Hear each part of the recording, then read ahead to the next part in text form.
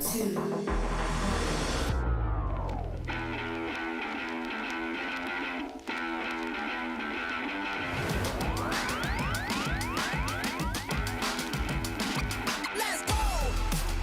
One more, you could attack for this, just the pass. He's there, it's over!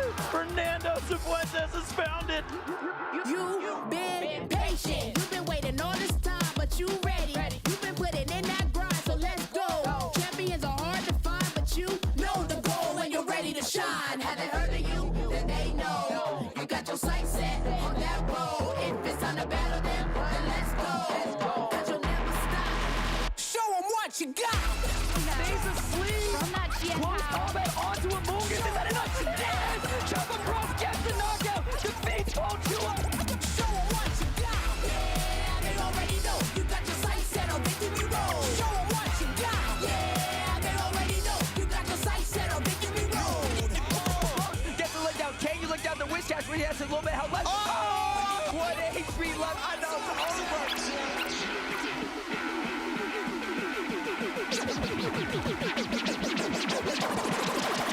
Show them what you got. Yeah, they already know. You got your sights set on victory road. Show them what you got. Yeah, they already know. You got your sights set on victory road. Put your hands up.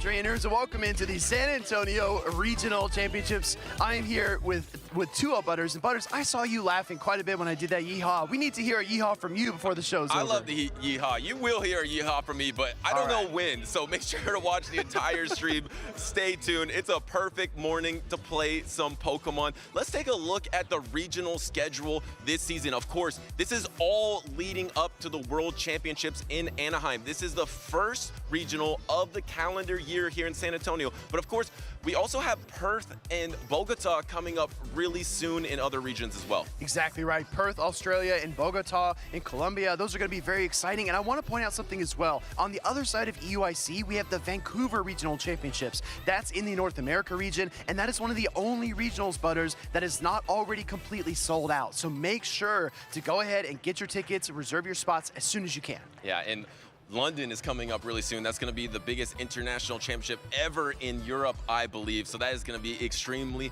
hype. And of course, you can try to compete and get your qualification for Worlds by winning a regional or getting top 4 in international championship, or you can get top 75 within your region if you're in US and Canada, top 50 in Europe and Latin America as well. So when the season ends, if you're top on your leaderboard, you will get that golden ticket to the World Championships in Anaheim. That is what all these trainers are competing for. This season is absolutely a marathon and not a sprint. You want to make sure that you are keeping pace with your fellow trainers in your region to make those vital cutoff points. Butters, yesterday we were talking about the 3rd and 4th place and how the trainers that are actually here today might leapfrog those trainers on their mission to get a travel award. Speaking of the top of the leaderboards, let's take a look here at North America.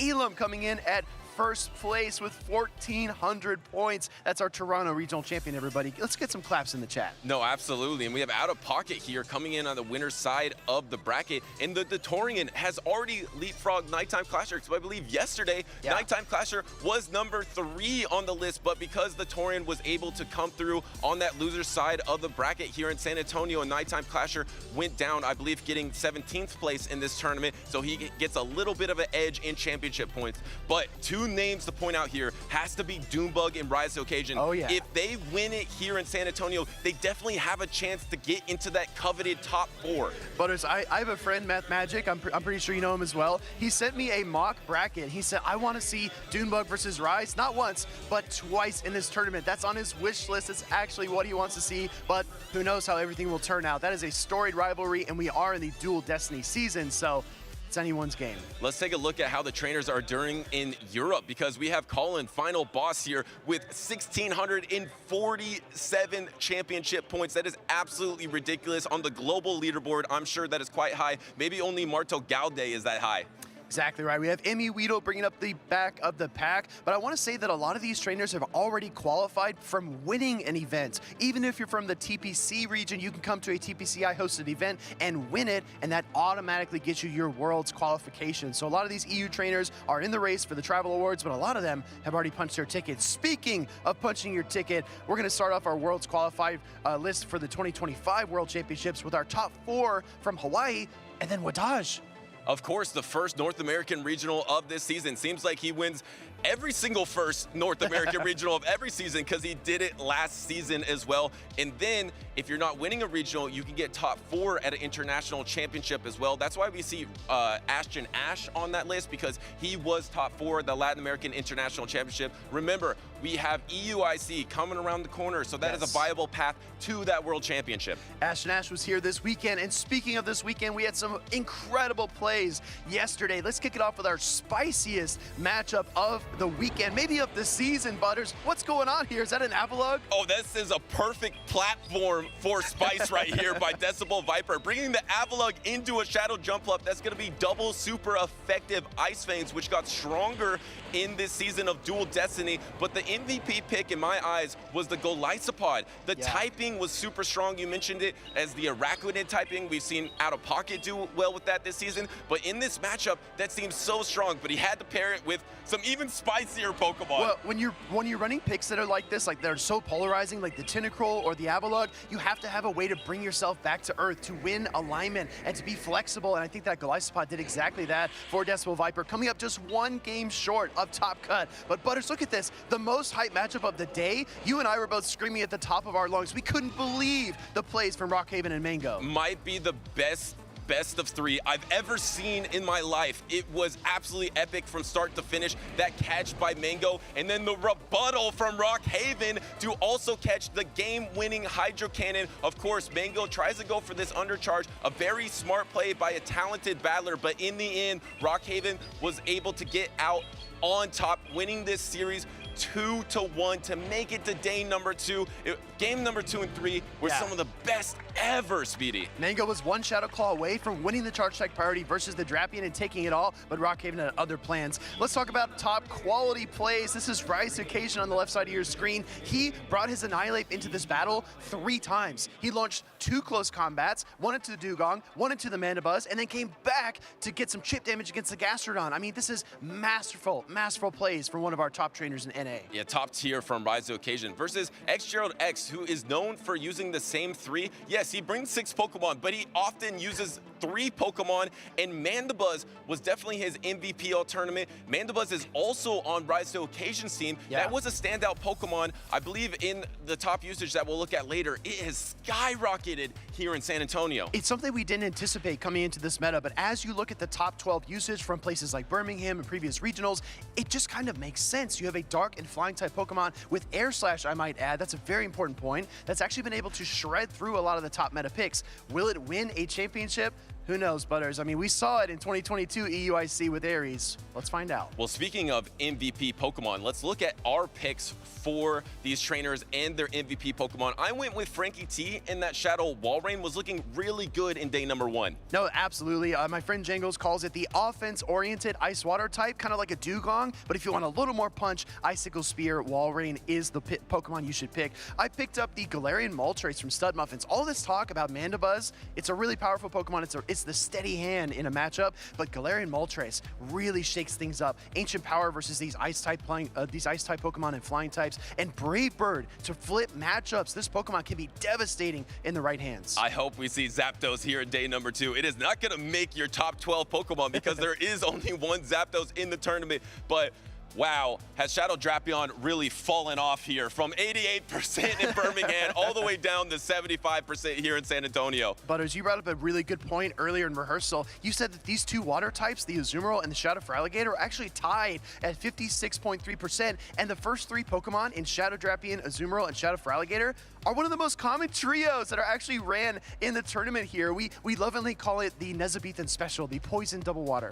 Yeah, that's just a perfect team of 3, and some trainers like JJ JJan have been literally using those Pokemon every single match, and there's not a reason not to, because even against the grass types that might counter the water, you have Ice Beam on both of your water types. Let's take a look at this bracket though, because we're gonna start on the winner's side. I mean, if you had to pick a matchup, Speedy, what would be your matchup that you want to watch on this winner's side of the bracket? Oh no, Butters, you're doing it to me. We have some incredible matchups. I really like the wild card factor of Pyro Panda versus Flying Pizza. I mean, that's Gudra gonna take on Flying Pizza's team, but if I could only choose one, it's gotta be Dune Bug versus Spartan. I wanna see one of NA's best take on one of LATAM's best in Spartan L17.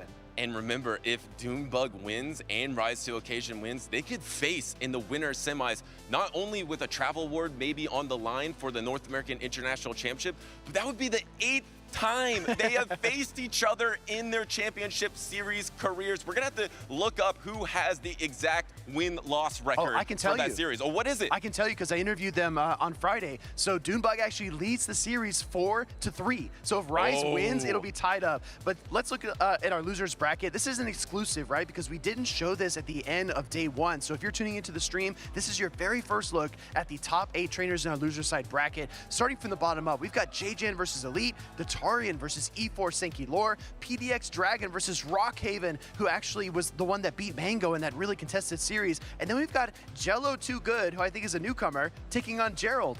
Yeah, and then of course, JJan versus Elite to end out that bracket. 2 regional champions. We've seen other trainers make epic loser bracket runs. Of course, our first ever world champion in Dancing Rob. We've seen Dune Bug do it before. So talented trainers like Elite and JJan, they have a chance, and they have a chance to get on this list. Of course, Wadaj was our first winner this year. Then Lyle Jeff, he is very used to taking his picture for this promo right here. SJMP, and then Elam. Finally getting over the hump and becoming a regional champion. He absolutely earned it and deserves it. I've got a prediction, Butters. I mean, last year we were kind of switching places in North America. We were seeing Dune Bug, then Lyle, then Dune Bug, then Dune Bug, then Lyle. These gentlemen were just swapping each and every weekend. I think we're going to see a brand new face take the San Antonio crown this weekend. And if you want to make sure and see every single face that takes a crown this entire season, make sure to follow us on Pokemon.com/broadcast for all the information, not only in this region, other region as well, who will be casting everything you literally need to know about the broadcast for Championship Series. Exactly. Make sure to stay engaged on social media as well. Butters and I talked about this yesterday. We're going to talk about it again. Use that hashtag #PlayPokemon. All the channels are right here. Make sure to go ahead and follow all those as well. But using the hashtag is how we find your posts. So make sure to use that. We want to see you get engaged. We want to see who you're cheering for. And on these 2 main channels, right here and right here, make sure to hit follow. You don't want to miss a beat.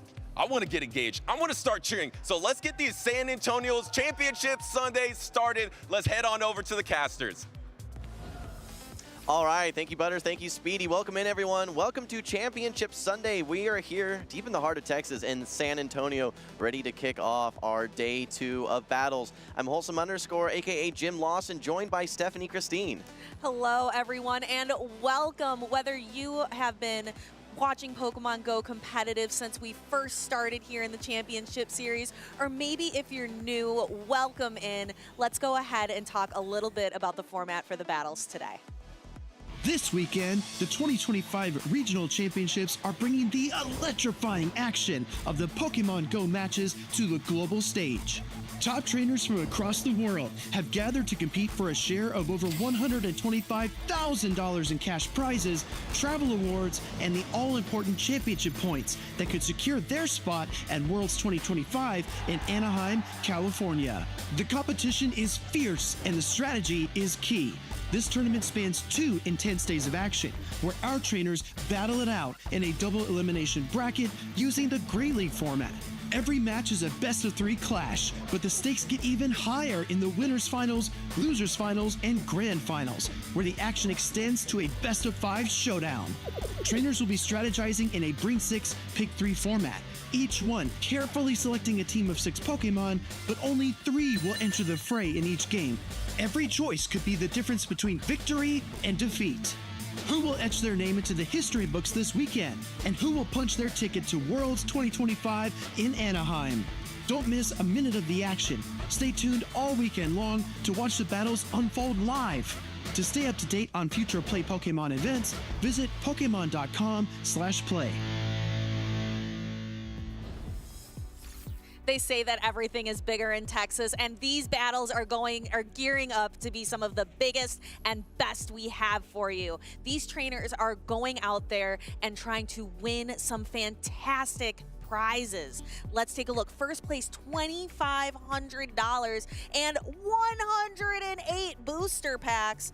That's a lot of cards, Jim. Yeah, that's right, Stephanie. And all those trainers, you know, they're trying to get in the money. They're trying to get that top 8 where they can get at least $750, 36 booster packs. But don't forget, there's also championship points on the line as well. So each round has a even more significant meaning for each of these trainers, yeah. All right, well, let's take a look at our matchups as well for day 2. We're going to be starting off with Dune Bug versus Spartan, followed by Rise to Occasion versus Frankie. We saw Frankie with that very interesting Shadow Wall Rain, a little bit of a throwback that we can see on the broadcast here. Wrapping up the winner's side of the bracket, though, we'll have OutOfPoket facing off versus Stud Muffins and Pyro Panda GBL versus Flying Pizza. I had an opportunity to talk to Pyro Panda GBL. I asked him, hey, tell me a little bit about yourself. Where are you coming from? What's your history with Pokemon Go? He actually attended, I believe, the 2023 Knoxville Regional, then took over a year off to attend law school. He's got his priorities in check there, of course. Came back, hit top 10 on the Go Battle League leaderboard, early legend this season, and is now on the winner's side of the bracket, trying to become, for the first time, a regional champion.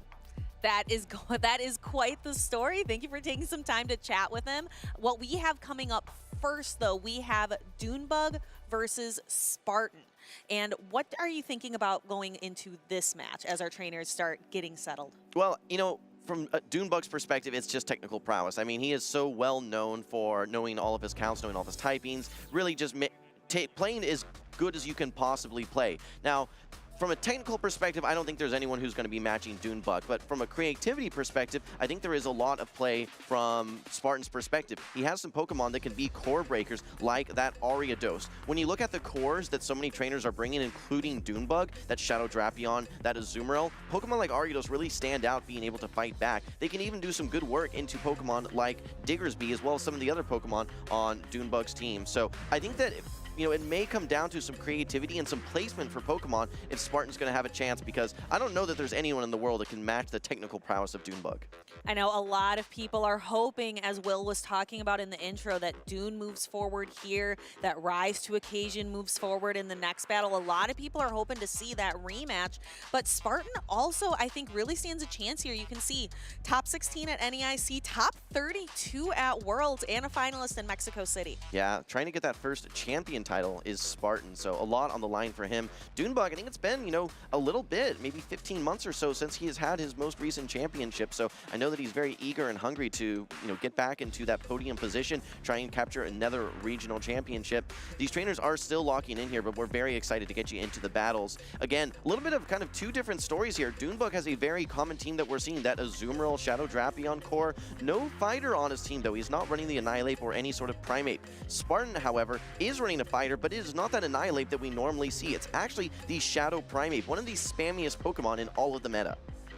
And our trainers are locked in. Let's head down to the field of battle. And the first Pokemon that are going to come out are Diggersby and Mandibuzz. I have to give this one to Mandibuzz here. However, it is running Snarl, so it's not going to be outputting as much fast attack pressure as an Air Slash Mandibuzz would, but it's still going to be able to get to those charge attacks really quickly. Yeah, and it's going to have a little bit more efficient charge attack as well with Dark Pulse, which is going to be better in these extended matchups versus very tanky Pokemon like Diggersby. Now, with the buff to Fire Punch for Diggersby, it does allow it to hit back a little bit harder compared to previous matchups in former metas with this Mandibuzz, but this will be a long one. We have to really start looking at some of these back matchups as well. Is this Dunsparce going to be able to get a line to that Shadow Drapion? That could be the key to success for Spartan. However, this Azumarill does have pretty solid neutral play across every Pokemon against Spartan here.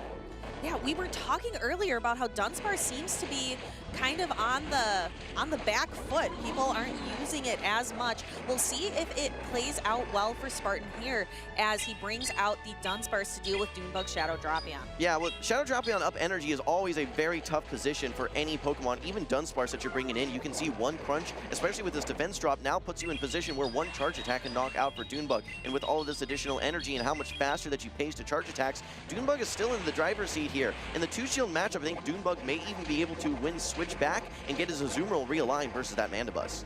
And we're going to see this crunch go ahead and come through. This Dunsparce is already one stage defense dropped. So this crunch is going to knock out. Spartan deciding to save the shields for later on. Perhaps 2 shield Shadow for Alligator might be the strategy. Yeah, you have to look at what you're getting and what you're giving up. Dune Bug, you are now getting your Azumarill lined up versus the Mandibuzz. That's great, but you have to see, what am I giving up? You're giving up a Protect Shield, and when you're down a Protect Shield versus a 2 shield for Alligator, that is going to be a very hard position to overcome. Azumarill does not win that matchup versus for Alligator. Diggersby does not win that matchup. Drapian's going to have to do a lot of work here, but I don't know that it's going to be able to fully get through this Mandibuzz. It may actually just set up some additional farm for this for Alligator on the side of Spartan. Yeah, and we can see it's going to take at least another Snarl to knock out that Shadow Drapion. Aerialise would have knocked it out from there. However, the Snarl is with the Snarl, the Shadow Drapion hangs on. This Mandibuzz ends up being really low. We see Dune maybe try to make a little snipe, switching in that Diggersby right away, but Spartan responds with the Shadow for Alligator and surrenders 1 Protect Shield. Well, that's the thing that Spartan needs to keep an eye on here is all this energy from Dune Bug. He had 2 full Scorching Sands. You think, okay, well, my Shadow for Alligator up a shield is going to do great. Well, it has to use both of those Protect Shields early on in this matchup. And now, yes, you should be able to neutralize this Diggersby, but we've seen 2 attack falls now on Spartan. He's double attack debuffed, and he's locked into this matchup for another 20 seconds. Yes, but because Spartan was able to save that Mandibuzz, he can switch out to it, perhaps make a catch, and clear those attack drops. But that option isn't available until after this charge attack comes through. Yeah, this is unfortunate for Spartan. This is the 3rd Scorching Sands. Dune Bug, despite being down a shield, had 2 charge attacks loaded, ready to go, able to get to the 3rd one. 3 for 3. Dune Bug, he always has the RNG on his side, and he gets the catch as well on the Shadow Drapion. Dune Bug looking unstoppable in here in game number 1. Somebody calculate the odds of getting 3 back-to-back Scorching Sands debuffs off of a Diggersby. Let us know in chat. That is incredible. Yeah, no, that is not something that you see every single day. Look at this, though. Dune Bug not even having to bring out the Azumarill, sweeping the entire team, essentially with just his Diggersby there. So that was a very, very impressive game number 1 for Dune Bug. Nice catch at the end there for Spartan, and I do like what he was trying to set up with 2 shield for Alligator. But Dune Bug, he just realized that, hey, my Diggersby probably has a lot of destinations for its charge attack energy in the back. There's nothing outside of this Mandibuzz, realistically, that's going to be resisting that energy. So if you swap out, that energy has a lot of destinations in the back, and Shadow for Alligator does not want to take a Scorching Sands. He was able to pull both Protect Shields and get to a 3rd Scorching Sands at the end of that matchup. Aside from the unfortunate Scorching Sands, unfortunate for Spartan, is there anything else? Do you think there's any Pokemon that needs to get swapped out, changed out? Is there anything on the bench? Would you like to see maybe that Ariados? Bring the Ariados. Yeah, I think so. All right, we're moving into game number 2. We don't have a lot of time to take a look back. It seems like these trainers already have their decisions made. Dune Bug bringing the Diggersby again and has a great matchup. Going to see the Clodsire in the lead. Spartan immediately bringing in this Primeape. Dune Bug knows that this Primeape's not going to be able to just throw close combat right away and debuff itself, so he's going to get a cheeky Fire Punch here and actually strip away the first Protect Shield from Spartan's Primeape. And this Primeape is stuck in this matchup, so it is going to have to throw Rage Fist to try to start chipping away at this Azumarill's health. Azumarill is very bulky, however, each Rage Fist is going to start doing more and more damage. All right, well, Dune Bug is now 1 bubble away from reaching this Ice Beam. Spartan not going to be able to get this next Rage Fist. Dune Bug can overfarm if he wants, but he may simply just want to go for this Ice Beam, trying to get that 2nd Protect Shield. Yes, he throws it right away. Now Spartan has a decision to make. Do you want to 2-shield your Primeape? Immediately goes for it. He recognizes that he is now 2-stage attack buffed and actually is starting to threaten the HP of this Azumarill. He's going to be able to reach 2 more Rage Fists before Azumarill is able to get to its next charge attack. So now Dune Bug, the decision now is in the court of Dune Bug. Do you protect this Azumarill or let it go? Decides to protect it for this first one, but another Rage Fist is going to be coming up soon. 1 bubble away from getting to the Ice Beam, but Spartan is able to throw that Rage Fist first. Both trainers in this mid-game matchup have surrendered both of their Protect Shields. However, and a catch quick on that Ariados. Yeah, Dune Bug had to throw right there. Spartan was only 1 Karate Chop away from getting to that next Rage Fist, which would have knocked out and allowed him to get switch alignment, so he had to throw his Ice Beam right away. Spartan recognizing that, bringing in his Ariados. Now Ariados will get lined up versus this Drapion. Dune Bug could have thrown that Aqua Tail on charge attack priority, but Spartan up 1 Poison Sting, will throw this lunge, get this first debuff off, and a nice chunk into the Shadow Drapion on the side of Dune Bug. Ariados is such a good core breaker for Azumarill and Drapion. Can also throw those Trailblazes into the Diggersby. It's a great choice for Spartan. Yeah, unfortunately, he's just not going to get too much value out of it. He gets one charge attack. Now, after he's taken that Ice Beam, one crunch is going to be enough to knock out. You now have your Clodsire, which it's going to be taking 2 of these Aqua Tails before you're able to reach your own charge attack, and then you still have to get through the Diggersby, and don't forget that Azumarill is still around as well. We have to keep an eye on the energy for Spartan. He's I believe one Karate Chop away from getting to a Rage Fist, but he's no longer buffed. He's going to need to try and reach a close combat to knock out that Diggersby. I was just thinking the same thing. A close combat would be super useful, but he's not quite there. Okay, well here comes the Sludge Bomb. Despite being resisted, this should be enough to take the Shadow Drapion off the field. Dune Bug, I don't think has any energy on his Diggersby, so this is a bit risky. If this Primeape comes in, he's going to be able to outpace to the close combat. Dune Bug may need to go for a catch on his Azumarill. All right, here we go, a quick switch. He is only 2 away. Dune Bug swaps right away, and he's able to get this snipe bubble down the Primeape. You can see him take a look at the camera, nod, says, hey, I got this. Don't worry. That Primeape just didn't have enough energy left. It didn't have enough health left to be able to throw that close combat. Dune Bug capitalizing on that, knocking out the Clodsire and securing himself a place in the next round. Congratulations, Dune Bug, for the quick 2-0 victory. Dune Bug looking like the early favorite here in this tournament, looking absolutely unstoppable. Game number 1, only needing 2 Pokemon to take out the entire squad of Spartan, able to quickly respond in game number 2 as well, keeping that Diggersby in the lead, getting it aligned versus the Clodsire, getting the first Protect Shield with that Fire Punch. That was a great presence of mind to stay in that matchup, knowing that, hey, if I land this Fire Punch, I'm just going to farm down the Primeape. But I can also just get a Protect Shield, and I'm in a great situation as well. He was in firm control in both of those games.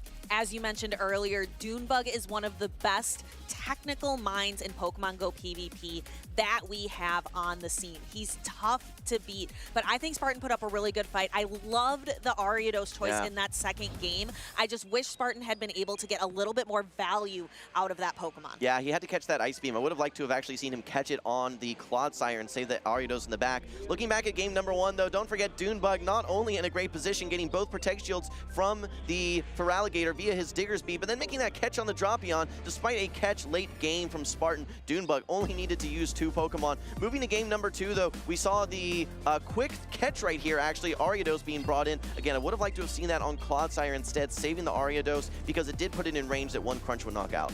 Yes, and earlier with that against that Azumarill, the Primeape's health was just so low here that it was only 2 bubbles away from being knocked out. If that Primeape had maybe been able to get to a close combat, if it had a little bit more health left on it, that could have opened up a window perhaps for Spartan, but the Primeape just didn't have enough left to be able to make that happen. Yeah, perfect call out. The HP was just so low. It's not going to reach that close combat. I think if Dune Bug had stayed in with the Diggersby, maybe it would have held on versus 2 quick attacks. But those bubbles being a little bit of a more pressuring fast attack, even you have no choice there as Dune Bug. You've locked in your Primeape, so you have to throw a charge attack or you're going to get farmed down. He got farmed down. There was no room. Dune Bug was in firm control, recognized what he needed to do that game. Each Pokemon that he had on his roster fulfilled its role. And it was a great battle. So Dune Bug is going to move forward in the winner side of the bracket. But again, Spartan is down but not out. Spartan moves down to the loser side of the bracket and can still make a loser's bracket run with that, I think, with that Ariados. We've talked about earlier, it's such a great core breaker. Shadow Drapion and Azumarill are kind of the name of the game right now in the meta, and Ariados has great play into both of them. Yeah, absolutely. Let's actually hear from Dune Bug himself. Maybe he can talk a little bit about his strategies in that game number 1. We're going to kick it over to Will on the stage. Welcome in, everybody. I'm here with the Dune Bug 97 after he just took down one of LATAM's best in Spartan L17. Dune, you and I were talking just before the camera turned on. Your day 2 preparation is something that I think a lot of trainers are curious about because you're able to kind of perform at such a high level over and over again, but you do something that really surprised me. Can you tell everyone what that is? So yeah, the night before day 2, I've never done one single scrim before. I always feel like if you scrim with someone, then they're going to play differently than your actual opponent will play, and that could potentially throw you off when you're actually in the actual match. Wow, so personally, I'm the opposite. I like to see as many possible looks as I can so I can kind of average together what my opponent is likely to do, but you have such a good grasp on the game that I think you're able to just kind of move through the matchups as they go. You had a specific strategy, though, for Spartan L17. Yeah, my strategy was just outbulk him because I definitely noticed he had that Primeape Ariados, and those are very squishy Pokemon. And I had those 2 bulky monsters with my Diggersby and Azumarill, and my Shadow Drapion was able to outspam both of them as well. Awesome, Dune Bug. We were looking at the bracket before the show started, and we saw potentially the stars aligning with you facing Rise. But Rise has to get past his teammate and friend Frankie first. Would this be the what, 10th, the 20th meeting? Number 8, the grade 8. Awesome, sounds good. Well, we're going to wrap up the interview. Is there anybody you'd like to thank, anyone you want to shout out, or you just want to get back to business and look at your next opponent? I love everyone in this community. Time to get back to business. Back to business. Casters, take it away. All right, thank you, Will. Congratulations again to Dune Bug, a very, very decisive 2-game sweep there versus Spartan. Looking forward to seeing him a little bit later in the day. Next up, though, we are going to have Rise to Occasion, who we were just chatting about, has a historic competitiveness with Dune Bug, so we may see that matchup a little bit later. But first, Rise is going to have to get through Frankie T52. One of the unique Pokemon on Frankie's team is that Shadow Walrein. It has the same typing, the same coverage as Dugong, but it operates a lot differently, DeFi. It does. So Dugong really benefits from its bulk and its ability to slowly wear down its opponent with Icy Wind. Shadow Walrein is going more for that attack power. Also, Dugong able to pace to Drill Run a little more quickly, where Earthquake on Shadow Walrein takes quite a bit of time to build up to, but it packs a punch. Yeah, absolutely. With Dugong, there's a little bit of mystery. Hey, is my opponent trying to debuff me, maybe throw a resisted Icy Wind, or land that Drill Run? But with Shadow Walrein, there's a huge energy delta between that low energy Icicle Spear and the very high energy Earthquake, just like you were talking about. So definitely a lot of mind games, different elements for those 2 different Pokemon. But we're moving over to the stage here. We've got Rise to Occasion versus Frankie. We can see the teams here. Rise is not running that Azumarill. And let me just add, the last 8 champion teams here in the regional circuit all have had Azumarill on their team. Neither of these trainers have Azumarill, though. Rise is running a double water combo. He's got the Toxapex and the Shadow Feraligatr paired with the Shadow Drapion, the Mandibuzz, the Diggersby, and the Annihilate. I believe that Shadow Walrein is Butter's pick for the MVP Pokemon. So we're going to have to see, is Frankie going to be really relying on that Shadow Walrein, or is it going to be more of a team effort? I'm excited to see what these trainers are going to bring in the first match. Let's take it down to the field of play. We have Shadow Feraligatr versus Diggersby. Tell me a little bit about this matchup, Jim. Well, the one thing that Diggersby has going for it is that it's able to hang on versus 1 Hydro Cannon. Of course, it's going to do a big chunk, but you have to like the non-resisted quick attacks that this Diggersby is able to add up. Realistically, the longer this matchup goes, the more I like it for the Diggersby, just because you have a chance for those attack debuffs, and you're also just slowly whittling away that Feraligator's HP with your non-resisted quick attacks while you are double resisting the Shadow Claws from the Feraligator. I'm taking a look at that backline matchup. I see the Toxapex back there. The Toxapex would have much preferred to be up against this Shadow Feraligatr. There's no Azumarill for it to target. It doesn't really want to see the Clodsire. Rise is probably going to be looking to try to align that up against the Mandibuzz. I mean, I think Rise recognizes that Feraligatr is going to be a very key Pokemon for him, since, just like you said, the Toxapex isn't getting aligned versus this Feraligatr. The Feraligatr itself may need to be the Pokemon that is very important to him against Pokemon potentially like Clodsire. We have seen both Protect Shields come out here, one from Rise, one from Frankie. Frankie is trying to get to this next Hydro Cannon, and he does. Rise does get the quick attack through. If he wants to use both Protect Shields, he will force alignment. Rise, content though, having a soft loss, will probably bring in his own Feraligatr to get a head start on energy. Yeah, but then that might give an opportunity for Frankie to really settle this alignment up. So Frankie's going to decide actually bring in the Mandibuzz. That's going to be kind of a tough matchup in the back, Toxapex versus Clodsire. Yeah, no, that is not what you want to see as Rise whatsoever. Clodsire will be a very strong answer with those super effective Earthquakes. Now, it's pretty even bulk on both of those Pokemon. None of them are going to get knocked out by a singular charge attack, but when you look at what they're going to be throwing at each other, Brine, which is super effective into Clodsire, versus Earthquake, which is super effective into Toxapex, you have to give the advantage to Clodsire. Right now, though, we see a great catch from Rise, bringing in the Toxapex to absorb all of this Dark Pulse energy from Frankie's Mandibuzz. Yeah, and we see Frankie reach for the Clodsire, and that is not what Rise was hoping to see. So Toxapex going to be relying on just trying to chip away with Brine.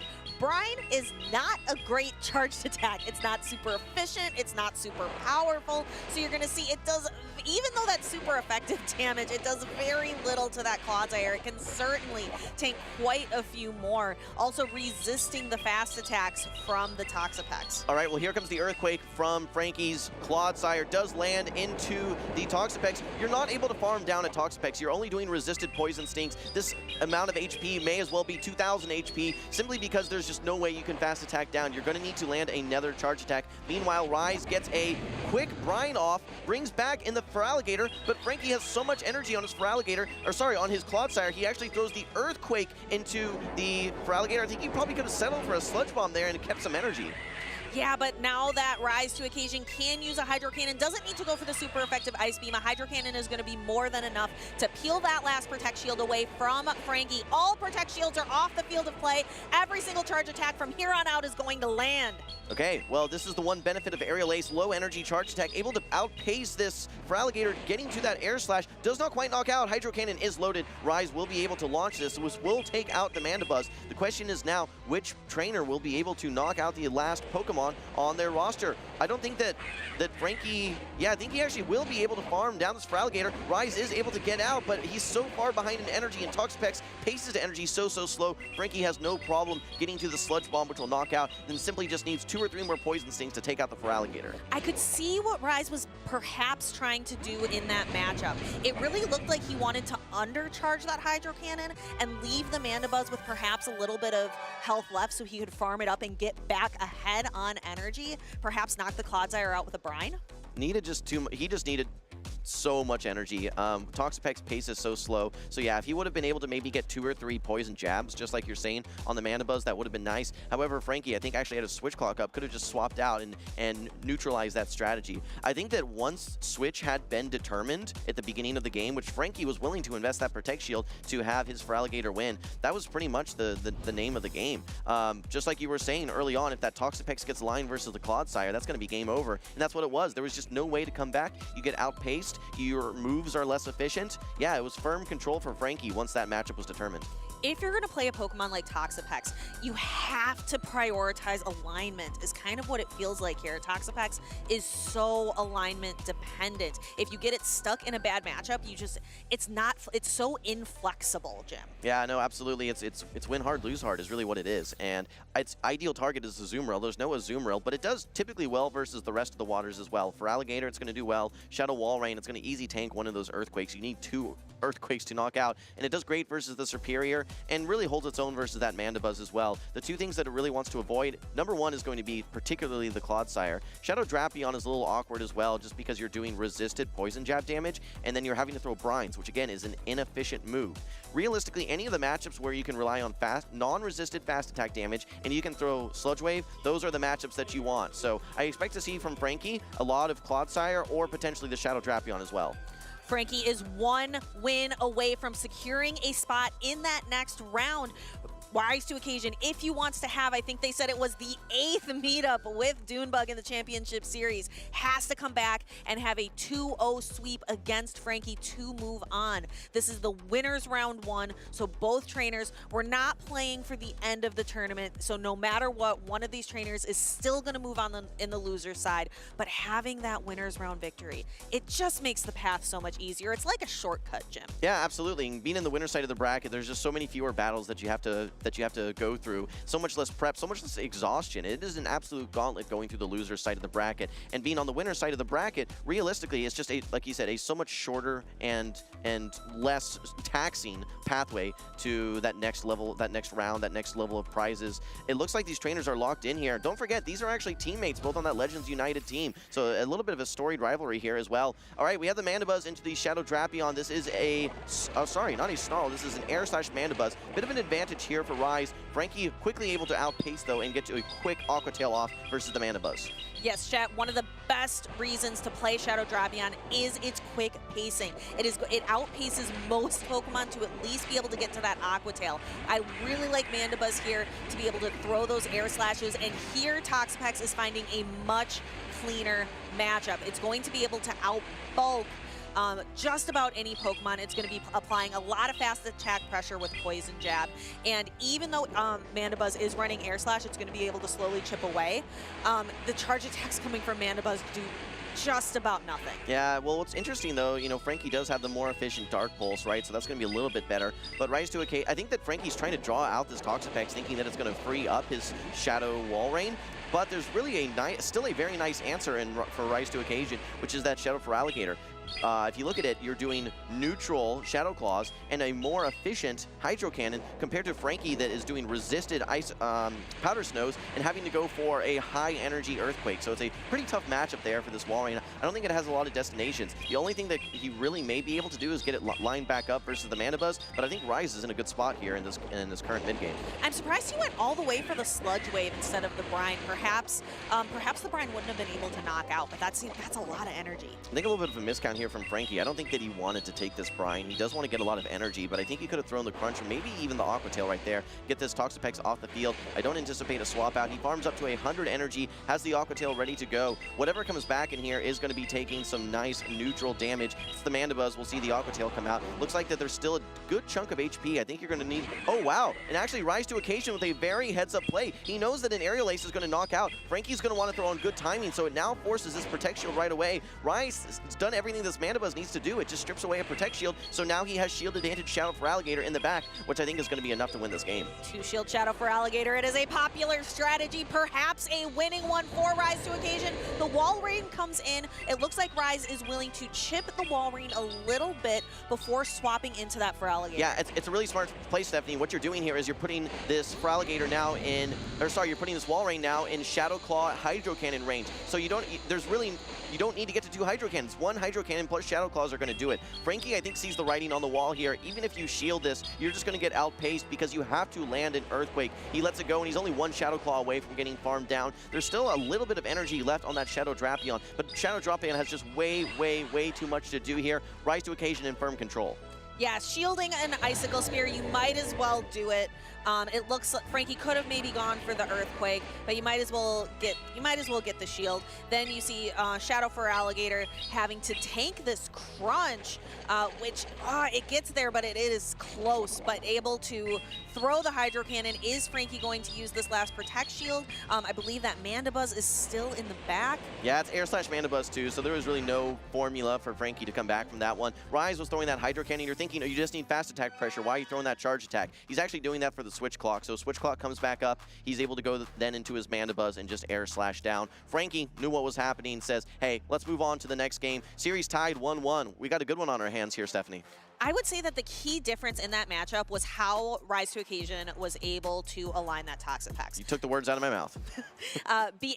Changing that matchup from Toxapex versus Clodsire to Toxapex versus Mandibuzz just completely flipped the situation on its head. Yeah, and we saw Frankie actually, swapping out, trying to draw out that Toxapex, which he did. He brought in his Mandibuzz, which brought out the Toxapex. That does free up the Walrein in theory, but Rise very smartly bringing a secondary answer to that Walrein. Again, the Shadow for Alligator. For Alligator is going to have a dominant matchup there. They paced energy at the same rate, 10 turns to the Icicle Spear versus 10 turns to the Hydro Cannon. But the difference is Walrein really needs to get to that Earthquake, which is actually going to be taking 18 turns to get to versus that 10-turn Hydro Cannon. So big disadvantage for Walrein, not only from a pacing perspective, but also from a fast attack perspective, having to only throw resisted Powder Snows versus neutral Shadow Claws from the for Alligator.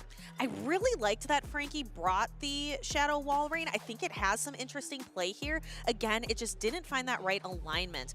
If that Shadow Walrein could find the Mandibuzz, for example, or could find the Diggersby, I think that would be like just a really good spot for it. Yeah, I mean, it's kind of a 50-50 Pokemon in this matchup, right? If it gets lined up versus the Feraligatr, the Annihilate for the Toxapex, that's not great. Toxapex, there is some play at least. But if you can get it lined up versus Diggersby, versus Mandibuzz, you're in a great position, and some solid play versus Shadow Drapion as well. So, I mean, I like the way that Rise is attacking this. He's bringing 2 answers typically each game for that Walrein, knowing that if one gets baited out, just like we saw with the Toxapex, he has a secondary answer as well. Even that Mandibuzz, despite having a typing disadvantage versus the Walrein, if you're able to get some chip damage elsewhere, one Dark Pulse still does a solid chunk into the Shadow Walrein. And these trainers are locked in. Rise to Occasion sporting his Championship Series t-shirt on his player avatar. Can he get another? We have a Mandibuzz mirror match. These Mandibuzz are out looking to ruffle each other's feathers. All right, well, this is Air/Slash versus Air/Slash that we can see here, so no real clear victor. I don't think there's any sort of breakpoints here. I expect to see these trainers just stick in for quite a bit. There may be a cheeky swap out towards low HP, maybe someone trying to get a quick farm down to get an energy energy advantage later on, but we have very similar teams that we're seeing. Again, this goes back to game number 1, though. We talked about the Toxapex alignment. Will it get aligned versus that Clodsire? That could be what decides this game number 3, Stephanie. Yes, but in the meantime, we do have this Mandibuzz mirror match. It's going to be very even. They're running the same fast attack in Air Slash, and really the best option is to be throwing these aerial aces into each other. We're going to have to see, is one of these trainers going to blink and make a swap, maybe try to make a catch? Okay, well, we can see Rise reaching for that Feraligatr and actually brings it in here. Frankie's not going to be bringing in that Clodsire. That's going to be the worst case scenario. Actually opts to just stay in with this Mandibuzz. Wants to get some chip damage. You can't really bring in your own Feraligatr either behind energy. Now that he, actually brings in the Clodsire. This is very interesting. I would have expected to see him bring in the Feraligatr, but he was so far behind in energy, it would have put him in a pretty big disadvantage. He's going to start using this Protect Shields here, but this does now set up Rise to occasion to have his Toxapex aligned versus the Feraligatr or potentially the Mandibuzz. Things are looking actually pretty solid for Rise right now. We'll have to see if that's how it plays out. We can kind of see that potential down the line, but first we have to see, can the trainers get there? First, we have the Shadow Feraligatr throwing a Hydro Cannon into the Clodsire. Clodsire is so bulky that it is able to withstand for Rise to occasion, shielding up the Shadow Feraligatr. Rise making some good calls here. He's actually shielding Earthquake. Sludge Bomb would have been very close to knocking out, but not quite enough. He shields the harder hitting Earthquake instead. Now Frankie has a decision to make. Do I want to try and get to one final Sludge Bomb, use that final Protect Shield? Opts to say no. He's trying to get everything done with this Shadow Feraligatr, but Shadow Feraligatr has a lot to do. It's behind in energy, probably going to need to shield a Hydro Cannon because this is going to do devastating amount of damage, and then he's only going to find what's in the back here. He wants to see that Annihilate. He wants to see that Drapion. He wants to see that Diggersby, but it's not. He is going to find himself lined up versus that Toxapex, which is going to be a rough situation. Frankie making a catch on the Mandibuzz, trying to preserve Frankie, recognizing that if he's going to do anything in this matchup, it's going to be on the back of a healthy Shadow Feraligatr. This allows Rise to fast attack down the Mandibuzz, and then Feraligatr is going to be able to knock out using that super effective Ice Beam instead of a Hydro Cannon. Yeah, this is nice play by Frankie. He's going to be using the move that's going to knock out. Hydro Cannon may have been just short. It neutralizes all that Mandibuzz energy, but you can see Frankie, he's saying, oh my gosh, I can't believe it. I could have seen anything else. I could have seen the Drapion. I could have seen the Diggersby. I could have seen the Annihilate, but no, it is the Toxapex. The Toxapex going to be standing firm here, standing on business. Just needs to get to one charge attack. It can withstand 3 of these Hydro Cannons, no problem, and that's going to be a game win for Rise. He's going to take this 2-1. He is, and we can peek into the future a little bit. Dune Bug won his matchup. Rise to occasion with this attack is going to win his matchup. We are going to see a Dune Bug versus Rise in winners round 2. I cannot wait to see that. I think we heard that currently it was a Dune Bug that was up 4-3. They're only one game away from each other, so I know this is a very, very close rivalry between these two trainers. For now, though, congratulations to Rise to occasion for making it to the second round of the winner's side of the bracket here in Championship Sunday. Frankie's going to fall down to the loser's side of the bracket. We're going to have to see what his matchup looks like a little bit later today, but a great comeback there from Rise to occasion. Stephanie, you mentioned this earlier. It's all about that alignment for that Toxapex, and actually that game 3 was a bit risky. We were thinking that maybe that Toxapex was going to get aligned again versus the Clodsire. There was plenty of opportunity for that to happen. Unfortunately, though, for Frankie, he brought in the Clodsire into the Feraligatr, allowing that Toxapex to just go wild in the back. Yeah, with that Toxapex, it requires a lot of forward thinking. You have to be thinking throughout the entire match, how am I going to place this? How can I put this specific piece on the board in a place where it can be successful? Because it's so inflexible. It's not a Drapion, it's not a Feraligatr. It can't move and bend. You can see, again, Frankie recognizing defeat there when he saw that Toxapex come out of the Pokeball. Yeah, it's less about the actual tech within the matchup. It's really about the placement of that Pokemon. You almost have to be a military general, placing all your different pieces, your infantry versus your cavalry, saying, okay, I know where this is going to have a firm advantage. I'm on the uphill here, looking down. You know, that's just a very, very heads-up play for Rise to occasion. I think a little bit of fortune for him there as well, a little bit of luck knowing that he was able to get that Clodsire. But what I want to say, what makes so much sense is when he swapped in his Feraligatr, Frankie was in a tough position. If you bring in your own Feraligatr behind energy, you lose that matchup, and then that allows Rise to realign his Toxapex into the Mandibuzz. If you bring in your Clodsire right away, well, that's just a terrible matchup. So what Frankie had to do was throw energy from his Mandibuzz, get behind an energy, then bring in the Clodsire. It was just an awkward spot for him, but it was all forced by Rise's forward thinking, like he said, by bringing in that Feraligatr in that early matchup. You mentioned that Rise had a bit of good fortune, but fortune favors the bold, and bringing Toxapex in a Show 6 Pick 3 format is certainly a bold choice. Absolutely. All right, guys, we're going to take a quick break, but make sure you stick around. We have more winners matchups for you. Can't wait to see you soon.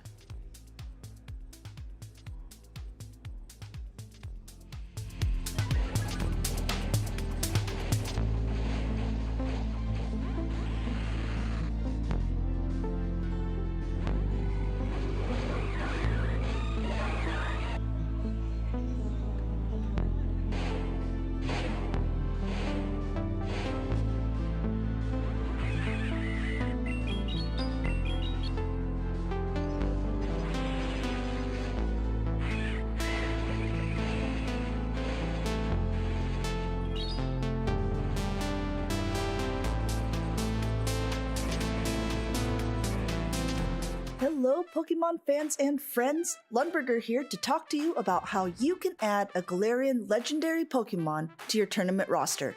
With the Pokemon Go Championship Series in full swing, trainers everywhere are flocking to catch the rare stars of the competitive meta, the Galarian legendary Pokemon.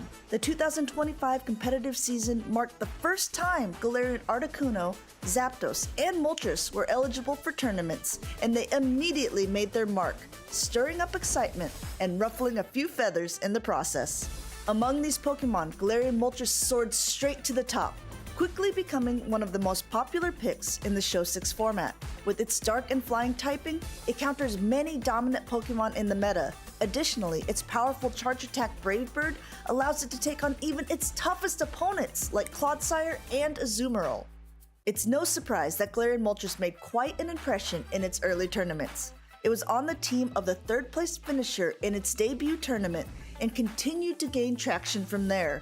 Even by the first tournament of the season, Galarian Moltres was in the top usage for Day 2 competitors, as well as on both of the teams in the Grand Finals in Dortmund, Germany. Galarian Moltres became an undeniable force to be reckoned with. If you are eager to add a Galarian Moltres to your roster, it's easier than you might think. These elusive Pokemon can only be encountered while using your Blue Daily Adventure Incense, a special item that lasts for 15 minutes and spawns Pokemon not already seen on your map, including Wild Galarian Articuno, Zapdos, or Moltres. To maximize your success while you're out birdwatching, if you have an Origin Form Dialga, activate its Roar of Time ability to pause the daily incense timer. This will give you more time to search for your feathered friends without feeling rushed. The Galarian legendary Pokemon have an extremely high flea rate, so you should always use a Golden Raspberry and an Ultra Ball for your throw, no matter the Pokemon's CP, to increase your chance of a successful capture. For those truly special encounters where letting a rare Pokemon escape is not an option, don't hesitate to use a Master Ball for a guaranteed catch. Though the Master Balls are rare, so are these Pokemon. After catching a Galarian Moltres, you'll likely want to optimize it to be a perfect tournament-ready partner. Consider arranging a special trade with a friend to aim for the attack, defense, and HP spread that you are hunting for. Once your prize partner is ready, take it to a competition, cups, or challenges to showcase its prowess in action. The Galarian legendaries are more than just Pokemon, they are game changers in this competitive land and skyscape. With Galarian Moltres leading the way, their impact on the meta is undeniable. So grab your daily incense, prepare your team, and get ready to take flight. With one of these powerhouses on your roster, you'll be soaring above the competition in no time. Hello, Pokemon trainers. Caleb Hang here to recap the 2025 Toronto Regional Championship. To debut the new meta of Dual Destiny, trainers traveled to Canada for the first regional featuring the newly buffed Bibarel and Starmie. To counter the rise of Galarian Corsola, Shadow Drapion toppled both the usage and performance charts. but a few Bibro and even a Starmie snuck into Day 2's top cut. Top players from around the world fought for the coveted title of Toronto champion, but breakout performances from Sceptile Ice 25 and Dr. Roast Beef stole the show. On the winner's side of Day 2, Elam and Sceptile Ice powered through the competition to meet in the winners finals, where Sceptile Ice defeated Elam 3-1, securing his best finish to date. Meanwhile, Dr. Roast Beef went on an upset spree, besting the likes of high-performing trainers including Worlds finalist Inadequates, to earn himself a spot in the losers finals. However, Elam ended Dr. Roast Beef's run with a strong 3-0 showing, getting a rematch with Sceptile Ice in the grand finals. Elam was entering his third grand finals appearance, still missing a first place finish, while Sceptile Ice was trying to further his best ever tournament performance. The series swung back and forth with Elam resetting the bracket, while Sceptile Ice pushed Elam to a final Game 5 match. With a bold strategy of double shielding his Annihilate lead, Elam unleashed his stored energy in the final seconds of the match and secured his first ever regional title. And Elam claims his prize. He will be the Toronto Regional Grand Champion. With a title finally achieved, Elam proved to the world that consistency and hard work is rewarded. If you want to join in on the action yourself, head to Pokemon.com/compete to find events near you.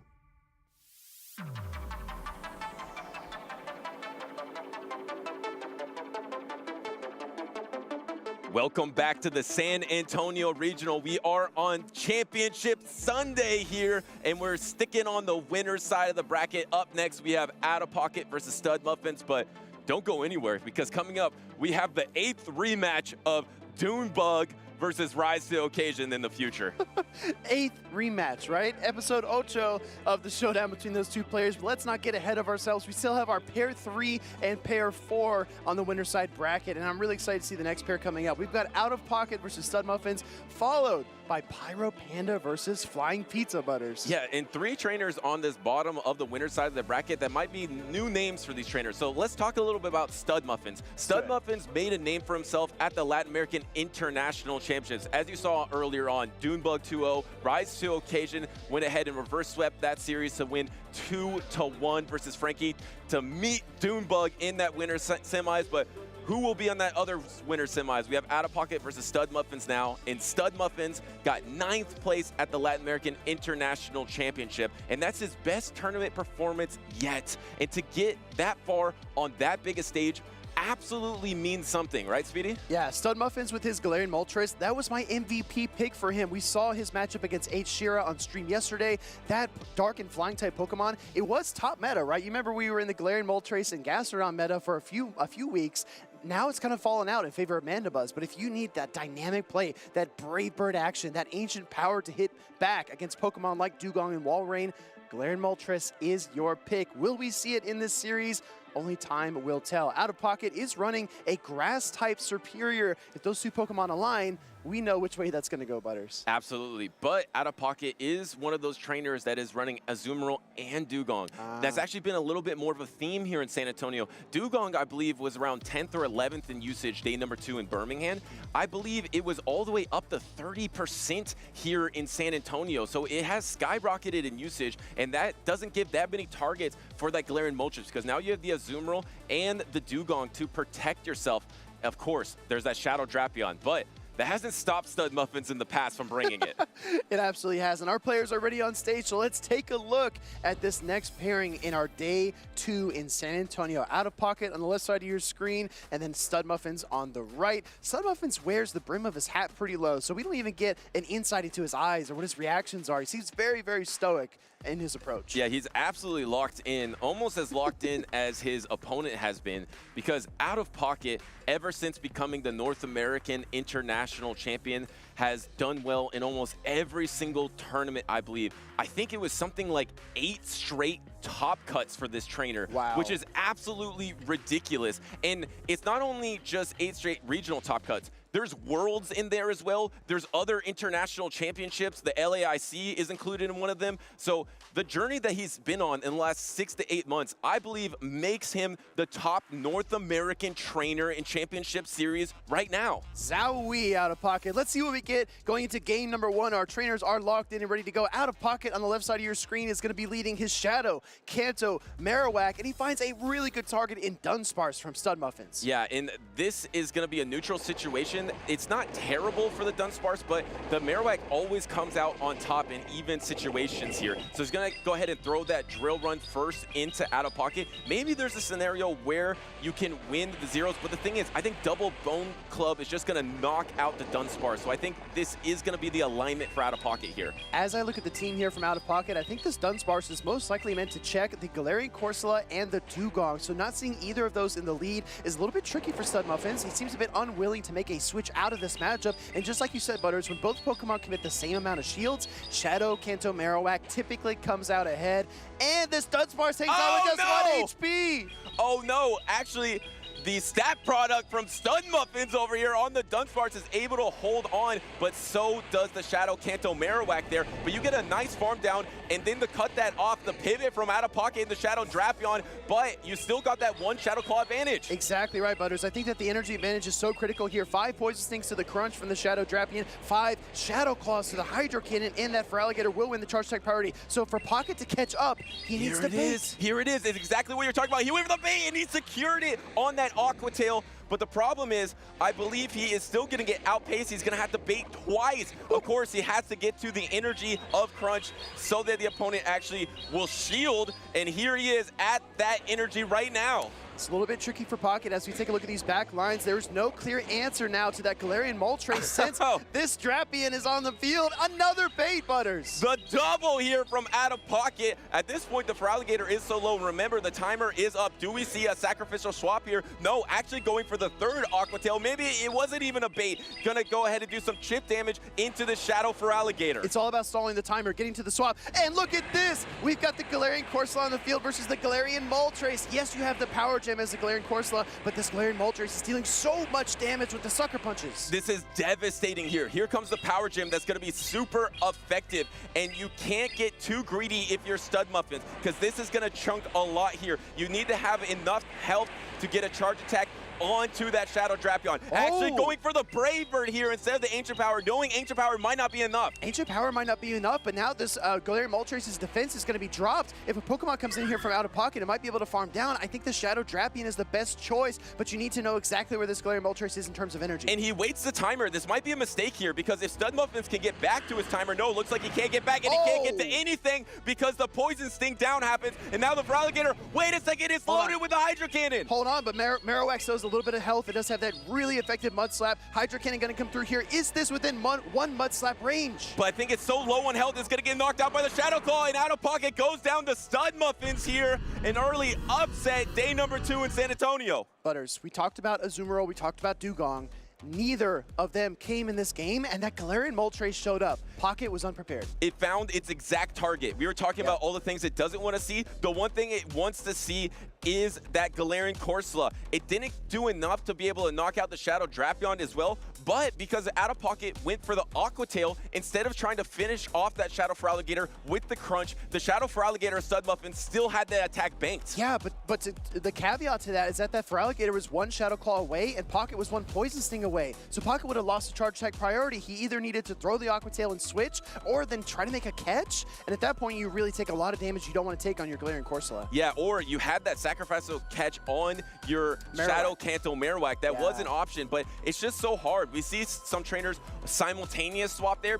We saw that yesterday in that epic series between Mango and Rockhaven. These players are playing at such a high level, you never know. So getting the chip damage was a great strategy. It just didn't quite work out for out of pocket. Will out of pocket pivot to something like the Azumarill or the Dugong, anticipating that Galarian Moltres? And then the question on the other side of the table is, will Stud Muffins bring the Galarian Moltres? He probably thinks that Pocket's expecting it at this point. So is it too obvious?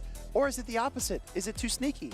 Yeah, I mean, the thing is, for Stud Muffins and his Galarian Moltres, In the top usage, there is the Azumarill, the Shadow Drapion, and the Dugong that you don't want to see. But it hasn't mattered to Stud Muffins. Yeah. He believes in this Galarian Moltres. He believes in his lines. He thinks he can get it done even with these threats here. And there it is from OutOfPoket. ABA strong to the Galarian Moltres. Can OutOfPoket secure the proper matchup? Because, like you mentioned, if he gets it into the Superior, it might be game over for OutOfPoket. It could be good night OutOfPoket, but let's find out. We're going to see the crunch get fired off here by the Shadow Drapion. Shadow Drapion does not want to tank a drill run from the Dunsparce, but the crunches do add up. Defense drop as well, and we see the swap into the Azumarill. Oh, Butters, I don't know what to say. And got the full bubble on it because he did one Poison Sting, swapped on the charge attacks, gets that bubble through, and now there's not a clear answer here, but banking the drill run for later is really smart from Stud Muffins, so he has that super effective attack down the line for that Shadow Drapion. Exactly right. Play rough coming through here from the Azumarill into the Shadow Feraligatr. Stud Muffins, his Feraligatr kind of shrugs on screen. You can see it knows it can absorb a single play rough, no problem. But this Azumarill is just barely outside of single Hydro Cannon range. I think this Feraligatr might need to shield if it wants to win this matchup. Yeah, it's tough here because you already are so low. Maybe you're going to give a farm up to something like a Shadow Drapion. You have the back-to-back Hydro Cannons here. You're probably going to throw it, maybe going to try to throw it on charge attack priority. What a call from Stud Muffins there. But I think you're right. I think this Azumarill is slightly out of range. It's going to be really close.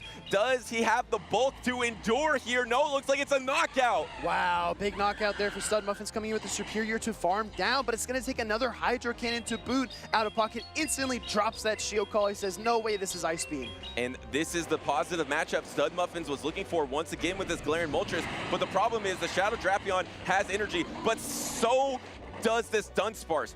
But I think you're going to outpace here because you could just go straight Aqua Tail. The Dunsparce is too low a health. Yeah, I'm looking at the HP here on the Dunsparce. I think the Poison Stings are going to continue to chip away. Great timing by OutOfPoket like we expect. One Poison Sting into the Aqua Tail. The shield comes up from Stud Muffins. The question though, Butters, even if the Shadow Drapion gets through that Dunsparce, how much can it actually impact the Galarian Moltres matchup? Exactly. It has to get that Galarian Moltres in range of an Aerial Ace or a Frenzy Plant here. But I think you're going to see the might and the no shield on the Aqua Tail. That is huge from Stud Muffins there. Can you get the drill run? He secures the drill run. That might be the game-winning drill run, the game-winning call for Stud Muffins. This reminds me of Dr. Roast Beef yesterday in his Shadow Sableye, hanging on in the most contentious of terms. Now we see the Drapion Poison Sting down, and the Galarian Moltres comes out. It's got about 2 Sucker Punches of energy head start, which means this Drapion can get to the double Aqua Tails.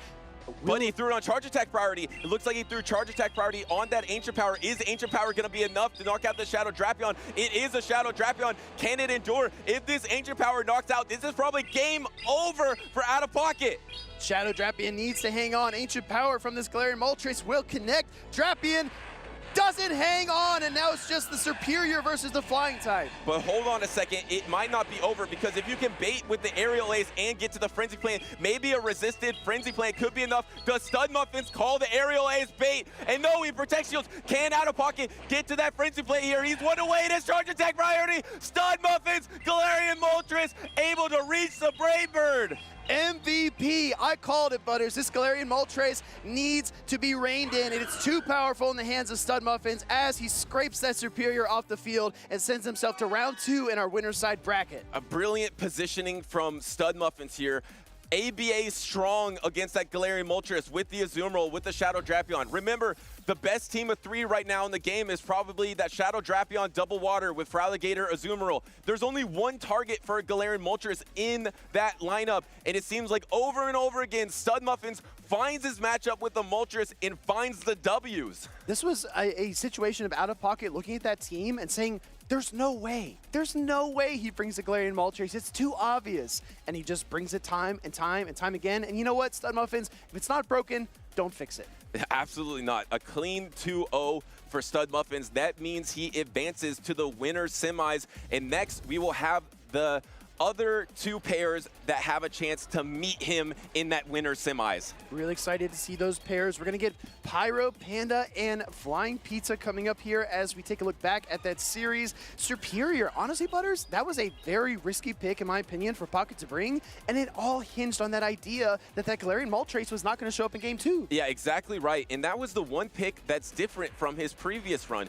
In Birmingham, he was able to top cut with 5 of the same 6 Pokemon that he had has here today in San Antonio. The only difference is he ran the Goodra in Birmingham. He thought he needed a better answer to Azumarill in this meta, so he changed the Goodra to Superior. Looks like he needed a better Galarian Moltres answer. That would have been the better 6th pick for OutOfPoket here, but he's not eliminated yet. He's on the loser side of the bracket. Yeah, he's on the loser side of the bracket. I have seen him post on social before, and he said, you know what? I just don't feel like myself in the loser's bracket. I feel like it's a lot more difficult for me. Let's see how he does here, because we've seen Pocket get knocked to that loser side bracket and kind of lose momentum, kind of take the wind out of his sails. And when he stays in the winner side bracket, he seems much, much more confident. So maybe he can weather this storm here in San Antonio and make it to the grand finals, hopefully. Yeah, I mean, it's another challenge that OutOfPoket can take, and if he does that, make another loser round run. And he said his goal for the season, he wants to win a regional championship. That is in the back of his mind every single regional that he goes to. Yeah, exactly. Speaking of going to regionals, though, Butters, you can also attend your local cups and challenges. Make sure to check out the Play Pokemon League.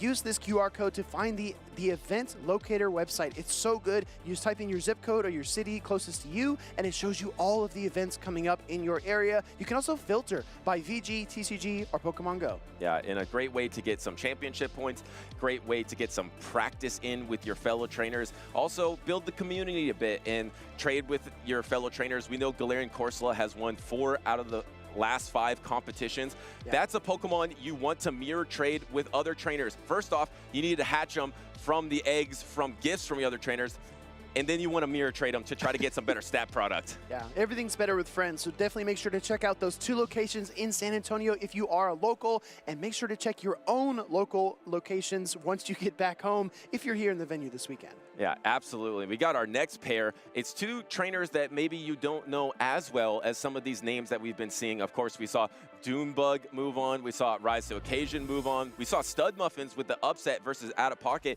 And now we have 2 trainers in Pyro, Panda, GBL, and Flying Pizza on stage on this winner's semi. And this is a huge moment for these trainers to be in this position, because if you can get to a winner's semis, you have a realistic path to the winner's finals and winning the entire thing, or at least securing a lot of championship points to stay top 75 at the end of the season. There's no easy route to winning a regional championship, but on the winner's side bracket, let's just call it the express route. Yes. Right? Many fewer battles have to be won in order to get to that grand final stage, and it's not easy by any means, because the best trainers who have not lost yet are your competition, but it's a less of a test of endurance. You know, every match is a good opportunity to prove you can beat a player or a team composition, but it's also an opportunity to lose and to fall out of the bracket. So being on this side, like you said, is a big, big advantage. As we see here, Gumi and Umbreon are the plushies on the stage. Type in the chat which plushie you would bring to a regional championship if you attend one this season. Yeah, I would say that the loser side of the bracket is more like driving pizza. The winner side is Flying Pizza. And Flying Pizza has gotten 17th place in Sacramento this season. He has gotten 9th place in Portland in the past. He has competed actually a good amount of times. He has some Go Battle League experience as well. But to be this far, I think this is his best performance yet in Championship Series. I have a fun fact for you, Butters. I don't know if you even know this. Okay. All right. Hit me. So LAIC last year, where Harjeff won, he actually came to the U.S. He says, I want to win a championship in the United States as well. He competed in San Antonio. He didn't win. You want to know who beat him? I have to guess. It's Flying Pizza. Flying Pizza took down the LAIC reigning champion. So this trainer is no slouch, definitely very, very talented. And I'm excited to see what he can do against Pyro Panda. I really like the flexibility of the Goodra. We were talking about Pocket, maneuvering his team a little bit, switching out the Goodra that he had in Birmingham. But I like it into this team composition from Flying Pizza. He's got the Shadow Quagsire, which was like peak meta 3 weeks ago, Butters, but it seems like it's like fallen out of favor recently. No, it has, and something that is new meta now is the core between Toxapex and Mandibuzz. And Flying Pizza is one of those trainers, just like Rise to the Occasion, that brought that same core. And I feel like the team composition for Pyro Panda is exactly why you bring this core, because I think it puts a ton of pressure of what Pyro Panda is trying to do in this match, because that Mandibuzz puts so much pressure on the trio of the Annihilate, Shadow Drapion, and Galarian Corsola. Of course, it's even neutral into that Goodra, and it's pretty good into Diggersby. It's so safe in this matchup, and now it's up to Pyro Panda. Do I bring that Azumarill into a Toxapex matchup? It's so tough. You almost lose the game if you bring it into a Toxapex. Important point, this Mandibuzz from Flying Pizza is a Snarl variant and not a Air Slash variant, but let's check out what we have on the field. Looks like Azumarill lead for Panda, and we've got a Galarian Corsola double water team from Flying Pizza. The boldness from Pyro Panda to bring Azumarill in the lead there versus that Toxapex team, but looks like Flying Pizza decided to save this Toxapex, leave it on the bench for this matchup, instead going for a double water, but Quagsire instead of the Azumarill that we usually see. Exactly right. We do have the Goodra and Diggersby in reserve there for Pyro Panda as he looks to pilot his Azumarill through this Galarian Corsola matchup. Gonna throw the play rough here. These are two incredibly bulky, likely XL Pokemon, just dishing it out on the field, but I think that the Galarian Corsola has just a slight edge. Yeah, it does. It's so strong neutrally, and that's why it's been powerful in Championship Series, because yes, it has good typing for the meta, but a Pokemon's true strength is how well it can do in neutral situations, and Galarian Corsola is pretty strong in that nature. In the backlines here, though, you have that Diggersby that looks very weak against Flying Pizza's team, but on the other hand, you have Goodra that looks really strong against the backline of Flying Pizza. Yeah, look at this matchup. It's actually coming right down to the wire. Gonna throw the Nightshade here, and I think that if the shield came up, we might even see a KO through the shield, so Pyro Panda is not even going to risk it. Maybe not. Maybe the Azumarill had a little bit of HP, but Goodra comes in to get the farm down, and now, having control switch advantage, Flying Pizza has an interesting decision to make. Butters, he has two water-type Pokemon. No Dragon resist on his team. And he doesn't love that. He saw that instantly. As soon as that Goodra got at least one Dragon Breath, maybe two Dragon Breaths advantage in this matchup, now it's going to be pacing quite quickly. Here comes the bait on the Hydro Cannon. It gets Protect Shielded, but at this point, you actually don't even really want to take that Hydro Cannon damage on your Goodra. True, yeah, exactly right. I mean, I was kind of gesturing like, oh, it wasn't an Ice Beam, please call it. Wow. But he goes for the Thunder Punch, and look at the call from Flying Pizza. And Thunder Punch is a little bit more energy than the Aqua Tail. At this low of health, you could definitely just go for the Aqua Tail, but that's a great call from Flying Pizza. Once again, just going straight for the Hydro Cannon. Does the double down happen? Yes, the double down on the Goodra here. Now Flying Pizza, I feel like, has to pivot, because if you don't pivot, you're probably just going to get Dragon Breath down. Yeah, and he does exactly that. You know you need 5 more Shadow Claws to that next Hydro Cannon, and this Goodra is just going to continue to rain down that Dragon Breath damage. We're going to see the Aqua Tail get fired off here from the Goodra, chipping down the Quagsire even more. Butters, the bad news for Flying Pizza is that he hasn't even seen that third Pokemon yet. And the good news is, though, at least it takes super effective damage to all these water-type attacks that Flying Pizza has the potential to get to. Having to use this last Protect Shield of the game here, plus you're going to have to commit Aqua Tail energy. Do you swap into the Diggersby here? No. At the back-to-back Aqua Tail, this is not very effective, but probably enough. And it's going to come down to Diggersby. Can it soak up all this water damage, and can it get to enough Fire Punches? Yeah, you don't want to switch because you want to empty some of that energy from the Shadow Quagsire into the Goodra, and now this Diggersby cannot KO with the Fire Punch, so it has to go all the way up to the Scorching Sands, which is 7 quick attacks. That opens the window for Flying Pizza to actually switch into the Feraligatr, gather some energy. It's going to be charge attack priority here. That is brutal for Pyro Panda. I don't know if this is going to be enough to knock out, but it's going to be really, really close. It's really close, and I got to tell you, this Diggersby probably needs to throw energy. Wait, it is enough! Flying Pizza comes back against the Dragon with his double water team. And that Diggersby just had no shot against that backline. As soon as the Goodra wasn't able to handle both of those water types, honestly, it did really well. It got both of those water types to probably about 20% health. So in reality, it was quite strong, but because those water types were able to hold on and just unleash the damage into that sitting bunny in the end of the Diggersby. Yeah, there are some typings in the Championship Series that I think are just ubiquitous, and it's for good reason. Water and ground have been very, very popular this season. You can see exactly why. Even when they're resisted or even when they're neutral, they can power through disadvantageous matchups. Look at the team here from Flying Pizza. That is a Snarl, Dark Pulse, Aerial Ace, Mandibuzz. Butters, are we going to see that Pokemon in Game 2? Yeah, I mean, you know, I'm actually a little bit impressed with the Shadow Quagsire. We can definitely see the Mandibuzz because we mentioned it earlier. It just has so many strong matchups versus Pyro Panda's team. The one difference is, of course, that Snarl. Instead of the Air Slash, it is a little weaker to the Annihilate, but I don't think it's going to matter. Really, that Shadow Quagsire fell out of the meta, but it still might be one of the best answers to the Shadow Drapion Safe Swap.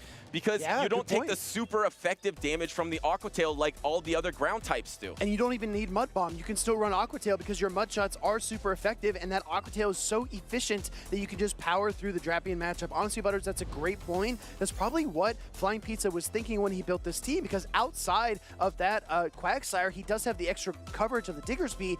But let's see what he decides to do here in game number 2. This is going to be Azumarill into Galarian Corsola, just like we saw in game number 1.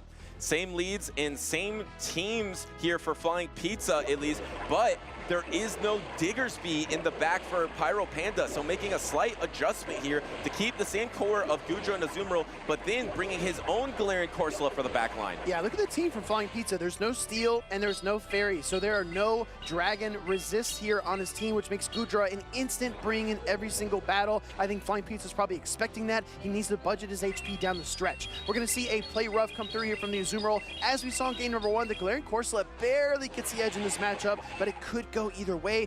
Butters, do we see a switch here? Yeah, the thing is, if there is no switch here, it's going to be fascinating because the game will play out almost exactly the same, but instead of the Diggersby in the back, it will now be the Galarian Corsola, which I think the Galarian Corsola could have finished up that last matchup because it would have been able to astonish down the Quagsire, probably would have been able to astonish down that Feraligatr, not taking the super effective damage from that Hydro Cannon and Aqua Tail. You don't take the super effective from the water type charge attacks, but you do take super effective from the Shadow Claws. But now we see the Feraligatr come out, and that super effective Shadow Claw that would have lined up against that Galarian Corsola is now back on the Goodra, just like game 1. And another Hydro Cannon bait is probably going to get shielded once again. No, actually letting it go, calling that the Quagsire is going to be in the back there, not having to use your Protect Shield. Flying Pizza doesn't like it. Now he's deciding, do I try to call an Aqua Tail bait? No, I Protect Shield properly on the Thunder Punch. Yeah, you see him kind of wiggling in his seat there. He wasn't sure exactly what this would be, but I like the Thunder Punch because we know the second Hydro Cannon is already queued up.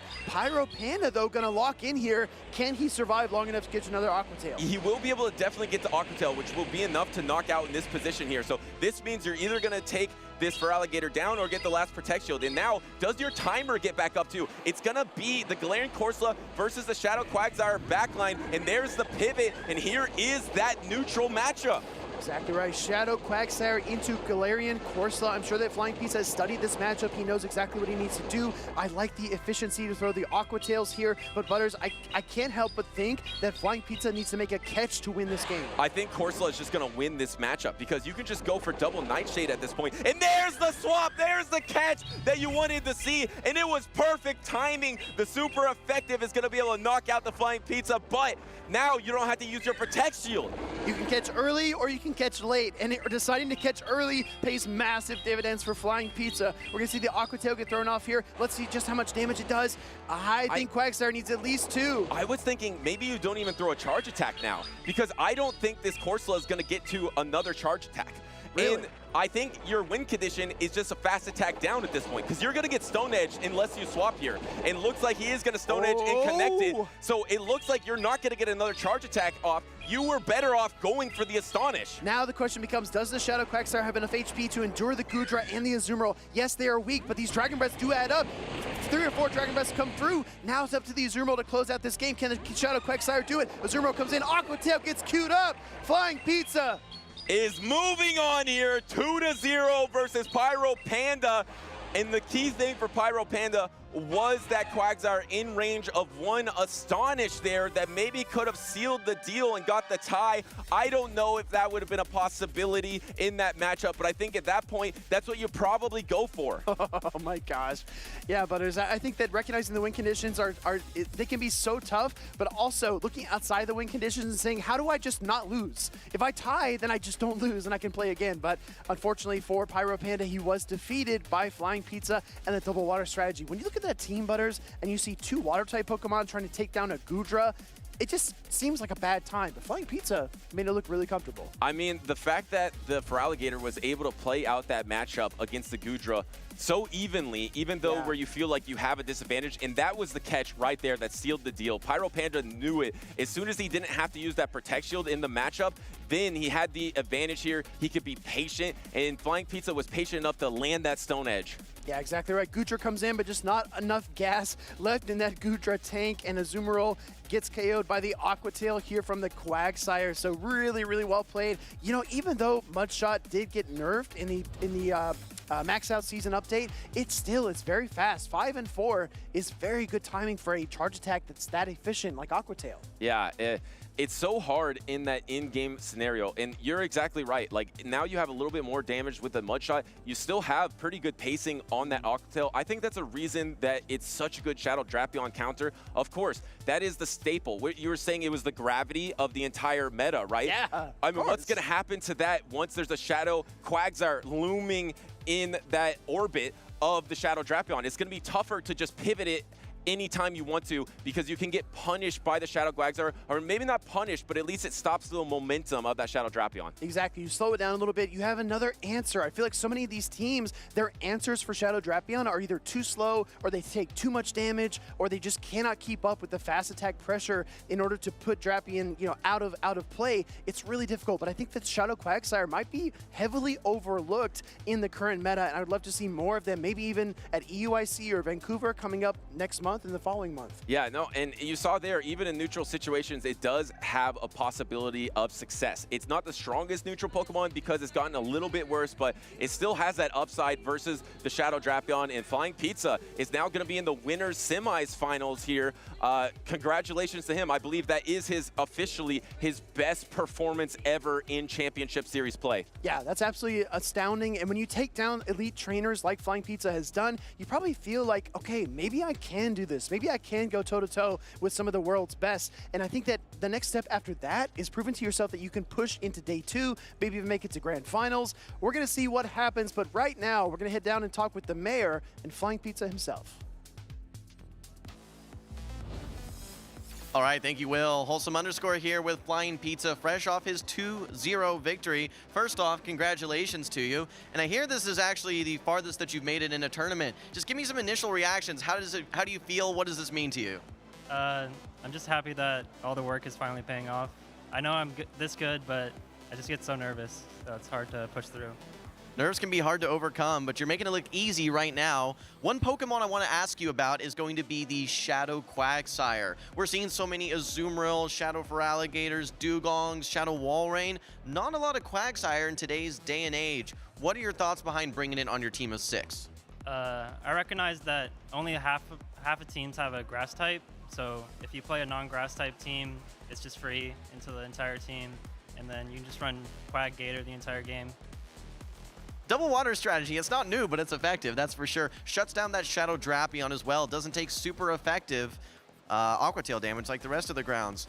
Okay, well, anything different about this tournament? Any different preparation or things that have contributed to your success? Is there anything that you feel like is just clicking now? I ran a similar team to the team I did in Sacramento, and just building off the skills, I've been running the same team for 3 months. One more rung on the ladder. All right, well, congratulations so far. Is there anyone that you want to say thank you to that's helped you along the way? Yes, M. Rinker, Toasty Parik, Mipichu, everybody on SoCal Swabu, thank you. All right, well, that's all we have from Flying Pizza. We're going to kick it back over to the casters. All right, thank you so much, Jim, and congratulations once again to Flying Pizza. Been running the same team composition, is just trying to get better and better at it, and I do feel like Jump Up has fallen off a little bit. That has been a story in San Antonio. Looks like Flying Pizza is just taking advantage of that lack of grass typing. No, absolutely. I really like, this kind of goes to what we said yesterday, Butters, about growth not being linear all the time. Sometimes you just need reps. You need multiple reps. You need to become familiar with the team, and you can just kind of zero in on what you're weak to, what your opponent's likely to do. I think that every trainer is different. Like I was speaking with Dune Bug, doesn't do any scrims, no preparation for day 2 whatsoever. I don't know how many people in the world can do it like him, but he makes it work. I'm the opposite. Flying Pizza is the opposite. I'm more like him, right? Lots and lots of scrims, preparation, lots of different looks. I think it pays dividends when you invest in yourself and learn what approach works the best for you. Yeah, it's so fascinating, too, to hear Dune Bug say that, because he thinks the opponent that he scrims against might not play the same as the other opponent. But when you're such a master of the game, you can already see all the possibilities out there. Maybe you don't need to go through the motions of every possibility with your scrim partner, but as you're learning, as you're preparing, it can be extremely useful. And to the point of the growth is not always linear, our next 2 trainers are ready on stage, and I believe Spartan is a trainer that has had high successes in the past, getting second place in the Mexico City Regional all the way back in 2022, getting 9th place at 2024 North American International Championship, but having a tough go at it so far at his regional this season. And now he has a chance to bounce back here on this loser side of the bracket. Of course, looking at the team, it's hard to overlook that Shadow Primeape on Spartan's side. As we look at Elite's team, there are a couple of targets. Maybe you could argue the Dugong and the Shadow Drapion are the best targets, but there are also lots of barriers, lots of defense around those two vulnerable Pokemon in the Ariados and the Azumarill. So we're going to see what he decides to do. We're going to jump right into game number 1 as well, because our trainers are already locked in and ready to go. As a body language doctor here, I feel like Elite is looking very confident as he's entering this matchup right now.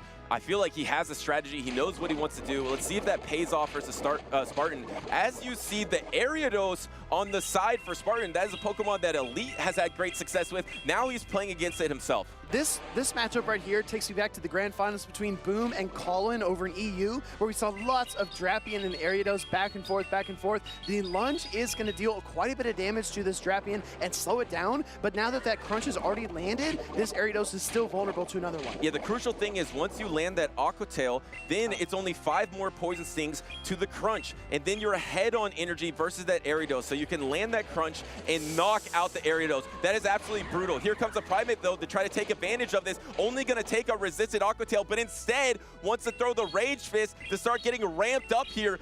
This is actually looking pretty rocky for Elite. He's probably going to bring in that Azumarill, though. No, oh, wait! With Marowak, because you do not want to take damage on this Primeape. This is exactly the reason that Spartan threw on Charge Attack priority, because he does not want to get farmed down. But now, close combat coming through. Elite is able to call the close combat, though. What a call from Elite there. That would have definitely knocked out that Marowak. There goes a pivot into the Feraligatr here, but because of all that Mud Slap damage, that Primeape is quite low. Might not be a factor in the in-game anymore, and now you're going to get the Protect Shield with that Bone Club. Very nice Protect Shield, and I like the overcharge here by the Kanto Marowak as well. Elite actually wants to pull that second shield, and he's going to have to give up his final shield in order to get it done. I expect one more Mud Slap to come through, and the potential here is for Elite to swap onto the Azumarill and catch the next Hydro Cannon. Yeah, the problem is you're just getting so low. You're getting chipped by all this Mud Slap damage. Yes, you're okay against the Azumarill, but look at you. You're half health with your Feraligatr. You have the Primeape available. By the time you throw a Hydro Cannon, you will have your switch timer back. I think that's the only shot for Spartan here is he somehow catches a charge attack on his Primeape. Yeah, the trick here is that you need to not allow this Azumarill to get too far ahead in terms of energy, because if you send that Primeape in, you're just going to get Ice Beam, and now we see the Primeape come in. Do we see a charge attack from the Azumarill? Oh. No! Actually, the close combat coming through is just going to put the Azumarill in Hydro Cannon range. Yeah, Kid 2, not very effective attacks from Spartan.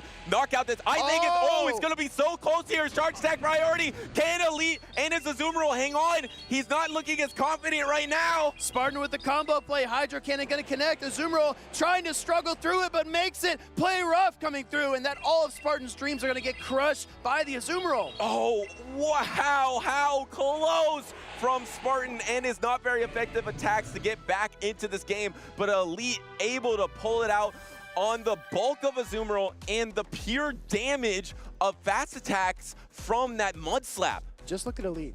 Just look at Elite, right? Before the game, kind of smiling, you know, tapping on the table, looking around.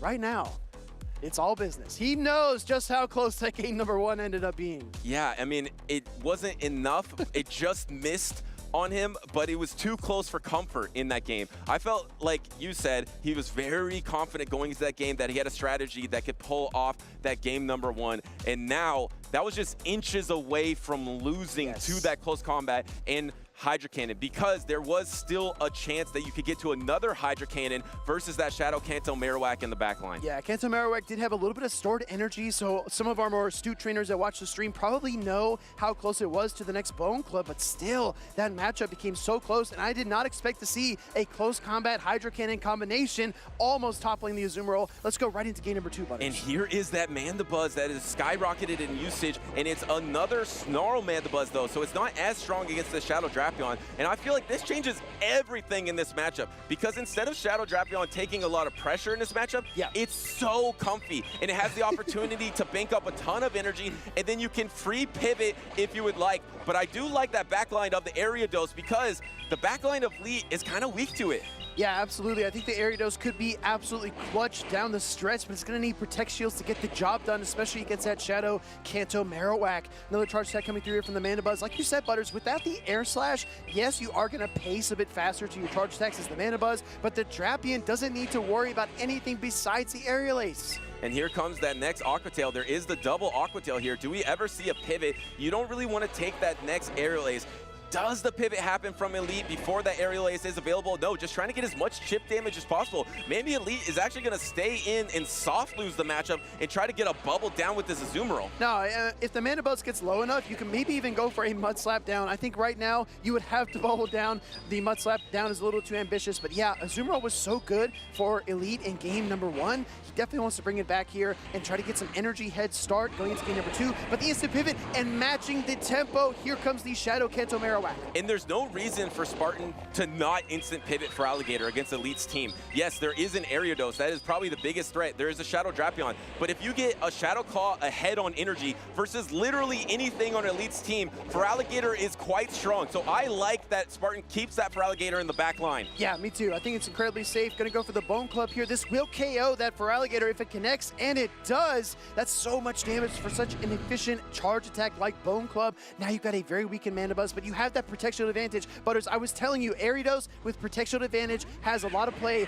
Gonna come with the Mandibuzz though and force some energy out of this Marowak. It's gonna be Ariados versus the world here. And interesting that Spartan didn't decide to throw the Aerial Ace, because even if you threw the Aerial Ace, you would still need to commit to a charge attack on your Ariados. So there's actually no point. And that's actually a double resisted Bone Club landing into that Mandibuzz here. And the Ariados is unleashed with the Protect Shield advantage. Yeah, gonna go for another Bone Club here, threatening the Rock Slide though to pull that Protect Shield from Spartan. Believe it or not, the first Protect Shield of the game for him here against Elite in game number 2.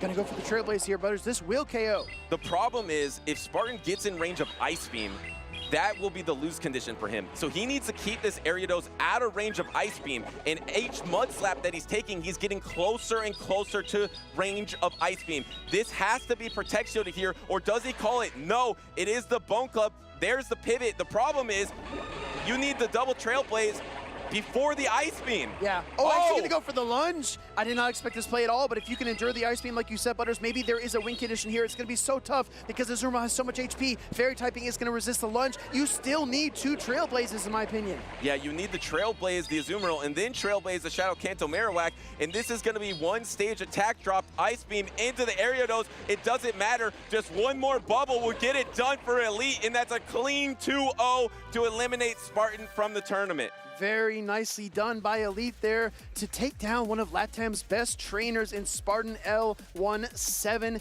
Elite moves on in the bracket, and you could see his entire shift in demeanor. I mean, one could say, Butters, that he locked in. Oh, he definitely locked in here in this day number 2. And he usually isn't on that loser side of the bracket when he is making his title runs, which he's done 2 separate times. He is a 2-time regional champion and a runner-up as well. So his win-loss record at regionals is really high. Very, very high. I feel like most regionals he goes to, he is in that grand finals. He's done it at least 3 separate times. As to take a look back at the series, Spartan L17 really struggled against a lot of what Elite was able to do. That Shadow Kanto Marowak, though, was so powerful. Even in neutral matchups, it didn't even find the Clodsire or the Dunsparce from Spartan L17, but it didn't matter. Yeah, and how about that double resisted Bone Club? That is such a great call. A lot of trainers would not go for that, in my opinion, because if it doesn't work and that Mandibuzz does hang on, maybe you could use it later as a swap on this Ice Beam, but to know that will do just enough damage double resisted was really smart, and a smart play from Spartan to try to hold on to one of the Ice Beams. He just couldn't get the damage. Yeah, you can see him just trying to explore all of his win conditions. We were talking about maybe the triple Trailblaze was the way to win that battle, but it was so difficult, such a tough hill to climb. And then the pacing on the Shadow Kanto Marowak is so deceptive. 12 and then 9 for your Bone Clubs. So you're coming really, really fast with the Bone Club damage, and the Mud Slaps are adding up in the meantime. Again, I really hope everyone got a Shadow Kanto Marowak during this last Team Go Rocket takeover. I mean, we see how strong Shadow Drapion is, but Shadow Kanto Marowak works in the opposite way because Shadow Drapion has almost no fast attack pressure and crazy pacing, but that Shadow Kanto Marowak, I feel like the reason Elite won both games was his Mud Slap pressure. He just kept chipping down every single Pokemon with that Mud Slap damage, and then also getting Protect Shields with his Bone Club, and then after that was done, he could come in with his backline Pokemon, and that backline Pokemon, all it had to do was clean up a half-health Pokemon. Yeah, exactly. I mean, Elite just had all the right strategies to take down Spartan there in that exciting 2-0 series, but I'll tell you what, Butters, we're going to head down to our loser side bracket pretty soon for even more battles. Let's take a look back at our recent matches, and we'll be right with you after this.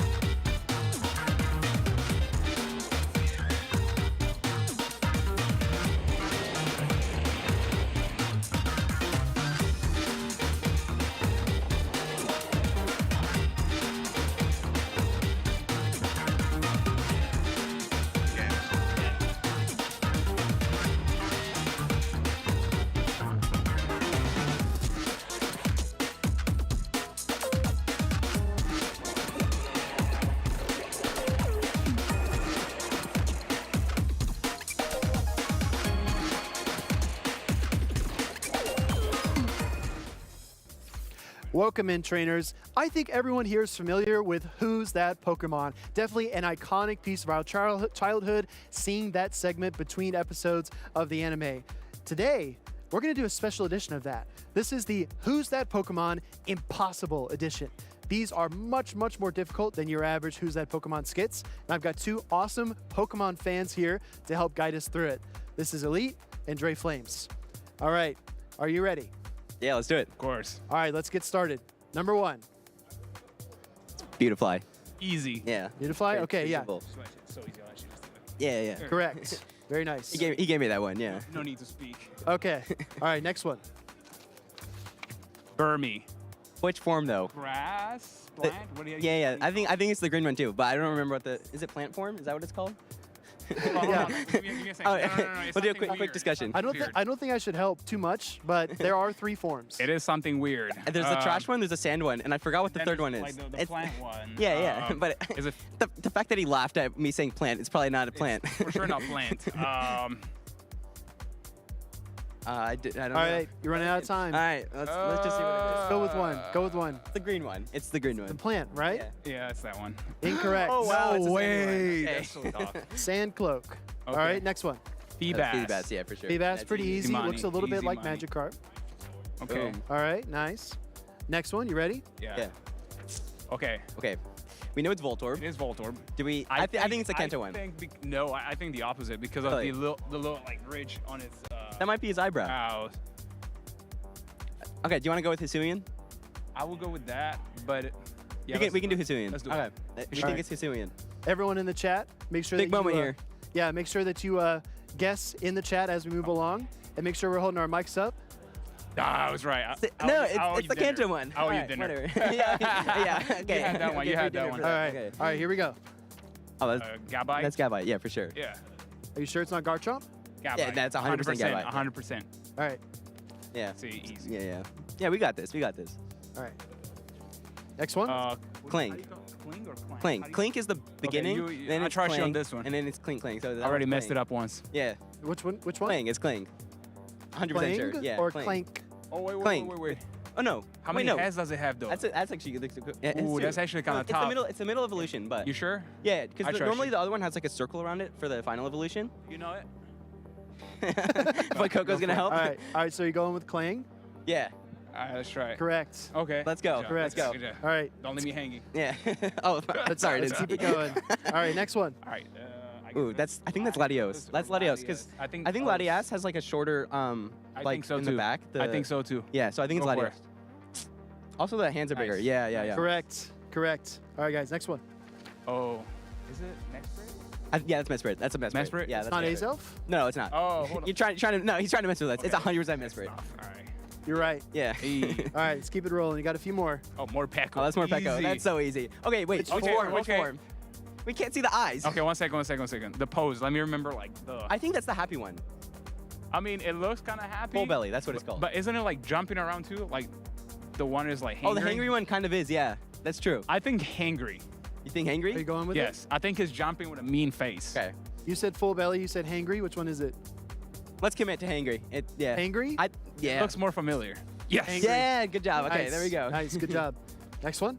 Oh, okay. Ooh. Okay, I do have a clue. I think it's mine. Plaza or Minun, but look at that tail. Look at that tail. It's a minus. Yeah, Okay. that's mine. Minun? Yeah. Yeah. You're right. Nice. Okay, let's go. Nice. Let's keep it going. Only a few more to go. Okay, that's cast cast form. That's a normal. Normal form. How can you tell? It has It's like so nothing it like looks so around normal. it. Yeah, it just It looks. looks so normal. Okay. All It right. looks standard. You're right. There we go. All right. Let's keep it going. Oh, okay. Is that What? How do you call it? Pidgeotto? No. It's pheasant or something like that. Oh, It's- the middle it's evolution of that? The ugly Or- pigeon or something. Yeah, I hate that. Ugly. Come on. It's so ugly. That might be. You're right. That might be unpleasant. It might be that. Is it the? Isn't I think like that's the I male think form. it's the. 'Cause the female form doesn't have, like, middle the long evolution? hair. That I don't know. I try to stay away Oh, from you that think it's one. the middle evolution? I think so. I don't know what that one's called though. Your call. Your call. All right. I'm pheasant, Elite? I guess. Are we going with unpheasant? Sure. we'll go with Unpheasant. Let's try. It was Your Pidgeotto. first Wait, guess I've is never right. seen this Wait, artwork no, tell me you've ever. seen It's Pidgeotto. Pidgeotto. But not this Yeah, yeah. artwork specifically. Okay. I don't recognize It is it. Pidgeotto. Okay. I don't know. It's Pidgeotto. All right. Oh, because Pidgeotto. Oh, Makes that's sense. Skrelp. That's Skrelp. yeah. Skrelp. It's not horsey? Scalps? Yeah, Scalp? How do you call it? that is Skrelp. definitely It is that Skrelp. one for sure. All right, Whatever. you guys are right. He named it right. All right. Next one. Oh, that's the Mega. Oh, that's ooh. It's Mega Latios. I don't know how to tell them apart though. I do not know. Let's just. I think its arms are bigger. Like I want to say. Let's go. Honestly, I think Feminine. Mega Latias. Latias. Latias. Yeah. Okay, we'll go with that. Latias. Latias. You're correct. Yes. Okay. All right. All right. Let's see what we got. Well, Ooh, that's fish. is it Hisuian? I think Johto. I think. You think so? I think so. Okay. Okay. Final answer. I think so. Hisuian. Or no. No. Johto. Johto. We're going with Johto. We're going with Johto. Johto. Johto Quillfish. Yes. Correct. There we go. Okay. Nice. Good job. All right. Next one. Oh, that's the Stantler, but like the Hishuian. What's it called? Hishuian. Weirder? It has a different name. Yeah, the evolution does. It's like the Hishuian version. I would Yeah. say. Yeah. Weirder. I don't know how to pronounce it. The evolution. Same. You're going with Weirder. Weirdier? Yeah. Yeah, if that's the one. All right. Correct. See? Nice. All right. We might be coming up. I think there's only one or two more. Okay. Oh, Ooh, I know that's what like that is. It tad- becomes like the tadpole. belly bowl, belly yes. bowl. But what is it called? What is the original thing on? Tadbolt or something like that? I don't know. want to say it's like Tadbulb or You- something you- like that. You probably know it. I don't know what it's called. Trust your instinct. Trust your instinct. Whatever you said first, it was that one. Type it in the chat. I am not everybody. Team Instinct, so I will not be trusting my instincts here. type the name in the chat, everybody. Tadbulb. Okay. Bulb. So was that right? Yeah, I was right. yeah. Okay. Actually, Close. that was the last one. Hey. All right. We did a good job. I think we did All a good right, job. Joy Flames, nice. Elite. I think that's a passing score. I'm sure there's a lot of funny comments in chat. Best of luck to you both this weekend, and thanks for playing Thank you Who's so That much. Pokemon Impossible Edition.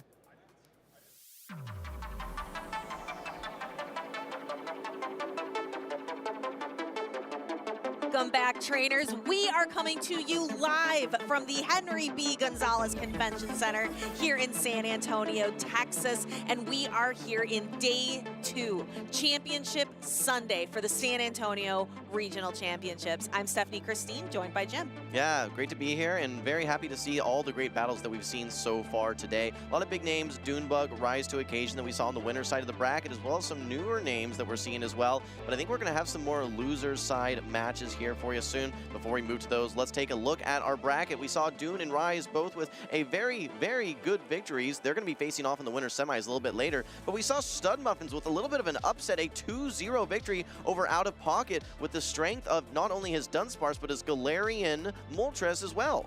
And those trainers, as they sit waiting or get to watch the losers round 2 that we are going to be bringing to you next. Our next battles are going to be Frankie versus the Torian. Now, OutOfPoket, having lost, is going to face Rockhaven, and Pyro Panda facing Gerald. Yeah, first up though is going to be the Torian versus Frankie T52. We've already seen Frankie on stream. He's running that very signature Shadow Wall Rain. Bit of an interesting water pick. I think one of our casters MVP picks for day 2 as well. But he's going to be met by a very formidable opponent, the Torian 22. I think our sole representative from Canada still left in the tournament at this point. He has had quite an interesting run so far because he is running none other than Zapdos here. You can see it's actually a nice little lucky Zapdos there. He was talking about how rare of a Pokemon that it is actually to be bringing on these tournaments. And it's a very interesting Pokemon just because of the things that it hits in the meta right now. It's able to hit the grasses, the waters. It does well versus even flyers. It has success versus bug Pokemon. Has resistance to ground. There's a lot of play here for the Zapdos. And looking at Frankie's team, I think it's going to be a must-bring for him. The Soul Canadian bringing the Soul Zapdos here today in San Antonio.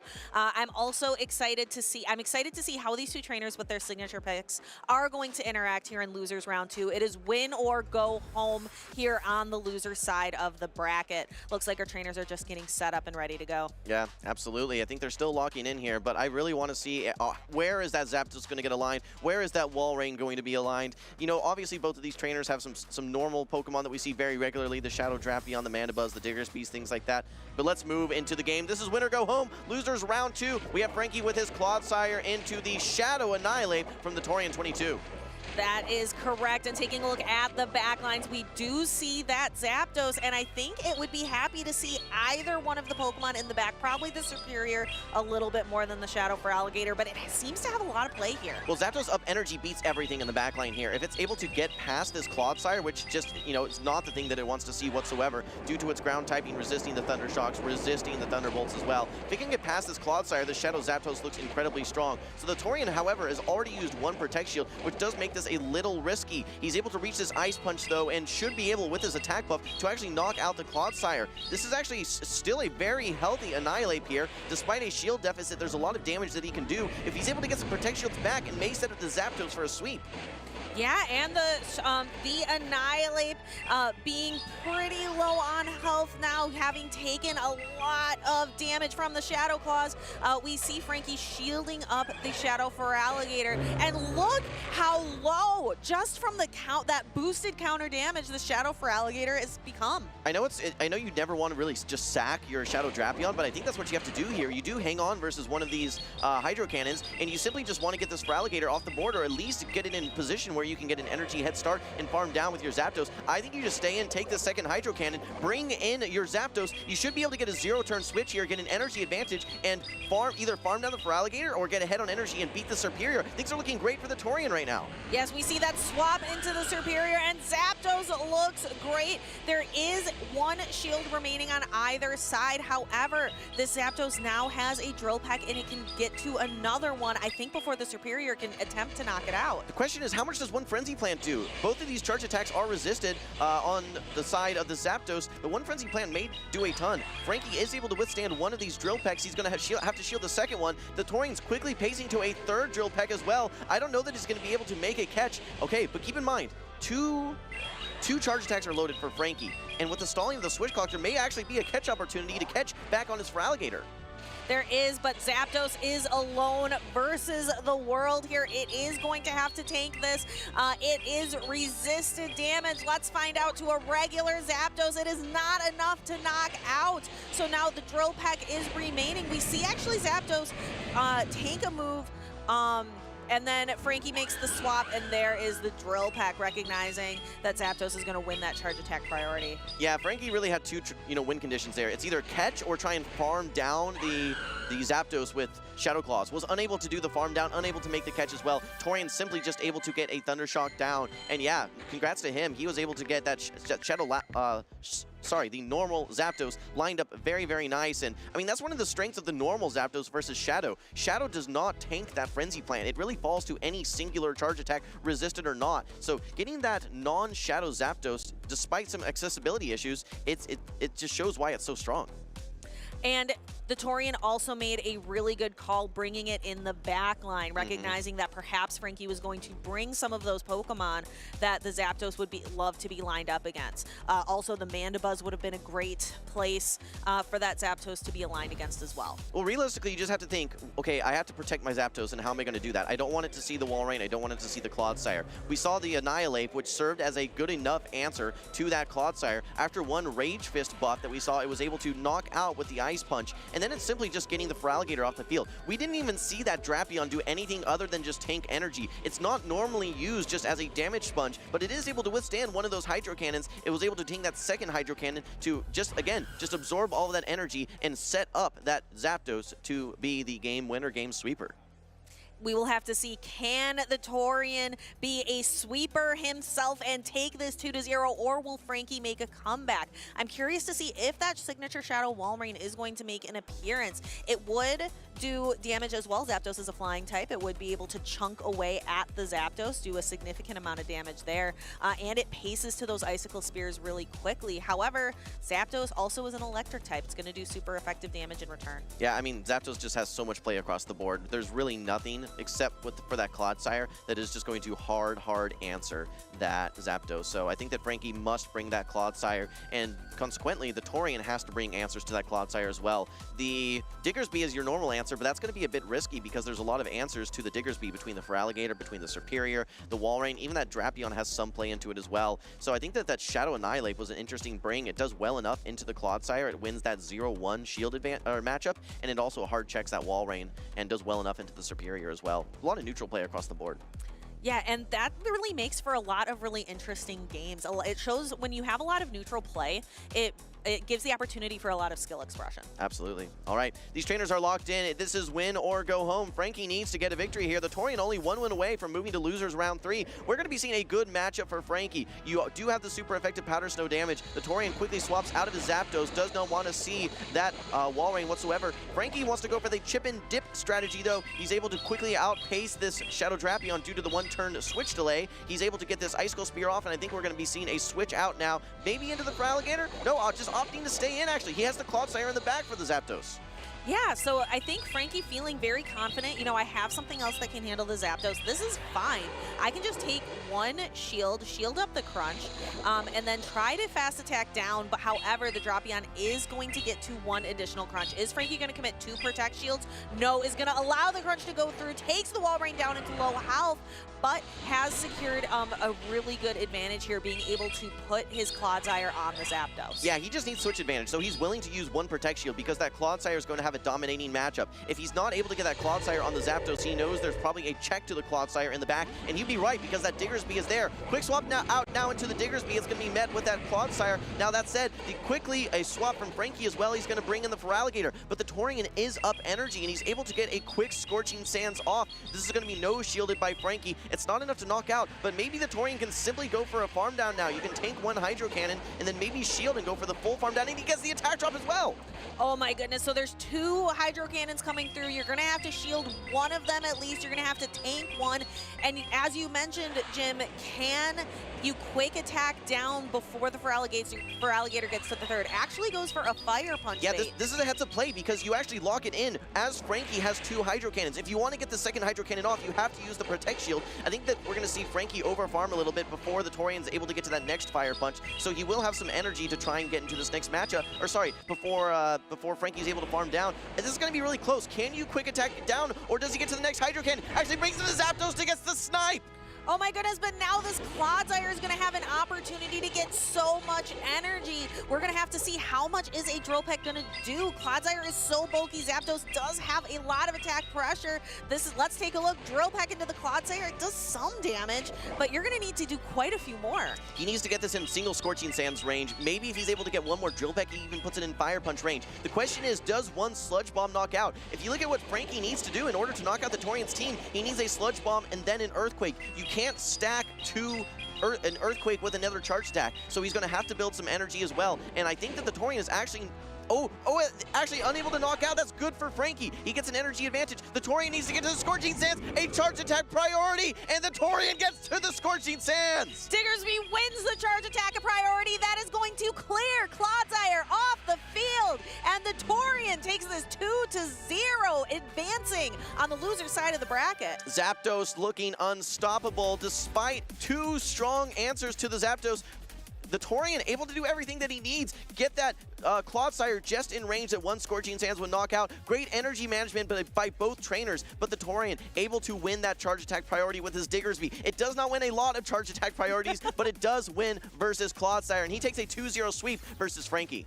Yeah, both of those games were really interesting. The way that the Torian handled that Zapdos in the first game, hiding it in the back, and then just really making that team read to be able to align the Zapdos against 2 great targets. However, in the second game, playing it out front and kind of dancing around with it, and even putting it on its worst matchup we were talking about. The Zapdos doesn't want to see the Clodsire, but was able to whittle down the health with those Drill Pecks to set the Diggersby up for success in the end. Yeah, Stephanie, I think that Frankie was reacting to, like you said, okay, I saw it in the back, and maybe I see it in the lead. I don't know. I'm going to see the Zapdos, though. So what he did is he ran ABA strong to it. He ran a counter in the lead, and he ran a counter in the back. So that allowed him to, it's like, okay, all I need to do is just get switch advantage.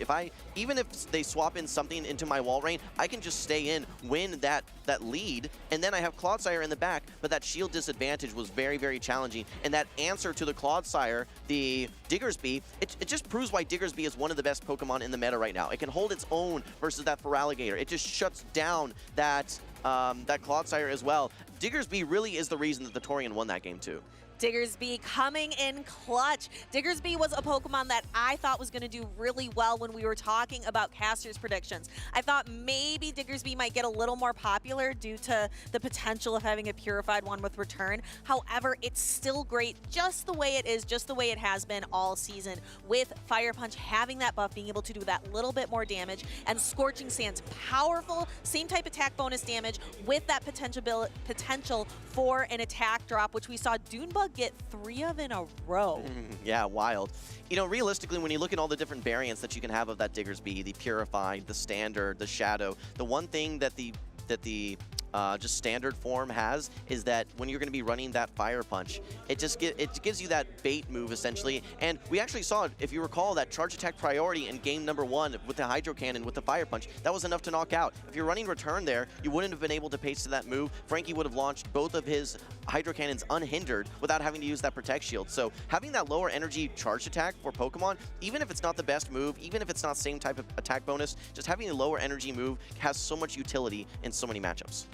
Let's go ahead and take a look at an event that ends today, trainers. Be sure you are opening your game and playing and catching these Rookities out there in the wild. So Rookity evolves to Corvisquire, evolves to Corviknight. This is the last tournament that is going to be, that Corviknight is not eligible for. So we are going to start seeing Corviknight in tournaments from here on out. You had better open your app and play the game today. Yeah, that's right. We're going to take a look also at the Legendary Flight event coming up. Don't forget that you can participate in Dynamax raids, not only for the Zapdos that we just saw, but Articuno and Moltres as well. A great opportunity to get some of those legendary birds. But there's other max battles that you can participate in as well. Beldum, Charmander, Cryogonal, Grookey. We've been seeing some Krabbies as well with that very strong Crab Hammer as Kingler. So a lot of opportunities for those of you that are into max battles to participate in some really cool stuff.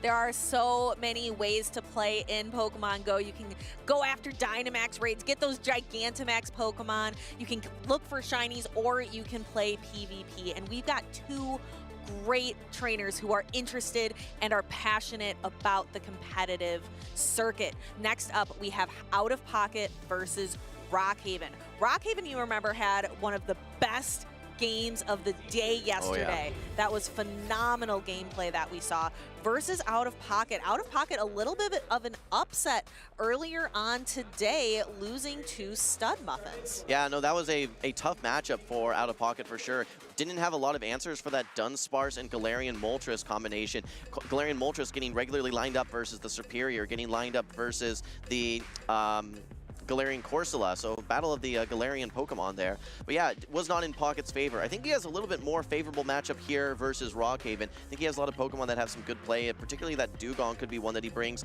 But he's been really, really liking that Shadow Kanto Marowak. I've seen him bringing it quite a bit. He's been pairing it with that Shadow Drapion and that Galarian Corsola a lot.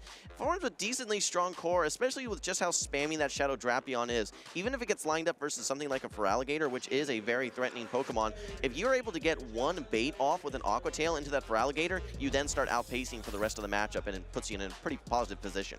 We are going to see which trainers are going to, how the trainers are going to set themselves up to be in a positive position in this first game. It is winner go home and losers round 2. We can see the trainers, their accomplishments on the field. They've all gotten themselves out of tough situations before. Can they do it again? Yeah, Rockhaven, we've seen him at Worlds. He's had a very successful 2024 season. Out of Pocket, he's had success any leg of the journey. He just throw a dart at a dartboard. He's probably had some success there. We're going to see Out of Pocket here with Shadow Drapion into the Azumarill. Taking a look at these back lines, though, one big threat for Out of Pocket would be that Galarian Corsola getting lined up potentially versus the Shadow Drapion on the side of Rockhaven. For now, these trainers are going to stay in this matchup. Yeah, it looks like Rockhaven bringing the Dugong, I think that could have a lot of potential in that backline. Again, because it has that Icy Wind, it could debuff opponents. It's going to do great against that Marowak and can potentially kind of wear down that Corsola through Icy Wind damage. First, we got to get through this matchup, and here the Dugong is actually going to come in, absorbing a Crunch, though, instead of perhaps an Aqua Tail. Well, I'm a little surprised here with this play by Rockhaven. I think that he was in a pretty solid spot after landing that charge attack. Could have been in control of Switch Advantage. Out of Pocket now, I think is going to be banking a move and then swapping into his Corsola. No, actually content to just stay in with his Drapion, get this second Crunch off, and now this is going to put in range where this Galarian Corsola can come in after probably one more. Yeah, that did knock out. You bring in the Galarian Corsola, you can just farm all the way down. I think that the Shadow Marowak is going to be having a ton of play. Switch clocks are not up yet for Rockhaven. After this charge attack, I think he can actually wait out his switch, which will essentially put switch control back in his favor. I would have liked to have seen Out of Pocket actually bring in the Galarian Corsola into that Dugong a little bit earlier, but maybe he thought that Rockhaven was trying to bait it out. Yeah, and now Out of Pocket, he can clear this debuff pretty easily by bringing the Shadow Kanto Marowak in. Rockhaven waiting out a switch timer. Here's the Shadow Drapion and switching into that Azumarill. Azumarill is a much better matchup. This is a place where Azumarill's pretty comfortable, but it's so low in health at this point that these Bone Clubs are going to start to threaten after some Mud Slap damage is applied. Yeah, two disadvantages. It's low in health, like you said. It's also behind in energy, and it gets out of pace, so Out of Pocket is in firm control. If he wants, he can actually just shield this and farm this Azumarill all the way down. With that Mud Slap going through, I think he only needs 4 more Mud Slaps. He'll be able to farm down this Azumarill, use one shield, and then have 2 Bone Clubs ready to go versus that Drapion as well. One more is all you need after this, I think. No, but actually Rockhaven is able to get to that final Ice Beam. Hangs on with just 1 HP. Unfortunate for Out of Pocket, but he has 2 charge attacks ready to go into that Drapion, which has essentially 0 energy. Yeah, so the Drapion comes in, has a little bit, I think it's like 1 or 2 Poison Stings away from an Aqua Tail, so we can shield this up, but Out of Pocket has a second charge attack ready to go, and a basically full health Galarian Corsola. Yeah, so the Drapion now has an Aqua Tail. That is enough to knock out this Shadow Drapion, but look how much damage this Bone Club does. All you have to do now is bring in the Galarian Corsola, absorb all of this energy, and this Shadow Kanto Marowak should be able to sweep things if this Galarian Corsola even gets knocked out. Yeah, Rockhaven kind of recognizing, like, it doesn't even matter if I throw this Crunch. There is no win condition remaining for me in this battle. Out of Pocket takes game 1. Needs 1 more game to continue moving through the loser side of the bracket. It is quite the gauntlet, but could Rockhaven align something differently? It seemed like that Shadow Kanto Marowak was really pivotal for Out of Pocket. Oh, look, Rockhaven needs to recognize that he can't let his answers to Shadow Kanto Marowak be neutralized so early in the matchup. His Azumarill was taken down to about 40% HP early on, and then your only remaining answer to that Shadow Kanto Marowak is going to be that Dugong if you have Shadow Drapion on the back. Look, Out of Pocket's been bringing that Shadow Kanto Marowak so regularly, so swapping in your Dugong, I don't think that's a good play, because it then allows it to just either get taken out by the Drapion, or the Galarian Corsola will do all that damage. You had no answers for that Shadow Kanto Marowak in the back, and it just wreaked havoc on Rockhaven's team. Yeah, I really like the Dugong pick. I just don't think it was able to be utilized. I don't think it really reached its potential in this matchup because it had to absorb so much of that damage. Dugong is really in a better spot if it can stay healthy and really just wear down the opponent slowly with Icy Winds. Yeah, you no-shielded 2 crunches, and once you've no-shielded 2 crunches, you have no answers left for that Shadow Kanto Marowak. I think that if Rockhaven had just stayed in with the Azumarill into that Drapion, probably could have just shielded 1 time or even maybe just win the 0 shield matchup. He opted to throw Ice Beam really early on, which was a little strange, but you know, we saw him go for that chip and dip strategy. I think that if he was willing to stay in that matchup, you then get the Dugong on the Shadow Kanto Marowak, and then you have your Shadow Drapion on the Galarian Corsola. It was a very different story what we saw though, but we're going to move into game number 2. OutOfPoket, currently up 1-0. OutOfPoket on a bit of a hot streak here. Shadow Drapion into Dugong, and you can see OutOfPoket bringing that Shadow Kanto Marowak back. Rockhaven bringing that core of Azumarill and Shadow Drapion, a core that has been incredibly popular today. Well, on paper, Rockhaven has the advantage here. 2 crunches do threaten to knock out after the Poison Sting, so OutOfPoket can go, or sorry, OutOfPoket can go for a singular, well, actually after this no shield, a very, very gutsy call right here. He can actually go for 2 more charge attacks now. I think Rockhaven is still in control. If he wants to use Protect Shields, he should be able to win switch advantage here, which will then allow him to line his Shadow Drapion onto that Superior and the Azumarill onto the Shadow Kanto Marowak. But it looks like actually OutOfPoket may be going for a full farm down. This would be a huge, huge shield, yeah. Yeah, so now OutOfPoket is going to be in the driver's seat. Rockhaven just has to decide, where do I want to try to farm up some energy? Oh! Little bit of lag there, I think. I'm not sure. So we saw a little bit of some visual stuttering for sure. I'm not sure if it was. So we saw two Ice Shards come through, and we saw 3 of the Poison Sting, so 6 turns each. We may have to take a look back on that one. But actually, okay, things still working out for OutOfPoket. He was able to get the Superior lined up versus that Azumarill. Now, keep in mind, he is a Protect Shield down, so that's going to be a little bit challenging for him. But he should be able to get through this Drapion simply with his Shadow Kanto Marowak. And then he's going to have to figure out, can that Superior, 1 Protect Shield down, neutralize that Azumarill? Yeah, Superior is going to have to watch out for the Ice Beam from Azumarill doing that super effective damage, but Superior is quite the bulky Pokemon. We see Rockhaven put up a shield and just try to get this Kanto Marowak out of here. It's doing so much damage with fast attacks alone. Yeah, what OutOfPoket needs to do is get the Shadow Drapion off the field to free up the Superior. And he also, it seems like he's having some sort of visual stuttering there. Maybe just trying to actually let a couple Poison Stings come through so there are fewer bubbles that this Azumarill is able to get for farm, meaning energy. But I think what's going to happen here is after he throws this Bone Club, his switch clock is up and he can now get into the Superior. Superior, after this Bone Club damage, is actually now able to get in single Frenzy Plant range to knock out this Azumarill. I think this is actually still OutOfPoket's game. And here is that Frenzy Plant coming through, and boom! The bunny has to take that right on the nose and is able to Vine Whip down. Looks like Rockhaven says GG's and concedes the match. That's one of the toughest situations for trainers, is when you have a simultaneous knockout in the lead and you're thinking, okay, it really, really matters which Pokemon I get aligned versus that my opponent's Pokemon, and it just so happened to favor OutOfPoket in that situation. You know, they responded at the exact same time, let that full switch clock tick, tick, tick, tick down, and yeah, fortunately for OutOfPoket there, Superior gets aligned versus the Azumarill, which means that Shadow Kanto Marowak gets aligned versus the Drapion, and the rest is history. Yes, congratulations to OutOfPoket for taking a 2-0 victory here in Losers Round 2, progressing into Losers Round 3. Yeah, you can see right there a little bit of a visual delay that we saw there, but I think it was 3 Poison Stings versus 2 Ice Shards. So I think on the math adds up, as we can say. Now that said, at that moment, we actually saw OutOfPoket not tapping on his screen, trying to allow a few Poison Stings to come through to neutralize to actually lower his own HP so the Azumarill got less farm. Either way, once you land that Bone Club as the Shadow Kanto Marowak into the Azumarill, you've put it in single Frenzy Plant range. Rockhaven knew that. He knew his only win condition was to call an Aerial Ace. But no, OutOfPoket throwing that double Frenzy Plant, no problem.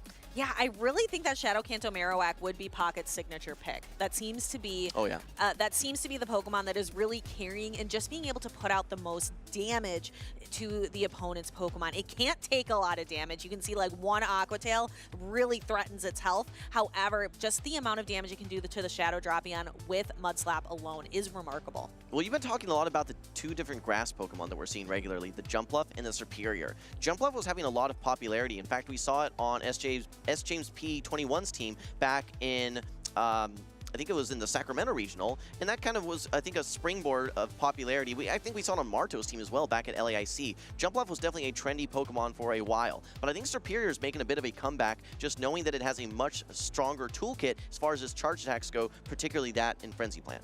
Yeah, Frenzy Plant is a powerful move. Only really given to those first partner Pokemon from the main series game. So Frenzy Plant, you can see it on a Venusaur, you can see it on a Serperior Pokemon like that. Other grass type attackers don't have access to quite that efficient and powerful of an attack. Yeah, absolutely. Well, congratulations again to OutOfPoket, who will be moving on to the next round of losers after going 0-2. He's able to recover and go 2-0, so that's going to be great to see. I think next up we're going to be having Pyro, Panda, GBL into X Gerald. Before we get there, though, I want to hear a little bit more about OutOfPoket's hot streak. We're going to take it over to the stage with 2-0 Butters. All right, thank you so much, Stephanie. I'm here with OutOfPoket, who has made a little bit of a run on the loser side, something that you were just telling me you feel really good about. Why is that, OutOfPoket? So a lot of the times, I'm like a pretty consistent day 2 player now, but a lot of the times if I get in the loser side, I either lose in 1 or 2 matches and miss top 8, which is where like the prize money and points both like skyrocket. So top 8 is very important in this competitive circuit now, and if it's very disappointing to consistently get there on losers, but then not win to get top 8. So I'm very happy, even though I did lose my first round, that I got my win in for top 8. That's awesome. And from an outside perspective, that seems kind of crazy to me, because I look at you as the most consistent North American trainer for the last 6 to 8 months, but still you're feeling that happiness and also the little bit of the fear of the loser side. Do you lose a little bit of your confidence when you drop down to the loser side? Honestly, not really. I'm very confident in like my plays and stuff. I know I have a pretty not great record when it comes to making runs in the losers, but just when I lock in my games and I start playing, I felt like even when I played against Rockhaven just now, I played pretty much perfectly. I made a slight miscalculation with the Drapion versus Dugong. I thought I would be able to knock it out in 1 Poison Sting, but I didn't want to give the Drapion extra energy, his Drapion, because that was my only lose condition at that point. So I decided to let myself take the Ice Shard, but that resulted in the tie. But I mean, I still got lucky, so it worked out. Fair enough. Last question. And you competed last weekend in the European region in Birmingham, and you had a very similar team, but you made one change. What was the reason for the change, and what was that change? So originally, I had Gudra for Superior in the Birmingham team. I actually didn't even consider Superior as an option going into that tournament, but when Galactibolin we had the same 5 out of the same 6, but he had Superior, I felt a lot of pressure from opposing Superior, and I was like, wow, like my Gudra felt unplayable, but his Superior came every game, and it put in a lot of work. And that kind of led me to consider it for this tournament this weekend. And with some practice and some theory crafting, it definitely seemed better. So I decided to make that change myself. Fair enough. Well, congratulations once again, and good luck to you the rest of the way on this loser side. Let's get back to the casters. All right, thank you, Butters. Thank you, OutOfPoket. It's great to get some of those insights from Pocket, actually. He's one of those trainers that actually travels across the pond, goes to Europe relatively frequently to participate in those tournaments. We do see several different metas being defined, whether it's in North American region, the LATAM region, or over in the EU region as well. And it's great to see how he's kind of able to adapt and take some notes from the EU meta and bring them here to NA.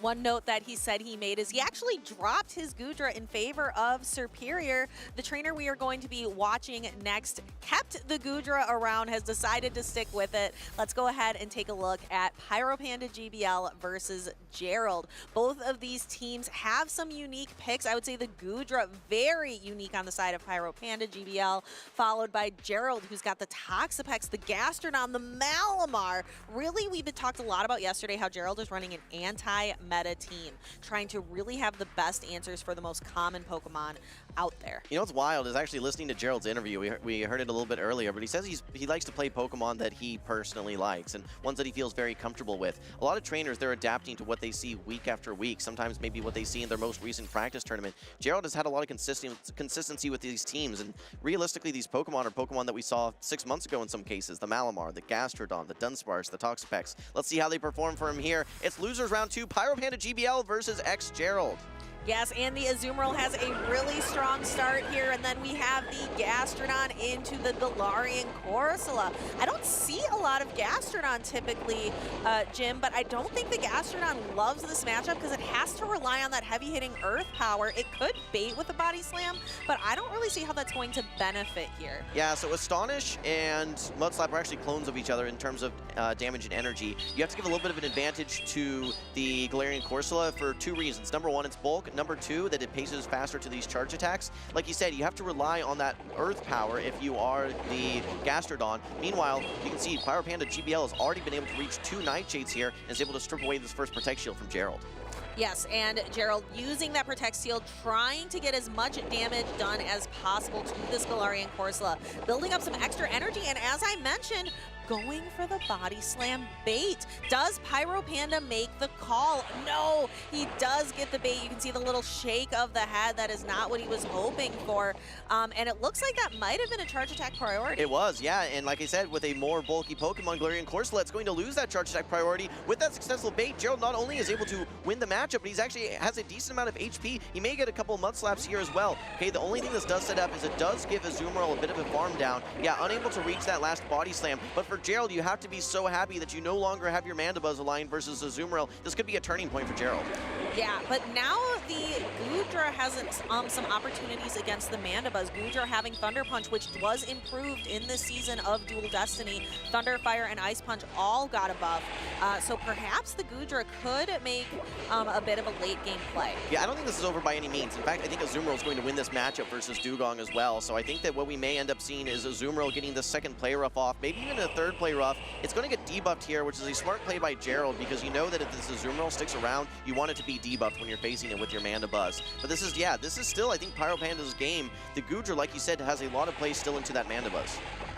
And we can see Dugong's health is slowly whittling away. It takes a lot of drill runs to be able to knock out an Azumarill, especially if you're using some of those Icy Winds first to do the debuff. We're going to take a look here. The drill run is going to knock the Azumarill almost into the red. It should be there after one more Icy Wind. There it is. Yeah, no, great counting by Pyro Panda GBL. He throws one Ice Shard before Gerald is able to reach that next charge attack. Would not have knocked out, but with this energy advantage that he has, which I believe he has 1 or 2 bubbles, he's actually going to be able to get to another charge attack. He's out of range that one Aerial Ace is going to knock out. Now, in the meantime, Pyro Panda GBL is going to swap in his own Goodra and go for these Thunder Punches, super effective into the Mandibuzz. These Dragon Breaths are adding up so quickly.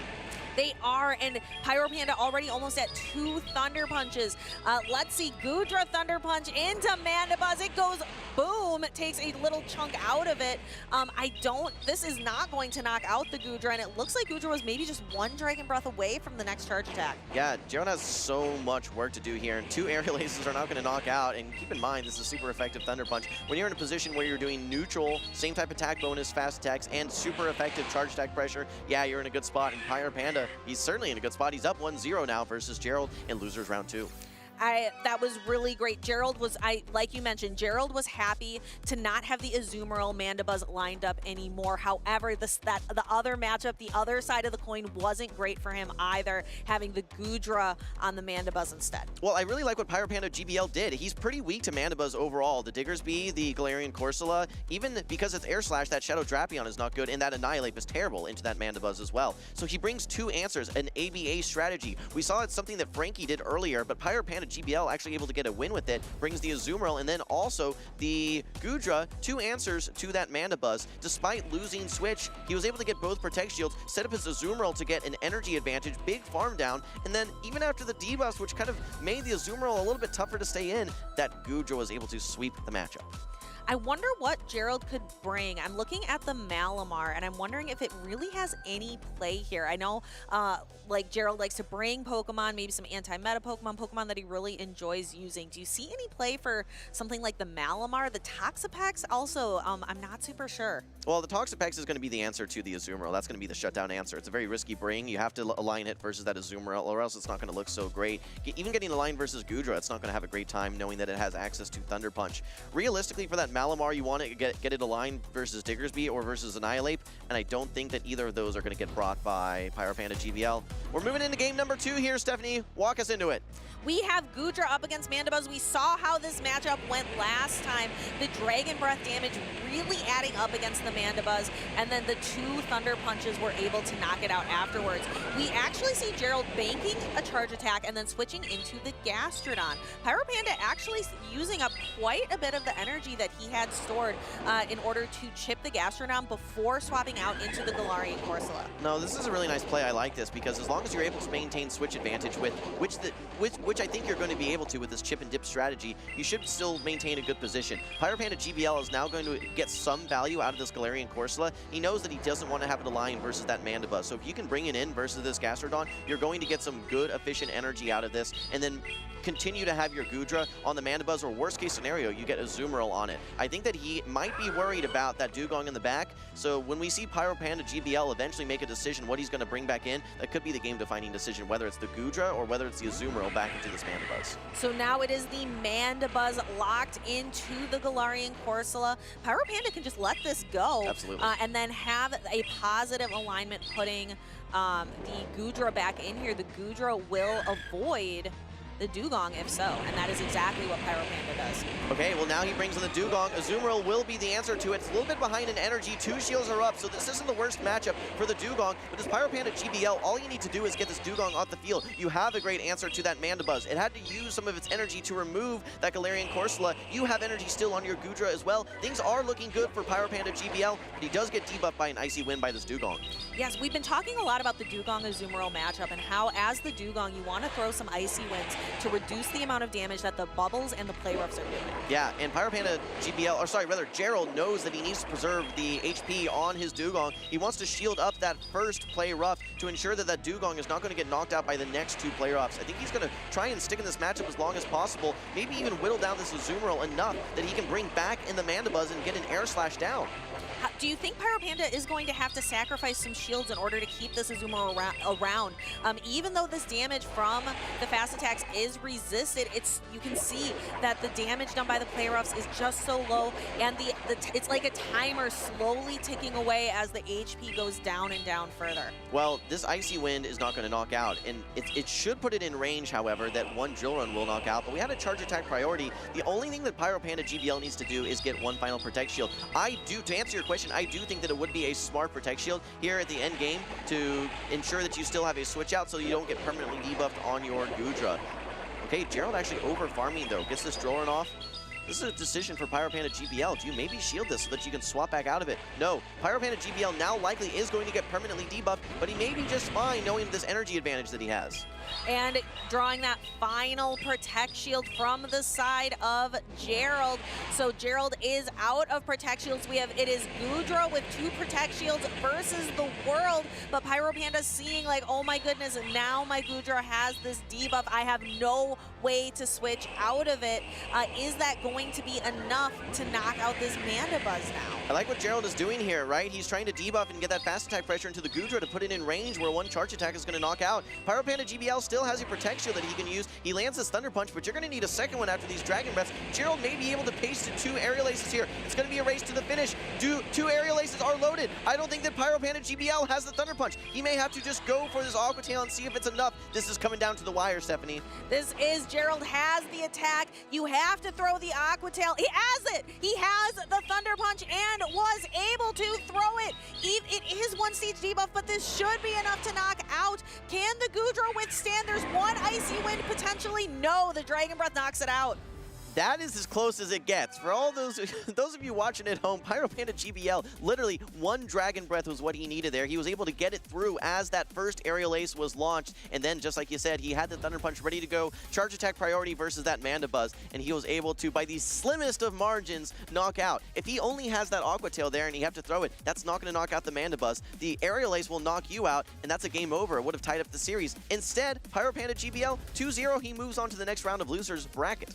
Let's take a look back at that second game. Again, the Dugong really whittling down the Goodra and putting it in a precarious position with very low health. However, Pyro Panda just barely, by the slimmest of margins, as you said, knock out, reach the Thunder Punch to knock out the Mandibuzz, and 1 Dragon Breath, a 1-turn fast attack versus 3-turn fast attack of the Dugong. The Dragon Breath damage applied and knocked out the Dugong. Yeah. Or knocked out the, yes. Yeah, knocked out the Dugong, and the 1-turn fast attacks, there's just so much strength there because you have so much flexibility with how you can time your moves. There's no awkward 5-turn, 4-turn, or even 3 turns where you have to say, okay, I need to throw after 2 or 3 or 5 or 7, you know, something that's going to put you in an optimal position from a timing perspective. With 1 turn, you have all the flexibility in the world to really throw when you want inside of any opponent's charge attack. So that does give that Goodra a lot of flexibility. One thing I want to call out though, Stephanie, without that Thunder Punch buff, I don't think that Goodra is going to have as much play or even be able to knock out that Mandibuzz in 2 games like we saw. So it is certainly a beneficiary of the most recent moveset updates.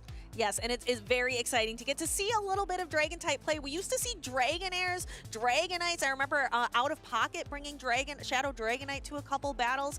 Dragons, far and large, have been chased out of the meta, but with Goodra having access to that Thunder Punch and Aqua Tail, 2 moves that it can get to very quickly, Dragon Breath has the benefit of doing a lot of damage, but it charges up to those attacks very slowly. So it needs cheap charge attacks in order to be relevant. Yeah, well said, Stephanie. I think that Goodra is the singular dragon that makes sense in this meta right now because it's the one that can fight back versus Azumarill. It has access to that Thunder Punch and the rest of the waters as well, which give it a lot of challenges. That said, we're going to take a look at some highlights from our previous matches. Make sure you stick around. We got more battles yet to come.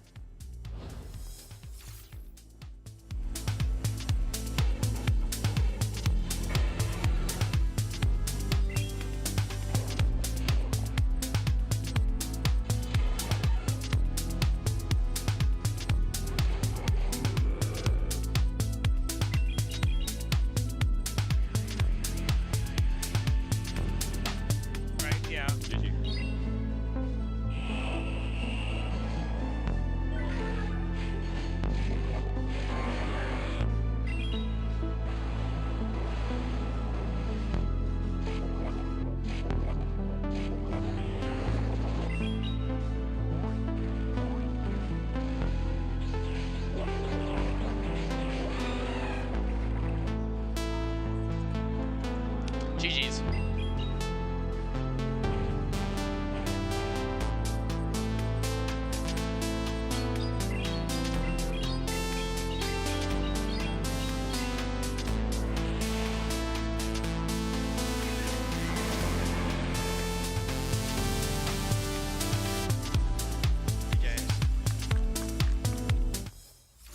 Welcome in, trainers, to a very special segment. We are now in the Dual Destiny season of Pokemon Go, and some rivalries were just meant to be. 2 trainers were destined to clash time and time again in some of the fiercest battles that we will see in our lifetimes. These 2 trainers probably have the most intense rivalry in all of North America. This is Rise to Occasion and Dune Bug 97. We're going to go over their rivalry and ask them some very personal questions about themselves and their opponent sitting next to them. First question for you both is, how many times have you met on the Play Pokemon competitive circuit? 7. 7 times. All right. So what's the total win-loss for that record, though? Dune's got the advantage 4-3, but I did have a 3-1 lead at one point. Yeah. Oh. It was a very commanding 3-1 lead at one point. Oh, so Rise was up 3-1, and then Dune Bug reverse swept. Kind of reminds me of a San Antonio tournament that happened previously. But next question. Of those 7 meetings, which one was the most hotly contested, the most difficult one to get through? I'm going to say it has to be the Milwaukee, the first storied meeting between us 2 in Milwaukee, the grand finals, and the reset. I'd agree with that from my perspective, and then also Arlington in the second season. I had a 2-0 lead against Dune, and then he reverse swept, and that was when only the top 2 qualified for Worlds, so that was a huge reverse sweep, and he went on to win that tournament.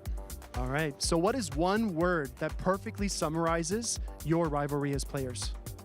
It's storied. Historic. I was going to say the same thing. All right, actually a lot of alignment there. That's interesting. Now, Dune Bug, what is your rival's greatest weakness? Kittens.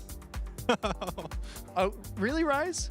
You're a kitten fan? That's news to me. In terms of gameplay, Speedy, I don't know. I think we still got to find out what Dune's biggest weakness is. Really? So Dune has no weaknesses? Is that what you're saying? to point one out, I think I'd be spitballing. Ooh, Dune, does Rise have don't any? want to reveal any info for this weekend, potentially. Okay. So- Because I think so- we're going to have our 8th meeting this weekend. Oh, Dune, does Rise have any glaring weaknesses or anything that you can pinpoint?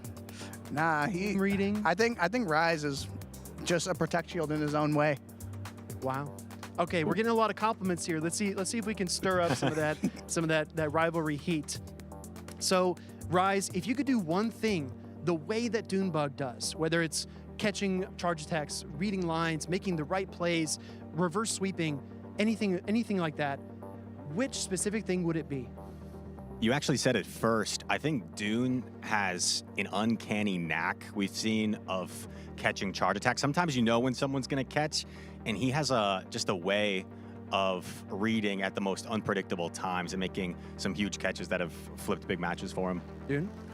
I think what I'd want to do with... sorry. You're okay. Okay.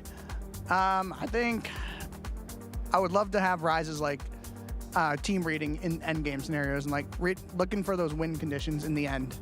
All right. I think you're pretty good at that already, but Rise, I think, is just a little bit better. So, Dune, coming back to you, which one of you takes the bigger risk in battle? I would say I do take the biggest risks in battles because of all the catches I try to make. Okay. Sometimes they can pay off really well for me, but sometimes they can really backfire. Rise? I'd have to agree.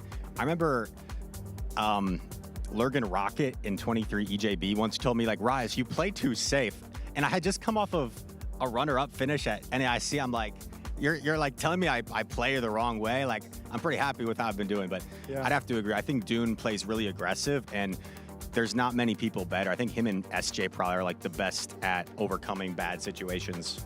All right. I'm a big SJ fan as well, so I like that comparison. Final question. This is important. I want you both to answer spontaneously with no hesitation. Are you ready? Final question. If the fate of the world was decided by a Show 6 style Pokemon Go tournament, but only one of you could play, which one would it be? Rise. Rise, you hesitated. Dune, sorry. I wanted to give an explanation. Okay. In sports and esports, I think it's very much what have you done for me lately in good form, and I think Dune has been in really consistent form with top cuts this season. So right now, I think it's got to be him. All right, Dune, you didn't refer to yourself in the third person. You didn't say Dune.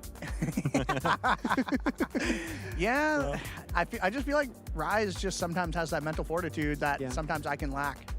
Rise is definitely the steady hand, right? We both have a good record in grand finals as well. I think Dune and I both only have one loss in a grand finals. So, that's correct. So we both have been able. No, I have two. One to you and then one at EUIC. Oh, right. But still a winning record for both of us in grand finals. All right, everybody. I think this is the best rivalry in NA. Let me know what you think the best rivalry is in EU, LATAM, and APAC as well. Thank you so much, gentlemen. Good luck this weekend. Back to the action.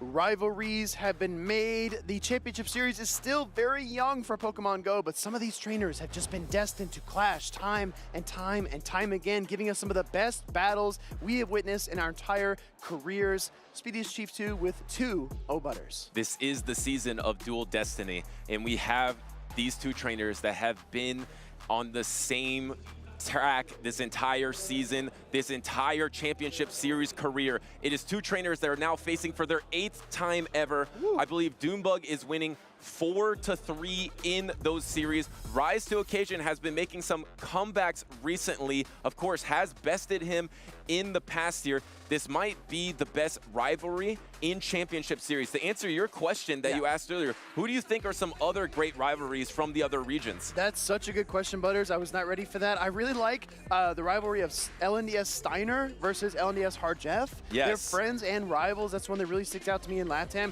And I'm telling you, Butters, people are talking about this matchup right here. I've gotten DMs. My buddy Mitch messaged me and he said, man, I really want you to keep talking about this rivalry. This is such a good storyline, and now we're going to see them on stage. So it's all going to play out right here. And not to be the body language doctor again, but I saw these two trainers before this. I think they deeply care. They care who wins this. It's not just about the tournament. It is about this rivalry as well. It's the season of Dual Destiny, and we have Dune Bug versus Rise to Occasion in the winner semis. Superior versus Annihilate lead. This is not Galactica Bolton's Leaf Tornado Superior. We've got Aerial Ace, which is going to deal a lot of super effective damage to this Annihilate if it does connect. Annihilate from Rise going to allow it through, dealing so much damage, but I think you need 2 to get the KO no matter what. And look at these backlines of the Azumarill and Diggersby from Dune Bug here, going for this next Rage Fist, and it actually gets Protect Shielded by Dune Bug here. Yep. And now you have the opportunity to try to pivot out. It's going to be hard to Vine Whip down. No, it's actually locked in a charge attack priority on the Aerial Ace. Whoa, it's going to be a lot of damage. Taking the shield advantage, I think that Rise is happy to let his Annihilate go. In his backline, he doesn't have the Shadow Drapion, going to try to gather some energy on that Pokemon just as quickly as he can, but he probably needs to throw unless he wants to take a Frenzy Plant. Excuse me, we actually see the swap into Azumarill. And he actually banks that Frenzy Plant to try to use it later in the game because he already knows that Rise to Occasion has the Protect Shield advantage and he might get that full Poison Sting down. That charge attack might not be that impactful, but in the in-game, as we see a Feraligatr come out, it could be impactful. Yeah, it absolutely could. I see the shield advantage still for Rise to Occasion, but it's looking really difficult, especially when you consider the charge attack stored on that Superior. Dune Bug will make the most of that opportunity when it arrives, but now letting the play rough through. Butters, why wow? Just taking a lot of damage or what? No, the thing is, I thought he was going to try to rely on this Feraligatr to finish the battle out, but instead, it looks like he is relying on the Shadow Drapion because that Shadow Drapion has a bunch of that energy banked and a good amount of health left. He is thinking that Drapion's going to have a better backline matchup than Feraligatr would, but it is actually Diggersby in the backline. Yep, exactly right. We're going to see the Hydro Cannon get fired off here by Rise to Occasion, putting that Azumarill deep into the right. Can he get the Shadow Claw down? We're not going to find out. We actually see the swap combo play into the Superior and the shield. And Rise doesn't love this right here, having to use that Protect Shield with a nice combo play from Dune Bug, and is going to try to go for the swap himself and then bank up some extra energy, the precision here, and he actually doesn't want to even throw. He's going to take this not very effective Frenzy Plant, but he's going to chunk this Shadow Drapion. It really will. Now this Drapion is deep into the red. It's got 2 Aqua Tails loaded, maybe 2.5. Meanwhile, that Feraligatr is 1 Shadow Claw away from the double up. I don't know, Butters. I still think that Rise has a very good shot here. We saw this earlier where Diggersby in the back couldn't handle all the water attacks. Can it do it this time? That was a blind Aqua Tail there. That could have been the Azumarill coming in. Instead, it is the Diggersby. But the Azumarill is so weak, I don't think it really matters. I just think Rise wants the KOs. He doesn't want to take any more damage. Gonna fire off the second Aqua Tail right here. When will the shield come up from Dune Bug? He knows that Feraligatr is loaded. He has to save the shield for Feraligatr, but the problem is, once you take this next Aqua Tail, you're going to be, oh, there's the swap there by Dune Bug. He is giving a fist pump because that's not very effective into the Azumarill. And Keely, you can save your Protect Shield. Distributing damage, but the undercharge from Rise to Occasion loads the double Hydro Cannon. Both barrels stocked and ready to go. Here comes Diggersby, but it's going to get washed away. And here comes Rise. He has been the trainer that has been defeating Dune Bug recently, and it looks like he's going to back the back here to take a 1-0 advantage in this series. Look at Rise as well. So tense up on that stage because he knows just how important this matchup is. Like you said, Butters, this matters. This matters so much to Rise to Occasion and Dune Bug. And a little bit of a stumble there by Dune Bug in game number 1, but will it turn into a fall? It's bigger than the tournament for these trainers. It's just the winter semis, which is not a small feat, of course. It is still the winter semis, but it's not the grand finals. These trainers have both been at the grand finals. Dune Bug, of course, a 4-time regional champion. Rise to Occasion, a 3-time regional champion. The only trainer in Championship Series history to win a regional every single season. But he has a losing record versus Dune Bug, and that probably bothers him. He wants to come out on top in this matchup. And he'll never say it, right? You'll never get that answer out of Rise in any interview, but you can see it in his body language. There's certain things you just cannot hide, and even in spite of the catch from that Azumarill from Dune Bug, it still wasn't enough to put Rise away. So honestly, Butters, I'm looking at this team. Dune Bug needs to rein in this water-type pressure. He needs to figure out a way to get Feraligatr off the field and to stop that Drapion from getting so far ahead. And it's so hard to get that Feraligatr off the field. I mean, you have your Superior, which we saw in that game number 1, but other than that, there is no punishment for that Feraligatr, especially if you pivot into it and get a Shadow Claw advantage into something like the Shadow Drapion. And we look at Rise's team, has that Mandibuzz and Toxapex core. Does that have any play versus what Dune Bug is running on his team composition? I'm not sure in this matchup. Yeah, it's a little bit tricky. We have seen Diggersby make a lot of headway even in negative matchups like the Mandibuzz, so I wouldn't be surprised at all to see Dune Bug bring that Diggersby back into this situation. Even in spite of all the water, we know that Pokemon can really chunk away and it can debuff the opponent with the Scorching Sands as well. And here we go. We are locked in to game number 2 here. The 8th matchup between Dune Bug and Rise to the Occasion. It is going to be that Diggersby into the Shadow Drapion, a positive lead for Dune Bug. I mean, typically, right, you look at the ground type and you say, okay, ground type going to beat the poison type. However, the Aqua Tail spam is just so relentless from this Shadow Drapion on the right side of your screen, and Diggersby has to land the Scorching Sands plus some quick attack damage. But alignment is going to matter a lot in the back because we see Dune Bug has the Azumarill in his backline. Yep. Rise to the Occasion has the Mandibuzz. It's in Rise to the Occasion's incentive to try to win the alignment here. And this is a Scorching Sand. Is he going to use that Protect Shield to try to get the alignment? Yes, he does. Great call by Rise there. Definitely not going to be a Fire Punch bait at this juncture in the matchup. We see the Charge Attack priority event right here. Aqua Tail getting spammed off. Dune Bug also fighting for Switch, pulling back in this tug of war in the lead. And it looks like it did lock in on the cap there. It's Charge Attack priority. Another Scorching Sand incoming. Does Rise Occasion double shield his Drapion? Yes! Whoa. Last second shield there. Now the question is, can you get to double Aqua Tail before a Charge Attack is available for the Diggersby? Here comes that first Aqua Tail, but it's swapped on. Actually, a Poison Sting late. Dune Bug decides to swap, knowing that Rise is also going to wait. That's just how in tune these two trainers are against each other. But giving up the switch advantage. Butters, you're talking about this. This is so important. Tell us why. And because now you can avoid your Mandibuzz from the Azumarill. Now you know where the Azumarill is in this battlefield, and you can bring in your Feraligatr and avoid that terrible matchup of Mandibuzz into the Azumarill. But also, you were able to bank up energy on your Shadow Drapion. Yes. So he reloaded and then swapped out.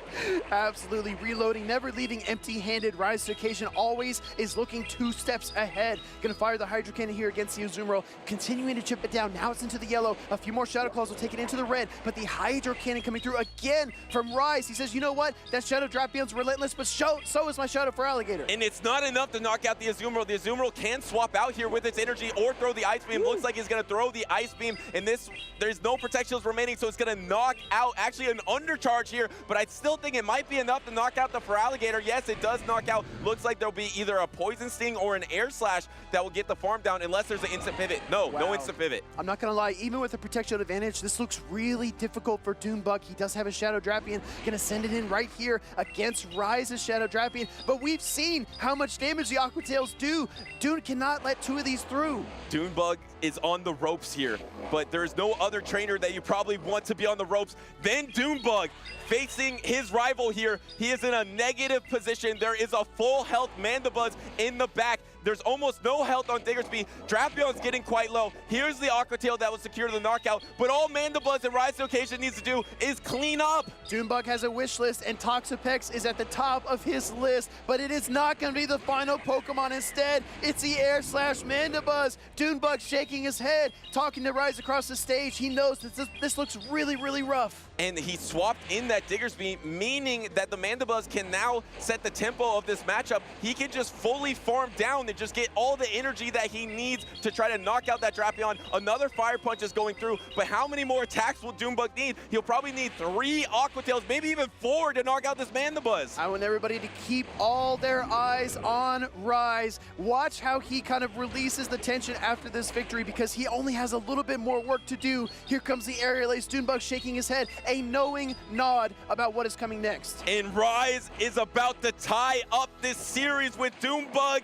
at 4-4, but win this series right here 2-0 to advance to the winners finals here in San Antonio. Rise Occasion and Dune Bug, again, arguably the top rivalry in North America. There are also some great ones like It's Axon versus Wadaj. I think that's one that needs a lot of spotlight as well. But these two trainers have been going at it ever since the very first season of competitive Pokemon Go. Do you remember the bracket reset, the Obstagoon, Rise fist pumping and standing up as he's winning that game? they really have been on the same journey. They started at the same time. They were even teammates at one point. And then they started battling early on. Dune Bug had the upper hand. And then throughout the years, throughout the seasons, now Rise to Occasion has tied it up. But key for him in San Antonio, he is moving on that winner's side of the bracket. Hey, Dune Bug last year fell to the loser side bracket in this exact venue, in this very city, only to come back, flip the grand finals in a reset, and win it all. So do not count Dune Bug out of this tournament. Absolutely not. I mentioned it earlier. If you want a trainer on the ropes, it is definitely going to be Dune Bug 97 because he can pull off the impossible. And it's really interesting, their own personal journeys as well. They both started, I believe Dune Bug was in the Northeast and Rise to Occasion was in Milwaukee. They both ended up moving to Texas. So now they're both in Texas. We're obviously in Texas, in San Antonio, and they're kind of locals now. So it's like their dual destiny just keeps getting closer and closer, and it can't get any closer than this. It's literally 4-4. That's as close as it can get. The stars are aligning, right? Everything's lining up for these two trainers. They compete often in the local leagues as well. So again, we talk about going to your local play Pokemon League, your cups and challenges. They're battling each other even off camera. They are sharpening their swords and trying to figure out which one of them really has the edge at any given time. And honestly, Butters, I feel like they leapfrog constantly. They're just raising the bar every single time. And how epic would it be if Dune Bug makes that loser run once again and they meet in the grand finals tied at 4-4 for the final rematch in that dual destiny between them. We might need to hear you do a yeehaw if that happens. Oh, yeah. Hey, come on. I'll Chat? I'll definitely give you a yeehaw if that happens. That would be so awesome. I just want to point out quickly, because you're talking about what might be the best rivalries. I have to agree with you. I want to give credit to Rise Occasion. I was asking Dune and Rise, what do you think are some of the best rivalries besides yourselves in Championship Series? And he agreed with you. He thinks LNDS Steinar and LNDS Harjeffi is probably one of the best rivalries out there. They have competed against each other multiple times, but they often travel with each other. So I know they are really good friends that support each other, but they're just so good in their respective regions. So they're kind of rivalries by default. And then one other I want to point out that Inadequence gave to me, in the EU region, he thinks that maybe Paddleman versus Paul Lasha has a growing rivalry here because they have faced each other, and especially a crucial juncture at the World Championships as well. And they're both from Spain, correct? Yes. Wow, so you have the national rivalry, and then you have that rivalry taking place on international stages like EUIC and even Worlds. So that's really a great storyline to follow. Everyone in chat, please type in your favorite rivalry and play Pokemon. We would love to hear your thoughts. And while you do that, we're going to toss down to an interview. We've got DeFi, who's going to tower over Rise to Occasion. Thank you, Will. And it is Rise towering over today, taking his rivalry with Dune Bug to 4-4 with 8 matches in the Championship Series. How does it feel having achieved this with your rivalry? It feels good to even up the series. He had actually won the last 3 meetings we've had in regionals, so to stop that streak he was on and even up feels good. Awesome. What I noticed about this most recent battle, there was some Toxapex and some Diggersby play. Can you talk a little bit to those 2 Pokemon specifically? Yeah, Toxapex and Diggersby you might know as a great core in the Go Battle League. Oftentimes, for those watching at home, if you're playing your Go Battle League sets, you see a Diggersby, it might be paired with a Toxapex. The reason for that is they cover each other's weaknesses really well. So that core has been pretty strong for me this weekend. Excellent. And tell me a little bit about how it feels to be back in the Winners Finals here in the Championship Series. It feels really good. I'm excited to play best of 5s. It's been a while since I've done best of 5s and have had some, mediocre performances. I'm my own worst critic. I hold myself to high standards with performances. So I think I only top cut 2 of my last 5 tournaments, which I know for some people might sound crazy. Oh, only 2 of 5, but it definitely feels good to be back in top 3 at this point. But I'm not getting too excited yet. All right, well, we are all excited to see you in the Winners Finals shortly, but for now, let's kick it back over to our casters. Thank you so much, Stephanie. It looks like Rise had a growth spurt since the last time Come on. that he interviewed yesterday. DeFi totally tricked me because yesterday when they interviewed, she was on stilts or something. She was taller than Rise. I was like, oh yeah, she's going to do the same thing. They bamboozled me, Butters. Yeah, well, he made it.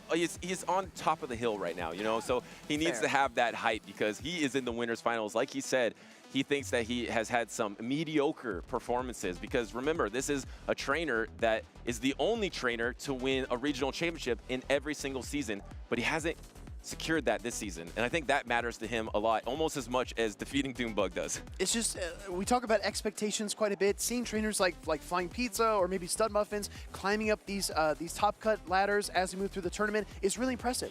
But then you see a trainer like Rise who's won multiple tournaments, and it feels like if he doesn't hit that same bar, then he's like losing, or he's like, you know, something's wrong, or maybe he's not the old Rise. And I just think that setting expectations is so important, not only when you watch these streams, but also for yourself when you decide to compete, when you decide to go to your first event, or maybe your 100th event. You always have to manage expectations and not get too far ahead of yourself. And speaking of expectations, our next two trainers have surpassed all expectations for them in this tournament because Flying Pizza has now secured his best regional performance ever, actually his best championship series performance ever. And I know Stud Muffins has now secured his best regional performance ever, and I believe his best performance ever. Before that, it was 9th place at the Latin American International Championship, which is extremely impressive. I'm looking at the teams here. Stud Muffins with that Garian Moltres has just been running rampant through neutral matchups, toppling double waters, but this time it might be different, Butters. We've got a Stone Edge Quagsire on the other side. Honestly, it looks so good, Speedy. It's so strong. And one of the reasons Garian Moltres was more meta than Mandibuzz is because it can beat Mandibuzz. It's really good in that matchup with the super effective ancient power that's able to throw in the mirror matchup. And then you don't have to worry about a Zoomerl. You don't have to worry about a Dugong, a Dunsparce. I mean, he brings Garian Moltres in the bad matchups. He's definitely going to bring the Garian Moltres into this amazing matchup versus Flying Pizza. We got another winner's semis here. Winner is going to face Rise to Occasion in that winner's finals. Jumping right into game number 1, the water types take the field. We've got a Shadow for Alligator for Stud Muffins versus Toxapex for Flying Pizza. This is a counterintuitive pick because it actually can beat the Feraligatr, but the instant pivot into that Garian Moltres to get ahead on energy. It forces the safe swap from that Garian Moltres, so I actually like that lead from Flying Pizza. He's either probably expecting the lead of the Garian Moltres because it's so strong versus his team, or if he can catch a lead, he's also going to secure the safe swap. So that's actually great positioning from the Toxapex here by Flying Pizza. This is a massive difference between the Garian Moltres and the Mandibuzz as well, is because the Sucker Punches are really whittling down this Toxapex. Throwing the Brave Bird, Butters, is this enough? It's gonna land, but it's not gonna do enough to knock out the Toxapex. This was charge attack priority, so this actually might take the Protect Shield here from Stud Muffins because he has so much energy banked up. Is he just gonna let it go? No, he actually just sacrifices his favorite Pokemon. Yeah, exactly, because you recognize that this Toxapex can be farmed down by either the Feraligatr or the Annihilate, and the Switch Timer's also up for you as well. So even if you send a Pokemon into a bad matchup, you can pivot. Now we've got the Mandibuzz though. And this is the Snarl Mandibuzz. So actually, would you rather be in this matchup with the Annihilate? I wonder if there is going to be a pivot. I think Flying Pizza is going to be really smart to not dump too much energy at once because you want to have some reservoir of energy if there is going to be a pivot. I'm looking at the energy, Butters, but I'm also considering the shields because as we look down the road in this matchup, we see the Annihilate as the final Pokemon for Stud Muffins and the Shadow for Alligator for Flying Pizza. Those Pokemon need Protect Shield so badly. So for Stud Muffins to weaken this Mandibuzz is of utmost importance. And another no shield here. It looks like both trainers are saving all their Protect Shields for the backline. And do you see the throw here? Yes, this will be the aerial ace that will secure the knockout, and Stud Muffins just lets it go. But for Flying Pizza, I believe his timer is up, so he's probably going to instant pivot out of this Mandibuzz immediately. No, actually throws a Snarl first. Does he get to an aerial ace? Yes! Wow, this is massive because now you're going to threaten a shield away from the Annihilate. Yes, you give it a slight energy advantage, but that Feraligatr's pacing might still come to fruition. Shadow Claw's coming through. Annihilate down to Protect Shield, fires the Rage Fist. Interesting decision from Flying Pizza to pivot there instead of giving one counter. Because if he didn't pivot, he actually could have kept his Switch Timer and maybe swapped on an attack with his Toxapex. So he actually gave up the possibility to swap. in return, he denied one counter from Stud Muffins. I feel like as the Stud Muffins here, you don't even throw a charge attack. You shield this up, of course, but then you just go straight for the counters. I think maybe 4 more counters might get the job done, but is it enough? Can he do it? Can he counter through? No, actually, there's a back-to-back already. The Feraligatr just has it, so he can't counter down here. Looks like a 3-ball flex from Flying Pizza there to take that game #1 versus Stud Muffins. Excuse me, Butters. I think I got lost in the sauce, but against Flying Pizza, it makes sense, right? Yeah. He had the double Hydro Cannons. He was ready to go. But going into game #2, I think he wants to repeat that success he just had. Ordered that pizza with extra sauce here in San Antonio because he has been absolutely on fire on this winner's side of the bracket, and now is just 1 game away from securing winners finals against Stud Muffins here. But Stud Muffins has been on such a nice trajectory. He can definitely bounce back. I actually really like this team composition from Flying Pizza. Me too, me too. I'm looking at this team here. It all started in game 1 with a nice lead. The Toxapex lead into the Feraligatr, shutting down one of the most potent offensive weapons that Stud Muffins has in his arsenal. And it really makes you think, is it safe for me to bring back the Feraligatr or even the Superior? Am I going to run into that same poison barbed Pokemon that's going to take me down into the depths like a Kraken? I'm actually shocked that Stud Muffins let his Galarian Moltres go. And the reason I'm shocked is because once Toxapex is out of the way, there's literally no fast attack pressure. So if he shielded up, and then even if he pivoted, he could have came in the game later with that Galarian Moltres and got off his energy, or even got to another attack. Because look, Snarl's not going to do anything. Shadow Claw's not doing anything. Astonish isn't doing anything. Quick Attack isn't doing anything. Mudshot's doing nothing. There's literally no fast attack pressure besides the Poison Jab. So I feel like Stud Muffins is going to make an adjustment here in game #2, and he's going to rely on the Pokemon that he's been relying on the entire tournament, that is the Galarian Moltres. I feel like it's coming in the lead, Butters, because if you can throw the Brave Bird, you can take that vital shield advantage that is so important for you to push through the rest of the matchup against a top trainer like Flying Pizza. But as you can see here, we have some accomplishments for these trainers, not really breaking through the mold until now, until Championship Sunday in San Antonio. Game #2, Butters, let's go. And you called it. There is that lead with the Galarian Moltres against the Diggersby here, and once again, Diggersby can hold its own versus these dark and flying types, even though it is a ground type, just relying purely on quick attack plus fire punch damage that does a little bit more in this season. I like that Flying Pizza threw on the potential Brave Bird charge attack priority, because the Galarian Moltres would have won that and then taken an even more devastating fire punch. That's exactly why Stud Muffins didn't throw it, because he knows what Flying Pizza's trying to do. Great call out, and he is actually being very patient with this energy, because he could have thrown it right there too, and it would have been the exact same scenario that he got caught on with that Toxapex and the Brine in game #1. He doesn't want to get caught up in all that nonsense. He wants to throw without the charge attack priority so he can pivot around the battlefield with his MVP Pokemon. Stud Muffins eats the Brave Bird and then the Ancient Power to boot. Flying Pizza a little bit surprised. He says, wait, you can stack the Brave Bird and the Ancient Power? Let me write that down. But the thing is, did Flying Pizza have energy there to threaten, or could you have Sucker Punch down? Either way, you do hang on to a little bit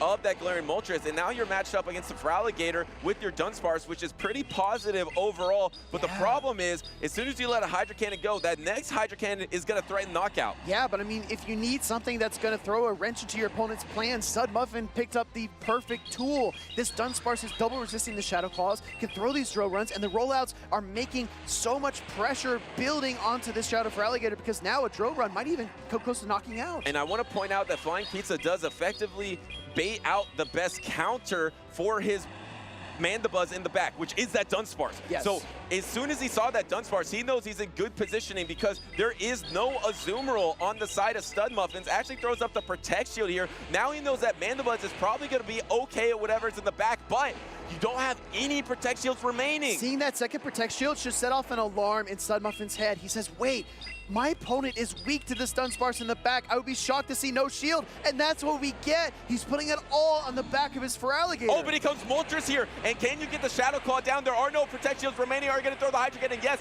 but you essentially soak all this energy, and then crucially, you get this Feraligatr in range of Shadow Claw down with your own Feraligatr. So now it's going to come down to a Feraligatr with up a shield versus this Mandibuzz in the back. Butters, I don't know, are you going to throw an Ice Beam plus a Hydro Cannon? I don't think Mandibuzz can do it because you're going to be able to throw this Hydro Cannon first. You have the protection remaining. All you need to do is secure one Ice Beam, and the other Feraligatr for Flying Pizza is never getting to a charge attack. So now you can close it out here and letting the aerial ace go for a little flavor as well. I got sauce too, Flying Pizza. Absolutely stud Muffins. Ding, ding, ding, ding, hot out of the oven. Here he comes. We're going to see the Ice Beam get fired off here in just a moment, but the Mandibuzz is trying to fight back with the aerial aces. Do we see the shield here from stud Muffins? It would be such a flex to not shield. That would be ridiculous because you might be able to get Shadow Claw down too. So going for the safe play here, you need to throw before the timer is back up. Stud Muffins does secure that and will secure the knockout into Mandibuzz. It's going to be a Shadow Claw down for Stud Muffins in this back line. Exactly. We're going to see the Shadow Feraligatrs come out. 1, 2, 3, and that's a KO. Stud Muffins ties it up 1-1. And Butters, I wanted to talk to you about this. We talk about managing your own energy. We mentioned that probably 2 or 3 times per game. What we do not talk about enough is managing your opponent's energy, forcing them to throw, not allowing them to get so far ahead. I think forcing out that Hydro Cannon onto the Garian Moltres won that game for Stud Muffins. I agree. And the thing is, the adjustment to keep that Garian Moltres around and then pivot back to it.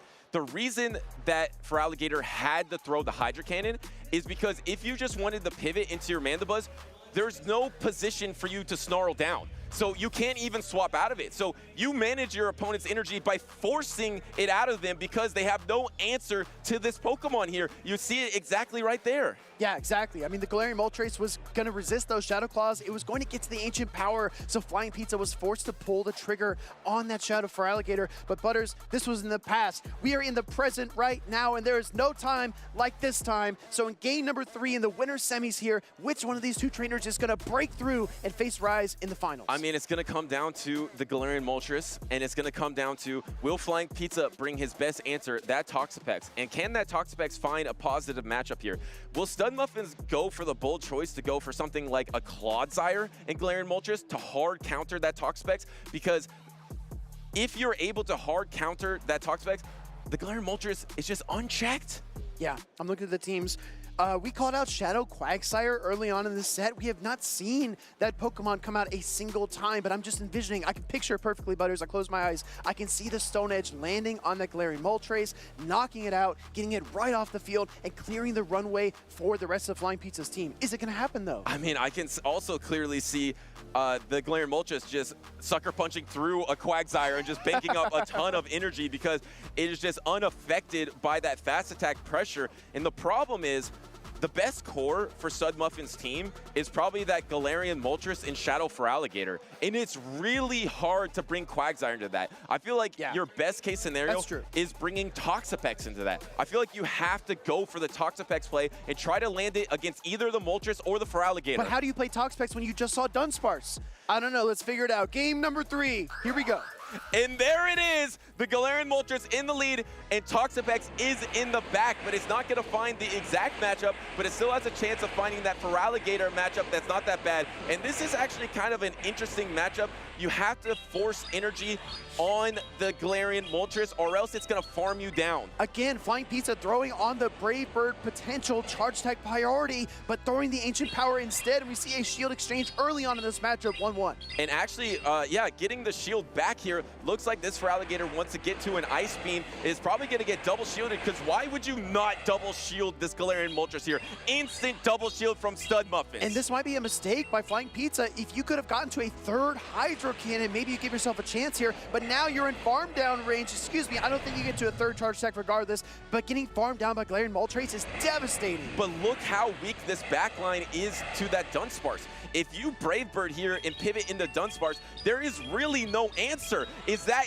Protect Shield from Flying Pizza. Now there's no Protect Shields remaining. Do we see the pivot into Dunsparce or the double Brave Bird on charge attack routing? Double Brave Bird! Back-to-back Brave Bird, and the brine doesn't even matter because we're going to land this charge attack. It's going to deal so much damage to Toxapex, and then all this energy trying to clutch up this matchup and remove this Pokemon goes to waste because the brine is too late. It was devastating in game number 1, the charge attack priority, but it was a relief in this game number 3 for Stud Muffins. Undercharge, you pivot out, no, actually decides to stay in here in this matchup. And now, are you gonna come in with that Dunsparce? It's tough to come in with the Feraligatr, but there's a lot of upside with coming in with the Feraligatr because you can bake up so much energy. You need 12 turns as the Dunsparce to get up to that drill run. Meanwhile, this Toxapex has a head start. Can it outpace the Sludge Wave and chip away this? No, it can't. Oh! Trying to catch the drill run. Stud Muffins denies it. That was maybe his win opportunity there, but Stud Muffins was patient.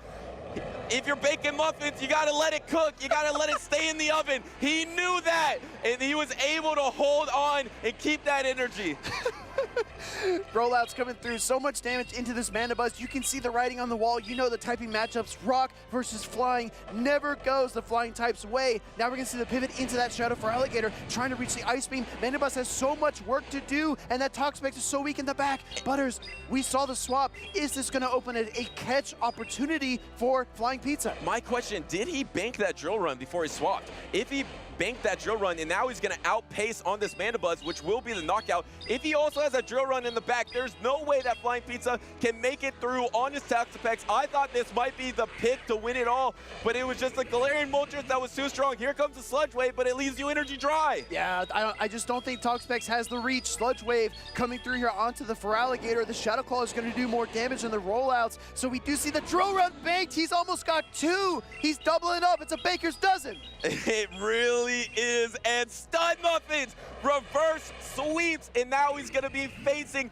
Rise to Occasion in the winners finals. Flying Pizza does move on down to the losers bracket. There's something almost unnerving about watching Stud Muffins because his name is like so cute, right? But then you look at the player and you can't see the eyes, you can't read the expressions. He's just all business and very, very discreet and stealth about it. I mean, wow. Flying Pizza is an incredible trainer, but Stud Muffins was just in a different league in that series. And he has been in that league recently. I mentioned his best performance at the Latin American International Championships, coming off that and then getting 17th in Sacramento. And then coming here, he just seems relentless. And he's not only relentless in his gameplay, he's relentless in his strategy as well. And that was a crucial bit of patience from Stud Muffins that probably was part of the reason he won that battle. That's something that you develop over the years of battling. Your instincts improve and you recognize, if I was sitting in my opponent's chair right now, I would probably try to catch something that's double resisted. And I'm not going to let that happen. I'm going to wait. I'm going to throw the extra drill run because I know that I'm not threatened by the charge attacks from Toxapex, and I'm able to line things up and not make a mistake when it matters the most. And to me, it all came down to the MVP Pokemon from Stud Muffins. I believe your pick, right? Hey, you know, I'm going to give you credit, though, because he lost the first game because he didn't value it. He let it go on that charge attack priority with the Brine. Then you saw in game number 2, he pivoted it. So then it forced out a Hydro Cannon later in the game that probably won him that game. And then game number 3, he double shielded that and got 2 Brave Birds off on the Toxapex after knocking out the Feraligatr. So the more he invested, the better he did in that battle with his MVP Pokemon. I feel like certain movesets lend themselves to a lead position, whether it's Brave Bird or Wild Charge, Superpower, maybe even Psycho Boost on the Defense Deoxys that we used to see. Those Pokemon find themselves in the lead very often. So when you look at a team sheet, you see these 6 Pokemon, you can almost kind of deduce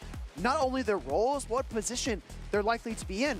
And the problem is, even if you know it's coming, if you have a team composition like Stud Muffins, or excuse me, like Flying Pizza, it can still be hard to stop. Yeah, there's nothing you can do to stop it, and that's why Stud Muffins is moving on. That's why Rise to Occasion is moving on. If you missed it, we got some highlights from you, but make sure don't go anywhere because I saw the next matchup. It's going to be the Tarian, number 3 in North America right now, versus the 2-time regional champion Elite, coming up right after this.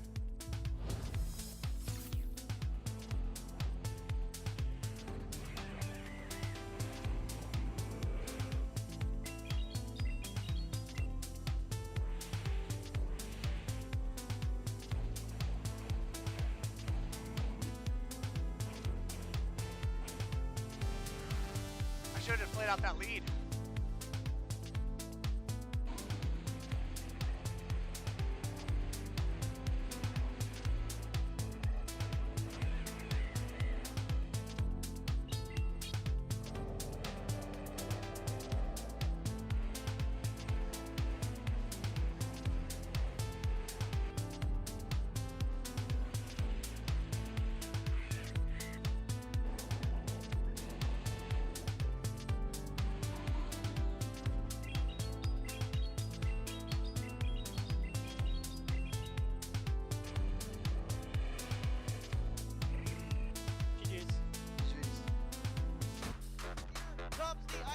Arjep, a smile on his face. He can't believe it. Game number 5 goes to Arjep, and he is our 2024 Latin American International Champion. I play Pokemon since I was a child. I have the Pokemon game, and I have a lot of memories playing with my brother, and he's older and he's usually helped me with the game, and it was amazing. Pokemon is something that I really love in my life. I have been playing competitive Pokemon Go since like the day one, like since I have like the PvP in Pokemon Go, and I started playing like against friends and other people from my city, and I saw that I could be a really good player. I started winning a lot and started to practice against like people from other countries and regions. I tried to compete in other sports in the past, and Pokemon Go was the first game like I saw my game there that it could be one of the best. I like to win. Like I like to be on stage after with the casters. I like to watch the stream after that, and I like everything on that. The event, the games, like being with my friends, and then the memories. That's amazing. It's something that I will have in my life like forever. It's not easy to keep your mind focused on being competitive, and in the games, like you can easily lose that, and you really need to be focused on this battle that you have right now, because that's the next step. Like you have to be better now and for the future. So I think something that I learned, and I try my best to use that when I'm playing. I think my favorite moment right now is winning the international today here in São Paulo. It was something that I dreamed like a lot. Like the last weeks, like almost every day I was dreaming to like being proud and winning, and that's the best memory I have right now, maybe in my life. It's amazing. My #1 goal this season is to be known. Like I really want people to all over the world to know me. Like that's the guy he's winning. That's the guy that is probably the best of the world. And I think to achieve that, I have to win. I have to win regionals. I have to win internationals. I have to win worlds. So that's the goal.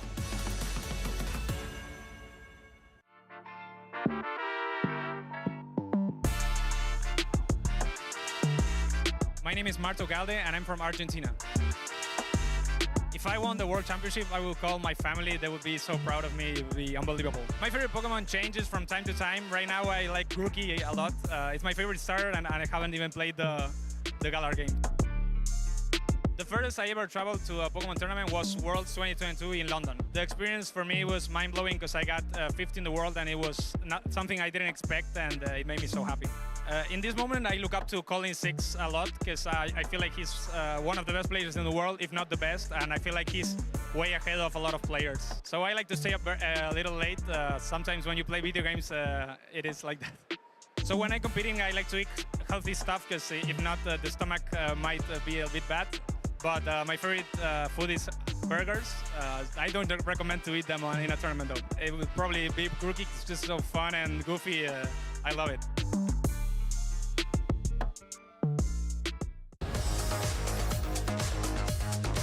The first Pokemon game that I ever played that I started with was Pokemon Yellow. That was one of the first generation games, and you had a Pikachu following you, and I really liked that, just that concept. The favorite Pokemon of mine of any generation is Giratina Origin. Call me a normie, I like a legendary Pokemon, but it's just been so good for me, not just in Pokemon Go, but also in the main series. I really loved Pokemon Platinum, where Giratina got its own role in that story. The furthest I've ever traveled for a Pokemon event, kind of tough to decide because I've been to the World Championships in Japan, which was about a 16-hour flight, and then Hawaii had an 11-hour flight and a 5-hour flight, so I go anywhere for Pokemon. The player that I look up the most right now is Colin Six, my fellow Dutchman. There's always a discussion going on within the Netherlands, who's the best Dutch battler? I would say right now that's Colin. He's been so consistent in so many tournaments. I haven't played for a while. Since the World Championships, it was Stuttgart and then Toronto. But in the meantime, Colin has been so successful, and I really respect him for that. The most memorable match that I had on stream, I have two of them actually, which is both the grand finals of Utrecht and at the World Championships in Utrecht, just winning bracket resetting against Pablondinas was amazing, and the support that I have, and that same support. I remember the 23 World Championships, the crowd wasn't as filled as was 2024, and I think that I had a big part in that. I'd like to believe that, and I really love the support that I always have. People that stay up late, but they still come up early to watch me. Beautiful. I usually don't eat much on the day of a tournament, and when I do, I like something dry, just like fries without any sauce or something, just to fill up a little bit and have some more steam for the next battles. But generally, I don't eat a lot on tournament days. That is whether I'm playing or shoutcasting. I think the correct answer to what I would like to eat is fruit, but I do like a bag of chips. Depends on what flavor, of course, but I also like an apple, actually. If I have a good-looking apple, I'll eat that too. The favorite city of mine that hosts a Pokemon tournament event, call me biased, but it is Toronto. It's so easy to access. Food is great all over the place here. One thing that I like about North America, everyone speaks English. Like in Europe, there's so many languages. So yeah, I would say Toronto. I don't really have a favorite type of music. I just like anything that doesn't give me a headache. So that can sometimes just be something chill. Fun fact, I listened a lot to one of the Pokemon songs, I believe it was We Came to Win, on the flight from San Francisco to Hawaii. I'd like to believe it had some influence.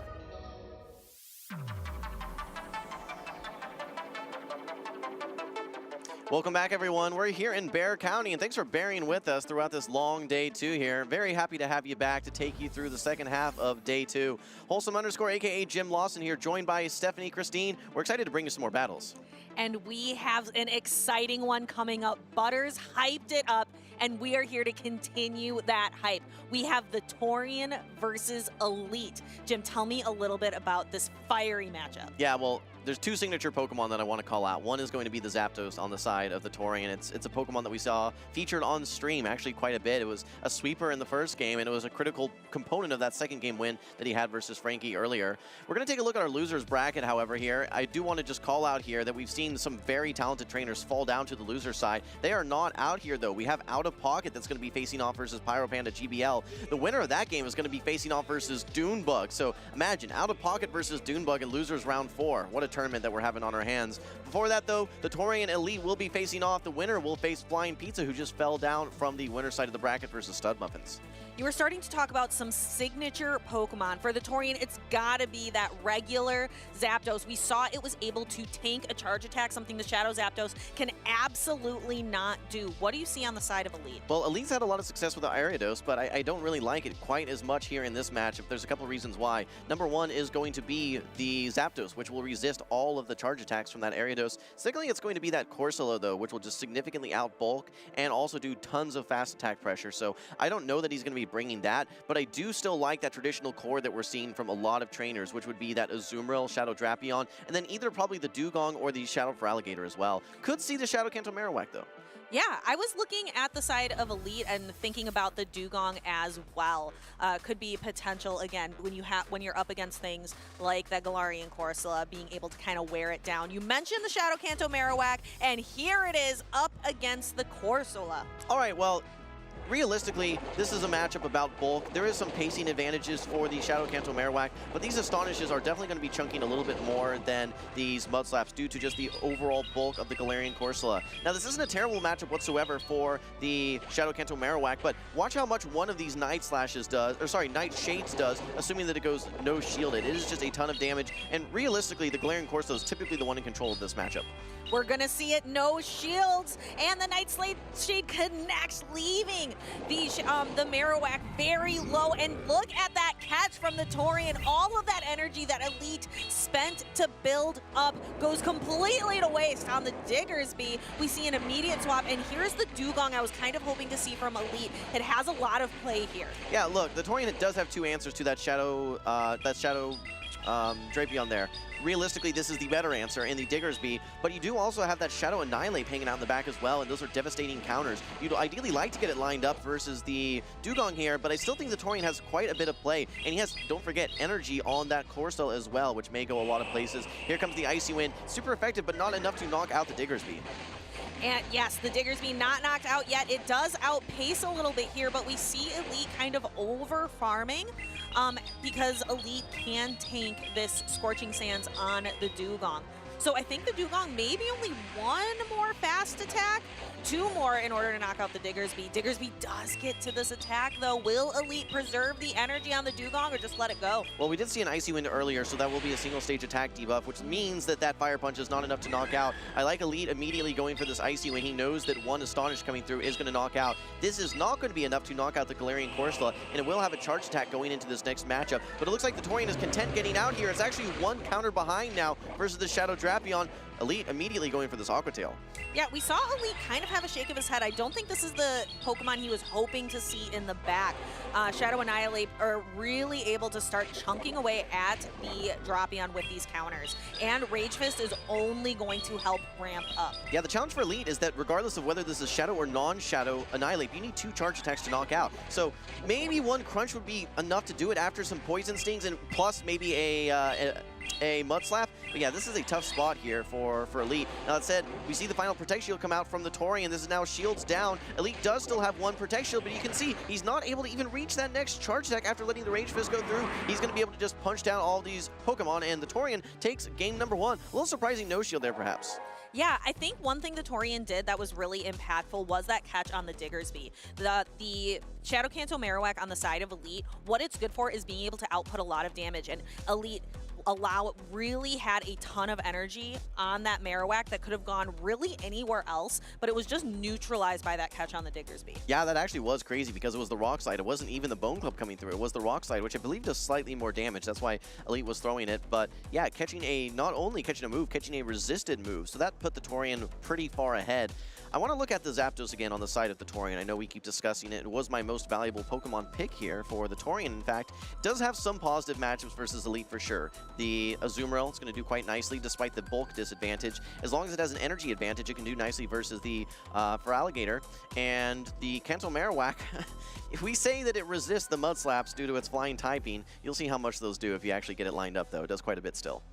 Yes, anything from that Shadow Kanto Marowak, even if it's resisted, you still notice the damage. Our trainers are locking in here. I really did like the play of Dugong from Elite. The Shadow Kanto Marowak looked really good. I'm not sure what Elite needs to do to be able to turn this around. You know, both of these trainers have a regional title to their name. So, you know, and they're from previous seasons. They're both trying to get their first regional win of this season. And, you know, it's been, I think, over a year for both of these trainers. You can see, actually, for the Torian, he was the Carolina champion back in 2024. And for Elite, he was the finalist versus Wadaj here in Baltimore in 2025. But he has a couple titles to his name as well, Sacramento being the most recent. Previous to that, I think he may have had a San Diego title as well. But he wants to get to that. I actually talked to him in an interview. He said he wants to get that 3rd champion title so that he can match his good friend Lyle Jess. That is incredibly important. We love a friendly rivalry, and we're about to see the rivalry between Annihilate and Shadow Drapion play out right in front of us to start off game number 2. All right, well, this Azumarill actually looks quite strong in the back for Elite. Ideally, the Torian would like to have his Galarian Corsola lined up versus it instead of that Shadow Feraligatr. In the meantime, though, it would not shock me to see the Torian investing some Protect Shields into his Shadow Annihilate. But actually lets this one go. He knew Elite baited the first time, not this time. A chunk of damage going into that Annihilate. Oh my! That does so much damage. Now we have the Corsola up against the Feraligatr. This is not an ideal place for this Galarian Corsola. You can see just how much those Shadow Claws are doing, plus this Hydro Cannon. This Corsola is not long for the battlefield. I don't want to call this one over, but the Torian's in a bad spot right now, frankly. He's got the Galarian Corsola in a spot that he doesn't want to have it in, but he couldn't bring in the Shadow Drapion behind Energy versus that Shadow Feraligatr. So a really, really smart swap there by Elite after he landed that crunch. Now, we have to keep in mind there is still a Rage Fist loaded on that Shadow Annihilate, but I mean, realistically, this Feraligator's done so much work already that I don't know if the Torian's going to be able to have 2-shield Drapion be the win condition here. Yeah, I don't know. I think the Feraligatr definitely has a lot of value for Elite. It's done a lot of work and has left it so that the Azumarill and the Shadow Drapion in the back can really just clean up the match. Well, a smart shield there actually by Elite. Despite going down 2 shields, he has a Hydro Cannon ready to go, and it's going to do some nice chip damage into this Shadow Drapion. Shadow Drapion will be able to farm down here, but at least Switch Clock is up, and he still has 2 Pokemon remaining, a full health Azumarill, as well as a very healthy Shadow Drapion. He just brings back in the Drapion. It is outside of range that one Aqua Tail will knock out. It's a little risky here because after you take this Aqua Tail, the Torian is likely going to be able to farm down, but what's in the back? It's an Azumarill. It resists all of those charge attacks. The energy is going to go nowhere. And here we have Elite's Shadow Drapion going ahead and throwing the Aqua Tail. This does a significant amount of damage, but it is not enough.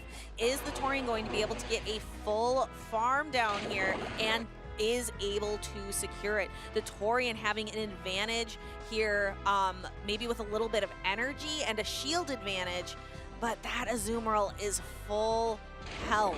Yeah, and it resists all the charge attacks. That's the main thing. You need to start hoping for some defense debuffs here. You probably need to get back to back and then try and land a third crunch. But meanwhile, these are neutral bubbles that are coming through. Okay, defense drop number 1. There's just so much fast attack pressure still left on the side of Elite.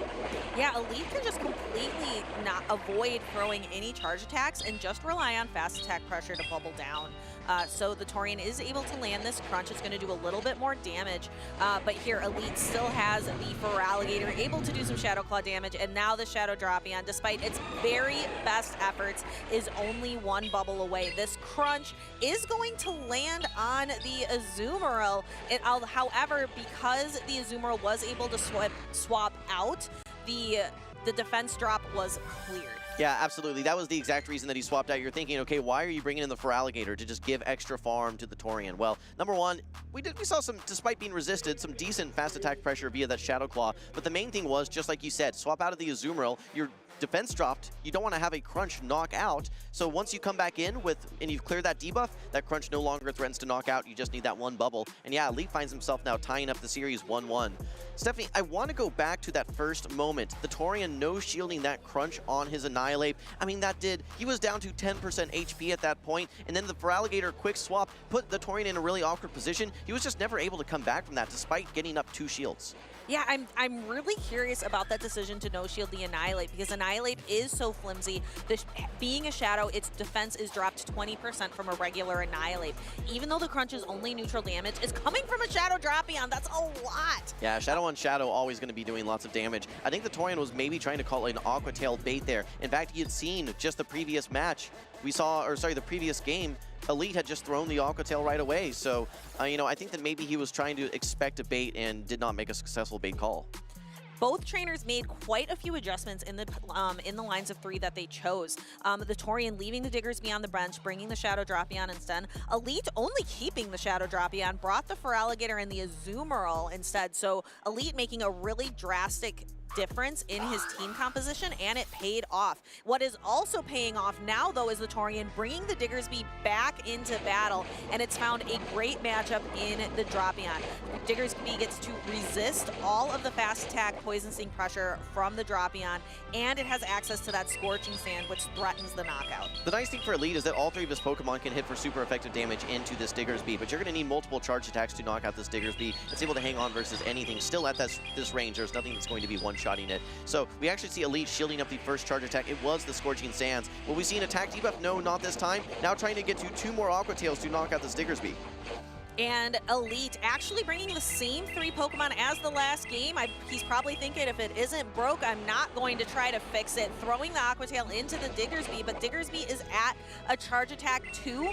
Drapion, though, lot higher attack than a Diggersby, is able to throw its attack first, forcing the Torian to use a Protect Shield in order to return fire. So the Torian does have the Scorching Sands locked in. This will be enough to knock out. Should be able to take the 1-shield matchup if he wants. Elite may want to use that last Protect Shield. He says no, willing to let the Shadow Drapion go down. He's got a Feraligatr and an Azumarill left. The quick swap from the Torian actually bringing in the Shadow Drapion. Hard to bring in your Feraligatr to match it, though. I like the play from the Torian. I think these trainers are going to stick in this matchup, at least for now.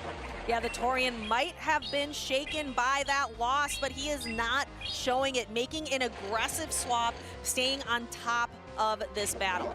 The challenge for the Torian is there's no real way to pull a shield with a Shadow Drapion versus this Azumarill. Maybe if you're lined up versus the Feraligatr, you could get that final Protect Shield to set up your Annihilate to maybe sweep shields down. But versus this Azumarill, it's just going to be absorbing all of this energy despite this attack drop here.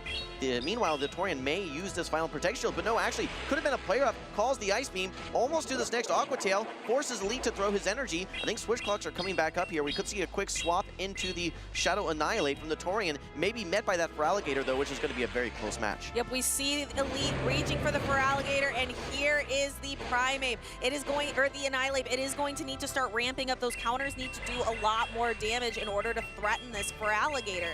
The thing is though, I don't know if Elite can over farm. It's going to start being at risk for the knockout after the counters are going to get buffed right here by this Rage Fist. Well, Feraligatr will reach another Hydro Cannon and needs to use a shield on this Rage Fist to keep this HP. We'll get to this next Hydro Cannon, but it's going to be only with a sliver of HP. Oh, I think actually maybe he wants to instead go for a farm down here on the Azumarill because he does not get that Rage Fist. That is a super heads-up play by Elite. He gets a little bit of an energy advantage, but he may be in Fire Punch range. It's going to be a race to the finish here. Who will get the charge attack off first? Oh, and it's Elite. Gets to the Ice Punch. Or sorry, gets to the Ice Beam. You can see how surprised he is because he knew the Torian had the Fire Punch. He's so confused. You can tell. Why didn't you throw the Fire Punch? It would have knocked out. Yeah. Resisted damage would have been that Fire Punch. So just a sliver of HP remaining on that Azumarill. He knows his counts. He knows it's only 5 to that Fire Punch. He counted, I think, 6 quick attacks. He is absolutely shocked that he was able to take that game. He thinks that the Torian should have been able to get to that Fire Punch, knock out his Azumarill. I have to give credit to Elite, though. You were thinking to yourself, okay, why not just knock out that Shadow Annihilate? You have the Hydro Cannon loaded. Maybe just wait one more turn so that you have less farm. But he recognized that he can one bubble farm down that Annihilate. It's not going to get to that Rage Fist, which then let him get to that move. It looks like the trainers are still discussing the battle. I can see that their headphones are still on, so there might be a little bit of a discussion moving forward. Again, this is losers round 3, the Torian versus Elite. The winner of this battle is going to go on to face Flying Pizza. The trainers are currently 1-1, and you can see here that the match is under review. I'm wondering if it was during that Annihilate and Shadow Feraligatr when they're both trying to swap to the Pokemon. I saw that there was a little bit of desynchrony between the two Pokemon and when they were throwing their fast attacks. Realistically, if you're going to be having a 0-turn swap, there should have been no sort of desynchronization there whatsoever. So that could be perhaps what they're looking at.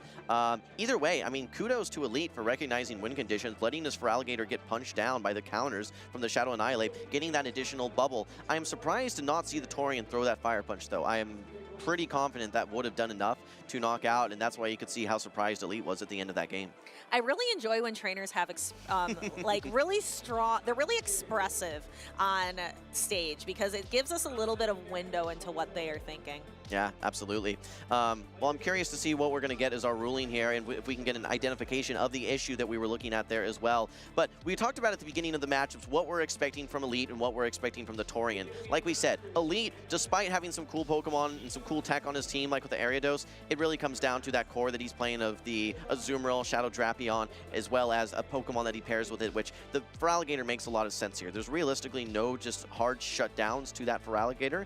Even the Zapdos, for instance, if you're coming in behind on energy, you're not really able to do too much, and just Thundershock isn't that oppressive of a fast move as well, so it's not like you're just going to farm down like you maybe could with a Volt Switch, for instance. Yeah, and taking a look, we can actually perhaps see what we are looking at.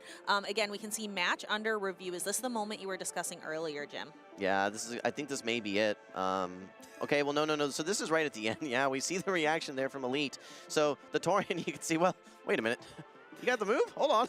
I didn't get to the Scorching Sands. I thought I was going to get there. But yeah, I do think... Reviewing at the end, so what I'm seeing from the judges right now, reviewing at the end of the round if a player lost a turn to get to Scorching Sands. All right, so what we would need to evaluate there is if he was 6, so let's assume that Elite was 4 bubbles off his Ice Beam. 4 bubbles off would mean that he needs 12 turns. That's 4 3-turn attacks to get to that Ice Beam.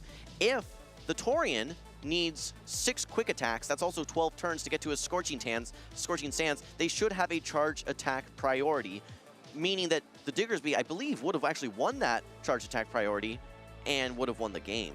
So I still think, regardless, if you throw that Fire Punch, that's your win condition, then you don't have to worry about getting to the Scorching Sands. But to that point, I do think that there is an opportunity. If you're going for that Scorching Sands, if you were 6 away and Elite was 4 away, then that should have been a charge attack priority and could have gone the way of the Torian. Okay, and this is what our judges are looking to decide. If that is the, in case, if that is exactly what they are looking at, we will await the judges' decision. Again, thank you to our judges and all of our staff, everyone in production as well. Again, we can take a look at the moment of Elite Surprise, the Torian kind of focused in, and you can see them kind of look and immediately start to discuss. Yeah, I'd like to even see that one more time exactly when we see, so we can see the energy counts exactly where they started that matchup. I don't know if we can play that back one more time, but the judges are still looking at this as well. So, I mean, that is a critical moment, which you see sometimes in situations where that Pokemon's being brought in. Okay, here we go. So Azumarill has one bubble, and you can see it looks like that the Diggersby had a little bit of residual energy as well. So yeah, if that's going to be the case with a one-turn desynchronization there, it's going to get to that Scorching Sands one turn after the Ice Beam, which would have means that we would have had a charge attack priority. I'm hoping somebody is clipping Elite's facial reaction in the chat, and because that is something that I would like to use in the future. Oh, that's a good one for sure. I think we're going to be seeing that one on the X, formerly known as Twitter, one of these days here soon. Looks like the judges are still looking, though, and it may, like I said, it may come down to charge attack priority, which, you know, different Pokemon have different attack stats, and some are higher, some are lower. The way that the charge attack priority works is when a charged attack is launched at the exact same turn, the exact same frame, essentially, the Pokemon with the higher attack will win that charge attack priority and get that priority to launch its charge attack first. In situations where the Protect Shields are down and HPs are low, the Pokemon that wins that charge attack priority wins the game. It can be critical, and it's important to know where your Pokemon falls if it is going to win charge attack priority, not just against other Pokemon, but Pokemon within its same species as well. Does your, for example, does your Shadow Drapion win charge attack against priority against other Shadow Drapion? That's something to look at when you catch your Pokemon and you have your team leader, whether it be Blanche or Spark or Candela, evaluate it, and you're able to see a little bit of that attack, HP, and defense. Those can kind of give you a clue as to if your specific buddy Drapion is going to win that charge attack priority or not. Yeah, realistically, I think that matchups where it's just very defined, where there's only one strategy, for instance, Annihilate versus Annihilate, you're just going straight Rage Fist. If you see that Annihilate mirror, the winner of that matchup is going to be the Annihilate with the higher attack. So a lot of trainers actually run a very high attack-weighted Annihilates, knowing that it's going to win them the mirror, and in some situations, that's going to be important. And some trainers actually build multiple of the same Pokemon. Oh, yeah. For example, if I'm playing in a meta, maybe perhaps a Go Battle League meta, where I know I'm going to see a lot of Frostlass, for example, I might build a Frostlass that I know is going to win that charge attack priority. But if I'm playing in a meta where Frostlass is few and far between, I might opt for a more defensively weighted one that can survive a little bit longer. Yeah, absolutely. You really need to look at what's going to be the composure of a meta at the time. If you're going to be running a Pokemon that is pretty off meta, that you're not seeing a lot of, you can probably get by with just going for as high of a stat product, a very bulky as a Pokemon as that you can build. However, if you're running into a meta where you're running a relatively meta Pokemon and you're expecting to see that mirror match very often, then yeah, a somewhat higher attack, one that might win charge attack priority versus the same species Pokemon, could come in handy for sure. All right, what are some other little tips and tricks as our judges continue to review this? What are some others? Knowing if your Pokemon wins charge attack priority, what are some other things that trainers out there, because we have a lot of trainers who might just be getting started with Pokemon Go competitive. Yeah. What are some other things we can shout out to them? All right, advanced tech with Jim Lawson here. All right, I like it. So one of the things I saw earlier in the matchup, or sorry, not in this matchup, it was with OutOfPoket earlier that I saw him do. He had his Galarian Corsola, and that Galarian Corsola has a 3-turn fast attack. Rather than just tapping on his screen when his opponent brings in a Pokemon after the previous Pokemon had fainted, he actually just waited and did not lock in that Astonish so that he could quickly swap out to a Pokemon. He knew that he needed to get out quickly, and rather than lock himself into a 3-turn attack and get behind an energy, he actually just quickly swapped out, I believe, to his Shadow Drapion, which allowed him to much more quickly catch up in energy compared to had he locked in with a 3-turn attack. I think it's most important for trainers that are using 4 or 5-turn attacks, though. For instance, if you are running a Talonflame with a 5-turn Incinerate, rather than just tapping on your screen and just saying, okay, well, I'll swap out after this first Incinerate, in some cases, you actually really need to get out sooner than that 5 turns, and it's better to just wait, see what your opponent brings in, then react and tap the screen if you want to be staying in with that Talonflame Incinerate user.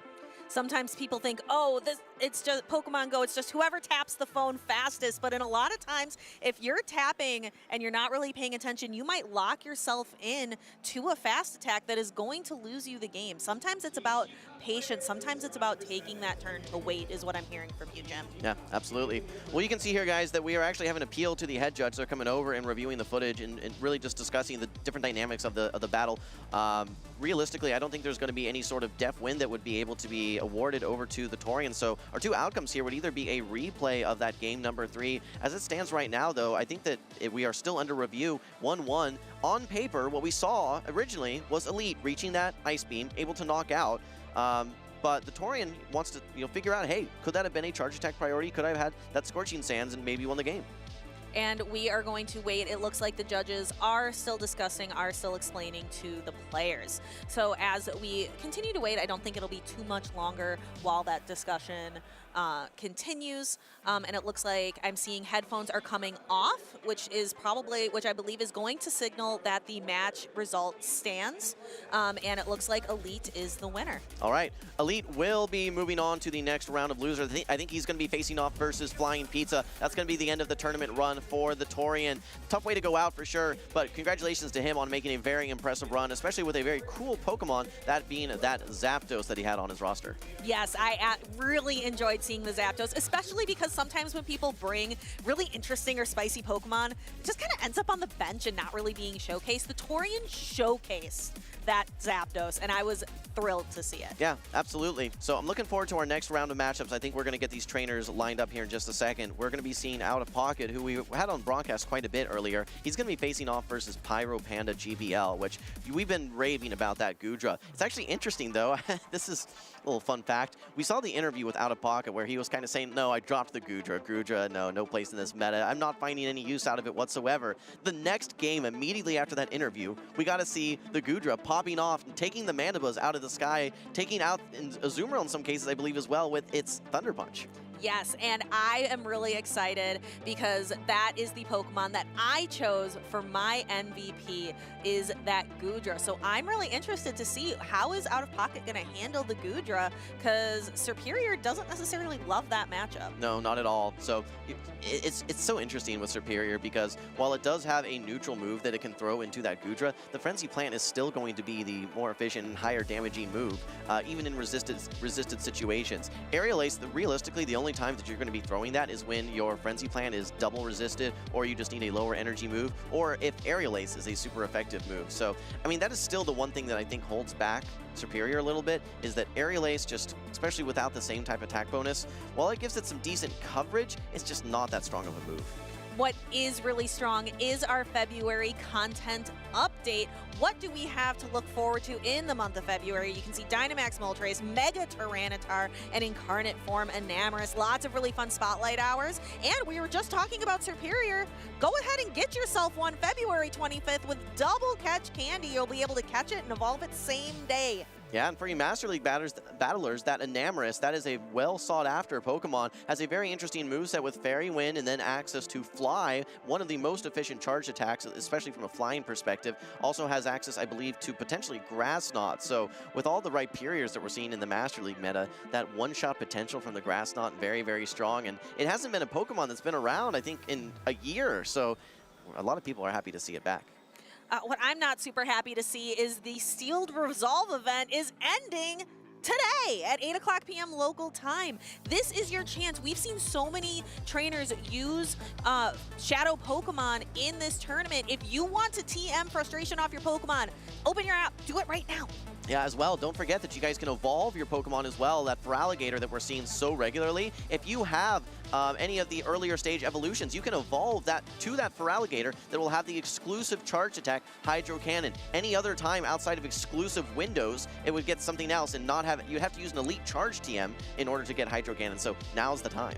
Now is the time. I think events in Pokemon Go, there's usually a little bit of something for everyone, whether it's a new Pokemon, a shiny, but This event right now that is ending today was made for the PvP community. It was made for the battlers. So if you are interested, be sure to play today. Yeah, shout out to all the people that are putting the steel lures up as well here at the event. I've actually been able to swipe a few of those rookies, trying to find an optimal one for Great League as well as Ultra League, though. You will need the XL candies for Ultra League, though, and it's one of the Pokemon that has tons and tons of potential, really in any format that it's eligible in.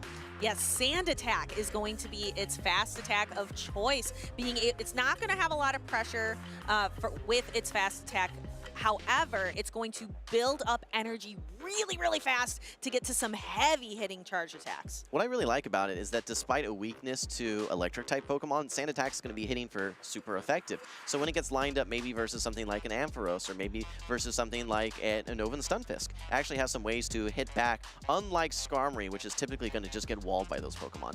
Yes, and we were talking about how this could be as impactful of a steel flying Pokemon as Skarmory once was because of the difference in its fast attack and charge attacks. But right now, we are in the final tournament where the Corviknight is not allowed. This is the last chance to really see this meta. And here are your two trainers who are going to battle it out right now. We've got Azumarill versus the Shadow Kanto Marowak. Azumarill gets a little bit of an advantage here, being able to do super effective damage with the bubbles as well.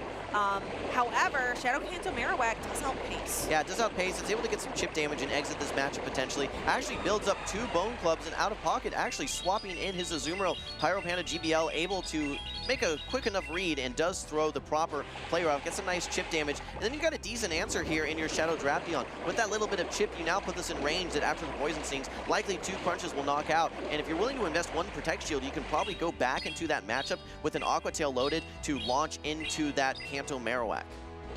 And here we have that crunch, not going to do very much damage, but I heard it.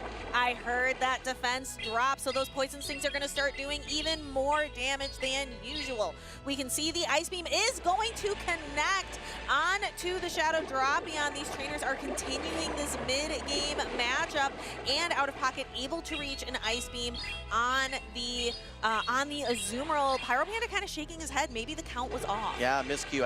I think that he should have thrown that Aqua Tail with the defense drop. Oh, okay, a quick swap by OutOfPoket. I think that he is actually now very close to being in Aqua Tail range. 2 Aqua Tails are loaded though, and I don't believe that he threw his Bone Club. He's going to have to invest both Protect Shields. Oh no, and actually with the Mud Slap coming through, that second Aqua Tail is not able to be loaded. A very heads-up play by OutOfPoket. Shields have now been used on both sides. OutOfPoket is locked in to the Shadow Kanto Marowak, but he has still tons of energy. He didn't have to throw a charge attack whatsoever. He already had 2 Bone Clubs ready to go, and now he's approaching 3. All right, but we still have that Goodra in the back that could potentially make some plays. We'll have to see. This isn't quite over yet. OutOfPoket throwing the Bone Club into the Azumarill. Azumarill able to tank it and throw a charge attack of its own. Azumarill was locked into it. This is a charge attack priority tie. OutOfPoket has to decide, wants to keep the Kanto Marowak around and with some fast attack pressure, but here we have the Goodra coming in. What's challenging now is, as OutOfPoket, you really only have fast attack pressure out of this Shadow Kanto Marowak. You don't do much damage with the Poison Stings. Your Azumarill has basically been wiped off the field. You now have to get to 2 charge attacks, but you're down a shield. I think this Goodra does have a lot of play. I think OutOfPoket can just go for straight Aqua Tail. You're low enough that with the Poison Stings, it may be enough, and you still do have your Shadow Kanto Marowak, but Pyro Panda GBL desperately needs to take this Drapion off the field.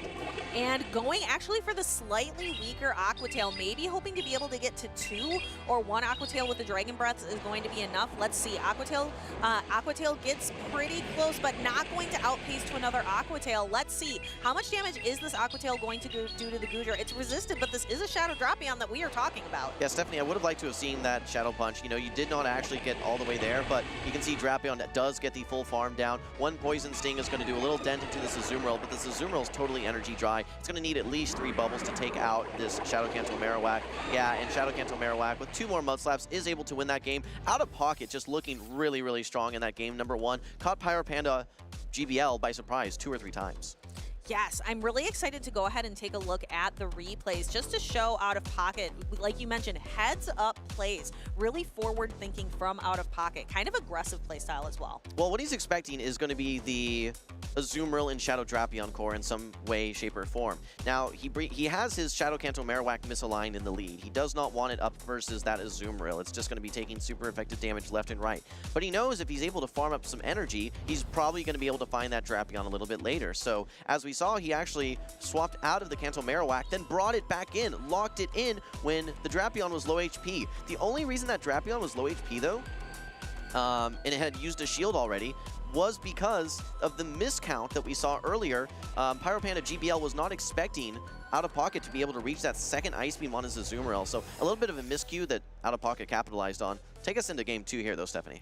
We have the signature Goodra up against the Shadow Kanto Marowak. This isn't necessarily the best matchup for the Goodra, just because the Mud Slaps are doing a lot of damage. And the Shadow Kanto Marowak paces to those Bone Clubs just so quickly and is able to pressure. It's going to get to 2 Bone Clubs a lot faster than this Goodra is going to get to 2 Aqua Tails. Yeah, to your point, so 12 turns is when they both reach the first charge attack, but that second charge attack for Pocket, you only need 9 turns to get to, so a little bit of a pacing advantage. From a fast attack pressure perspective, Pyro Panda GBL does have a little bit of an advantage with that Dragon Breath, but OutOfPoket, like we said, at that second charge attack, I don't know that this Bone Club is going to be able to knock out, but certainly after one more Mud Slap, that should be enough. Pyro Panda GBL does let the Goodra go down. One more Mud Slap should be enough, but yeah, it does not get that that Aqua Tail, so really nice plays there from OutOfPoket. This Azumarill is going to come in and will get a pretty hefty farm down, but look what's waiting in the back for it.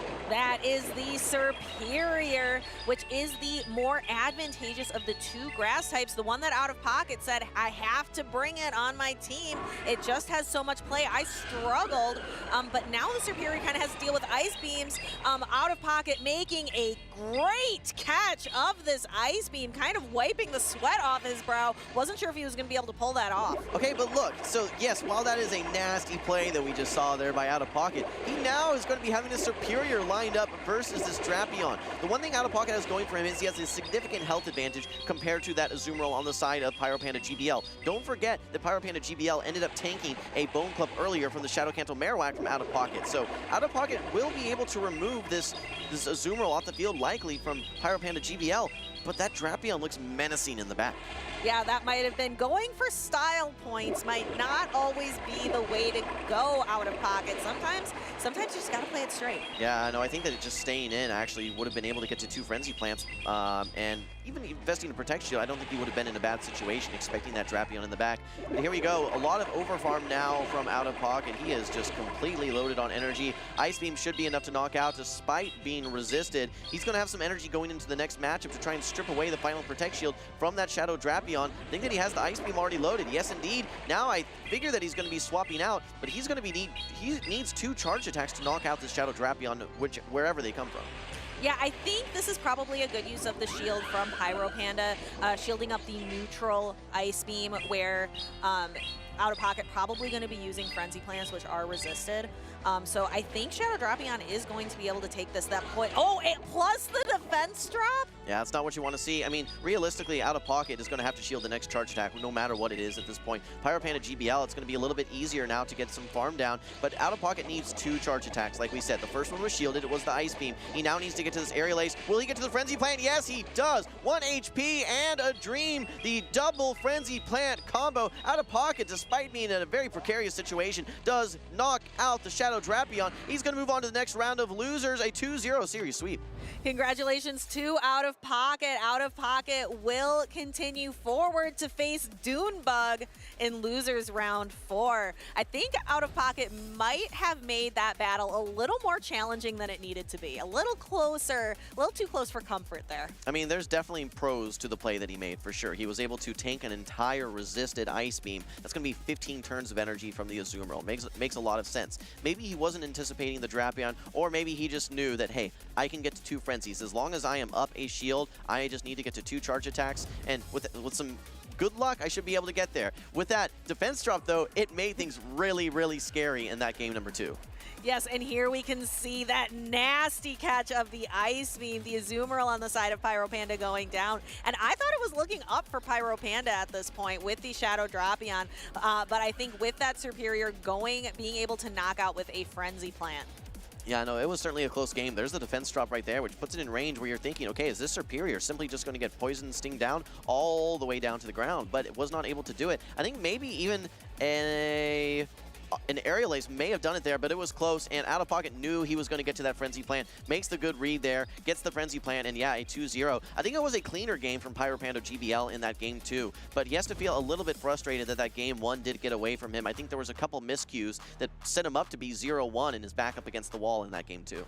Well, my MVP pick is out of the tournament, which is unfortunate for me, but I really enjoyed getting to see that Goodra play, both in day 1 and day 2. So again, congratulations, Pyro Panda, for making a really deep run here in San Antonio. Yeah, one of the most impressive trainers that I've seen, someone that I was not expecting to have so much success. I had heard a little bit about them, you know, on social media, seeing how they had reached early legend and high leaderboard status. Speaking of social media, we're actually going to be featuring some posts right now, and, you know, Stephanie, we actually had back-to-back knockouts. The Torian for me, and then Pyro Panda GBL for you. So feels bad for us. What feels good, though, is taking a look at these tweets here. Pogo Doms, 6 hours later on stream, one of our content creators, it finally happened. No longer 2900, Season 21 Legend. You can see the Legend pose there, hashtag Pokemon Go.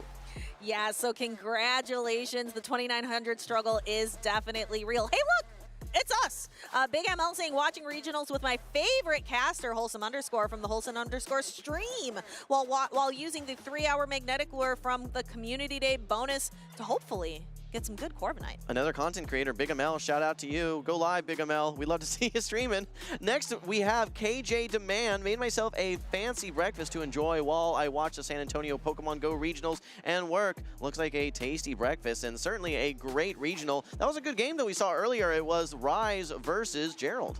Ooh, Cody Bowers also did a random thing today since some other homies got Pokemon tattoos while in San Antonio or something like that. Shout out to Z from Wizardry Inc. for crushing this. Yeah, that's a cool looking Mew. Pokemon that we don't really see in the Play Pokemon format too much these days. Still one we see in Go Battle League from time to time though. All right, finally we've got 7-11 Gaming. Tons of representation here at the San Antonio Regional. The one that made it furthest though was going to be Spartan 17. Congratulations on your great performance in every battle, Spartan 17. We look forward to seeing you in the Pokemon Arena tomorrow. Holding up that Starmie, which actually got a really interesting buff in the most recent season, making it actually kind of viable. Dune Bug, I believe, ran it with some success recently. Yeah, Dune Bug has run it quite a bit. He actually ran it in Toronto, believe it or not, so I was a little surprised to see him drop it. He won a grassroots tournament with it as well, but I don't think we saw a single Starmie on stream the entire weekend. We aren't going to see one in this upcoming battle either. Let's go ahead and head down to the stage where we have losers round 4 to kick off. We have Flying Pizza versus Elite. The winner of winner of this is going to move on to losers round 5 and either face Dune Bug or OutOfPoket. The loser ends their tournament run here and now. Yeah, this loser side of the bracket is win or go home. We are in our top 8 at this point, so they are certainly in the prize money, and lots still at stake though, not only from a prize perspective, but from a championship points perspective. And don't discount someone's run from the loser side of the bracket. We've seen it before. We've seen it in Texas, in fact, with Dune Bug being able to make his way back last year in San Antonio. He lost round 1 to Pokemango, also known as Uiwaxod, and then had an historic run of victories to clinch his title as San Antonio champion. He's still in the running. He's also on the loser side of the bracket, but for now, again, Flying Pizza versus Elite.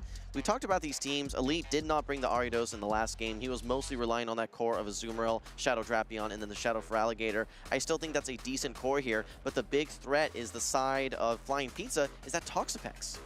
Yeah, Flying Pizza. I also really like the call of Shadow Quagsire from Flying Pizza. I think it has a lot of play.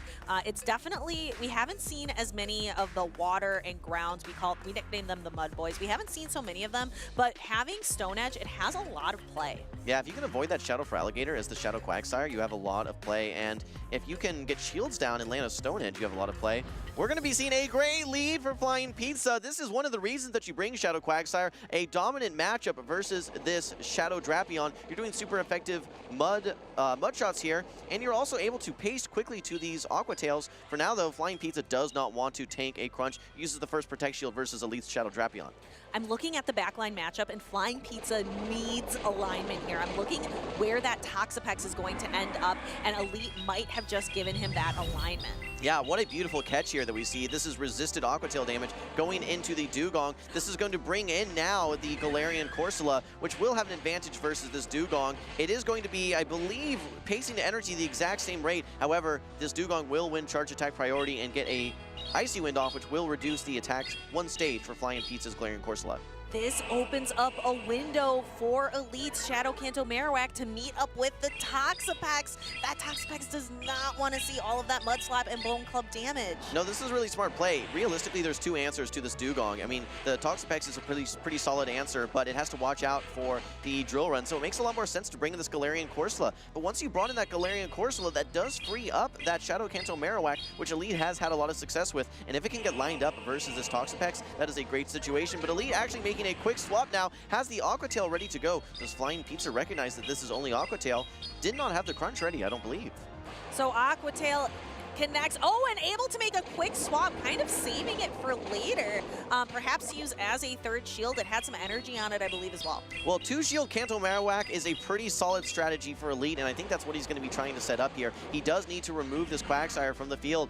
Do you bring in the Kanto Marowak? Do you bring back in the Dugong? Either way, you're going to be waiting out your switch clock, and yes, he actually brings in the Kanto Marowak. A little bit threatening, though, because this Shadow Quagsire has a lot of energy ready to go, and I believe is only 2 Mud Shots away from getting to the next Aqua Tail.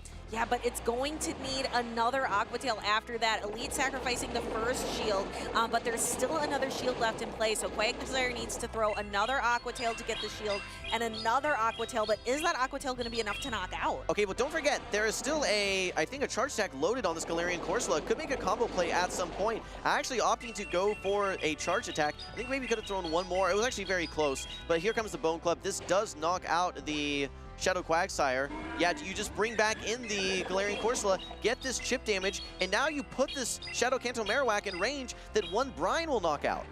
Yeah, but it's going to take a minute for Toxapex to get to that brine. And in the meantime, there's 2 Bone Clubs ready to go. Flying Pizza can shield one of them, but the next one is going to connect. And Toxapex is a long ways off from a brine. 3 more poison jabs. Now is at 6, 7 poison jabs. 1 poison jab away from the brine. You're able to get this. There's no protect shields remaining. This Bone Club out. Do you try and make a catch here? Can you even get to 1 more Bone Club? You're going to need some see something crazy here from Lee. He actually gets to the final Bone Club. Flying Pizza can't believe it. He seems flabbergasted. Why didn't Flying Pizza throw the brine? He had it. He had the brine. How much energy was left on that Dugong? That's the question that we're all going to be left wondering. How much energy did the Dugong have? If there was a Drill Run loaded, I don't think there was going to be a win condition regardless for Flying Pizza. But Elite's trusty Shadow Kanto Marowak able to hang on through the poisoned jab barrage and get to that final Bone Club. Really throwing off Flying Pizza there in game 1. Yeah, Flying Pizza shaking his head, really kind of confused, maybe a miscount, maybe hoping that the fast attack down would have been successful. So, but he's shaking his head. He needs to shake it off and move on and continue on to get cool and go into game number 2. He left the pizza in the oven too long and he got burnt. That's what happened there. You got to throw that energy or find some other win condition there, because unfortunately was not able to get that farm down and again just reach that energy. What a match that we just saw there. Going back to our replays though, we saw a little cheeky combo play there for Elite, throwing that Aqua Tail. Nice no shield from Flying Pizza. He was able to bank that energy, which was meaningful later on, but you had to land a brine into that Shadow Kanto Marowak. Just a little bit thick enough to just hang on and get to that final Bone Club. Yeah, I would like to see how much energy, because I don't remember how much energy was left on the Dugong. That's something I'm sure that Elite and Flying Pizza were trying to keep track of. Yeah, absolutely.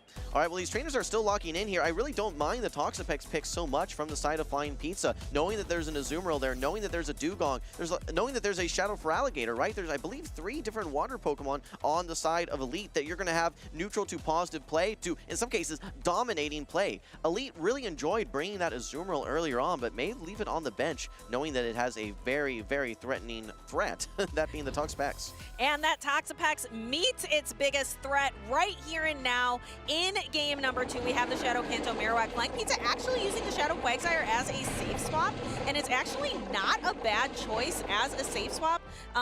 only the Ariados has grass attack pressure. Yeah, I think a miscue here by Flying Pizza. I would have really preferred had he thrown that charge attack 1 fast attack earlier, so that he could have avoided this charge attack priority, forced Elite into a shielding decision rather than having to actually invest his first protect shield himself. If he had been able to land that Stone Edge unshielded, would have had a lot better time, but he does still go for this bait here. He is a little bit ahead in energy, will be able to get to this next Stone Edge before Elite is able to get to his second Hydro Cannon. And we see going for another bait, and it pulls the second shield from Elite. 2 shields for Alligator is often a strategy, but I don't think it's meant to be used this early in the game. Okay, well, we actually have another charge attack priority. Heads up play by Elite.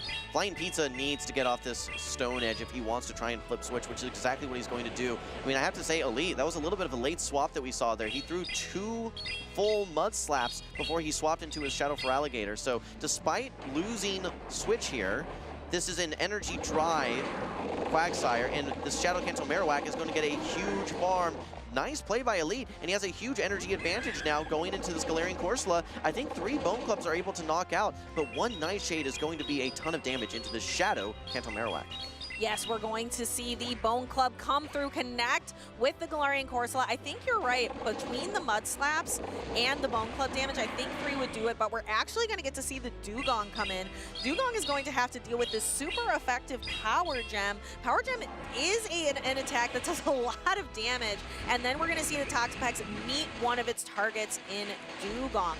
Dugong, we're probably going to get to see using just straight Drill Run to try to just chip away at it. Definitely going to go straight Drill Run, but this is an awkward spot for both of these trainers. For Elite, you have to think, okay, is my Shadow Cancel Marowak outside of Brine range? Can I hang on versus 1 Brine, get a farm down, and land 2 Bone Clubs into that Galarian Corsola? Meanwhile, Flying Pizza is thinking to himself, okay, well, I need to take out this Dugong. I should be able to probably get this Brine and then farm down. But is that am I going to be in range where that Shadow Cancel Marowak can just launch that existing Bone Club that it has and neutralize all my energy? There's so many variables still to this match, and I can't wait to see how it plays out. The Drill Run is going to connect into the Toxapex. It takes it pretty low, so we're going to have to see there's one of the Bone Clubs. There's no shields remaining. Flying Pizza cannot avoid this Bone Club. It's going to knock out the Toxapex, only leaving, I believe, the Galarian Corsola left. It's got about half health, but again, we talked about 2 more Bone Clubs plus the Mud Slap damage is enough to knock out. Actually goes right for the Rock Slide. Elite knows he's only going to get to 1 charge attack here. Rock Slide doing marginally more damage than the Bone Club. Lands the Rock Slide. This now puts this Galarian Corsola in range where he may be able to fully fast attack down. There's still the Dugong remaining on the side of Elite.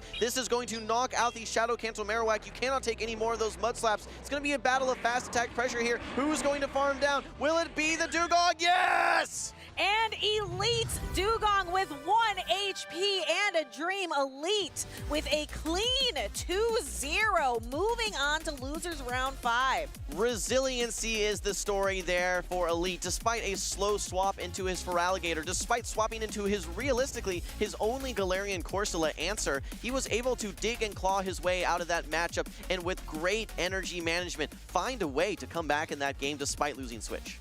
Yeah, that was a crazy lead matchup, the Shadow Cancel Marowak versus the Toxapex, and Elite, again, able to keep the advantage throughout the entire match. Really good plays by Flying Pizza. Yeah, Flying Pizza was doing everything that he can. He did get switch advantage, if you recall. It was that Quagsire versus Feraligatr matchup. Elite, I don't think, was expecting Shadow Quagsire safe swap. He didn't know what to do. He threw 2 full Mud Slaps before swapping into his Feraligatr. What was key for Flying Pizza, though, is that he had the double bait on the Aqua Tail, able to finally land that Stone Edge. Elite was able to get both Protect Shields as well as a really nice farm down, and the energy management was key, certainly, for Elite to win that game. Yeah, I really did like the pick, though, of that Shadow Quagsire. I think Flying Pizza might put Shadow Quagsire back on the map. Bring it. Bring it. It ended up being an effective safe swap in the matchup. Yeah, he said that only half of teams run grass. And if you look at Elite's team right there, I don't think there was any grass that he had on his team. Yes, he has the Ariados, which has access to Trailblaze, but there was no grass Pokemon, so it did really free up Shadow Quagsire, which is not known for being a safe swap, but if there's no grass, it becomes relatively safe. And I would not recommend that in the Go Battle League. That would not be recommended if you're out there playing Go Battle Weekend. Shadow Quagsire, maybe not the best safe swap, but in a format like Show 6 Spring 3, you can see and you can plan around what your opponent is bringing. It looks like it works in the current meta. Well, look, congratulations to Flying Pizza. He mentioned that this is his best performance. He keeps getting another rung up that ladder each tournament. He had some great momentum in Sacramento. I think he was 1 game away from Top Cut. Now he's not only able to make Top Cut, he made Top 8 here, I believe, as well. So kudos to him, and I think there will be lessons learned from these battles that he had. He mentioned that he had some nerves, and realistically, your toughest challenges typically are going to be your greatest opportunities to learn and improve. So when we look at Elite, who's been here many, many times, I don't think that he's going to feel that same level of stress. I think that he's kind of had some of those trials and tribulations already, but for Flying Pizza, this could be his moment where he takes that next step next tournament. Well, you talked about some lessons learned. You at home, if you're here in the convention center, let's go see what lessons we can learn by watching these highlights, but stick around. We have some great battles coming your way.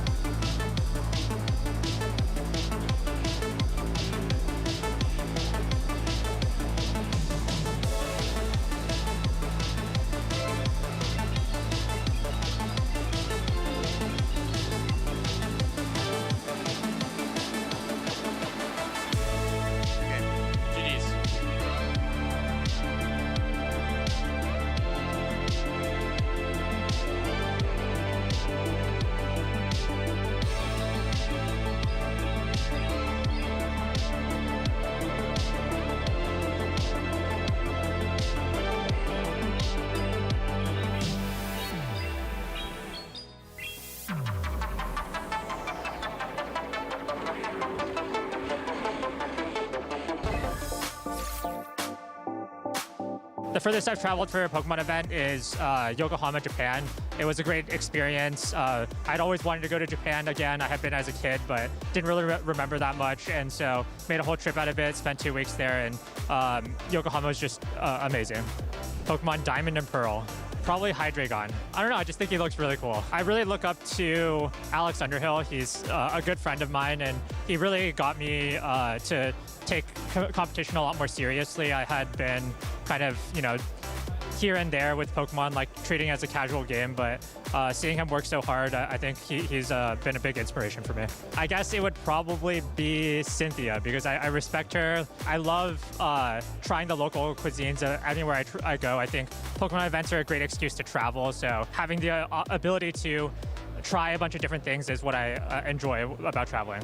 I like fruit the most, probably. I don't really like sweets that much in general, but I like, after dinner, just having a nice piece of fruit, and it's just, refreshing and a little bit healthier. Peaches are my favorite, but they're a little bit, they only are in season during the winter, so I think for sure it would be Yokohama in Japan, but I think New Orleans has been a great city. Last year at NAIC, the food in New Orleans was amazing, and that was a highlight of the trip for me. I listen to a lot of J-pop for the most part, so probably my favorite artist right now is Otto. In general, I've been most partial to the fire types, but I've switched between them.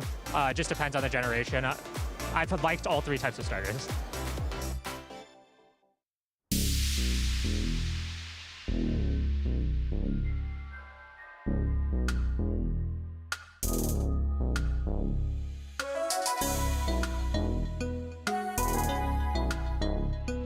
The journey to the top is long and tough, and it takes all your heart and soul to keep on going.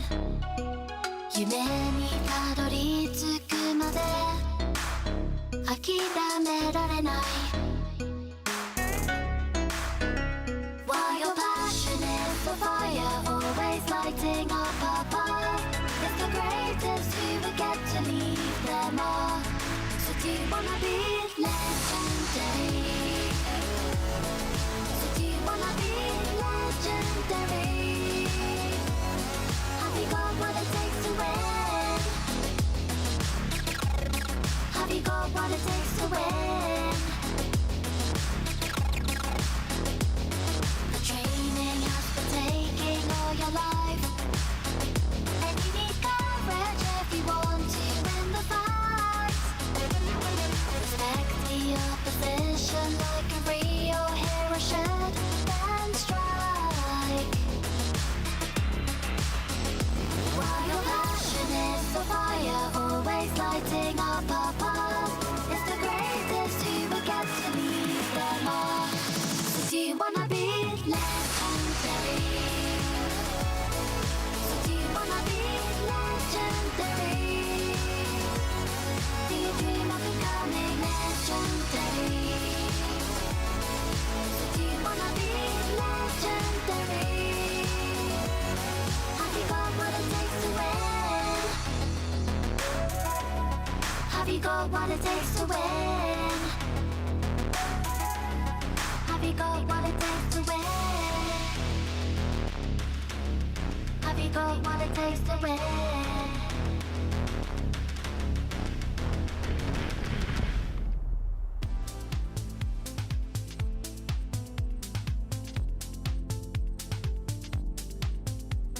Have these trainers have what it takes to win? We're here winding down the day of Championship Sunday at the San Antonio Regional, and we have another banger of a matchup because we got Dune Bug versus OutOfPoket up next. It's so funny, Butters, because when we were coming in, I was about to say the same thing. Do you have what it takes to win? That's the main question. And not only is the song catchy, but it is very, very prescient given the match we were about to see. This is going to be Dune Bug versus Pocket, as you just said, Butters.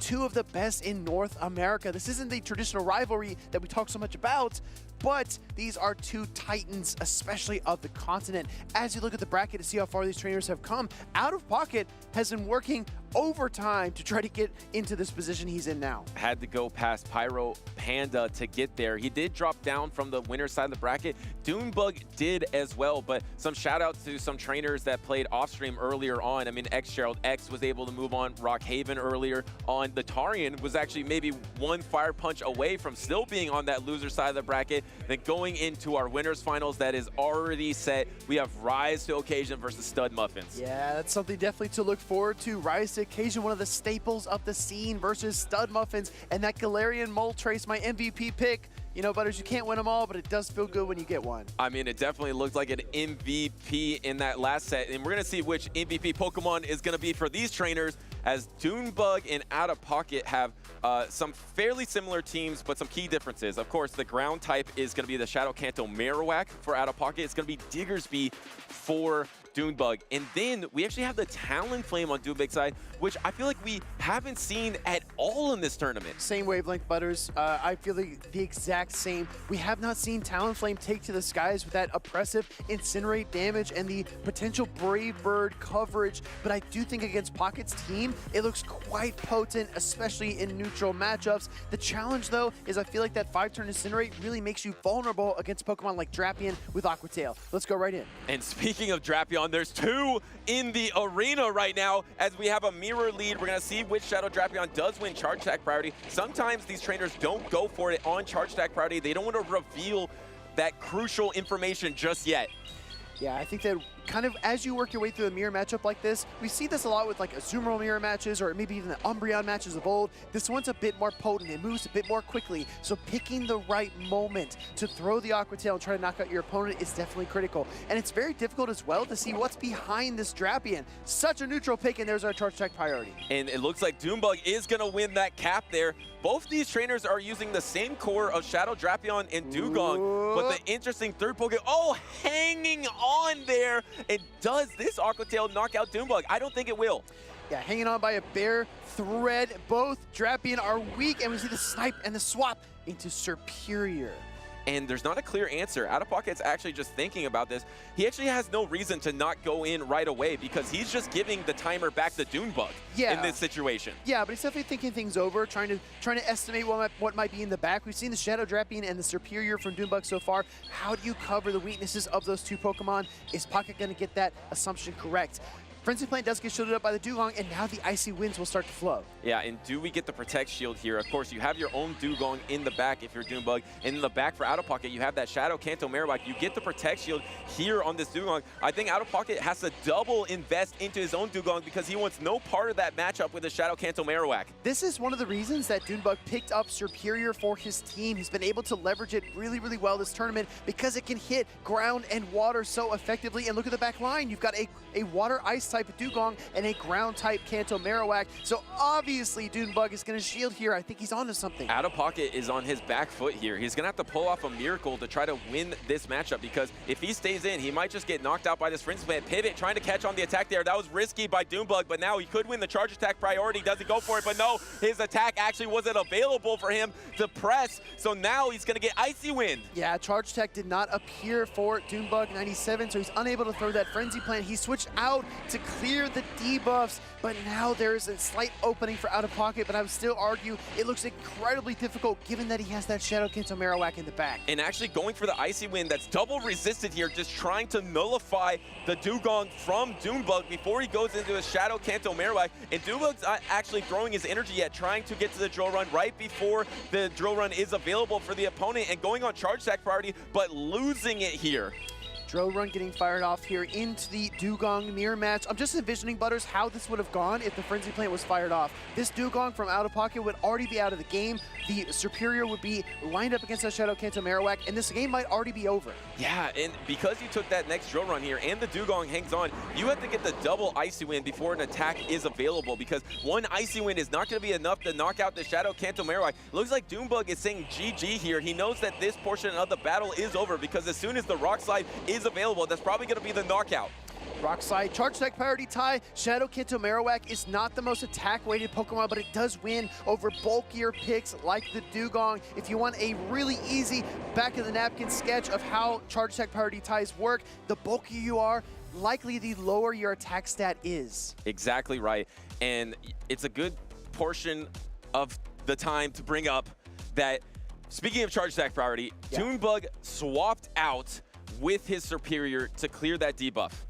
He's going to win the charge attack priority versus the opposing Dugong, or if OutOfPoket decides to pivot and swap into his Shadow Kanto Marowak, that Frenzy Plant is pretty much going to one-hit knock out that Shadow Kanto Marowak. Yeah. But when Dune Bug Superior into the battlefield, he didn't have the option to press that Frenzy Plant.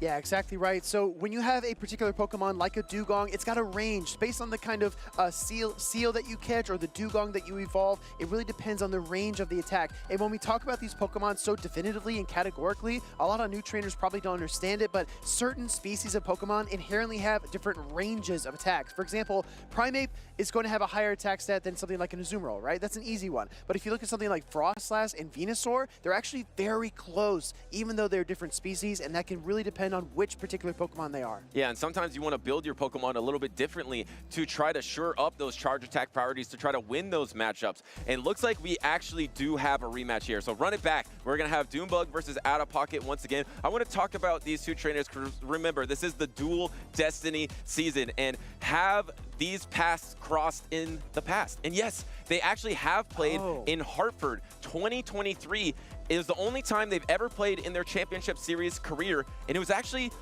OutOfPoket knocking out Dune Bug to the loser side, and then Dune Bug making it all the way back, and then OutOfPoket knocked him out again. So the only time Dune Bug lost in Hartford that season was the OutOfPoket. Wow, the double whammy. Can OutOfPoket do it again? This is also difficult for Dune Bug because he did have a real chance at winning that game one, but now OutOfPoket gets a second opportunity to win game one in the series. We're going to see the Shadow Drapion from OutOfPoket versus Talonflame. And it looks like a little bit of adjustment in the backline from OutOfPoket, bringing in that Garian Corsola instead of bringing that Shadow Kanto Marowak. The Talonflame adjustment from Dune Bug, though, I love throwing this Aqua Tail and then maybe dipping out of this matchup. We're going to see if OutOfPoket decides to do that.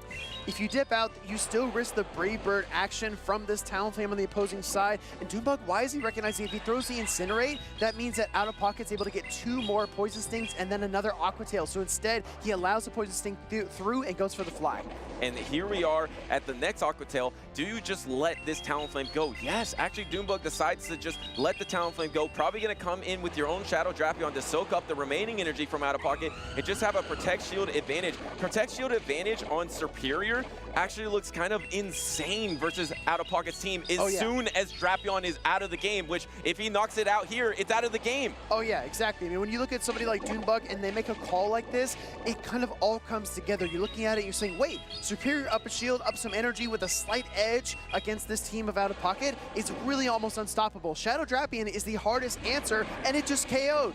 And here comes the Dugong here, gonna be able to soak up that crunch energy. And this is really difficult for Dune Bug because he doesn't really ever want to pivot into loaded energy from a Dugong. So you actually have to stay in with your Drapion, force the energy from this Icy Wind. I think you shield this. I think you shield this Icy Wind because then later you can switch out your Superior and reset the debuff. And that's exactly what he did here. He used that last Protect Shield. Here comes the Superior swapping out of it. There is 1 Protect Shield remaining for both of these trainers. Swap into the Corsola here, a matchup that we don't see that often. These are 2 really strong neutral Pokemon. I really appreciate the play by Dune Bug as well to throw in proper timing. There was a 1-turn differential due to the switch that threw off the 3-turn intervals for that Galarian Corsola, but Dune Bug throws the perfect number of Vine Whips to maximize his energy and minimize pockets in kind. And here comes the Nightshade, actually throwing up the Protect Shield against the Nightshade. Even though an Icy Wind could be super effective down the line, he didn't want to risk his Superior getting that low of health. Wants to keep it a little healthier, even though that was only a neutral Nightshade. He also knows that that Dugong is still 2 Ice Shards away, so this is going to come down right down to the wire. Switch timer about 5 seconds remaining for Dune Bug 97. Can he quit? Can he switch and catch a charge tag? No, the switch timer was not there, so he's going to take a Nightshade. The problem here is, as soon as you're locked into Astonish, does Dune Bug go for that Frenzy Plant? Do you try to combo move here? Combo swapping out, catching on that Frenzy Plant, but OutOfPoket actually didn't want to catch it. He's shaking his head here. He didn't want that energy to land into the Dugong. Yeah, exactly. I mean, Dune Bug could have switched out to avoid the Astonish damage, but then he opens himself up. But look, he's got a charge attack loaded on both of his remaining Pokemon. Crunch coming through. Drapion's going to take a bite. And Dune Bug takes game number 1, because remember, there was a rematch on that first battle of the series, and I want to just talk about that real quick because it looks like I have some information. OutOfPoket agreed to the rematch without review. He decided that he thought that it deserved a rematch, so he was the one that actually allowed it to happen without review here. I think that was the right thing to do, right? You know that the trainer across from you is very talented. You know, as the competitor, where your opponent is at in terms of energy, and when certain functions don't actually, you know, operate the way they're supposed to, I think it's an easy call out there for our trainers on the stage. Yeah, and credit to OutOfPoket for acknowledging that and then just going through with allowing that to happen, because you can still go through the process of reviewing it and then going into the rematch, and then I think he knew where it was heading regardless, so he's like, okay, let's just get it done, let's just do the rematch. And unfortunately, now he's in an 0-1 hole against Dune Bug, and Dune Bug actually had a great opportunity to win that first battle as well, so he could have been eliminated at this point. Is Superior the Pokemon of choice for Dune Bug 97? Again, there's only one sure answer to it in the Shadow Drapion from OutOfPoket. He probably wasn't expecting the pure grass type to appear here in San Antonio. In 2 straight games, OutOfPoket led the Shadow Drapion. So that actually gives the opportunity for Dune Bug to set the pace of the battle in the backline, because once he knows that Shadow Drapion is out of the battle, he can really decide where he wants to put his shields in, if he wants to keep it with the Superior or if he wants to use it for something else. We got game number 2. We're losers, round 4, Dune Bug versus OutOfPoket. It's Shadow Drapion once again, but on this time, it's for Dune Bug. I was actually a little bit surprised to see the Dugong lead here. I thought Dugong would come in the form of a swap, but I do like this play a lot as well from OutOfPoket because he can debuff the opponent. He can put pressure on the Shadow Drapion. And look at the team adjustment, Butters. Both trainers bringing Superior. And the Shadow Drapion is now in the backline because Superior has caused so much issues for OutOfPoket's backline. He put that Pokemon in the back to be able to handle it, and now going for a bait on the Icy Wind instead of the super effective drill run, and now debuffing the opponent as well. I like this play a lot from OutOfPoket, slowing down the Drapion, but Dune Bug is gearing up the extra energy to make up for that lack in offensive potency. Gonna fire the crunch here into the Dugong. I don't think it's enough after the debuff, and it isn't, but can Dugong get to the charge attack? Yes, another icy win. And a double shield from Dune Bug here. Now he won't have any protect shields for his superior in the backline. Can get the Poison Sting down unless there is a pivot from OutOfPoket. Yes, gets the Poison Sting down, but since you're 2-stage attack debuff, do you pivot yourself? And yes, there is a pivot, but here's the superior to counter. Wow, here comes OutOfPoket unleashing superior onto the Azumarill, and the added benefit of being in this position is that you can land the Frenzy Plant and maybe get a Vine Whip down and carry over that energy into Dune Bug's back line. OutOfPoket flipping the script here. Now he has his superior with an advantageous position in the backline, up 2 protect shields. He's probably going to use one right here, but if you use it, you can just farm down with Vine Whip. Actually, he's not going to use it. He's just going to soak this energy. Azumarill gets to 2 here. It's only 2 bubbles away. It's going to be right on the edge. Azumarill does clinch the second Ice Beam, forcing the protect shield out of OutOfPoket. And we know Shadow Drapion does have energy. So do you blind throw here if you're OutOfPoket?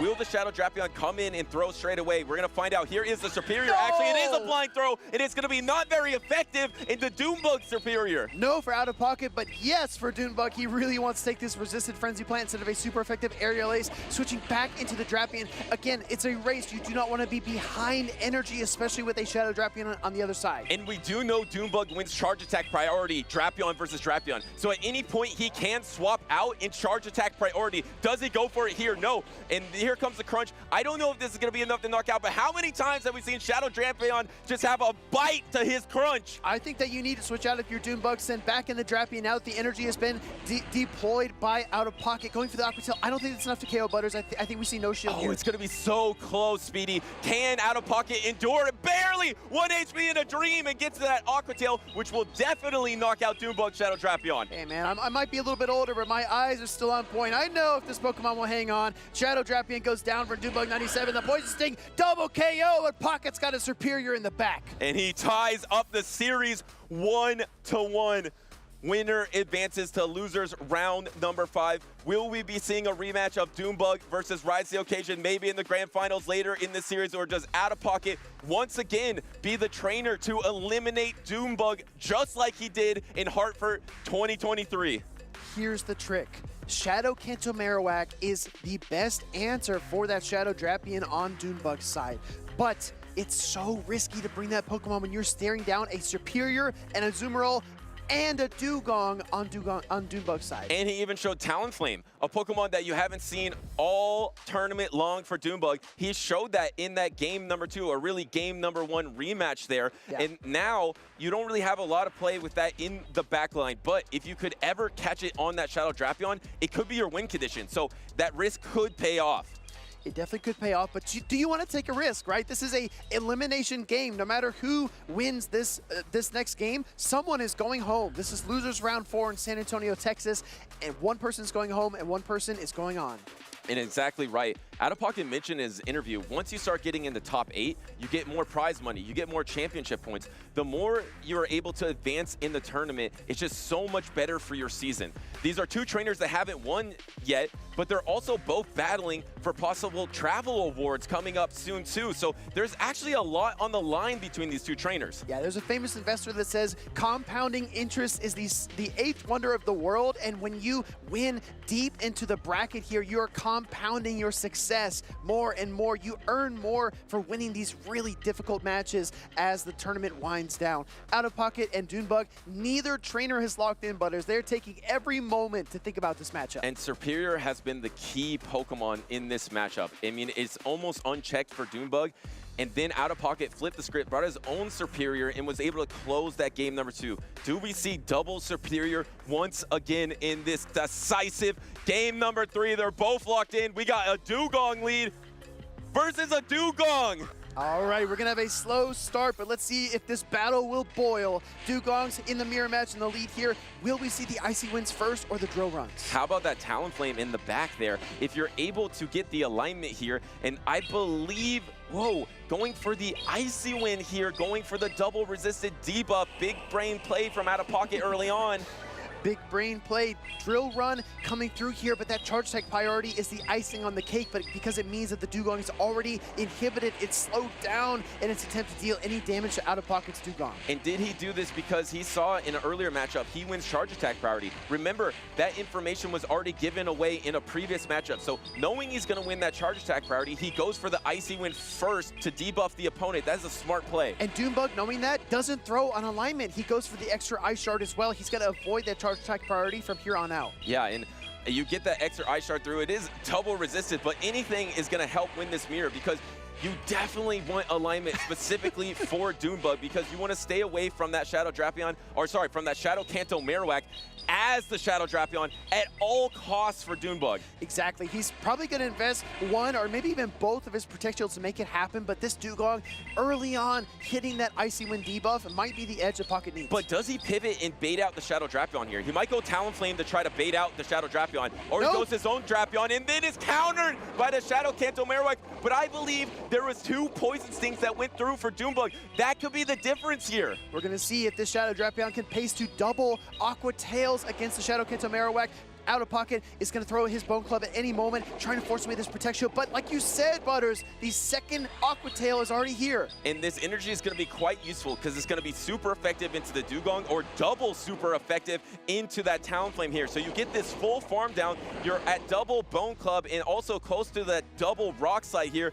Dune Bug is just sighing right now. What do I bring in? How do I soak up this energy? I think you send in Dugong, right? You apply pressure as quickly as you can. Oh, actually coming in with the Talonflame, excuse me. But the bait, can Dune Bug call it? Is he going to make the biggest call of the tournament? No, he protects shields on that bait of the Bone Club and then swaps, trying to get an Ice Shard through, but the Ice Shard does register, but OutOfPoket gets out of there. Drapion just got fed with all of that residual HP from the Dugong, and now it's going to pace these Aqua Tails really quickly. This went from bad to disastrous for Dune Bug. And you can't shield because there's a Rock Slide looming in the back on that Shadow Kanto Marowak, so you have to save this Protect Shield. You have to get through this Drapion. Here comes the fly, but he is cut off first by the Aqua Tail. Yeah, Dune Bug puts the phone down. He knows. He's looking at the win conditions. He knows there's no way to come back OutOfPoket, knocking Dune Bug out of the tournament in San Antonio.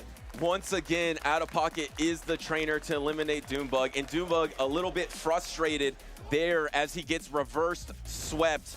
Remember, it was 4 games that happened there. Dune Bug maybe had the edge in that game number 1 that was a rematch, and then winning game number 2, but then OutOfPoket just flipped everything and won 2 straight to advance to losers round 5. Yeah, it's so difficult, right? I mean, we're obviously incredibly happy for OutOfPoket. He definitely earned those victories, but it's so difficult to watch trainers put themselves in a position to succeed and then have that kind of not come to fruition, like not turn out. It's so disappointing when you call your opponent's team perfectly and you have the right game plan going in, but then you have to rematch. Yeah, it is really tough. I mean, I know it's tough from Dune Bug's point of view here.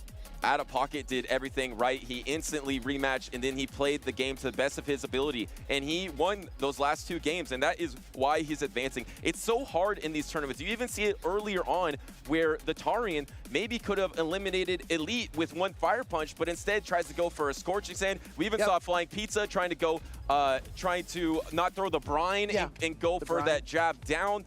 It's just a game of inches sometimes, and if a little portion of the entire matchup doesn't go your way, it can shift so quickly. Yeah, it's kind of like you go into a situation with a game plan, but you also have to be fluid, and you have to kind of go with the flow if things turn out just slightly different than you expect. Honestly, Butters, a half second different than you predict, you have to pivot, you have to adjust. I mean, throwing the Fire Punch against the Azumarill, throwing the brine into the Marowak, you have to try, you have to do something, and it's really difficult in those moments to send that signal from your brain down to your hand in just a half second and pivot your whole strategy. And the thing is, these things happen. So you have to be the trainer that takes advantage of it after it happens. OutOfPoket here gave the rematch and then played his heart out and won 2 straight battles to reverse sweep. So credit goes to him. And now we're looking at a trainer in Elite that easily could have been eliminated 2 rounds in the past if the Tarian pressed on his Fire Punch and eliminated him right there. But he got a little glimpse of life, and when he got that window, he just broke it open, and now he's going to be in the losers round 4 with a chance to win this series and move on further. Butters, I know you're an athletic guy. You play a lot of sports, right?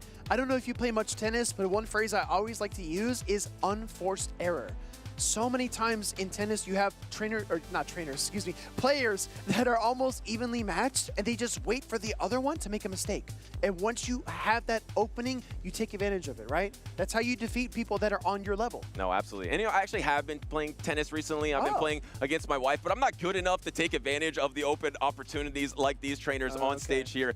And which Pokemon have taken advantage of the meta so far? Let's look at the day 2 usage once again. And of course, the top 3 Pokemon is that Shadow Drapion, Double Water. We often see this as a team of 3. The Shadow Drapion in the lead, the Azumarill and the Feraligatr in the back.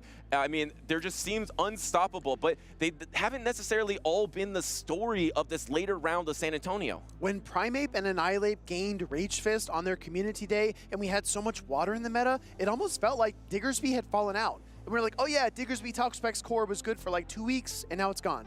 Well, sometimes you just have to leave toxic things behind, Butters, and that's why Diggersby by itself has climbed up this average rankings in terms of Pokemon usage because it doesn't have the Toxapex to weigh it down. It's pairing with something more flexible like the Feraligatr or something that's going to hit really hard like the Annihilape.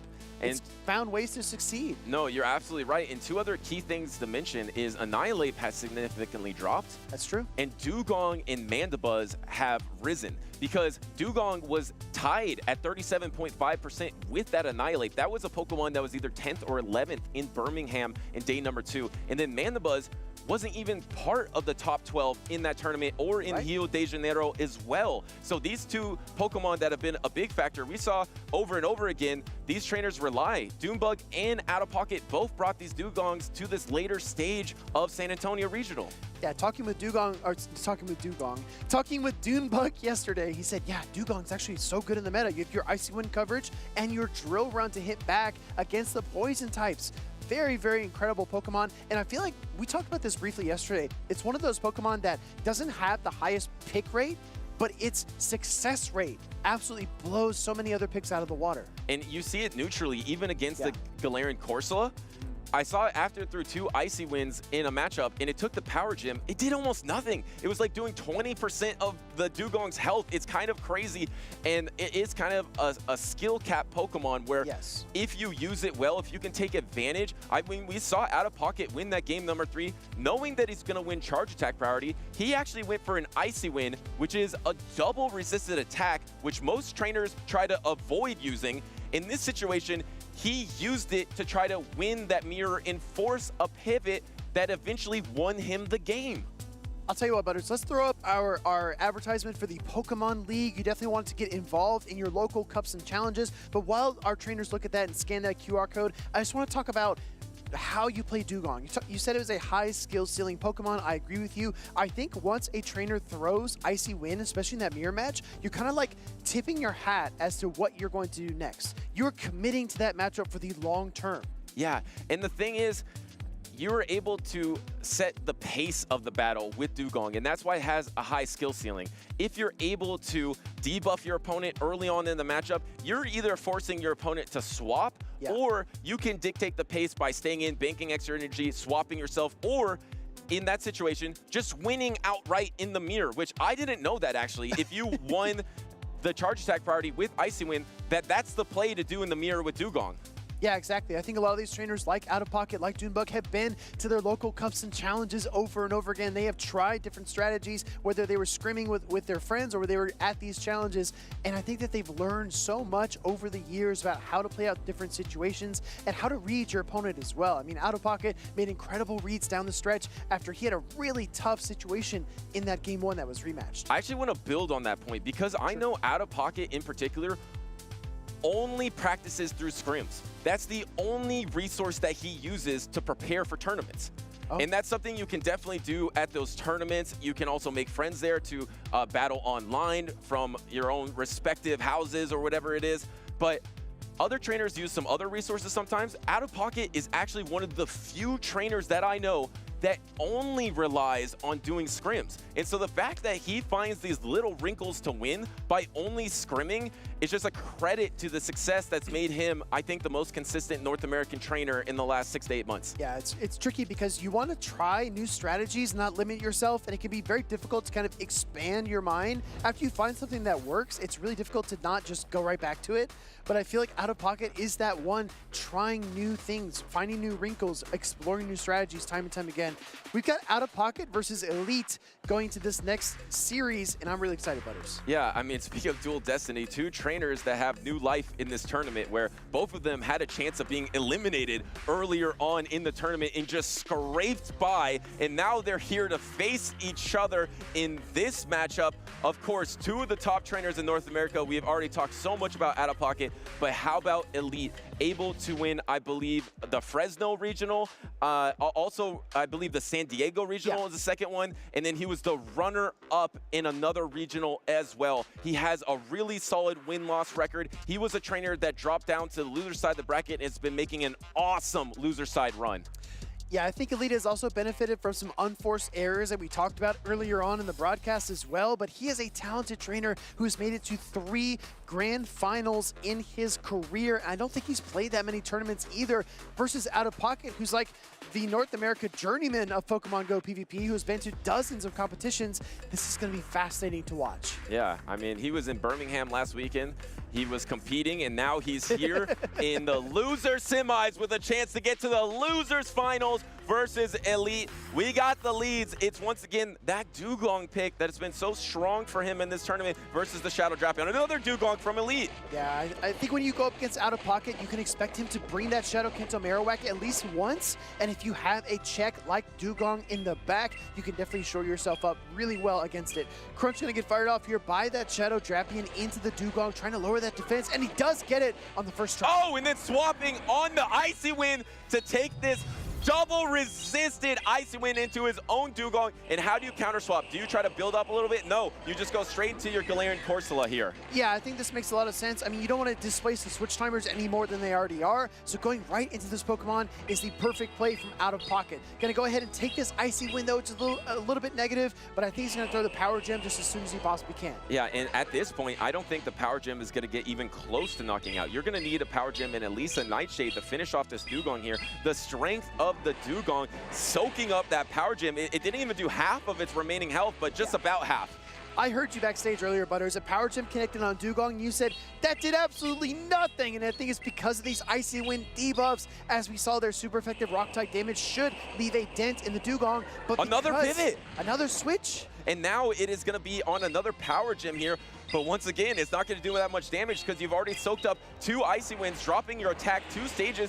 Does nothing. Here comes the pivot into the Marowak, but is this Shadow Drapion going to be able to unleash double Aqua Tail? Look at OutOfPoket. He glances over at the team sheet to make sure his Shadow Kento Marowak actually has some viability in the back line, and he makes a decision that it does. But look, 2 more Poison Stings lead to another Aqua Tail. That is huge for Elite here, able to hold on there just like he's been holding on all tournament, which seems like that much health, but he's been able to make it through.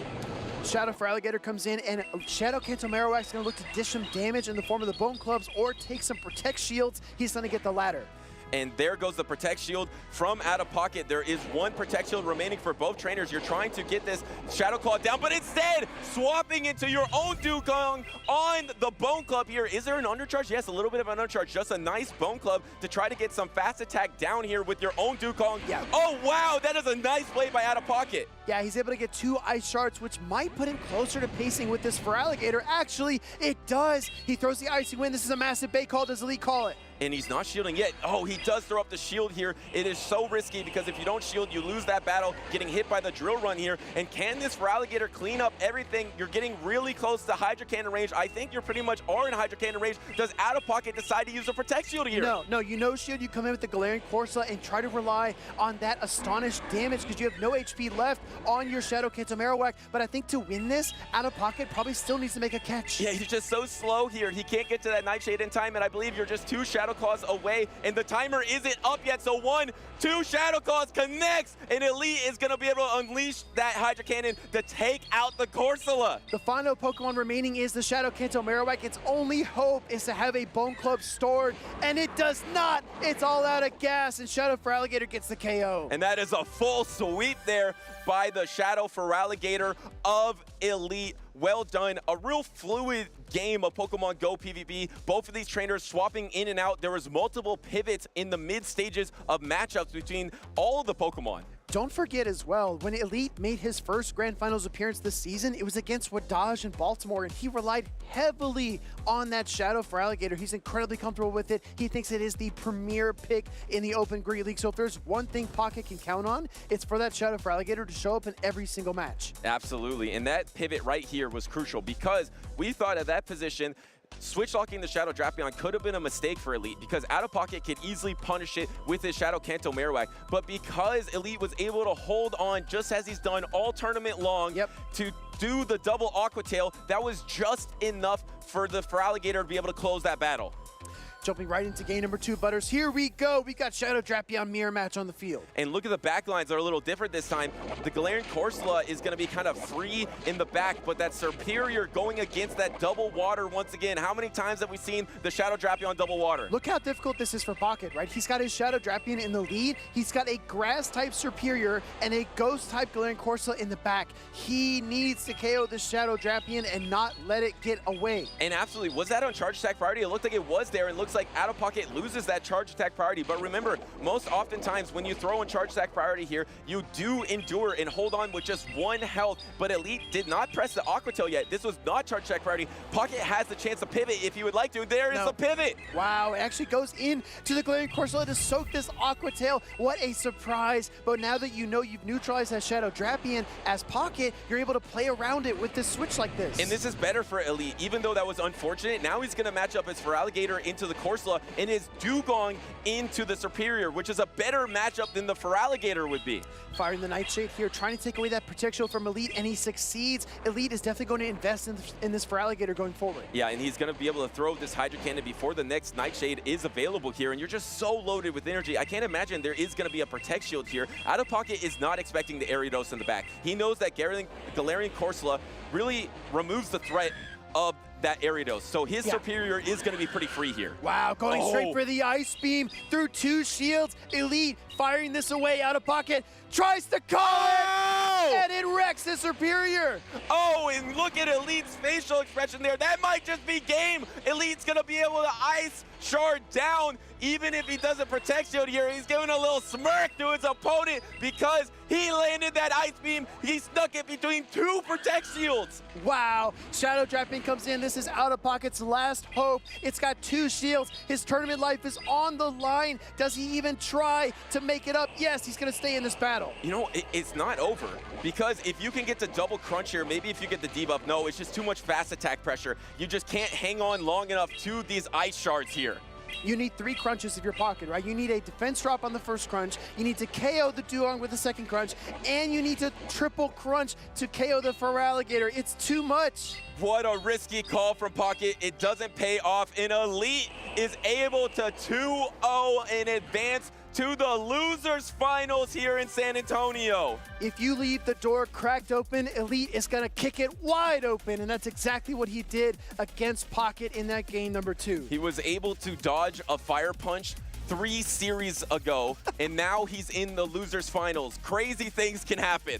Crazier things have happened. I think Elite is going to have a chance to punch his ticket to the grand finals, but he's got to get through that losers finals first. Am I correct? Yeah, he does have to get through that losers finals. So, of course, he will be playing the losers of the winners finals that we will have up shortly. Rise versus Stud Muffins. Exactly right. Yeah. Between Rise to Occasion and Stud Muffins. Remember, Rise to Occasion, the one trainer that has won a regional in every single season. And look at this run from Elite. 2-0 JJan, 2-0 Spartan, 2-1 Tarian, where he almost got eliminated. Then he 2-0'd Flying Pizza, 2-0'd OutOfPoket. He's only lost one battle here in San Antonio. Not one set, one battle in day 2 of San Antonio. And let's take a look at our winner's side bracket. Rise to occasion, able to clear Frankie T52 and his nemesis Dune Bug. Stud Muffins, meanwhile, was able to take down OutOfPoket and Flying Pizza, a dark horse candidate for this championship. We're going to have an epic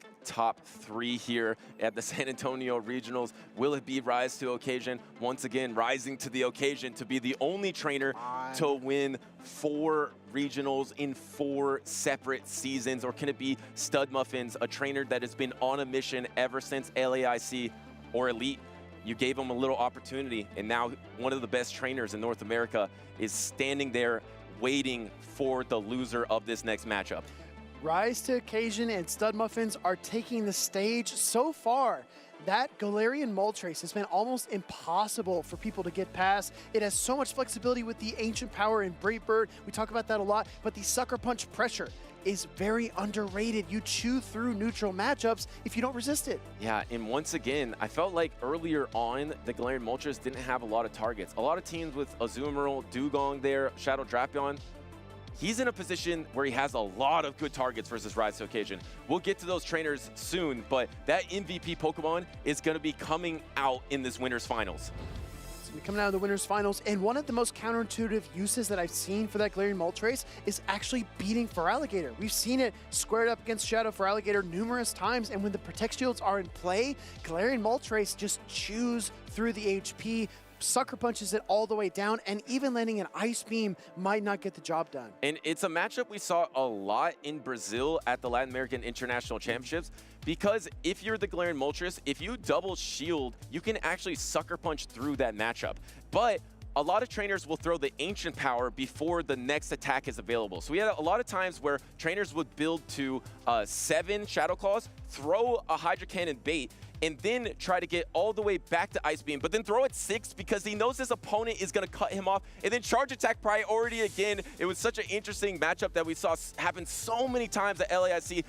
Stud Muffins was there. He witnessed this happen. He actually was one of the few trainers then and now that cuts off that interaction. He throws the Ancient Power earlier in that Feraligatr matchup to sure it up and don't have to waste double Protect Shields all the time. A true student of the game, right? Always studying, always looking at matchups, always taking in not only his own experience, but also the experience of the other trainers around him. I think that Rise is also a very similar story. He learned so well from his opponents and from his own personal experiences. We're going to see the Air Slash Mandibuzz take on that Garian Moltres, and I don't know.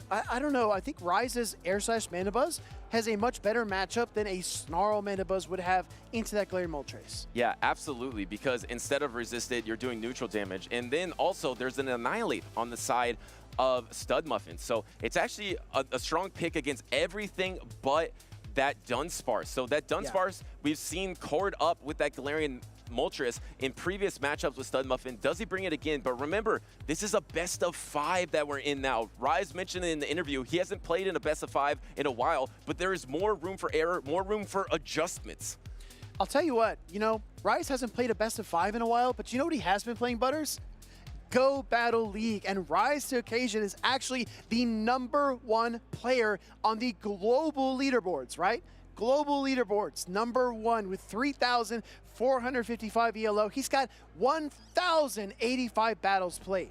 And you can correct me if I'm wrong, chat, but I believe he secured this for the first time today. So that means that he not only got through on the winner's side of the bracket yesterday in San Antonio, he was also fighting the top players on the leaderboard yesterday to soar up to #1. That was revealed about an hour ago that he's #1 on the leaderboard. He's had a great weekend so far in San Antonio. I just want to shout out to production as well for giving us that incredible stat. That is remarkable. I don't know if anyone's ever been #1 on the leaderboards and #1 at a regional championship in the same weekend, but maybe Rise can do it. Gonna make some more history here. Rise to occasion is locked in with a positive lead, but Shadow Feraligatr is not terrible in this matchup. Because the pacing is a lot slower for Mandibuzz, you have the opportunity to get the multiple Ice Beams, and I believe there are win conditions in the one Protect Shield situation. Rise, Butters, I'm stunned by Rise's team. Look, he's got a Diggersby and Annihilate in the back, and he has to expect that Galarian Moltres is coming out. What is he doing? But the thing is, the Annihilate isn't terrible versus Galarian Moltres because you're taking neutral Sucker Punches, and you're doing a lot of damage with your own counter, and the Ancient Power is resisted. So in a 2-shield situation, that Annihilate has a chance to just shred through that Galarian Moltres. Ooh, great shield call by Rise here as well on the Ice Beam.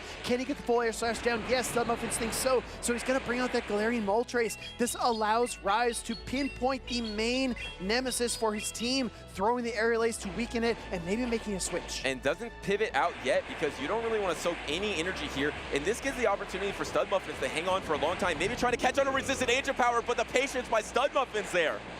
Wow, I'm bringing Diggersby into a Galarian Moltres. I never thought I would see it. Rise has taken down a lot of Mandibuzz with his Diggersby, but this is a matchup I did not expect in the slightest. Brave Bird connects. Diggersby's one of the only Pokemon that could hang on, and now it's going to take advantage of that defense drop. But the tough part is, do you Protect Shield here? You have 2 remaining, and no, actually letting it go. This was something that I think Muffins regretted earlier on in actually throwing a Sucker Punch instead of that Ancient Power that would have done a little bit of chip damage for Muffins there. Can Diggersby take Rise the rest of the way, because there's a Clodsire in the back, and now it's getting sent out to the field. Scorching Sands is going to really hobble this Clodsire if it triggers the debuff, and now that the Sludge Bomb is ready, he waits a turn before the Earthquake. And there is 2 Protect Shields remaining for Muffins. At this point, do you just go Sludge? Oh, it tried to call a Fire Punch bait, but it said it is the Scorching Sand, but Clodsire is just so bulky, it doesn't even really matter. It shrugs it off, and actually instead of going for the Sludge Bomb here, going for the neutral Earthquake, and it's gonna land! Because now that Scorching Sands connected, I think Annihilate has a chance here. The Rage Fist is neutral, the counters are resisted, but the damage is undeniable. Earthquake coming through. Oh! Tries to make the catch. Tried to make the catch once again, and that is 2 different times that Muffins has been patient and not thrown on the exact time that Rise was swapping, and that could be the crucial difference here, trying to swap into his own Feraligatr, but Rise caught a cap. Caught a cap on the aerial ace into the Clodsire, forcing away that first Protect Shield from Muffins. Muffins wants his Feraligatr, but he's really stuck. He might need to try to farm down, and he's able to do it. That's not too bad for Muffins there, because now he's loaded with an Earthquake, can throw it on charge attack priority into the Rage Fist here, and that's going to get the last Protect Shield of the game from Muffins. Is Rise to Occasion going to let this Earthquake go, try to save his Protect Shield for a potential Hydro Cannon?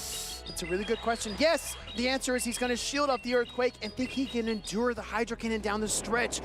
Clodsire through its energy. Feraligatr is waiting in the wings. Do we see a swap? No swap. This looks like he's going to try to outpace and get to that Earthquake, and he does. The problem is, as soon as you swap into the Feraligatr, you're going to get Rage Fist here, so Rise has to be very careful. He has to see if there's a swap happen. Combo play, swap happens, and no! Actually, the Feraligatr was energy dry anyway. Wow, through the counter into the Rage Fist, but you saw him lock in and look at the typings at the top right of the corner of the screen. He wanted to make sure he didn't get blasted by a Hydro Cannon. It's something we haven't seen that much here in San Antonio, and Annihilate is going to be able to sweep that back end of the battle. A Pokemon that is dropped in usage, but in the winners finals, both of these trainers have them, and Rise to Occasion was able to use that to perfection in the end game there. Butters, something we didn't mention is that this is a best of 5 in our winners finals here. So Rise did win game number 1, but he's got to win 2 more in order to take this series and punch his ticket into the grand finals. I feel like this gives a lot of opportunities for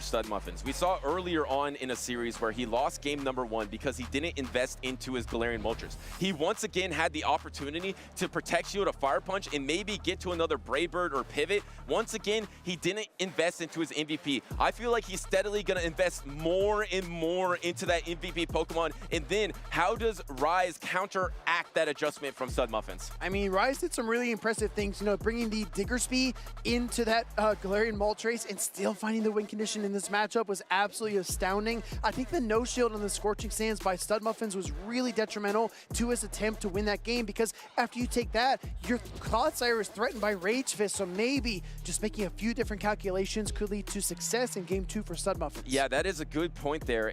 At the time, it felt like a good no shield, because it's like, okay, this isn't going to do super effective, but it only does half my health anyway. But when you're forced to shield something that would do a lot less damage, you could have used that Protect Shield more efficiently. And when you're in a winner's finals, you need to do things really efficiently to move on. And now you're in an 0-1 hole, but you mentioned it. It is a best-of-5 series. So even if he loses this next game, he is not out of it yet. But you don't want to go down 0-2 to a trainer of Rise's caliber as we lock into this game number 2. Jumping right into the battle on the screen, we've got Shadow for Alligator Mirror on the field. And look at the backline once again, it's that MVP Pokemon of the Galarian Moltres. Rise to Occasion has his own Mandibuzz and the Annihilate in the back. So I think if Stud Muffins decides to invest, and it looks like he invested into some attack as he's going to win this charge attack priority. Shadow for Alligator from Stud Muffins does strike first, but Rise to Occasion has the Hydro Cannon queued as well. You know, having a higher attack stat sometimes means that you have a little less HP, but here comes Rise to Occasion with the Hydro Cannon. Do we get a second Hydro Cannon? No, a swap into the Mandibuzz. And do you try to bank up some energy and then swap into your own Galarian Moltres? I think that is a play that Stud Muffins might try to do. No, instead, he's trying to do some chip damage here, trying to bait on the Hydro Cannon. Does Rise to Occasion Protect Shield? Does he respect it? And he does! At the last moment, shielding up a potential Ice Beam that could put Rise behind in this matchup. And look at this, Butters, bringing in the Clodsire into the Mandibuzz instead of the Galarian Moltres. And the thing is, that actually is a little bit better for Rise here, because Rise is going to be able to match up that Annihilate versus Galarian Moltres. But the problem is for Rise, you really can't shield again, because if you shield again, you know the Galarian Moltres is out there lurking, and it's going to have a Brave Bird at some point. So you need to save your Protect Shield for that attack. Not just that, the Feraligatr from Stud Muffins is still very dangerous. It baited the potential Ice Beam, which means it still has some residual energy stored. And now we see the massive overcharge by both players, both unwilling to throw their charge attacks until now. And if Rise does another fast attack, he's going to go over 100 energy. So he actually banks that energy, not wanting to go over 100, swaps into his Feraligatr, but then gets hit by the Sludge Bomb here. Effectively does soak this energy, though, from the Clodsire. So what do you do? Do you bring in the Annihilate finally and reveal it, or do you bring back in the Mandibuzz? That's such a tough call, because the Switch Timer, there's a long time remaining on it, so you can't just swap out, but you bring in the Mandibuzz, you can throw an attack there, and now he is over 100 energy there because he threw that fast attack to try to throw on proper timing.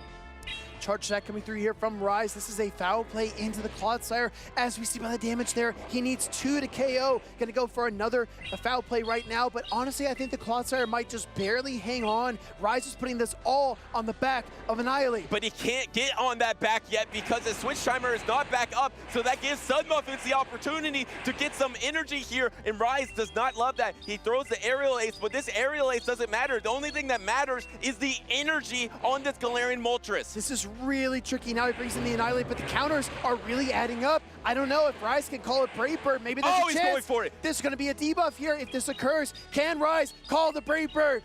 Brave Bird incoming, Rise Protect Shield, and now he's going to be able to counter down, taking out this Galarian Moltres. Does he have what it takes to fully sweep once again with the Annihilate? Coming in with the Feraligatr, it's 2 Shadow Claws away. I think it just clenched up the Hydro Cannon. I don't think the Switch Timer is available for Rise either. He's just down to the bare bones with his Mandibuzz and his Annihilate. Does he have it? Does he have the Hydro Cannon? Yes! He has it registered, and Stud Muffin is able to close out this game and tie up the series. Wow. Absolutely shocking. Feraligatr closing the door on Rise. Mandibuzz limps out. It's got a little bit of HP left. Can't get to the Aerial Ace. It's racing, but Feraligator's faster. Too fast there, especially for the Air Slash Mandibuzz. Snarl maybe would have been able to do it, but Stud Muffins is going to be able to tie it up here. What an epic in-game we just witnessed. Whew. As a reminder, this is a best-of-5 series, so each trainer is tied up 1-1. Essentially, you can wash your hands of that and say this is now a best-of-3. 2 more victories will determine who goes to the grand finals. Wow, that was so tough from Stud Muffins. Obviously, going for that Brave Bird, trying to go for the big play there, but because that Feraligatr was close enough to the Hydro Cannon, if he had it all mapped up that if I throw the Brave Bird now, I will deny enough farm down from the Annihilate so the Annihilate can't Rage Fist. Yeah. If he waited longer to throw that Brave Bird, I believe that Annihilate would have got to back-to-back Rage Fists against that Feraligatr, but because he threw it early, his defense dropped and he got less farm. So that was actually a brilliant play. You win on the Brave Bird or you win in the back line for Stud Muffins. Wow. Yeah, you're exactly right. He covered all of his bases there. Did not allow the opening for Rise to exploit. Hydro Cannon connecting into this Mandibuzz is how Game 2 ended. And a 1-1 tied series is where we stand. And we've seen this all tournament long. Stud Muffins throughout a series has relied more on the Garian Moltres and the Shadow Fraligator. Those two Pokemon in particular. If you rise to occasion, do you ever think about bringing in the Toxapex to try to be neutrally okay against that Garian Moltres and then be able to soak all the energy of the Fraligator? Ooh, that might be something he can try. We're going to jump right into game number 3 here in just a few quick moments because one of our trainers is still thinking it over. I think they've come to a decision, Butters. And we are locked in to game number 3 of the winners finals. Winner advances to the grand finals. This is a best of 5, and there is that Toxapex, but Stud Muffins called it. He actually sat the Garian Moltres in this battle and has a backline of Clodsire and Fraligator. Yeah, look at this team from Rise. He is ABA weak to this Dunsparce because the drill runs do so much damage to both the Toxapex and that Shadow Drapion in the back. But how about that Clodsire in the back? If you can get Protect Shields down, you're going to be really strong against that Shadow Drapion. Running that double poison team, here comes the Sludge Wave from the Toxapex here, going to be able to land into the Dunsparce, and the Dunsparce going to take it no problem. No problem on the Sludge Wave, but the poison jabs will continue to add up. And the bad news for Stud Muffins is that a second drill run will not pick up the KO either, so he's going to be forced to throw a third charge attack. And do we see a pivot here? And yes, there is a pivot from Stud Muffins, going to try to go for the Shadow Claw down, but crucially getting up energy against the Annihilate and deciding to come in with Annihilate instead of coming in with the Shadow Drapion. Yeah. I think that is because he is expecting there is a Garian Moltres in the back.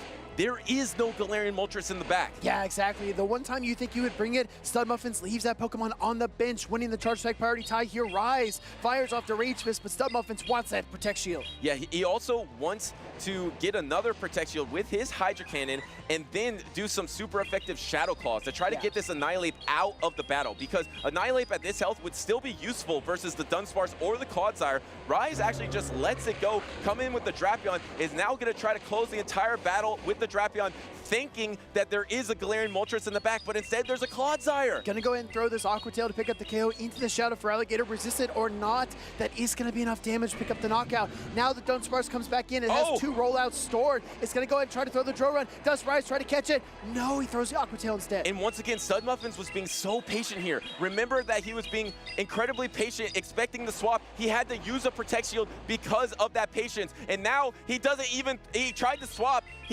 here, but I believe he paused and then swapped. Yeah. And Stud Muffins was able to register the drill run beforehand. Rise waited a turn. He waited a turn, and in that turn, that's when the drill run got fired off. Now he's forced to use his final Protect Shield of the game, and the Clodsire comes in. But it's not over yet, Butters. We could see a catch on the Earthquake.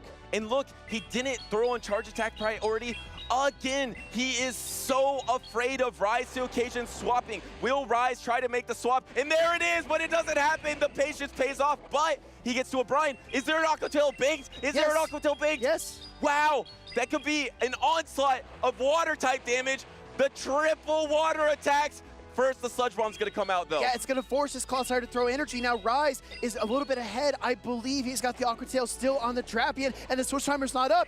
Rise coming back with the Drapion. He's got it. He throws it. He was counting because he's like, I'm going to build up because I need energy for the Dunsparce as well. This needs to knock out the Clodsire here or it's game over, and it does secure the knockout. And now, can you outpace the Dunsparce? Yes! Charge attack priority! Cap wins it for Rise to occasion. Rise able to snatch this game 3 away from Stud Muffins and take his record to 2-1 in the series. He is 1 game away from the grand finals. And this is all about adjustments here. Rise saw the tendencies of Stud Muffins. Yes. Stud Muffins earlier on was so patient on every single swap. Once again, he's been patient, and Rise used that to his advantage to win this crucial game number 3. You're not playing the Pokemon, Butters, you're playing the opponent.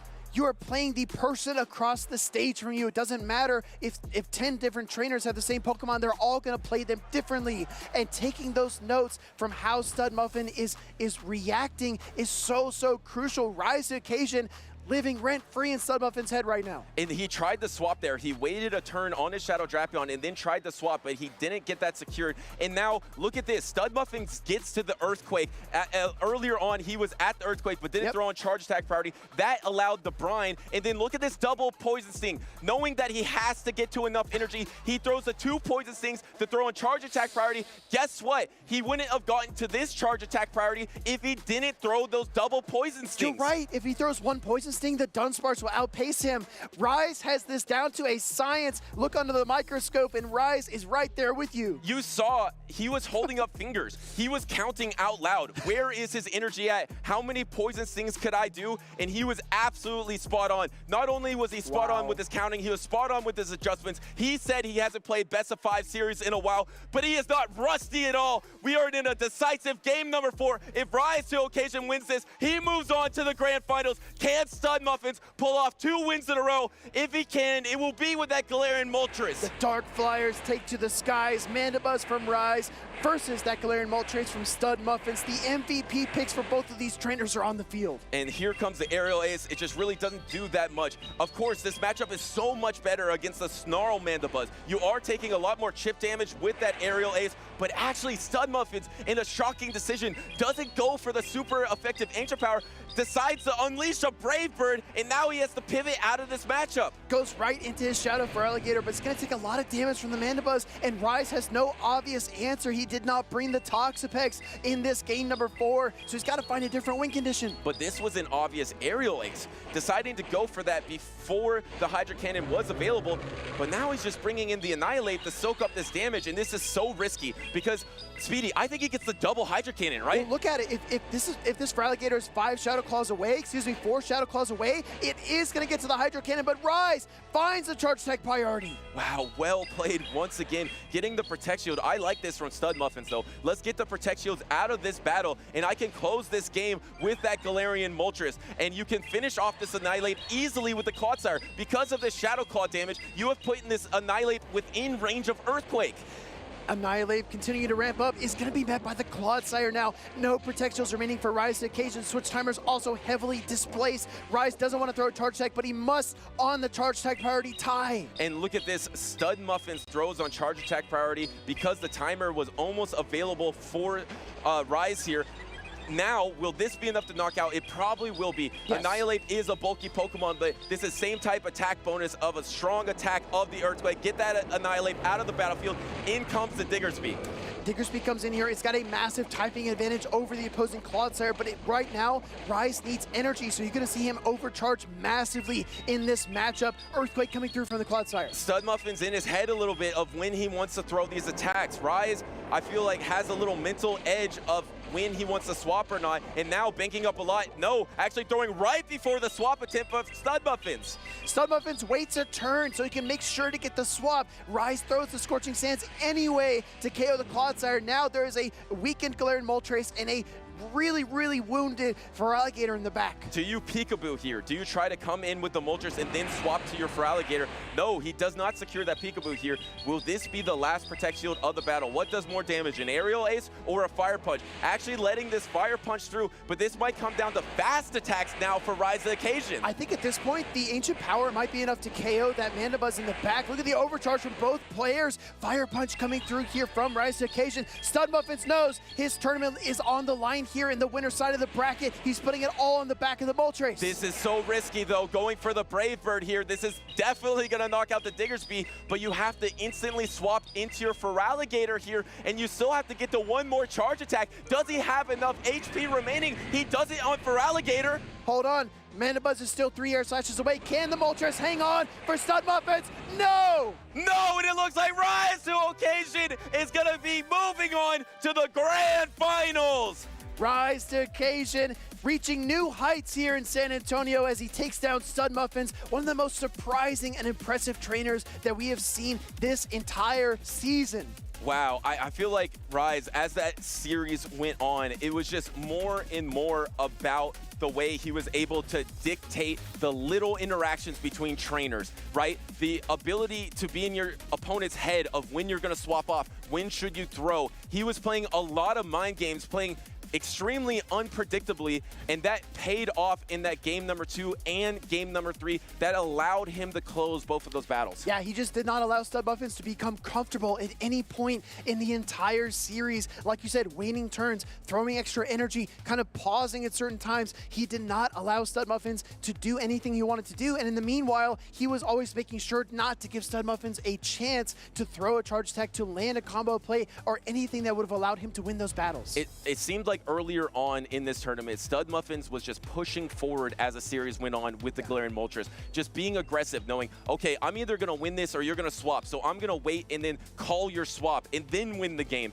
But now, in these in-games, he felt like he was on his back foot. He's just like, I don't know when you're going to go. I'm just going to keep farming. Make a move, Rise. Please make a move. And then he never made a move. And the move was, I'll just wait until you do something, and then Rise to the Occasion was able to capitalize 2 games in a row, in my opinion, because I feel like Stud Muffins was playing on that back foot, not playing as the aggressor. It's almost like he was saying, all right, you're going to throw, right?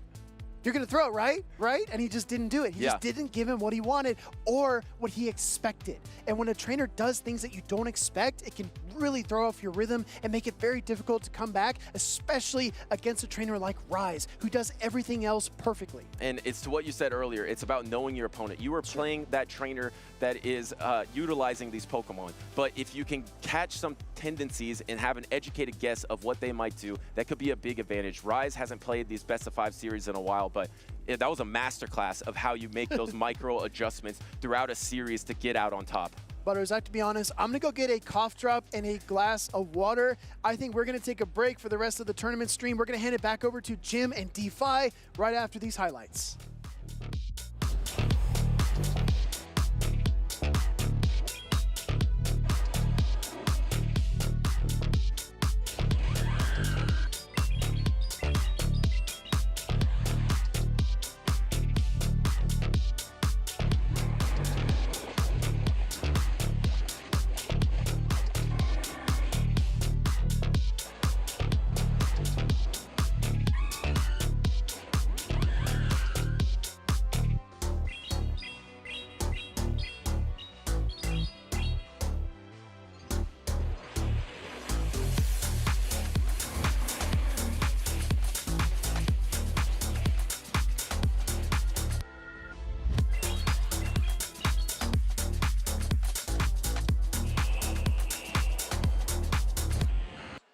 Yeah, GG's, man. Oh, man. Yeah, GG's.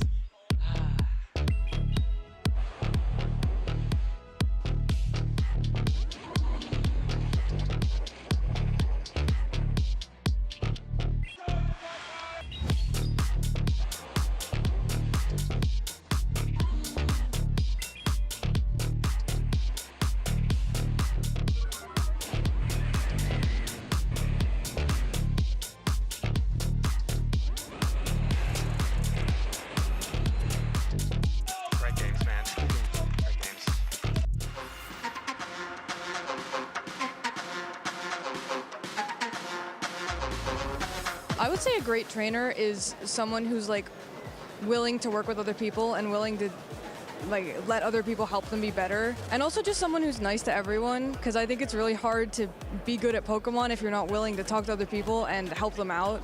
I would say being able to be humble in your defeats. You can't win them all, and how you handle your interactions with your opponent even during the match and after are very, very important. I think what makes a great trainer is someone who's passionate about it and motivated enough to learn. You gotta enjoy learning move sets, learning matchups, learning move counts and whatnot. And then the more you play and the more you do, the better you'll be. I think a good trainer is someone who is kind and open-minded and willing to share their experience with newer trainers so that the game can be more inclusive for others.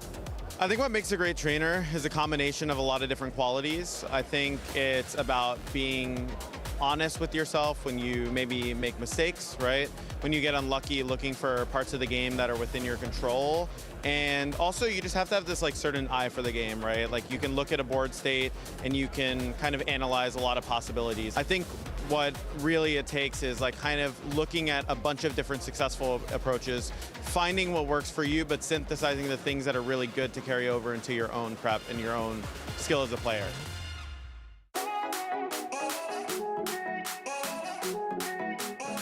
Hey everyone, Adam Watson here in the EUIC Play Lab.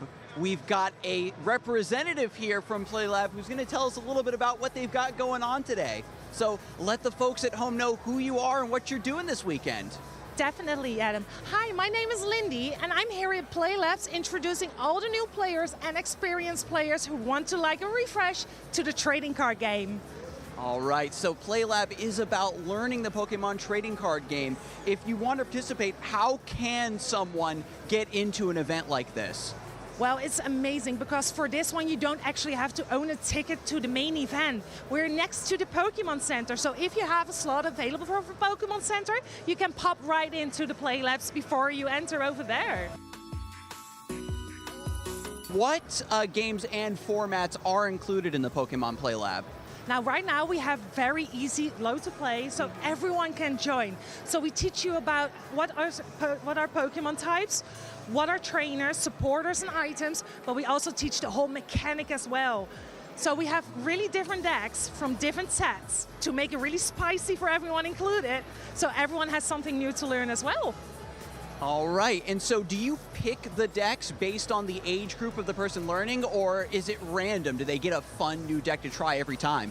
So every table has their own little deck, and we have different decks available. So we start really easy, all the way to a 30-card deck to kind of make it compact. And we have different ones, like, for example, Lucario V, Umbreon V, and Greninja V to end the whole experience with, and they get to take that home with them.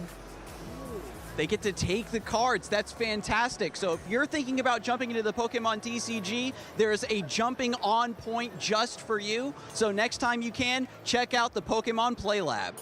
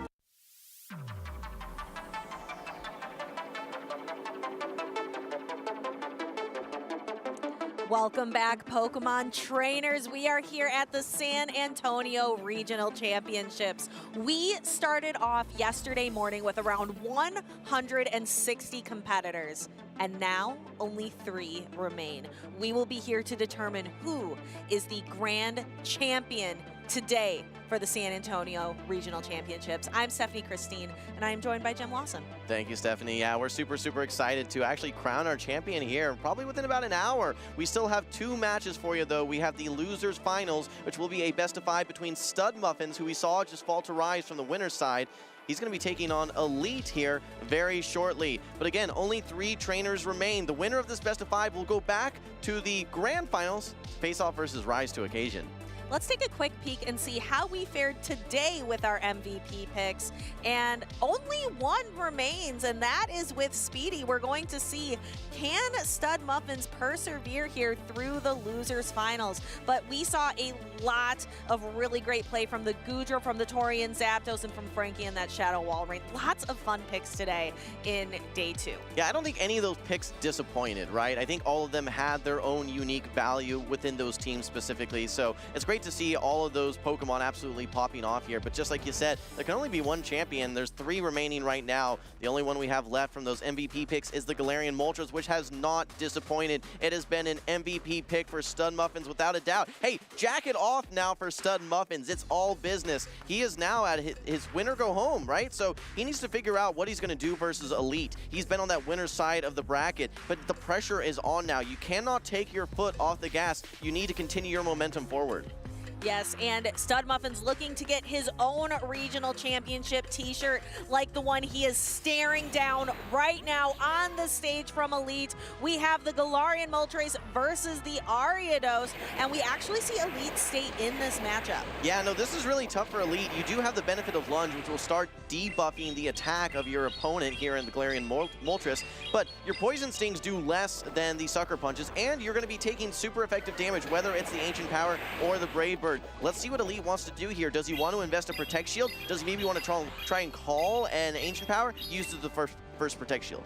Yes, a first Protect Shield comes up, and then we see you're going to have to go for the lunges, perhaps trying to reduce the damage, but Stud Muffins makes a catch. But that's kind of unfortunate to catch a lunge because you're starting off your matchup. You're now stuck in this matchup as the Dunsparce, and your attack is already 1 stage debuff. Yeah, there's 2 elements to this because not only now are you debuffed in this matchup, which is against Shadow Kanto Marowak, an unfavorable matchup, but it means also that your Galarian Moltres is going to get realigned eventually versus that Azumarill, which is one of its biggest threats. Yeah, so curious catch there on the Dunsparce, but going for to try to get at least some neutral damage. Again, this is 1 stage attack debuff, so the Shadow Kanto Marowak should be able to tank this quite comfortably. Yeah, even without an attack debuff, actually Shadow Kanto Marowak can withstand 2 drill runs. But look at this farm down here. Elite has 100 energy ready to throw into that Shadow Kanto Marowak, and Shadow Kanto Marowak unable to get the Sucker Punch through, did not have any charge attacks available that Stud Muffins could click on, so we're gonna have to see the Protect Shield now. Let's see. Actually, yeah, had the Ancient Power ready to go, would not have been enough to knock out. Probably is gonna go for a full farm down. Yeah, just Elite being able to garner so much energy off of that Dunsparce was pivotal. Now can come in with the Ariados. The Ariados is a bug. The Galarian Moltres is a bird, but this is a Bugs day today, getting to knock out that Galarian Moltres. Stud Muffins, no shield Shadow for Alligator is rough. Typically, 2 shield for Alligator is the strategy. Yeah, Elite plays from Elite there. He was able to throw 3 consecutive charge attacks. Rock Slide, and then finally the lunge. All 3 of those would have been able to knock out should they got unshielded, and yeah, able to strip away 2 Protect Shields and get the knockout there. All things going the way of Elite currently. Yes, I really think it was pivotal that Stud Muffins chose to swap in that Dunsparce to make the catch of the lunge. I think maintaining alignment and sticking with the Galarian Moltres in the Ariados matchup could have changed the outcome of this match pretty drastically. Yeah, I don't know if we're going to see a dispute there. I know that there was a Galarian Moltres was unable to fire off its Ancient Power versus the Shadow Kanto Marowak. The Shadow Marowak did have 2 Rock Slides ready to go. The Ancient Power is not going to knock out there, so I don't think it would have had any impact on the battle. But just to your point, Stephanie, I'm not so certain why Stud Muffins brought in that that Dunsparce, because there was just so many elements that really were at a disadvantage at that point. Number 1, you get debuffed. Number 2, you get aligned versus the Shadow Kanto Marowak, which farms all the way down and gets 100 energy for your next Pokemon.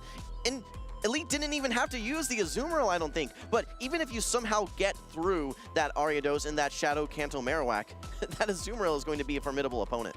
Yeah, it really is just tough for Dunsparce coming in. It's attack debuffed 1 stage from the lunge, and then your Elite's able to switch in such a hard counter of the Kanto Marowak. It just kind of puts Stud Muffins in a position where he couldn't recover. Yeah, no, realistically, the back line for Elite was going to be pretty polarizing, specifically that Shadow Kanto Marowak. If you get that lined up, shields down versus that for Alligator, that is going to be a really, really tough spot. But if you get it aligned versus that Dunsparce anyway, that may still be Elite's game. But bringing in that Dunsparce, force that alignment, let everything go the way of Elite. And I think that Stud Muffins may have a different strategy here in Game 2. It looks like our judges are taking a quick look at the last game, so we're going to be hanging out here while that happens.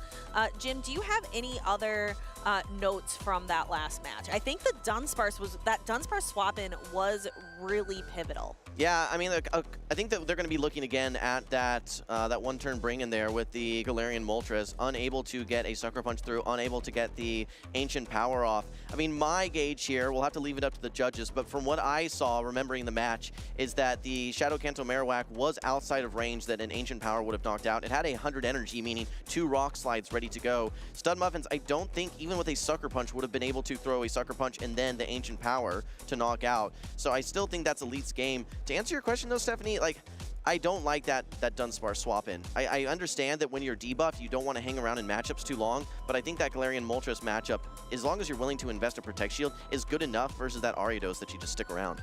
Yeah, both of your charge attacks are super effective. You have the Ancient Power, you have the Brave Bird, both of which threaten the Ariados. Ariados not necessarily known for being bulky, it's known for being able to output a lot of damage. I really do like that Ariados pick from Elite. What are some of its targets? What are some of the things it doesn't want to see from Stud Muffins? I mean, Dunsparce is going to be the main thing, right? That's going to be doing super effective fast attack and charge attack pressure. So it was a little curious to see a swap into the main answer into that Ariados. So that was a bit perplexing to me. Now that said, I mean, Ariados has a lot of neutral play across the board. One of its better answers actually is that Galarian Moltres, right? That's what we saw. So I was surprised to see a swap out. You swap out of your good answer to bring in a better answer and end up having none of your answers on that Ariados is what ended up happening. But the Ariados has good play into the Shadow for Alligator, as long as you're up energy. Great play into that Superior. Despite taking super effective Aerial Ace damage, it's not enough to one-shot. And then, you know, the Annihilate, the Clodsire, relatively neutral matchups, kind of depends on the shielding situation there. We're looking back here, though. As you can see, the Galarian Moltres, a little bit of frustration from Stud Muffins, unable to get a Sucker Punch through. I think the question is, would an Ancient Power charge attack priority be enough to knock out in that situation? It's resisted, let's keep in mind. My guess is no, but let's leave it up to the judges. Yeah, that is not our call to make. Looking back at the day as a whole, we have seen so many titans of the PvP community here today, and we've seen some epic rivalries. We've seen Rise to Occasion versus Dune Bug. We've seen OutOfPoket versus Elite. Some trainers who have been able to be consistent season after season after season. What does it take for a trainer to be consistent over time in Pokemon Go? Yeah, you have to have a quick response to new metas, right? Things are constantly changing. And real quickly, taking a look at this replay, as you can see, Rock Slide did get launched off there, but I mean, we don't have to look at it over and over again because we saw there was no fast attack that came through. The charge attacks did not pop up. There was opportunities there for Stud Muffins to make a play that he was unable to do. Again, to answer your question, though, a quick response to new Pokemon in the meta, to moveset updates, being innovative with your team building, maybe being one step ahead, having a mastery over your counts, over your typings, knowing your matchup specifically in each shielding scenario as well. Okay, do I win this matchup in the 0s, the 1s, the 2s? How do I want to play it? The trainers that have that technical mastery, that quick adaptations to new moves, and I think creativity in their team building are the trainers that we consistently see here on the podium positioning. Right, OutOfPoket, I would say, is one trainer, or OutOfPoket, Rise, all of these trainers, they've been around since the very beginning of the Championship Series with Pokemon Go, and they've been able to stay at the top. They've been able to maintain podium positions and stay in the conversation. Yeah, and I think that the thing with Pokemon Go is that you really can never just be content or feel like that, okay, I've learned everything there is to learn, because there's always evolving metas, there's new Pokemon that are being introduced, movesets that are getting tweaked, so you always have to be preparing. Even if a Pokemon is not great right now, all it takes is one moveset update for that Pokemon to be something that is completely off meta, no possibility that you bring to being a meta monster. Ariados would be Ariados is an example. Shadow Kanto Marowak is an example. Metacham used to be everywhere. Think about all the metas gone by. the metas are constantly adapting, and it takes a really skilled trainer to be able to continuously adapt and change with the tides. Yeah, absolutely. Specifically for that Ariados, it was a buff to Poison Sting, which is one of the best fast attacks in the game for sure. You see it used by Shadow Drapion, you see it used by Ariados, you see it used by Clodsire. Even with high energy charge attacks like Earthquake, you can still pace to them relatively quick. I think it was the Trailblaze buff that actually put Ariados on the map, knowing that it then has a coverage move that it can hit versus things like Shadow for Alligator, and really all the waters in the meta in general. There have been so many updates.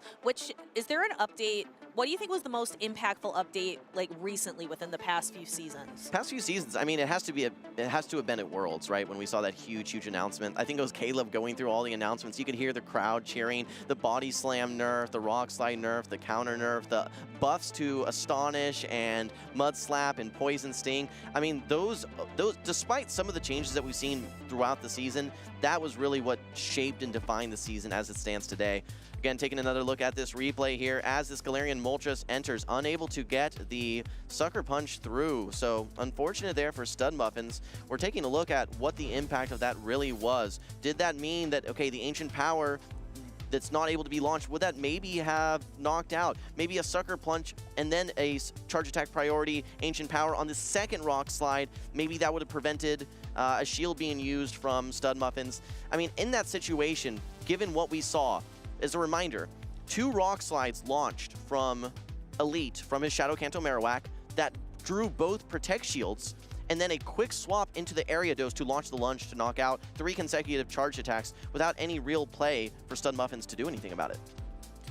And it looks like we are seeing the trainers come to a decision. I see the trainers going to their phone, so that means we should have a judge ruling for you in just mere moments. It looks like Elite is up 1-0. Yeah, I mean, from my lens here, we'll have to get the official ruling, but from my lens, I think that the Ancient Power was not going to knock out, even with perhaps a Sucker Punch, would have left it out of the range. Either way, yeah, so much energy for Elite there. And again, it all just came down to that Dunsparce swap in, which was a bit perplexing to us, bringing in a harder answer than you already have to that Ariados and setting up that Shadow Kanto Marowak dominating matchup into the Dunsparce. It's already dominating, but then with that attack debuff from the lunge, you're just able to farm all the way down, and it puts you so far behind as Stud Muffins.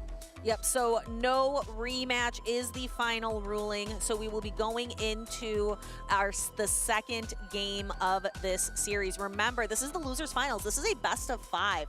So now the trainers, they've had a moment to cool off. They need to turn the heat right back up and jump into game number 2. Yeah, absolutely. I want to talk more about that Shadow Kanto Marowak in general for Elite. We've been seeing him bringing it a lot. A lot of trainers have maybe one Mud Slap resist. Actually, we see 2 Mud Slap resists on the side of Stud Muffins. He has the Galarian Moltres, which he's bringing all the time, but don't forget that Superior as well. That is a pretty good shutdown answer to that Shadow Kanto Marowak, because you actually hang on versus 2 Rock Slides. So even in situations where your opponent has 2 Rock Slides ready to go, you can actually hang on with both. All right, well, let's reset. We're moving back into game number 2. Currently, Elite ahead 1-0. This is going to be the Battle of the Waters, Shadow for Alligator into the Azumarill. Yeah, and Shadow for Alligator has a lot of play into this matchup, even though every single charge attack it is going to be throwing is resisted by this Blue Bunny. It can withstand quite a few, but those Shadow Claws are where it's at. It's able to consistently chip away at the health of the Azumarill over time. Also, the Shadow for Alligator just paces so incredibly quickly. However, these neutral play roughs are going to be drawing Stud Muffin's shields. Okay, a quick swap now in actually to the Shadow Drapion. Elite's going to be forced to use a Protect Shield, does not want to take that full Hydro Cannon. Stud Muffins has an answer here. He has the Dunsparce ready to go. It's a little bit challenging when you're behind energy. There's already 2 Poison Stings now for Elite. Behind energy, Elite should be able to get to 2 crunches before Stud Muffins is able to get to 2 drill runs. Here comes the first crunch. This does about 50% of the remaining HP from Stud Muffins, and with an attack debuff, may even put in an Aqua Tail range. And the Dunsparce is going to continue using Rollout. Uses a Crunch. This is not an Aqua Tail, so no shield from the side of Stud Muffins. Is this Crunch going to knock out? Not quite, but you get a defense drop. This Dunsparce is dangerously low and has a lot of energy. The Dunsparce has 2 charge attacks ready to go. Elite recognizes that, doesn't want to shield 1. The Drill Run does knock out. You can now bring in your Azumarill to absorb all of this energy, and Elite this time, the one unable to get a bubble through. That's going to leave this Dunsparce on the field and give StunMuffins an opportunity to swap out if he wants. I do expect him to act. Oh, actually, a quick swap from both of these trainers here. Ariados now is going to be met with the Shadow for Alligator. Ariados will win. No, does not win the charge attack priority. This will force the shield. Elite is going to have to use his final protect shield here so he does not get knocked out by the Hydro Cannon. 2 incredibly attack-weighted Pokemon, and the Ariados is locked into this lunge and will have an opportunity to throw it here. This is going to debuff the Shadow for Alligator. Either move would knock out Trailblaze and lunge, so you might as well debuff, make these Shadow Claws less effective. Yeah, as the lead here, you don't want to throw your charged attack. You're trying to bank that after this debuff, you're going to be hanging on versus this Hydro Cannon. I don't know if it is going to be able to. Yes, it does. So you get 1 additional Poison Sting, and you don't take any additional damage. A smart heads-up play by Elite. Let's keep an eye on switch clocks, though. I'm pretty positive that if you bring in that Galarian Moltres, you're simply going to be able to farm down. Elite needs to get out here. Yes, he brings in his own Azumarill. It's going to be a race to a charge attack. StunMuffins does still have a catch answer. He just needs to get to this Brave Bird to take out the Azumarill, and that's going to be exactly what happens here. The Azumarill did not... Let's remember, though, was 1 bubble behind. Was not able to get that bubble in the versus that Dunsparce there. So I'm curious to see if we're going to see another dispute here after this game, knowing that maybe that 1 bubble could have made the difference. It might have, but in the meantime, what we did see was that Galarian Moltres outpacing and getting to that Brave Bird to knock the Azumarill out. Yeah, it seems like at this point that there is no sort of review, I think. So as it stands right now, 1-1 here in this best-of-5 series. So we're not going to have a decision after this next battle. It will be 2-1 in either direction here. We're going to have to get 3 wins in order to win that best-of-5. Galarian Moltres looked very, very strong there. It was able to put a lot of pressure into that Ariados at the end of the matchup, and all it needed to do was just take out a low HP Azumarill. Azumarill is not what it wants to see because you're not putting out any fast attack pressure with your resisted Sucker Punches, but if you're able to get shields down and put that Azumarill south of maybe 45% HP, that devastating, hard-hitting Brave Bird will certainly be enough. Yeah, Galarian Moltres also needs Protect Shields in order to survive that matchup. A Play Rough or even just an Ice Beam threatens deeply a Galarian Moltres. So we're going to see here that race to the finish. But now our trainers are already on the battlefield with their next match. We have Shadow for Alligator versus Shadow Drapion, 2 of the top Pokemon in this meta game. All right, the positioning of this Galarian Moltres, yet again, will likely be key to the outcome of this game. If it gets lined up versus that Shadow Kanto Marowak, that's great for StunMuffins. If it gets lined up versus the Azumarill, that's going to be really tough. In the meantime, though, we actually have a quick swap out by StunMuffins yet again into the Dunsparce. Elite's going to be able to bring in his Shadow Kanto Marowak here. There's no debuff this time, so 2 Drill Runs will be very close to knocking out, but Elite is still in the driver's seat here despite having used a Protect Shield already. Yeah, the Shadow Kanto Marowak looks really good because there are so many different ways to gain an advantage here in Pokemon Go. And Elite, even though he's down the Protect Shield advantage, he is up by so much energy, and he has the benefit of being able to outpace to so many different charge attacks. All right, well, we had a charge attack priority event there, so the winner of that is going to be the Shadow Kanto Marowak. But look at the HP here. Some Dunsparces are able to hang on through 4 more Mud Slaps. I think that actually that you're going to be able to hang on here. So Elite, oh no, he farms all the way down, comes out with 2 Bone Clubs ready to go. Let's see what happens here. Will we see the Galarian Moltres make an appearance, or will it be the Shadow for Alligator yet again? Shadow for Alligator, I don't believe has any energy, but may be able to Shadow Claw down. Okay, here is the first charge attack launched. Will this Shadow Claw knock out, or will Elite be able to launch that second Bone Club as well? Oh, he lets it go! He lets it go, and the Shadow Kanto Marowak hangs on with 1 HP to throw another Bone Club against the Feraligatr. StunMuffins shields this one up. Now we are back at shield parity 1-1. Elite able to bring in the Drapion, but a quick bring in of the Galarian Moltres to absorb the Aqua Tail. All right, well, StunMuffins is locked in now with the Galarian Moltres, and there is an answer waiting. Elite has the Azumarill ready to go. I think that he's going to farm up a Crunch, maybe even more energy than that. He could even threaten a Protect Shield here with this Aqua Tail. This will threaten to do the majority of the HP still remaining on this Galarian Moltres. If Elite really wants here, he can actually just hang around in this this matchup, these Poison Stings will start threatening to get this this Galarian Moltres low. In fact, Stun Muffins really has to use a Protect Shield at this point. I think this Azumarill is probably going to be able to sweep this matchup now that Protect Shields are out of the way.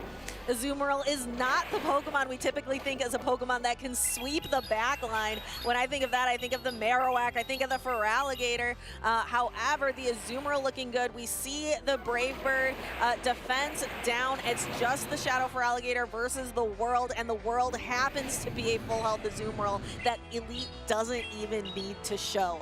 Look, we see the obvious win cons with the Azumarill there, but Elite with a little bit of a flex there saying, hey, I don't need to use the third Pokemon again. You know, I did that in Game 1. I'm going to do it again in Game 3 here. He takes a 2-1 series advantage, 1 game away from going to the Grand Finals to face off versus Rise to Occasion. Yet another Dunsparce safe swap, yet another punish by Elite, bringing in that Shadow Kanto Marowak, a full farm down, coming out with 2 charge attacks, getting both charge attacks off. It's almost a repeat of that Game 1, but this time the Shadow Feraligatr being the victim of that energy instead of the Galarian Moltres. From where I am sitting, Stud Muffins has got to stop safe swapping that Dunsparce because Shadow Kanto Marowak has been brought by Elite 2 out of 3 games. Stud Muffins has brought the same 3 Pokemon, the Galarian Moltres, the Dunsparce, and the Shadow Feraligatr. Has only switched up the lead. First game he led the Galarian Moltres, the last 2 led the Shadow Feraligatr, but has really maintained those same 3 Pokemon. A similar strategy, I believe we talk about, Gerald likes to do the same thing. He brings the same Pokemon to every single match in a series. So now it looks like we do have a match under review, so it looks like our trainers and our judges are going to be talking this out. We're going to see what was missed here, because I don't think, maybe it was during that back-to-back Bone Club throw. As a reminder, 1 Shadow Claw came through from the Feraligatr. Elite threw his Bone Club. That Shadow Claw didn't knock out, and he didn't throw a Bone Club there as well. So we're gonna have to see. Maybe was there an expectation for another Shadow Claw to go through? He didn't throw a Mud Slap, so I don't think that there should have been a second Shadow Claw to knock out. We'll have to keep an eye on it. But that said, I really like the way that that Elite's been able to respond to that Dunsparce. Again, I'm a bit perplexed seeing that Dunsparce being brought in the safe switch position so regularly for Stud Muffins. It would have made sense. Maybe if there's a Clodsire in the back that you're trying to bait out that Marowak, that would be a valid strategy. But we haven't seen the Clodsire being brought. It's the Galarian Moltres. So it looks like our trainers taking some notes, and I think we might be continuing on. I'm kind of looking at the trainers. I'm looking at my screens trying to determine what is going on, but it looks like the trainers are at least preparing for a 4th game. My guess is this is going to be 2-1 for Elite. I did not see anything there that was going to be deserving of a replay, but again, that's going to be left to the judges, and it looks like they are still talking about it there. So, you know, it's interesting to see, again, that safe swap for the Dunsparce. I'm not sure exactly what the strategy there is. It would make sense if you're trying to draw out that Shadow Kanto Marowak if you have something else weak in the back to it, but you have something strong in the back to it. It is that Galarian Moltres, and all you're doing is getting that Galarian Moltres locked in versus what would be the Azumarill there. I'm getting confirmation here from broadcast that this is going to be no rematch. You can see on your screen 2-1 versus Elite here. Elite, as a reminder, 1 game away from moving forward to the Grand Finals to face off versus Rise to Occasion. I am looking forward. Elite is in a position to go back to the Grand Finals, get another shot at a championship trophy, or will it be Stud Muffins to make a 2-0 sweep? Both trainers have some really interesting Pokemon here. I've been noticing I like Elite's Ariados, but I've been seeing more play out of that Shadow Kanto Marowak on his side of the field, where Stud Muffins really continuing on with that Galarian Moltres. Remember, that was Speedy's pick of MVP. He made it the farthest out of all of us with a Pokemon and a trainer in the top 3. Well, look, I think it's a really great pick, but it is very alignment dependent. If you're getting it lined up versus that Azumarill, or if it's getting really low to the point where it's in Rock Slide range, you're going to have some issues, especially if you're allowing your opponent to get tons of energy on the Shadow Kanto Marowak. All right, well, we're moving on here. This is going to be game number 4 in what's been a very long series. Here we go, Stud Muffins with the Shadow Feraligatr into the Shadow Kanto Marowak. In the 2-shield scenario, Elite should be able to just simply Mud Slap down, but Stud Muffins should be able to start stripping away some Protect Shields here. So these trainers have to think about how valuable are these Protect Shields, how valuable is it, how valuable is this energy. So it's really a cost-benefit analysis that you're making very quickly in this matchup and having to decide what Pokemon are in the back. If you're looking at Elite, you might be thinking that StudMuffins has brought that Dunsparce and Galarian Moltres every single time. I kind of have my game plan ready, but StudMuffins flipped the script here. Well, he has no real answer to the Shadow Kanto Marowak. 2 shields for Feraligatr is not going to be the answer. Do you just swap out now at this point? No, he's just going to get farmed all the way down. Now you have to probably bring in the Annihilate, but it does not want to see any of these Bone Clubs whatsoever. You're going to get to 2 Bone Clubs. 2 is enough to knock out, and you don't want to have your Clodsire on this whatsoever. Things are looking devastating right now for StudMuffins. Yeah, the Clodsire does have quite a bit of play into the Shadow Drapion, into the Azumarill, but you have to kind of set it up for success with some Protect Shields, with some energy advantage to really help it out there. Yeah, the Clodsire does have good matchups versus Drapion, does have good matchups versus Azumarill. Oh, and a quick swap out now by Elite brings in the Drapion. Up Energy is going to be able to get to 2 of these Aqua Tails prior to StudMuffins reaching 1 Earthquake. That's going to put the Clodsire dangerously low, maybe even in range that you can either Mud Slap or Bubble down. Yeah, again, that Clodsire, I love its matchups against the Drapion, against the Azumarill, but it needs a little bit of help. And right now, that Earthquake, it is going to absolutely go boom on the Shadow Drapion, but not until after this Aqua Tail lands. Yeah, and this was actually a charge attack priority as well. Very, very good play by Elite, recognizing that, hey, I'm not going to allow you to overfarm. I'm going to throw right when you have this available, which I think StudMuffins could have thrown at least 1 more Poison Sting, but doesn't have that much energy ready to go now. So in comes the Shadow Kanto Marowak again. Bone Club is ready to go. Now you have your Shadow Kanto Marowak that just needs to get 1 or 2 Bone Clubs off versus this Annihilate, and a full health Azumarill yet again ready to remove this Annihilate from the field. Azumarill is showing why it is one of the #1 Pokemon in the meta. StudMuffins conceding the match, putting the phone down, saying there is nothing I can do against the Azumarill on the side of Elite. Elite taking this series 3-1. And Elite will be moving on to the grand finals where he will face off versus Rise to Occasion. They have not faced each other. This will not be a rematch here. This is going to be a fresh matchup. Keep in mind, Elite will have to reset the bracket if he's going to take the title of San Antonio Regional Champion. But for now, congratulations to him for advancing from the losers finals. Stephanie, I want to talk about that last game and just the games in general. Game 1, Game 3, Elite was able to win with only 2 Pokemon. He had Azumarill in the back as that safety net insurance policy that I think was in a great position. He didn't even need it. That game number 3, he did need it. It was just enough to take out that that Annihilate. His team building and really just his use of that Shadow Kanto Marowak, unmatched. Elite just honestly 3 or 4 steps ahead of the opponent, and we've been seeing that consistently throughout today. Elite just staying on top of the matchups, being able to predict the opponents, being able to capitalize on opponents' misplays. Yeah, absolutely. Game number 1 and game number 3, we did see that safe swap to that Dunsparce, a little perplexing for us, and as we see, there is that catching the lunge, but it set up all that energy for Elite to get a full farm down with his Shadow Kanto Marowak. 2 Rock Slides ready to go. Don't forget the overfarm. He farmed back up to a lunge on his Ariados before exiting that matchup, and as you can see, the Ariados was able to get that Feraligatr into a very, very low position to allow that Shadow Kanto Marowak to just simply farm down up a shield. Game number 2, though, was going to be a very interesting one as well. That was the one that StudMuffins was actually able to take back and even up the series, if you remember. Yes, but first let's watch the end of that matchup, that Shadow Kanto Marowak just in such a dominating position. But this is the one where the Galarian Moltres was able to Brave Bird and knock out the Azumarill. Yeah, that was a game, actually, if you remember, that Elite did not get his bubble through when he brought it in versus the Dunsparce. It would have knocked out the Dunsparce, and I think may have actually been able to allow him to get to that Ice Beam prior to StudMuffins getting to his own charge attack there. So it did even up the series, though, at that point as we moved into game number 3. Yet another swap into the Dunsparce. There it is. Well, what's going to happen? Hey, it's the Shadow Kanto Marowak. You think he's not going to bring it? Elite brought it every single game. Yes, Elite brought it. Actually, Elite did not. I don't think Elite brought it in game number 2. I think that that's was the game you lost. And that's the game you lost. Yeah. So Shadow Kanto Marowak, I would say, if you're to ask Elite, is probably his MVP at least for today's games. And here we have the Shadow Drapion just able to unload a lot of energy onto the Galarian Moltres.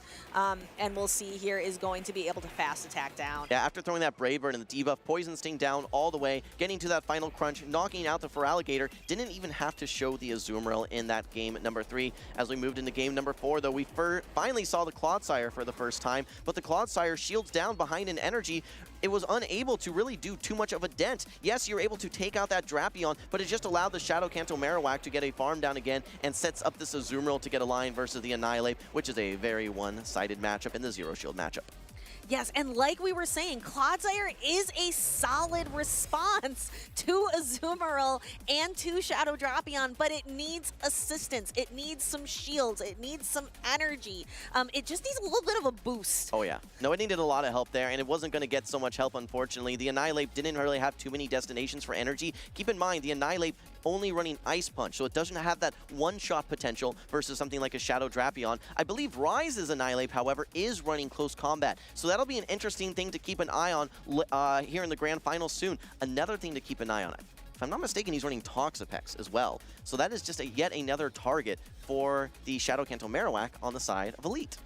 Well, let's talk a little bit about Elite's run through the losers bracket. I'm taking a look at it now. Elite started today on the losers side, had to 2-0 versus J-Jan, 2-0 versus Spartan, 2-1 versus the Torian, 2-0 versus Flying Pizza, 2-0 versus OutOfPoket, and 3-1. Look at that journey from Elite. Elite has got to be exhausted. Oh, yeah, no, absolutely. He's at 13 battles won so far. I think he's only dropped, what, 2? So he's 13-2 today, which is an absolutely astounding record. But he's got to go win another 6 battles, 19 battles to take home the prize. That is a very, very tough journey. Meanwhile, though, you can see Rise's journey, 2-1 versus Frankie, 2-0 versus Dune Bug to even up the series, 4-4 in that rivalry, and then a 3-1 versus Stud Muffins. He's now going to be seen for the first time today, Elite in the Grand Finals. So it looks like Rise to Occasion is 1-7-3 today, perhaps? I have to do some quick maths. That's usually Alpha Phoebe who does the quick maths. That's true. Quick maths with Big Phoebe. No, I think he's 7-2 currently. 7-2. Yeah, I think he dropped 1 game in the winners finals and 1 game, I believe, in his first matchup versus I forget who it was. Either way, Frankie. Yeah, versus Frankie. That's right. So he has had a much more condensed journey, we can say, compared to Elite. So Elite is on a roll here, and even in that game number 2 versus Stud Muffins, that was a pretty close game. That wasn't just a very one-sided matchup. We have now for you in the lounge, we have Will Dunphy with our 2 finalists. Which one is going to take the Grand Championship? Will, let's get to know our finalists a little better. Will Dunphy here, and I do have our 2 finalists in the lounge with me, Rise to Occasion and Elite. I want to say that what I've seen from the rise of both of these trainers so far in San Antonio, Rise, you've been very, very consistent. You're very cool, calm, and collected. You move through matchups meticulously and methodically. Meanwhile, Elite, you fell to that loser side bracket earlier on in the tournament than you probably expected because you also set very high standards for yourself, but you take every single advantage of a mistake or an opening that your opponent gives you. So I want to start with Rise. You've been the steady hand in the tournament here so far. Rise, how does it feel to approach another Grand Finals? Is this a new challenge for you, or do you feel comfortable here? I've surprisingly felt kind of calm and at ease today. I think I just went into this weekend with a decent amount of preparation, so maybe I just felt comfortable with the team. But there's always those nerves, don't get me wrong. Elite, do you feel like maybe you've gotten some strokes of luck, or do you feel like this is all you and you're just capitalizing and you're making it work with what you've got? I'm gonna be real. Definitely got some strokes of luck, but at the start of the first day, it's weird because I'm normally very nervous for my tournaments, but at the start of the first day, I didn't feel nervous at all. I played my first rounds, and then I played Pocket, and I lost to him in like our bracket.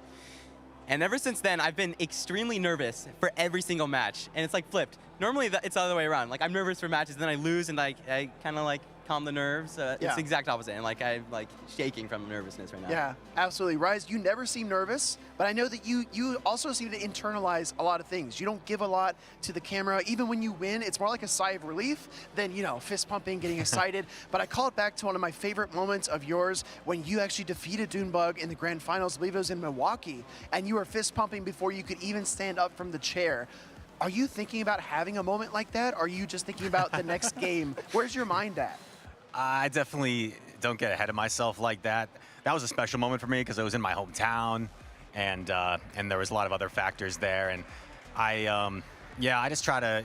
I definitely feel nerves, and like playing sports growing up, they always said like if you don't get big nerves before a big game, like that means you don't care. So nerves are a good thing.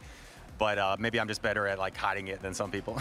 All right, Elite, you've been one of my favorite trainers to watch the entire championship series. I'm not even being partial because you're here.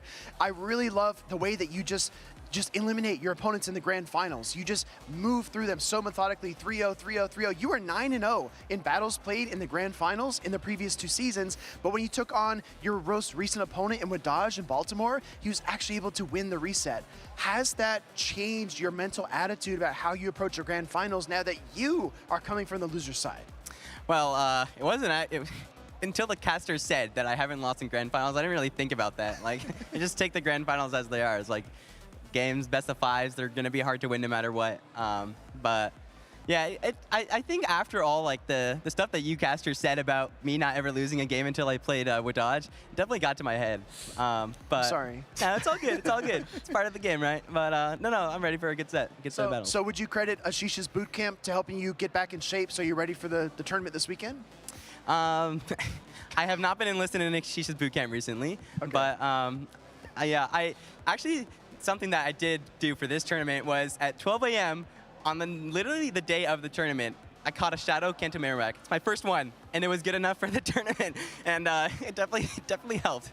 Wow. Okay, so between the two of you, I would like to exchange some words. Rise, is there anything that you want to say to your opponent before you hit the stage?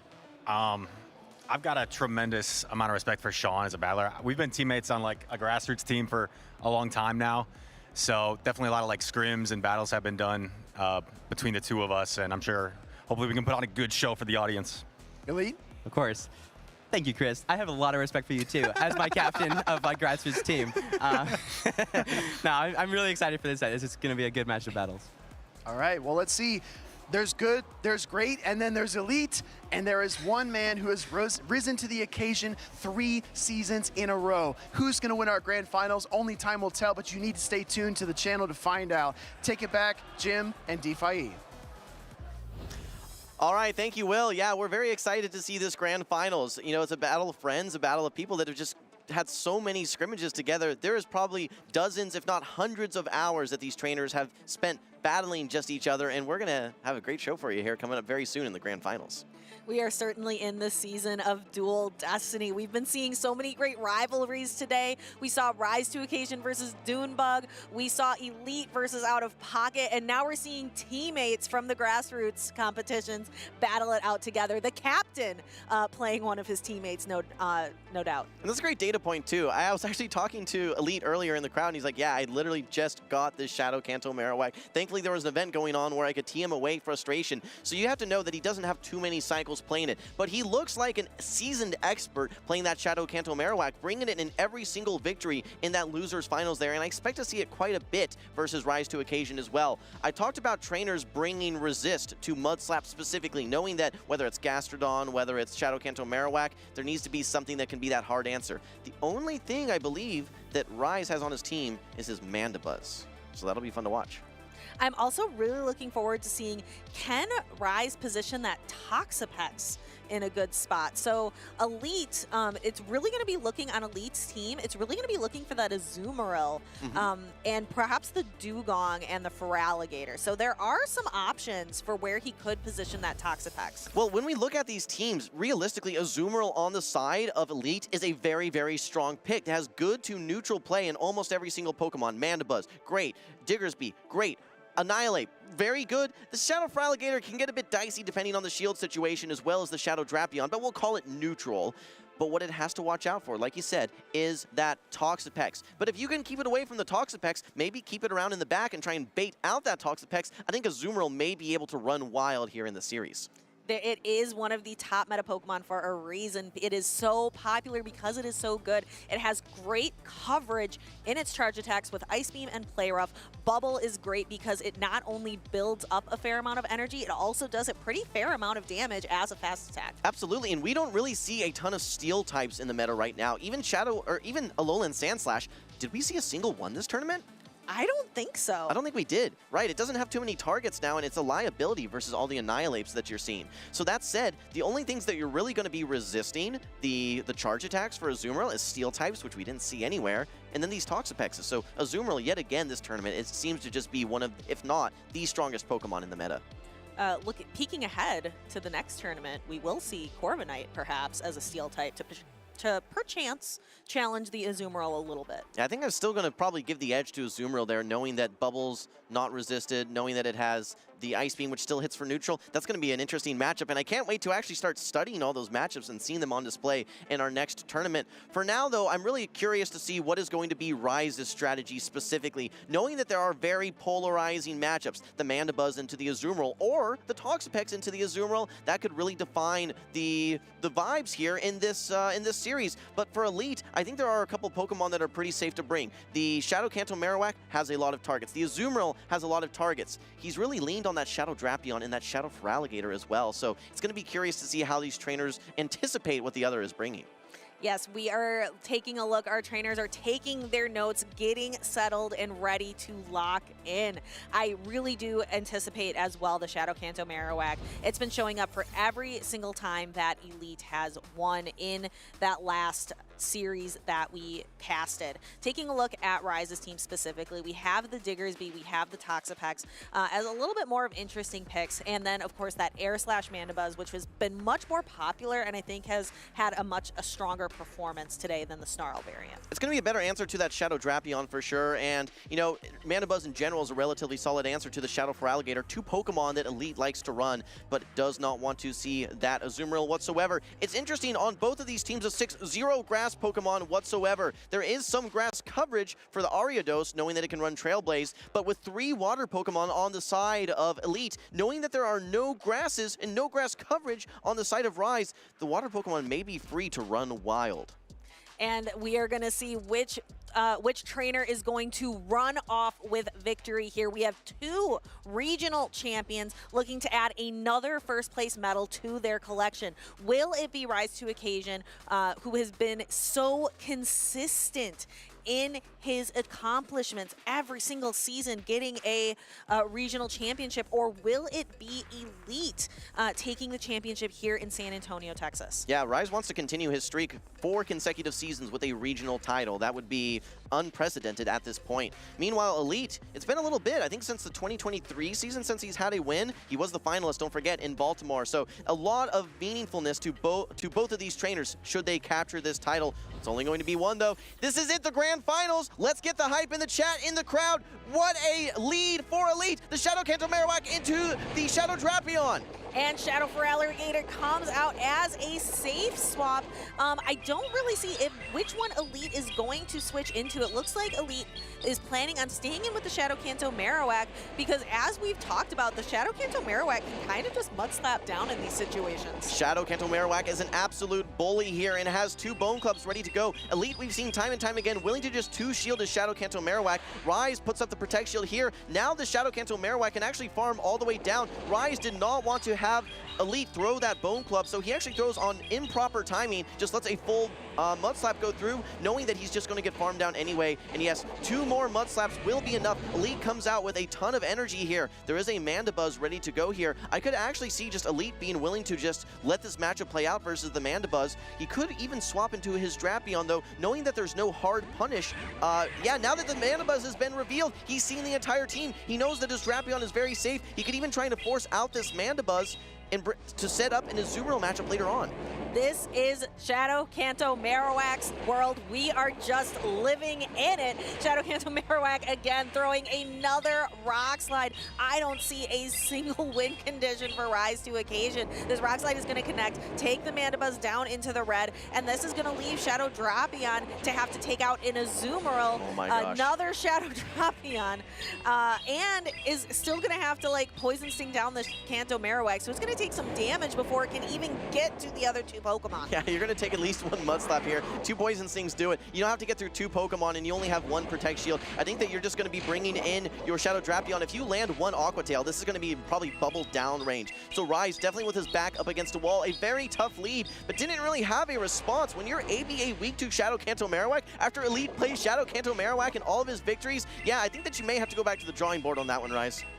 I would tend to agree, but if anyone can come back from a rough game 1, I think it is Rise to Occasion. And you have to remember, Rise to Occasion sitting pretty on the winner's side of the bracket. Elite's got to win 2 best-of-5s, but he's taken his first step in order to do that by setting his Shadow Kanto Marowak up for success with 2 very strong, supporting roles in the back. Yeah, Rise is going to try and land 3 crunches here, hope for some debuffs, and hope that that 3rd crunch after the Poison Sting will be enough to knock out, but he's still going to have to come out of this matchup with energy, knowing that Elite has an Aqua Tail stored, and he is now in range that one is going to knock out. But Elite reaches the play rough with his Azumarill. This will be enough to knock out the Shadow Drapion, and Elite, with his trusty Shadow Kanto Marowak, takes game number 1. 2 more, and he'll reset this bracket.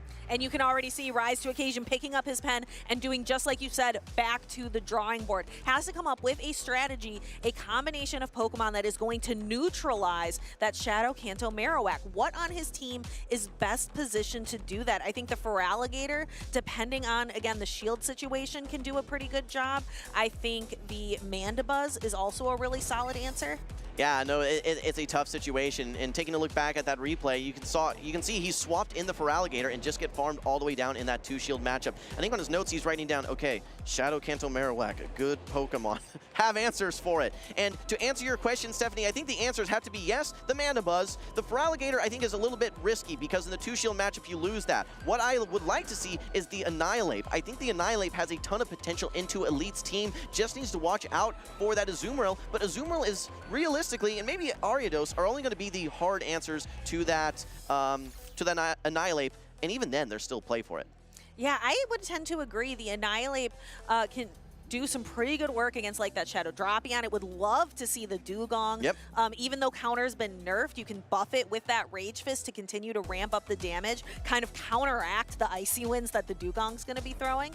Yeah, no, absolutely. We keep seeing Elite bring the same team. It's the Shadow Kanto Marowak, the Shadow Drapion, and then hiding that Azumarill in the back, just saying, all right, well, I'm going to get alignment with the power of Mud Slap. I'm just going to force alignment and get my Azumarill aligned where it needs. And in fact, I'm not only going to get alignment, I'm also going to do a big dent into the next Pokemon that you bring in as well. Don't forget, Elite was able to reach 3 Rock Slides versus that Mandibuzz. Mandibuzz only got Air Slash damage that entire game. And let's say that it ends up shielding and taking out that Marowak, it's just going to get met by the Azumarill.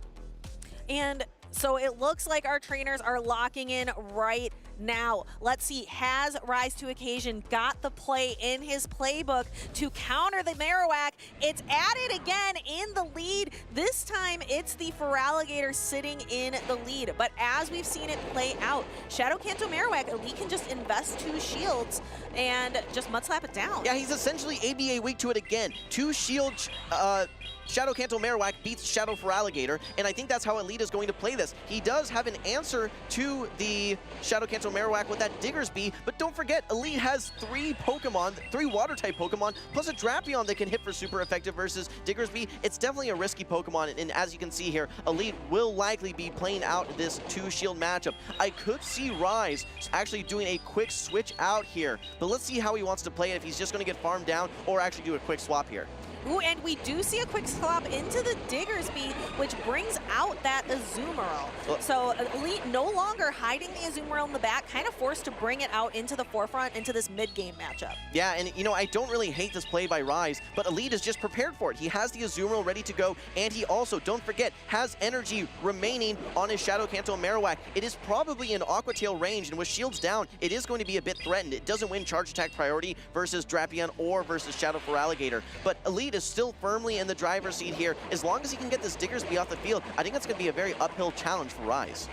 Yeah, we see the Scorching Sands yet again. They're still Scorching Sands has a chance to attack debuff, but it's not guaranteed every time. And it looks like 0 for 2 on the Scorching Sands debuff here for Rise to Occasion. Yeah, hard to justify a shield in this situation. Really, Diggersby has done everything that it can do, which is forcing out that Shadow Kanto Marowak. There may be an opportunity to get a big farm down here with Drapion, but no, Elite already ready to go here, has energy, needs to get his Bone Club off, but he's unable to do so. You can see the frustration in his face here because he knows that this Aqua Tail is going to knock out. Needed to throw the Bone Club before the Drapion reached a charge attack.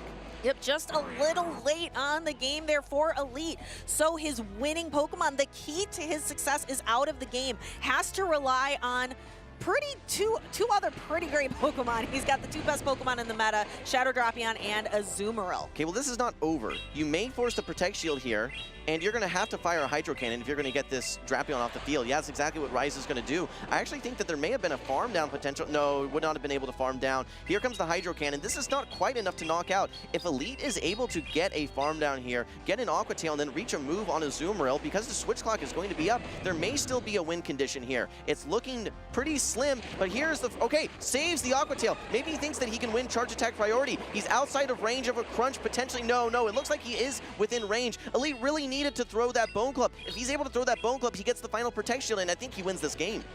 And there is the crunch to knock out.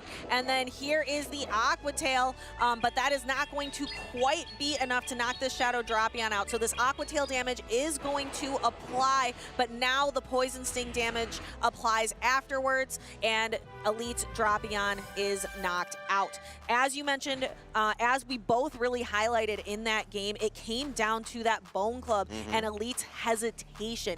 And this is a game of half seconds. Oh, yeah. You have to be so on top of your game and so forward thinking, which Elite has been, honestly, throughout this entire tournament run. But remember, Elite's day has been long. Maybe that's been wearing down on him a little bit. I think what happened is he got stuck in a 3-turn move. We talked about getting stuck in fast attacks before, and with a 3-turn fast attack, if you are not really on top of that Drapion's energy, it puts you in a position where, with how fast Drapion can pace to charge attacks, that you might be 1 turn behind or even charge attack priority. And like I said, when you're in range of Aqua Tail and shields down, Shadow Kanto Marowak, really its value starts to diminish. You had to throw that Bone Club right away. Do it on bad timing, it doesn't matter. You either have to lock in that super effective damage or pull that final Protect Shield if you're going to win that game too. Elite now needs to figure things out because he's now 2 games away from being knocked out of this tournament. I think that the strategy has been solid for him. Again, that Shadow Kanto Marowak, that Shadow Drapion, and the Azumarill in the back.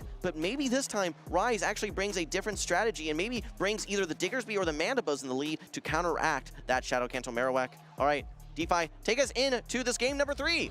And Elite, if it works once, if it works twice, he thinks it's going to work 3 times. The Shadow Kanto Marowak in the lead, but this time Rise is ready for it with the Mandibuzz, forcing Elite really for the first time to swap out in this series into the Mandibuzz. Well, I don't think that into the Drapion. Yeah, he swaps into the Drapion, and I don't know that Rise actually wants to swap out here. This is getting a bit awkward for him. The Shadow Drapion, if you bring in the Toxapex, well, then you don't have your Azumarill answer anymore. If you bring in the Feraligatr, you're behind energy, and you're going to lose swap. So Rise has to do some sort of chip and dip strategy here. Meanwhile, Elite is just getting switch clocks so desynchronized here, trying to find some wiggle room for this late game to get creative here. Rise has, I believe, almost 2 aerial aces. This is not going to knock out. Elite may even be able to try and force switch if he really wants here. So Rise actually staying in this matchup. We thought maybe there would be a switch out opportunity, but now his Mandibuzz, that is his key answer to that Shadow Kanto Marowak, is down in the red. He's not going to be able to use it as a Shadow Kanto Marowak counter anymore. Well, what's really, really baffling here to me is that you have 2 Pokemon that both lose in the 2-shield matchup to Shadow Kanto Marowak. As Elite now, you just bring in your Azumarill. Sure, you're going to be having your Azumarill eventually facing off versus this Toxapex, but what do you do versus that Shadow Kanto Marowak. This Mandibuzz is about to be removed from the field completely, and Elite may just be able to sweep with this Shadow Kanto Marowak. That is what it has been doing time and time again today, really as the MVP pick for Elite. Here is the Toxapex, there's the Shadow Kanto Marowak, and we know how it goes. We've seen this matchup, I think this is the third time. Okay, so Elite's going to be using 2 shields here. He's going to be taken down to about half HP. He'll probably get 1 Protect Shield back if he throws this Bone Club after this next Hydro Cannon coming from the Feraligatr. He's almost guaranteed to land 1 Bone Club into this Toxapex. Will that one Bone Club plus some of the additional energy from that Azumarill be enough to knock it out? I don't think that Elite is out of this battle by any means. No, so Elite has so much energy, is able to mud slap down the Feraligatr, and the Toxapex, again, it's gonna take a minute for it to get up to that brine. I believe it has 2 poison jabs. It needs an additional 6 poison jabs. You're going to reach this 3rd Bone Club before the brine is going to be available, and you're not really in a position where you can overfarm that much. Every Mud Slap that you're taking gets you closer and closer to Azumarill being able to take you out. 2nd Protect Shield has been used by Rise. Next Bone Club is ready to go. Now Rise, I believe he's only 2 poison jabs away from reaching that next charge attack. How low is this going to leave the Toxapex? Ooh, the Bone Club takes it down to right about half health. 1, 2, and looking to make a catch, doesn't do it, and the Azumarill throws the Play Rough. This is resisted, but the Toxapex is really low. I think 2 Play Roughs may be close to knocking out here with this bubble damage. It's going to be very close. Rise needs to farm up to 100 energy, needs to get a Sludge Wave, and then get to a Brine as well, but you're unable to get to both charge attacks. Here comes the Sludge. I think that he wants to undercharge this, go for a farm down, hope that he can hang on versus the Play Rough. It's going to be very close. Here's the next bubble. In comes the Play Rough. I think that he's going to be in bubble down range, and despite Rise getting the favorable lead with the Mandibuzz into the Shadow Kanto Marowak, this looks like it just may be too strong. You can see Rise shaking his head. Yeah, he needed that's so tough. He needed to maybe do a little bit more of that damage. That is such a tough one. Rise kind of rubbing his hands together and thinking, okay, I've tried this strategy, this strategy, this strategy. I need to do something. The only time that Rise was been able to win in this series was capitalizing on Elite making a mistake with that Bone Club. But Rise has to be able to play with a strategy that doesn't rely on his opponent making a mistake. Stephanie, it's tough because when you bring the Mandibuzz and then you just let it go down essentially to the Drapion and some bubbles from the Azumarill, what you're leaving behind is a Shadow Feraligatr and a Toxapex. Both of those Pokemon lose to Shadow Kanto Marowak. Even if you bring in that Feraligatr, which you have to, instead of leaving it aligned versus that Toxapex, you can just 2 shield farm down and guarantee that you are going to get a Bone Club off and get that Toxapex in range that 2 Play Roughs are going to knock out. So there hasn't been a formula now for Rise to win this game. And if he tries to bring Mandibuzz and another answer, like a Diggersby, like a Annihilate, then you're so weak to Azumarill. It's tough. I'm wondering, again, it's Show 6 pick 3. I'm wondering if just the 6 Rise brought, maybe he just doesn't have the tools in the toolbox today. Do you think there's any combination? I still would love to see that Annihilate, but at least give it a try. But again, like you said, if you bring the Annihilate, you have play against the Shadow Kanto Marowak, you have play against the Shadow Drapion, but you're so weak to Azumarill. Okay, well here we go. We are moving into game number 4. Elite 1 game away from resetting the bracket here in the grand finals. We see a Diggersby into a Shadow Drapion. Keep in mind though, okay, this is a positive matchup, but this is your only answer to Shadow Kanto Marowak. Despite this being a good matchup right now, Elite may be able to just get just enough chip damage to then take it out with the Dugong and just win with the Shadow Kanto Marowak in the back yet again. It is definitely, like I said, it's Shadow Kanto Marowak's world. We're all these Pokemon are just living in it. Elite going ahead to shield up this Scorching Sands. Elite not afraid to invest shields early in the matchups and really just confident in his choices in lead. Okay, getting 1 Protect Shield is super important for Rise though, because now it means that his Feraligatr can neutralize the Shadow Kanto Marowak. If it has 2 shields, you don't win. If it only has 1, you can get to 2 Hydro Cannons and take it off the field. Meanwhile, Elite though, he knows he needs to get this Diggersby off the field, and I like this that he's getting this Protect Shield here. It's making the Shadow Kanto Marowak potentially very strong again. Don't forget Dugong though. Dugong could be very strong here. Rise, meanwhile, throwing the Scorching Sands. And the Scorching Sands, will Elite protect the Drapion? This time, no, allows the Drapion to go down, maintaining shield parity, and there is the Dugong, and Rise actually making a quick swap into the Feraligatr. Yeah, he wants to save the Diggersby to maybe get to a Scorching Sands versus what he's expecting to be the Shadow Kanto Marowak a little bit later on. This isn't a great position for the Dugong, but I think Elite is expecting that there's a Drapion hanging out in the back and wants to stick around in this matchup. He at least needs to land a charge attack first before he can bring in his Shadow Kanto Marowak to try and mud slap all the remaining Pokemon down. And this drill run, is certainly going to help the Shadow Kanto Marowak in its mission, should Elite choose to bring it out. But first, Rise is going to throw a Hydro Cannon to bring the Dugong down into the red. I think that you may be able to bring in the Shadow Kanto Marowak. I don't know, it's going to, ooh, yeah, I don't think that's in 3 Mud Slap range. You actually have this Icy Wind ready to go. I think that at this point, the strategy for Elite is, okay, I hope that it's Toxapex or hope that it is the Drapion in the back. Okay, in comes the Drapion, a quick swap by Elite as well. This is a great spot for Elite. He is able to withstand one of these Aqua Tails, but let's not forget the energy on the Diggersby as well. Yeah, so he's going to shield an Aqua Tail and then have to let the next one through. The Drapion should be able to get there. Rise to Occasion still has this one Protect Shield. He can choose to expend it here and potentially get to that other Aqua Tail on the Shadow Drapion. What this sets up now, though, is that Elite gets a full farm down, and I believe he's going to come out of this matchup with a Bone Club. Yes, he is on these 3 cycle for Bone Club. He has it ready to go. If Rise ends up bringing in the Diggersby, the Bone Club's ready. You throw it. If he brings in the Feraligatr, he's just going to farm it down. Keep an eye on the switch clocks, though. There may be an opportunity for Rise to make a peekaboo play, bringing in the Diggersby and catching on the Shadow Feraligatr. No, the switch is not up! It wasn't quite up. You saw him reaching for it. He thought maybe, but it was just barely not there. The Bone Club knocking out the Diggersby, the Feraligatr with nothing left in the tank. Elite has reset the bracket. We are going in to another Grand Finals. Rise doing everything that he can to try and figure out a way to beat that Shadow Kanto Marowak. He has one resist the Mandibuzz, but he was unable to get the alignment. He wasn't able to get his Mandibuzz on the Shadow Kanto Marowak. He wasn't able to get the Diggersby onto the Marowak. We never saw the Annihilate. That may be the one key, that the one tech that we haven't seen just yet that he could potentially bring. But every single strategy that Rise was trying to employ didn't work. Even in that game number 2, Stephanie, I really think that was Elite's game to win that he threw away by not throwing that Bone Club. Yeah, again, the game that Rise won, Rise was able to capitalize on Elite's mistake, but Elite has had flawless play in the other 3 games. Rise hasn't had any maneuverability to be able to capitalize on anything. All Elite needs to do is make sure that he's taking out those answers to the Shadow Kanto Marowak, and then making sure that he is in a situation where he can either 1 shield farm down if it's a Drapion, or 2 shield farm down if it is a Shadow Feraligatr. So depending on what he sees, he can kind of start understanding and deciphering where he needs to invest the Protect Shields. It's almost always use them on the Shadow Kanto Marowak, but if he knows he's going to get his Shadow Kanto Marowak on the Drapion, he knows he only needs 1 shield. So he's adapting to each of these situations so flawlessly, and yeah, Rise has to figure something out and needs to figure it out quick. I would tend to agree.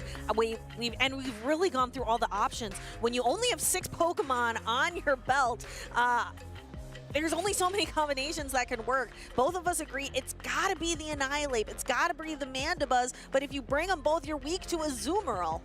Yeah, no, it's tough. And what you're also weak to is the Dugong. And I like the play from Elite in that last game. He's recognizing, okay, well, if you're bringing Toxapex, Azumarill just gets hard-walled by that. Okay, but I have another answer that beats your answers to my Shadow Kanto Marowak. My Dugong, it beats your Diggersby. My Dugong, it beats your Mandibuzz. Okay, maybe I just bring Dugong instead, knowing that it has better play into your other answer, Toxapex. So from a team comp perspective, Elite certainly has the advantages right now. Rise is going to have to figure out some sort of strategy. Maybe it's being ABA strong to that Shadow Kanto Marowak. He has to get the Diggersby. He has to get that Annihilate, or maybe even the Mandibuzz aligned versus that Marowak, and he just has not been able to do that so far.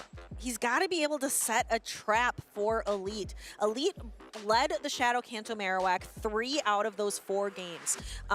3 out of the 4 games. The only time he didn't lead it, he kept it in the back. So perhaps just playing ABA strong to the Shadow Kanto Marowak, maybe that's the key. But for some reason, Rise to Occasion just seems very hesitant to bring in the Annihilate, which I think could pair with the Mandibuzz potentially, or pair with the Diggersby. It's just tough, like I said. It's tough. Weakness to Azumarill and weakness to Dugong. Now, the thing that I think Rise could potentially do is find a Pokemon that generates energy quickly, that has farm down potential. Something like a Shadow Feraligatr. If you're able to get Shadow Feraligatr up energy when there's only Shadow Cancel Marowak in the back, if you have 2 Hydro Cannons ready to go, you're going to immediately strip away those Protect Shields. Even if you're in a situation where you're down a shield, if you can get both of those Protect Shields back right away, that may be an answer, is a Pokemon up energy that Shadow Cancel Marowak has to shield and isn't able to just simply farm down. So there are options for Rise to occasion here. He has not been able to find those options just yet. Lead has certainly been in the driver's seat here. The Shadow Kanto Marowak, the Azumarill, or the Dugong, and it's been the Shadow Drapion that's been pretty solid for him as well. He still has some other options that he could even bring as well. The Shadow Feraligatr, the Ariados. Let's see what he brings. This is the Grand Finals reset. Best of 5. Will Rise to occasion, or will Elite end up winning here? We have the Battle of the Waters, the Shadow Feraligatr into the Dugong, a positive lead for Rise. Yes, Dugong again. I love the Dugong pick. It is able to slowly wear down an opponent with Icy Winds, even when it's resisted. But Shadow Feraligatr being able to pace so quickly to the Hydro Cannon, do the neutral Shadow Claws, is going to tear down at the Dugong as well. Yeah, Rise has a little bit of a pacing advantage with this Feraligatr. Elite knows that he needs 2 charge attacks to knock out. He starts off by throwing this Icy Wind. This now means that the second Hydro Cannon will not be enough to knock out, and in the Zero Shield matchup, Elite should be able to take this. Rise, however, may do exactly like what I was talking about. Throw this Hydro Cannon, invest a Protect Shield, and then just farm all the way down with Shadow Claw to eventually unleash those Hydro Cannons versus what can only be a Shadow Kanto Marowak in the back. Looks like he's protecting the Shadow Feraligatr, making sure it doesn't knock out, and then building up two Hydro Cannons. This, I don't think after the debuff this is going to be enough to quite knock out. No, it's not going to knock out, but it does set up a potential farm down. Let's see. Yes, actually a quick swap out by Elite. Okay, this is 2 attack debuffs here, but attack debuff or not, you don't want to take a super effective Hydro Cannon, so Lead will be using his first Protect Shield. Look what's waiting in the back here. It is the Mandibuzz. This is even shields, 1 shield versus 1 shield. Finally, Rise is able to get one of his answers onto the Shadow Kanto Marowak. And it has been a long time coming. It looks like this Mandibuzz, it is running Foul Play and Aerial Ace along with the Air Slash. So the Air Slash damage is going to add up as well as the charge attacks. Looks like he's going straight for the heavier hitting Foul Play. 2 Rock Slides do a good chunk of damage here. And let's keep an eye on the Switch Clocks yet again. They're actually almost up for a lead. What he may be able to do is land the second Rock Slide, maybe bring back in the Dugong and trying to get a quick farm down before the Switch Clocks are up. The thing we have to watch out for is this Ariados in the back. Positive play versus that Shadow Feraligatr. It has good play into the Shadow Drapion as well, but it needs energy. Oh, and we see a quick swap, like you mentioned, from Elite, bringing in the Dugong. Looks like Rise to Occasion popping only 1 bubble up or so, swapping out into the Feraligatr for a quick Shadow Claw down. But this leaves potential for Elite to get some energy on either get some energy on the Ariados or maybe even Mud Slap down. No, I think you just go for Mud Slaps here. You're not going to be able to Mud Slap all the way down, I don't think. Oh, in fact, you just get farmed all the way down with Shadow Claws. You now have a Hydro Cannon loaded. You have to use your Protect Shield here. Elite has to hope for a miracle that there's something that he can beat in the back, but it's going to be the Shadow Drapion, and there's still that Mandibuzz as well, so you can reset any debuffs. I think this may be Rise's game. He may have found the formula in game number 1 of the Grand Finals reset. Formula might have been Mandibuzz in the back. So now we're going to see this Lunge. Lunge is going to has a 100% chance of dropping Drapion's attack by 1 stage. So this Crunch is not going to do nearly as much. This Crunch isn't going to do nearly as much damage. We are going to see that damage applied. It takes it to about half, and with the Poison Stings, it's looking pretty good for Rise, and makes a catch of the Lunge, so to completely neutralize this energy coming from the Ariados. A flashy but an unnecessary catch. Rise still has that Protect Shield. He could just shield that up and actually will be able to still get to that Crunch. With no debuff now, you're going to be able to just simply knock out with this Crunch. Rise making all the plays. Elite actually safe swapping into that Shadow Kanto Marowak, hoping that there's no answers in the back. A bit surprising to me, knowing that realistically there were several targets for that Shadow Kanto Marowak. But like I was saying before the match, if you're able to get energy on that Feraligatr to then throw into that Shadow Kanto Marowak, that could be the key to success here in this Grand Finals reset. Yes, because as we've seen, in even shields and even energy, just starting from 0, the Marowak can just mud slap down. It's not worried about the Feraligatr. It doesn't have to worry about tanking a single Hydro Cannon. But here in this situation, it played out much differently because the Kanto Marowak and the Feraligatr were not aligned from the start of a battle. Well, look, for Elite, I don't think that you can run Ariados and the Shadow Kanto Marowak together. That's too weak to Mandibuzz. Air slash Mandibuzz, keep in mind, you're doing super effective damage into that Ariados. It's going to just be shutting it down. You were able to do a little bit of work with your Dugong there, but if Dugong is not lined up versus that Mandibuzz, not lined up versus that Diggersby, it's going to be a tough situation. I would have rather actually see him swap in that Ariados to draw out the Mandibuzz and then have the Shadow Kanto Marowak as a little bit of a freer Pokemon. He just wasn't able to do that. I just want to call out again that beautiful undercharge in order to get the energy on the Feraligatr to be able to throw into the Ariados. That was a gorgeous undercharge on the side of Rise to Occasion. It is difficult to be able to get that down perfect. Yeah, and it really forced Elite to actually make a swap that he didn't want to make. Let's move into game number 2. Grand Finals reset. Rise 2 games away from taking the title of Grand Champion for the 4th consecutive season. Elite needs to win 3 here. Shadow Kanto Marowak into Rise's Shadow Feraligatr. Yet again, 2 Pokemon that are relatively weak to the Shadow Kanto Marowak. Rise may be in exactly what he's seen, I believe, in game number 1 or game number 2 for the original Grand Finals. Yeah, we've seen the situation play out. If you stick to this matchup and you play it out to the if Elite is willing to invest both of his Protect Shields, he's just able to mud slap down. Yeah, and that's what's going to happen here. Rise to Occasion is 1 away from his next Hydro Cannon. He throws on good timing. Meanwhile, Elite gets the mud slap through. What Rise could do here is try and swap into his Drapion and try to get an Aqua Tail off, knowing that 2 Protect Shields have already been used. And that's exactly what he does. In comes the Drapion. Bone Club is ready to go, though. I think that you have to use a Protect Shield here. Now, what Elite can do, though, is swap into his own Drapion. I think that he's expecting a hard answer to the Shadow Kanto Marowak in the back. But no, instead, he brings in the Azumarill. Now it's going to be more difficult to deal with the Mandibuzz. Yes, that Mandibuzz is starting to look a little bit better in the back. For now, though, we have the Poison Sinks and we have the Crunch. It would really help Rise to get an early debuff. Not going to happen for him, though. What's also difficult here is that Elite, since shields are down, can simply knock out this Drapion with 1 charge attack. He can even overfarm here a little bit. He can even get out of this matchup if he wants. There are still tons of options for Elite right now.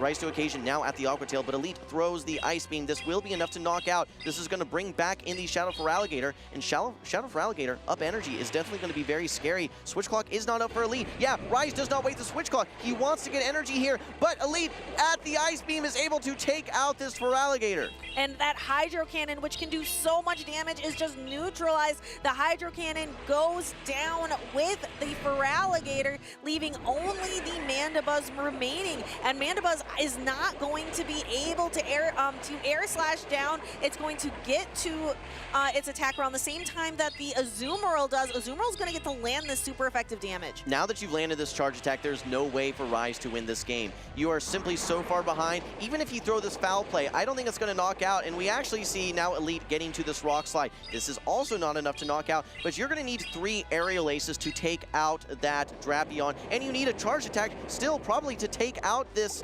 Shadow Kanto Marowak as well. That's 1, 2, 3, 4 charge attacks that you have to get to. I just don't see that happening before Elite gets to 1 singular Aqua Tail.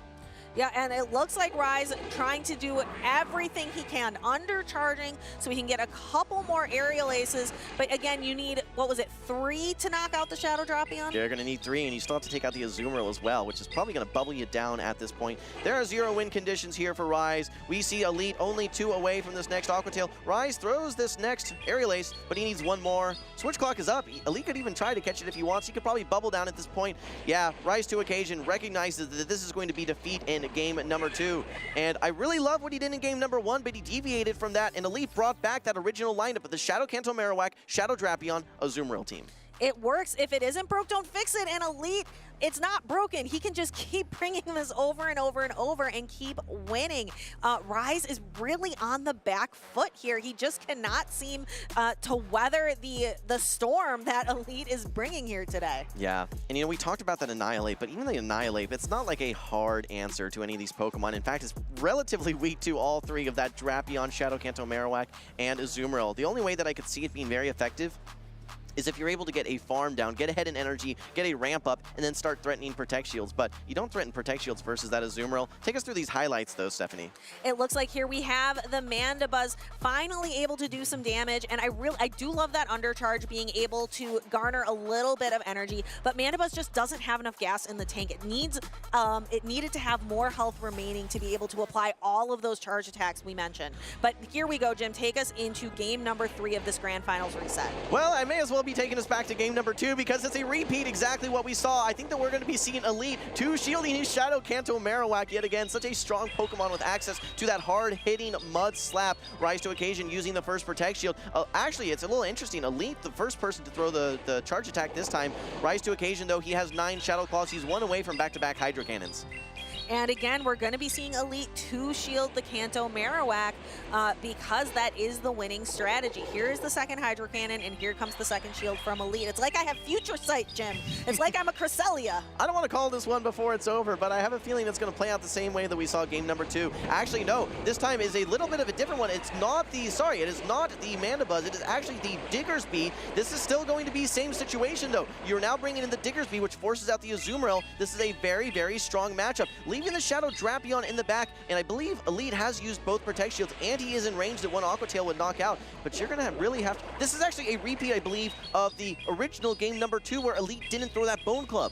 So it's going to be on Elite to not make that same type of mistake again. We see an early attack drop from the Azumarill, so that's going to affect the damage from the bubbles. It's going to affect the damage of that Ice Beam, but the Diggersby at this point is just so low in health. Yeah, the Diggersby is so low in health, and we're going to be seeing an Ice Beam come into it very soon. Switch clocks will then be up. Elite's just going to swap back in to his Shadow Kanto Marowak as soon as he sees that Feraligatr or that Shadow Drapion. He'll unleash that Bone Club, and then it's going to be really difficult for Rise to win. Let's see what he does. I think he brings in the Feraligatr. In comes. Okay, he can actually farm all the way down here. Rise will not be able to get to a Hydro Cannon. 2 Bone Clubs are stored. You can see Rise put his head down. This is a tough spot. It is a really tough spot, and I don't think that bringing in the Shadow Drapion would have helped much either. I think in either situation, the Shadow Kanto Marowak was just up too much energy. I mean, Elite just has a formula that he has down pat. It's bring that Shadow Kanto Marowak, get it aligned versus the Feraligatr and or both, the Shadow Drapion, use the Azumarill to neutralize that Diggersby. Sometimes it could be the Dugong.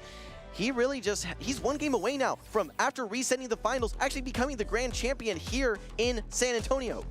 13, 14, 15, 16 wins today for Elite. With so few losses, he's had 1 loss here and 1 loss versus Rise earlier, and I think, what was it, only 1 or 2 others earlier in the day, just 1. I think he's even more than that. I think he had 13 on the loser side of the bracket, 3 in the bracket reset, that's 16. Now another 2. He needs to get to 19 wins here on Championship Sunday. He's 1 win away. He's got his team ready to go here. He knows what he wants to do. Meanwhile, Rise to occasion. He's the one that's on the back foot, like you said, Stephanie. He needs to figure things out. The Mandibuzz, it hasn't been working. The Diggersby hasn't been working. The Shadow Feraligatr, Drapion core, it's been so tough. Do you start bringing more answers to that Shadow Kanto Marowak, and in doing so get more weak to the Azumarill? It's a tough spot for him.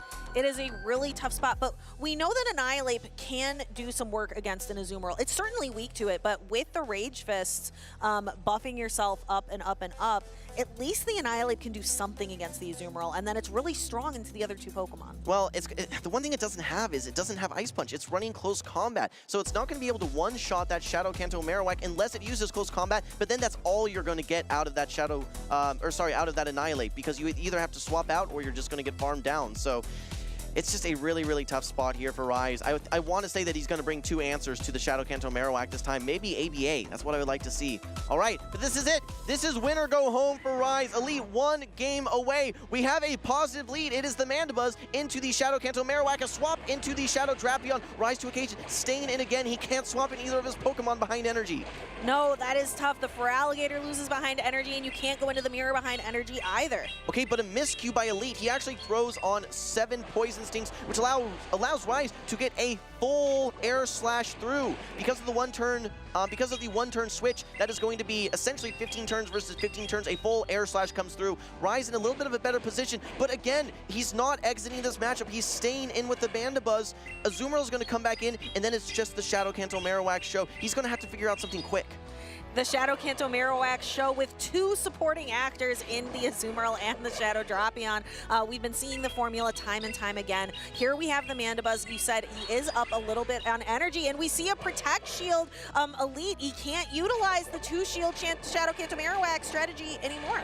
Well, I'm a bit surprised by this, but this is a reaction to him throwing on improper timing. He was unable to get to that Aqua Tail and put the Mandibuzz in farm down range for his Azumarill. He does have the charge attack ready to go. He can throw on good timing here. He does hang on. He will be able to get favorable alignment, which realistically that Azumarill still has a lot of play into either of those Pokemon. It can do a lot of work. So Elite now, he may actually just swap in his Shadow Kanto Marowak. 1 shield, 2 shield. He should be able to still do a ton of pressure into either of these Pokemon. But knowing that he invested that Protect Shield, I expect to see him just get farmed down here. Yep, so that gives the Drapion a 1 Poison Sting advantage going into the Shadow Kanto Marowak matchup. Look at how much damage these Mud Slaps do to the Shadow Drapion. Elite knows that his Marowak can tank exactly 1 of these Aqua Tails, cannot handle a second one, and then we see the Feraligatr get switched in. Okay, you have 2 Shadow Claws currently. I think that you're on the 3 cycle now as Elite. I think that he needs to stay in this matchup for now and force a second Protect Shield, but no, he exits the matchup. He goes into the Azumarill. I'm not sure about this play from Elite. This Shadow Feraligatr is able to withstand one of these play roughs, no problem. Needs to land 3 of these Hydro Cannons, and then may even be able to do an additional charge attack. But keep in mind that Shadow Kanto Marowak is in range that one Aqua Tail from the Shadow Drapion can knock out as well.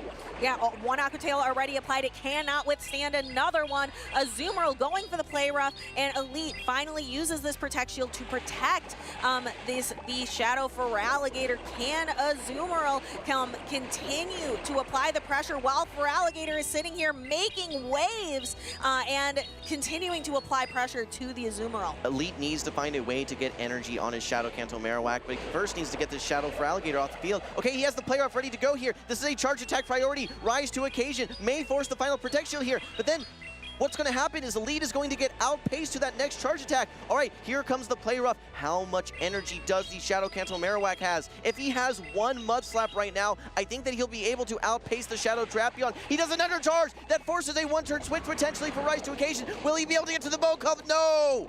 And the Aqua Tail Rise to Occasion can finally knock out the Shadow Kanto Marowak, and then that is going to force the Azumarill back in.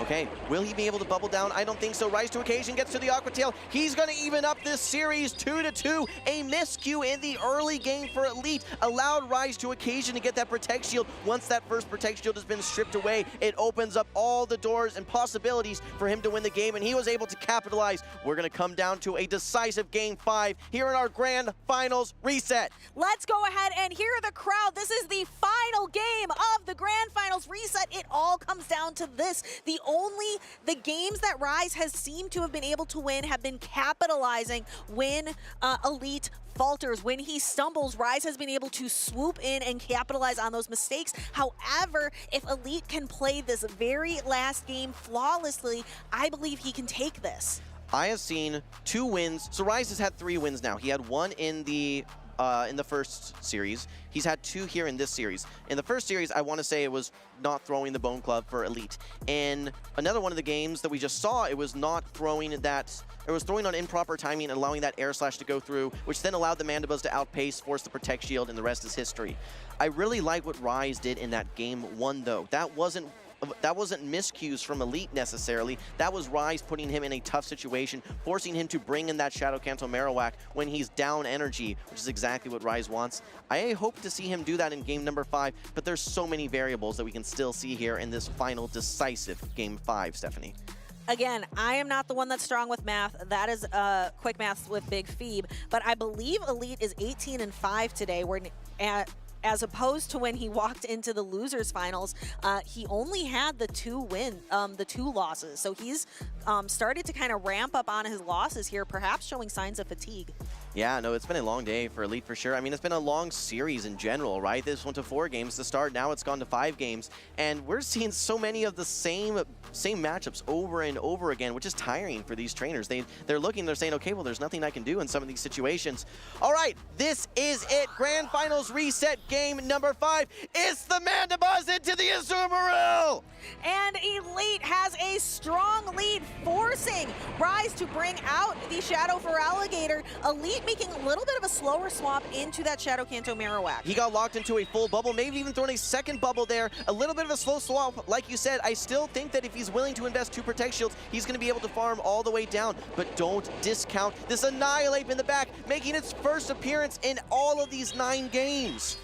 But is it too little, too late for the Annihilate to make it the impact that it needs? It's not locked onto the Shadow Kanto Marowak. I think the best it can hope for is to get locked onto that Drapion at this point. Because of the slow swap, Rise to Occasion actually was able to get to another Hydro Cannon. If that energy was not thrown, it would have forced, actually maybe may have not been able to. That may have been another miscue by Elite. Here comes the Mandibuzz though. You can't really swap back in your Azumarill. Azumarill though does have good play into, okay, actually swaps and catches. This is an interesting play. Elite has almost 100 energy on his Shadow Kanto Marowak, and this Azumarill does have positive play into the Annihilate as well. You can't stick around in this matchup. You have to bring in the Annihilate. This could be it. 2 Shield Annihilate, ramping up this energy. Will it be able to start one-shotting some of these back Pokemon, assuming that it can get through this Azumarill? I believe that with 2 shields on its side, I believe that it can. First, Rage Fist is going to apply, taking the Azumarill down to that down to half health, and you can hear that ramp up. You can hear the oral cue of the ramp up, and we're going to see another Rage Fist in just a couple more counters. This next Rage Fist does knock out, but he's able to throw on good timing. But wait, no. He actually overfarms a little bit and wants to use both Protect Shields here so that he can really farm up even more energy so that the next Pokemon comes in, he may be able to immediately knock out. Switch Clock is up. Okay, hold on. Here comes the Rage Fist. I don't think this is enough to knock out. He's not at 2 charge attacks. Elite Switch Clock is up. Can he come in and just throw a Bone Club into this Pokemon? Shields are down. He comes in, he waits 1 turn, he throws the Bone Club.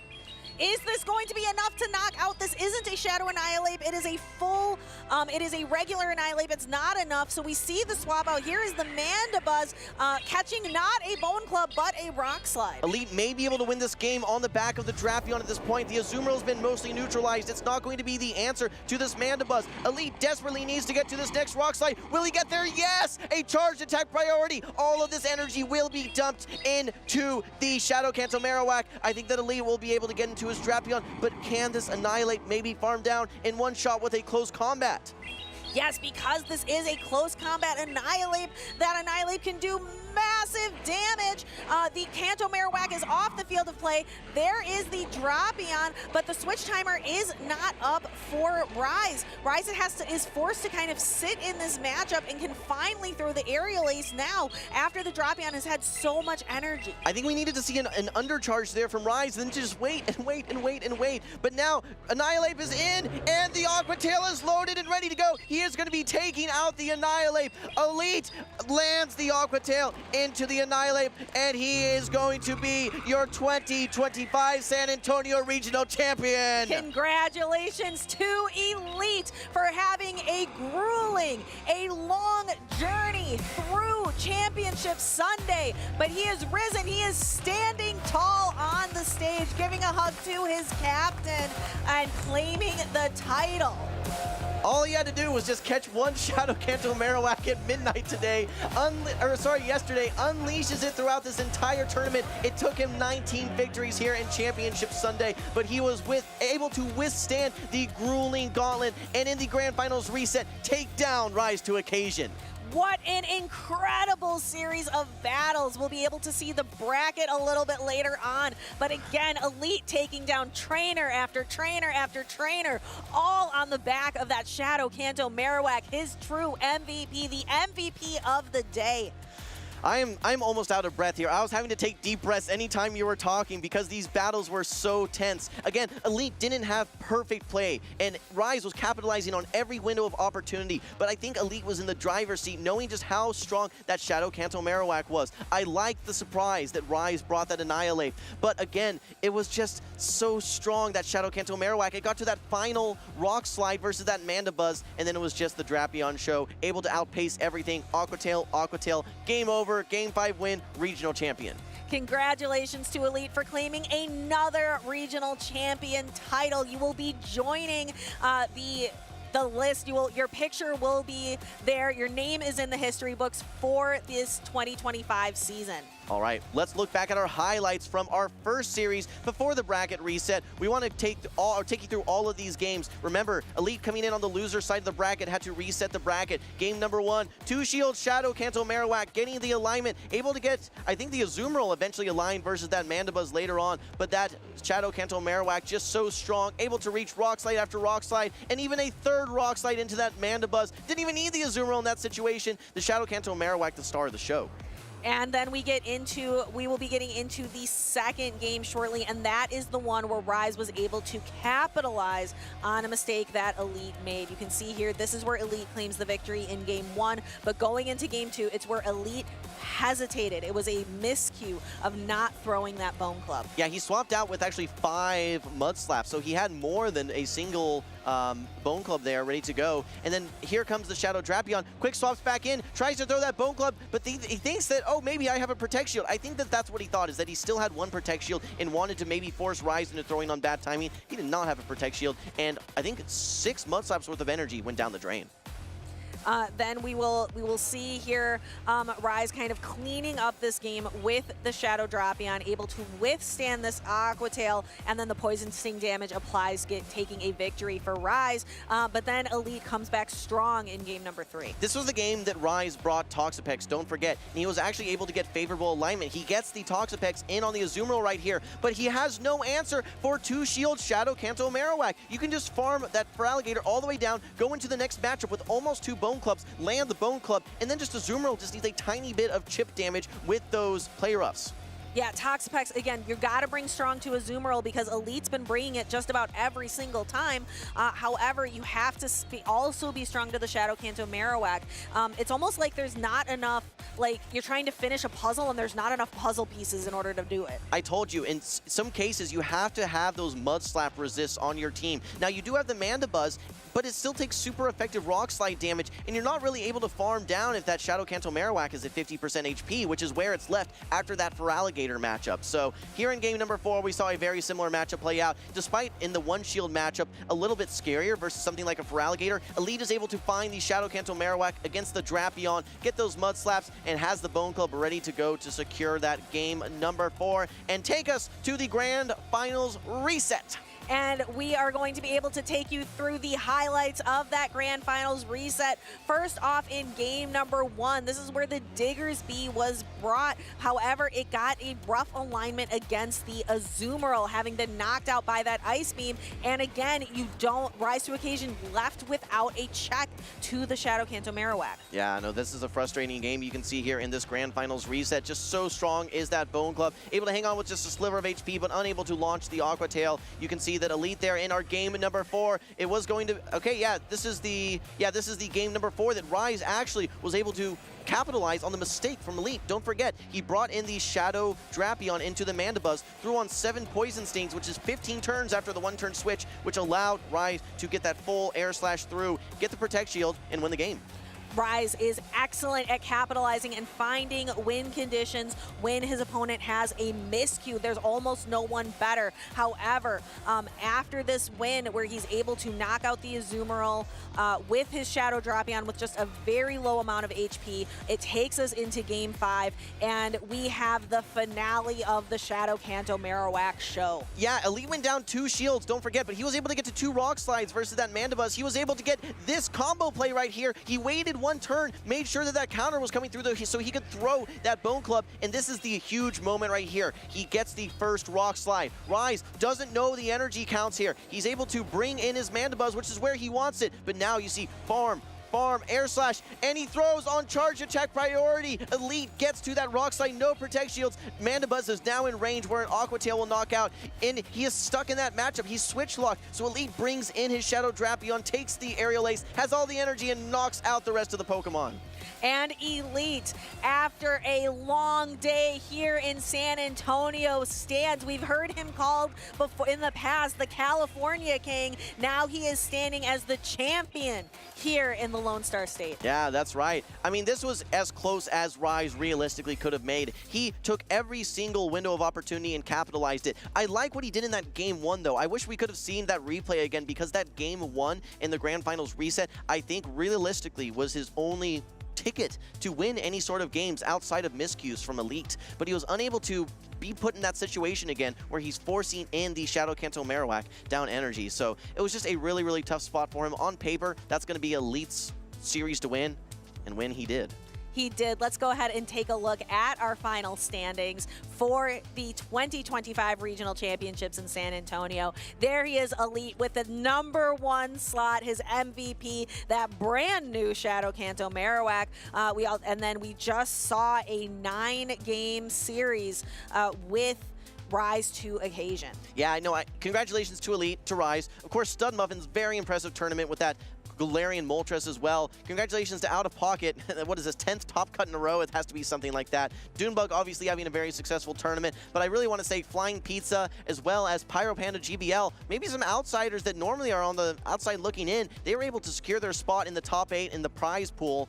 And they had some really cool teams as well. Flying Pizza, if you recall, with that Shadow Quagsire. Meanwhile, Pyro, Panda, GBL, the Goodra. Congrats as well to the Torian, let's not forget. Yeah, we have to shout out that Zapdos, which again, I really enjoyed how Flying Pizza, Pyro, Panda, GBL, and the Torian all had really unique picks, and they brought them. They weren't just bench pressure, they were featured in the show. Absolutely. Well, let's look at our podium here. We can see our 3 trainers taking home 1st, 2nd, and 3rd. Congratulations again to Elite, showing you how, even with limited practice, how to leverage and pilot that Shadow Kanto Marowak. Rise to occasion with a very formidable effort, made things as close as possible, had some great play with his Mandibuzz, with his Toxapex, even with that Annihilate.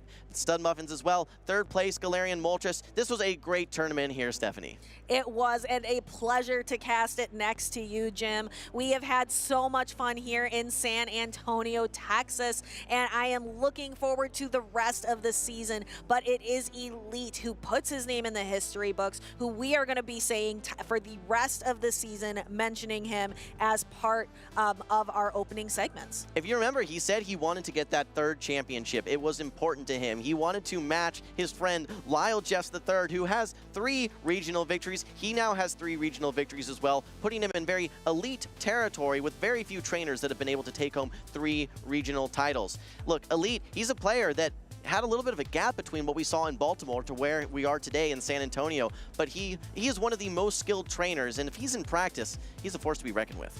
Definitely, and he's not a trainer that necessarily always spends a lot of time practicing and scrimming before a tournament. So imagine what's going to happen now at Worlds. He's got his guaranteed spot. That's right. We need to bring that up. Not only is he in the prizing, not only does he get championship points to go towards things like travel awards for NAIC, but he has a guaranteed slot in Anaheim, California, which is some of the best prize of all. His home state. His home state. Yeah.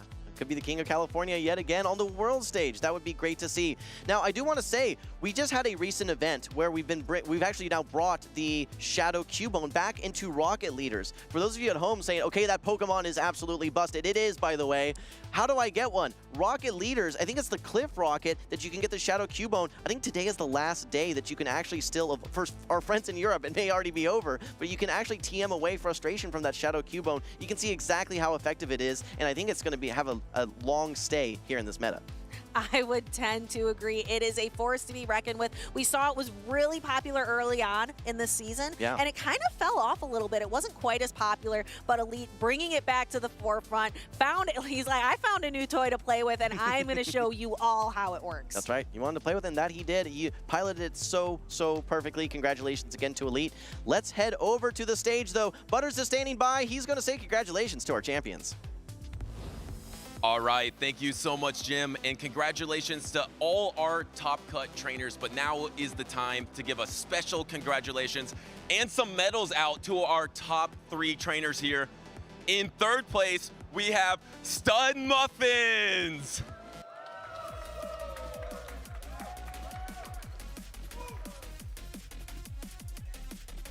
Congratulations, Stud Muffins. I mean, coming from 9th place in that Latin American International Championships, your best ever performance. Give me, to now 3rd place here, give me your initial reactions. How does it feel right now?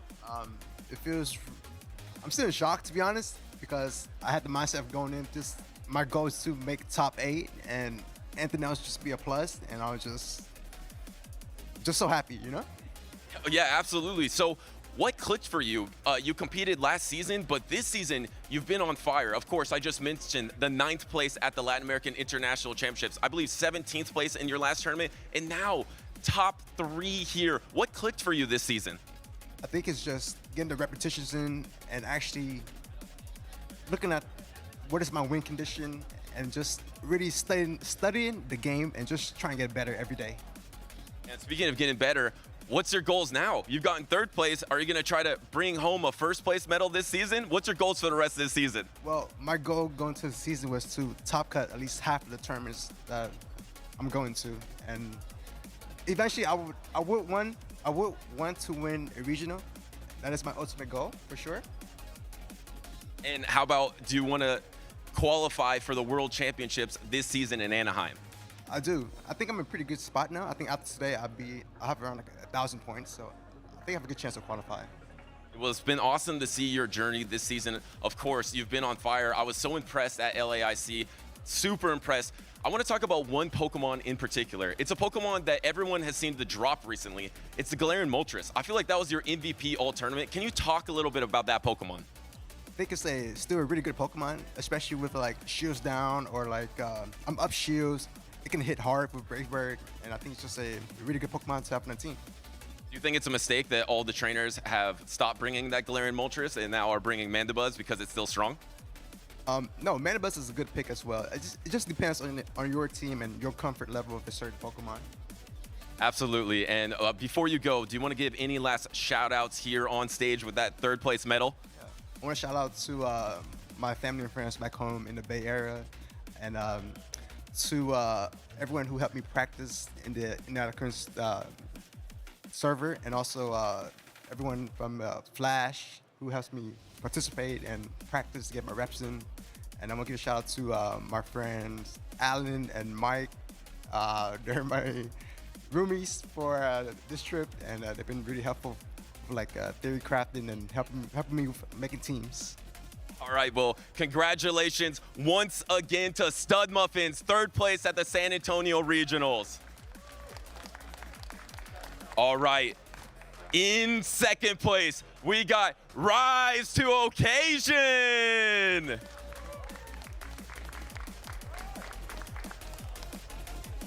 Cowboy Rise, congratulations. Now in your home state of Texas, I just want to hear your initial thoughts with this 2nd place performance here.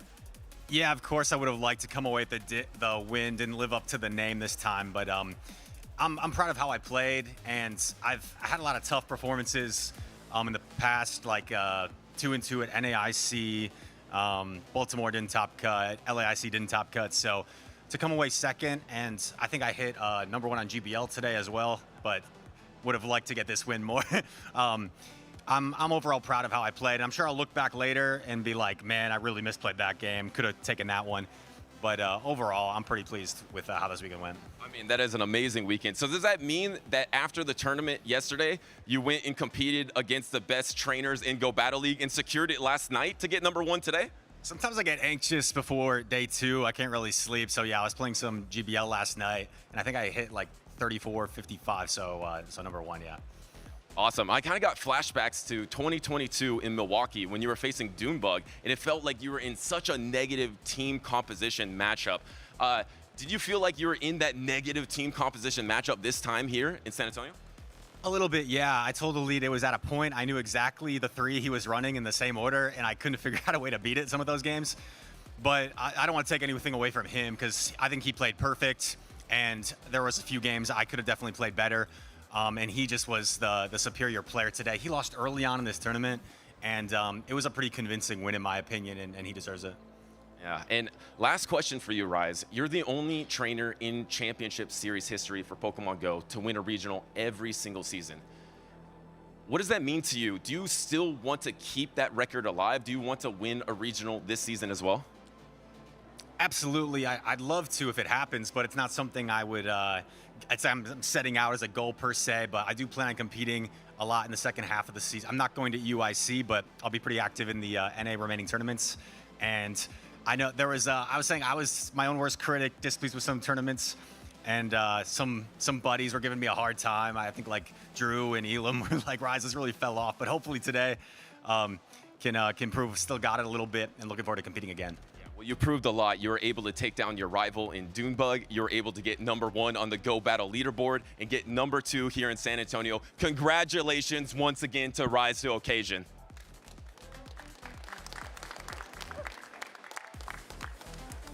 All right, now we got our grand champion here. Congratulations to Elite!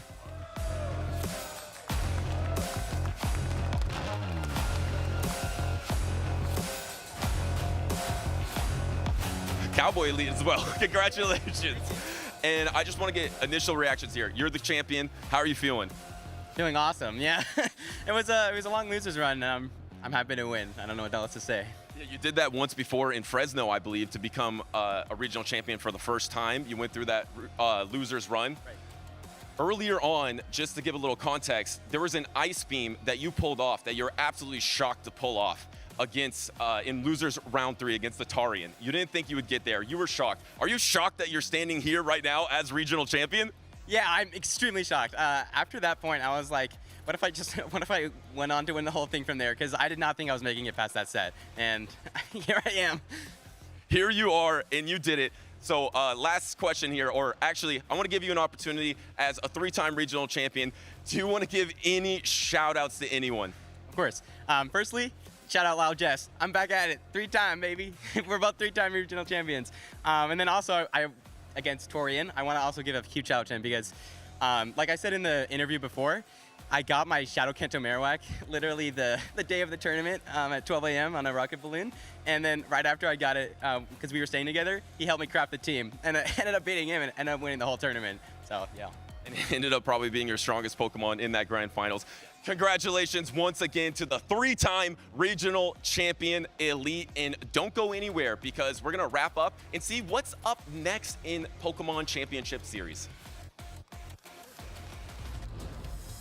Congratulations to all of our champions here in San Antonio. What an incredible experience it was. Star-studded roster across the board, especially with our top cut, but only one trainer could take the crown. I want to see some instant reactions here. DeFi, Jim, you were in the booth during the grand finals. I heard despair, I heard joy, I heard a range of emotions. DeFi, what was it like casting that grand finals reset? It's the Shadow Kanto Marowak movie with a couple of supporting actors and a Azumarill here, a Shadow Drapion there. But really, it was Shadow Kanto Marowak through the losers finals, through the grand finals, through the grand finals reset. Elite just had such a grueling, long day on the back of that Pokemon. Jim, you made the point that Elite has had that Shadow Kanto Marowak for less than 48 hours?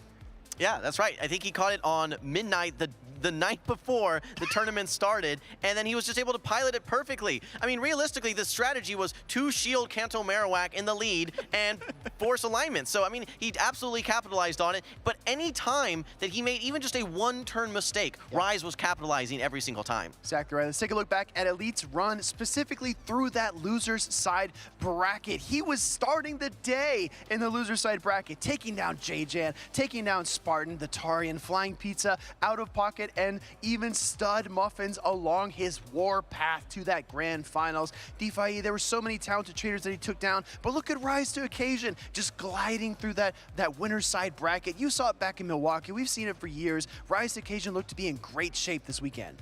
It was, and it was great to see the rivalry between Rise to Occasion and Dune Bug. That is such a fun matchup, a story that we get to tell here at the official championship series. And now they're all tied up, 4-4. Mandabuzz was a star of the show, definitely making a lot of waves in our usage charts. But Jim, walk us through our top 12 usage for the weekend, because Shadow Drapion remained at the top, but there are a lot of different crew members down here below. You talked about Rise's journey through that winner side of the bracket. He did not see a Shadow Kanto Marowak, and we don't have Shadow Kanto Marowak in our top 12 Pokemon. So you can just see sometimes matchups can be incredibly decisive. We saw what we've been seeing. It's the Shadow Drapion Azumarill core. Pair it with something like a Feraligatr, and then you've got some supporting actors, like you said, Stephanie, the Diggersby, the Annihilate, the Dugong. I do like the Mandabuzz this week here, and I did like the Clodsire as well.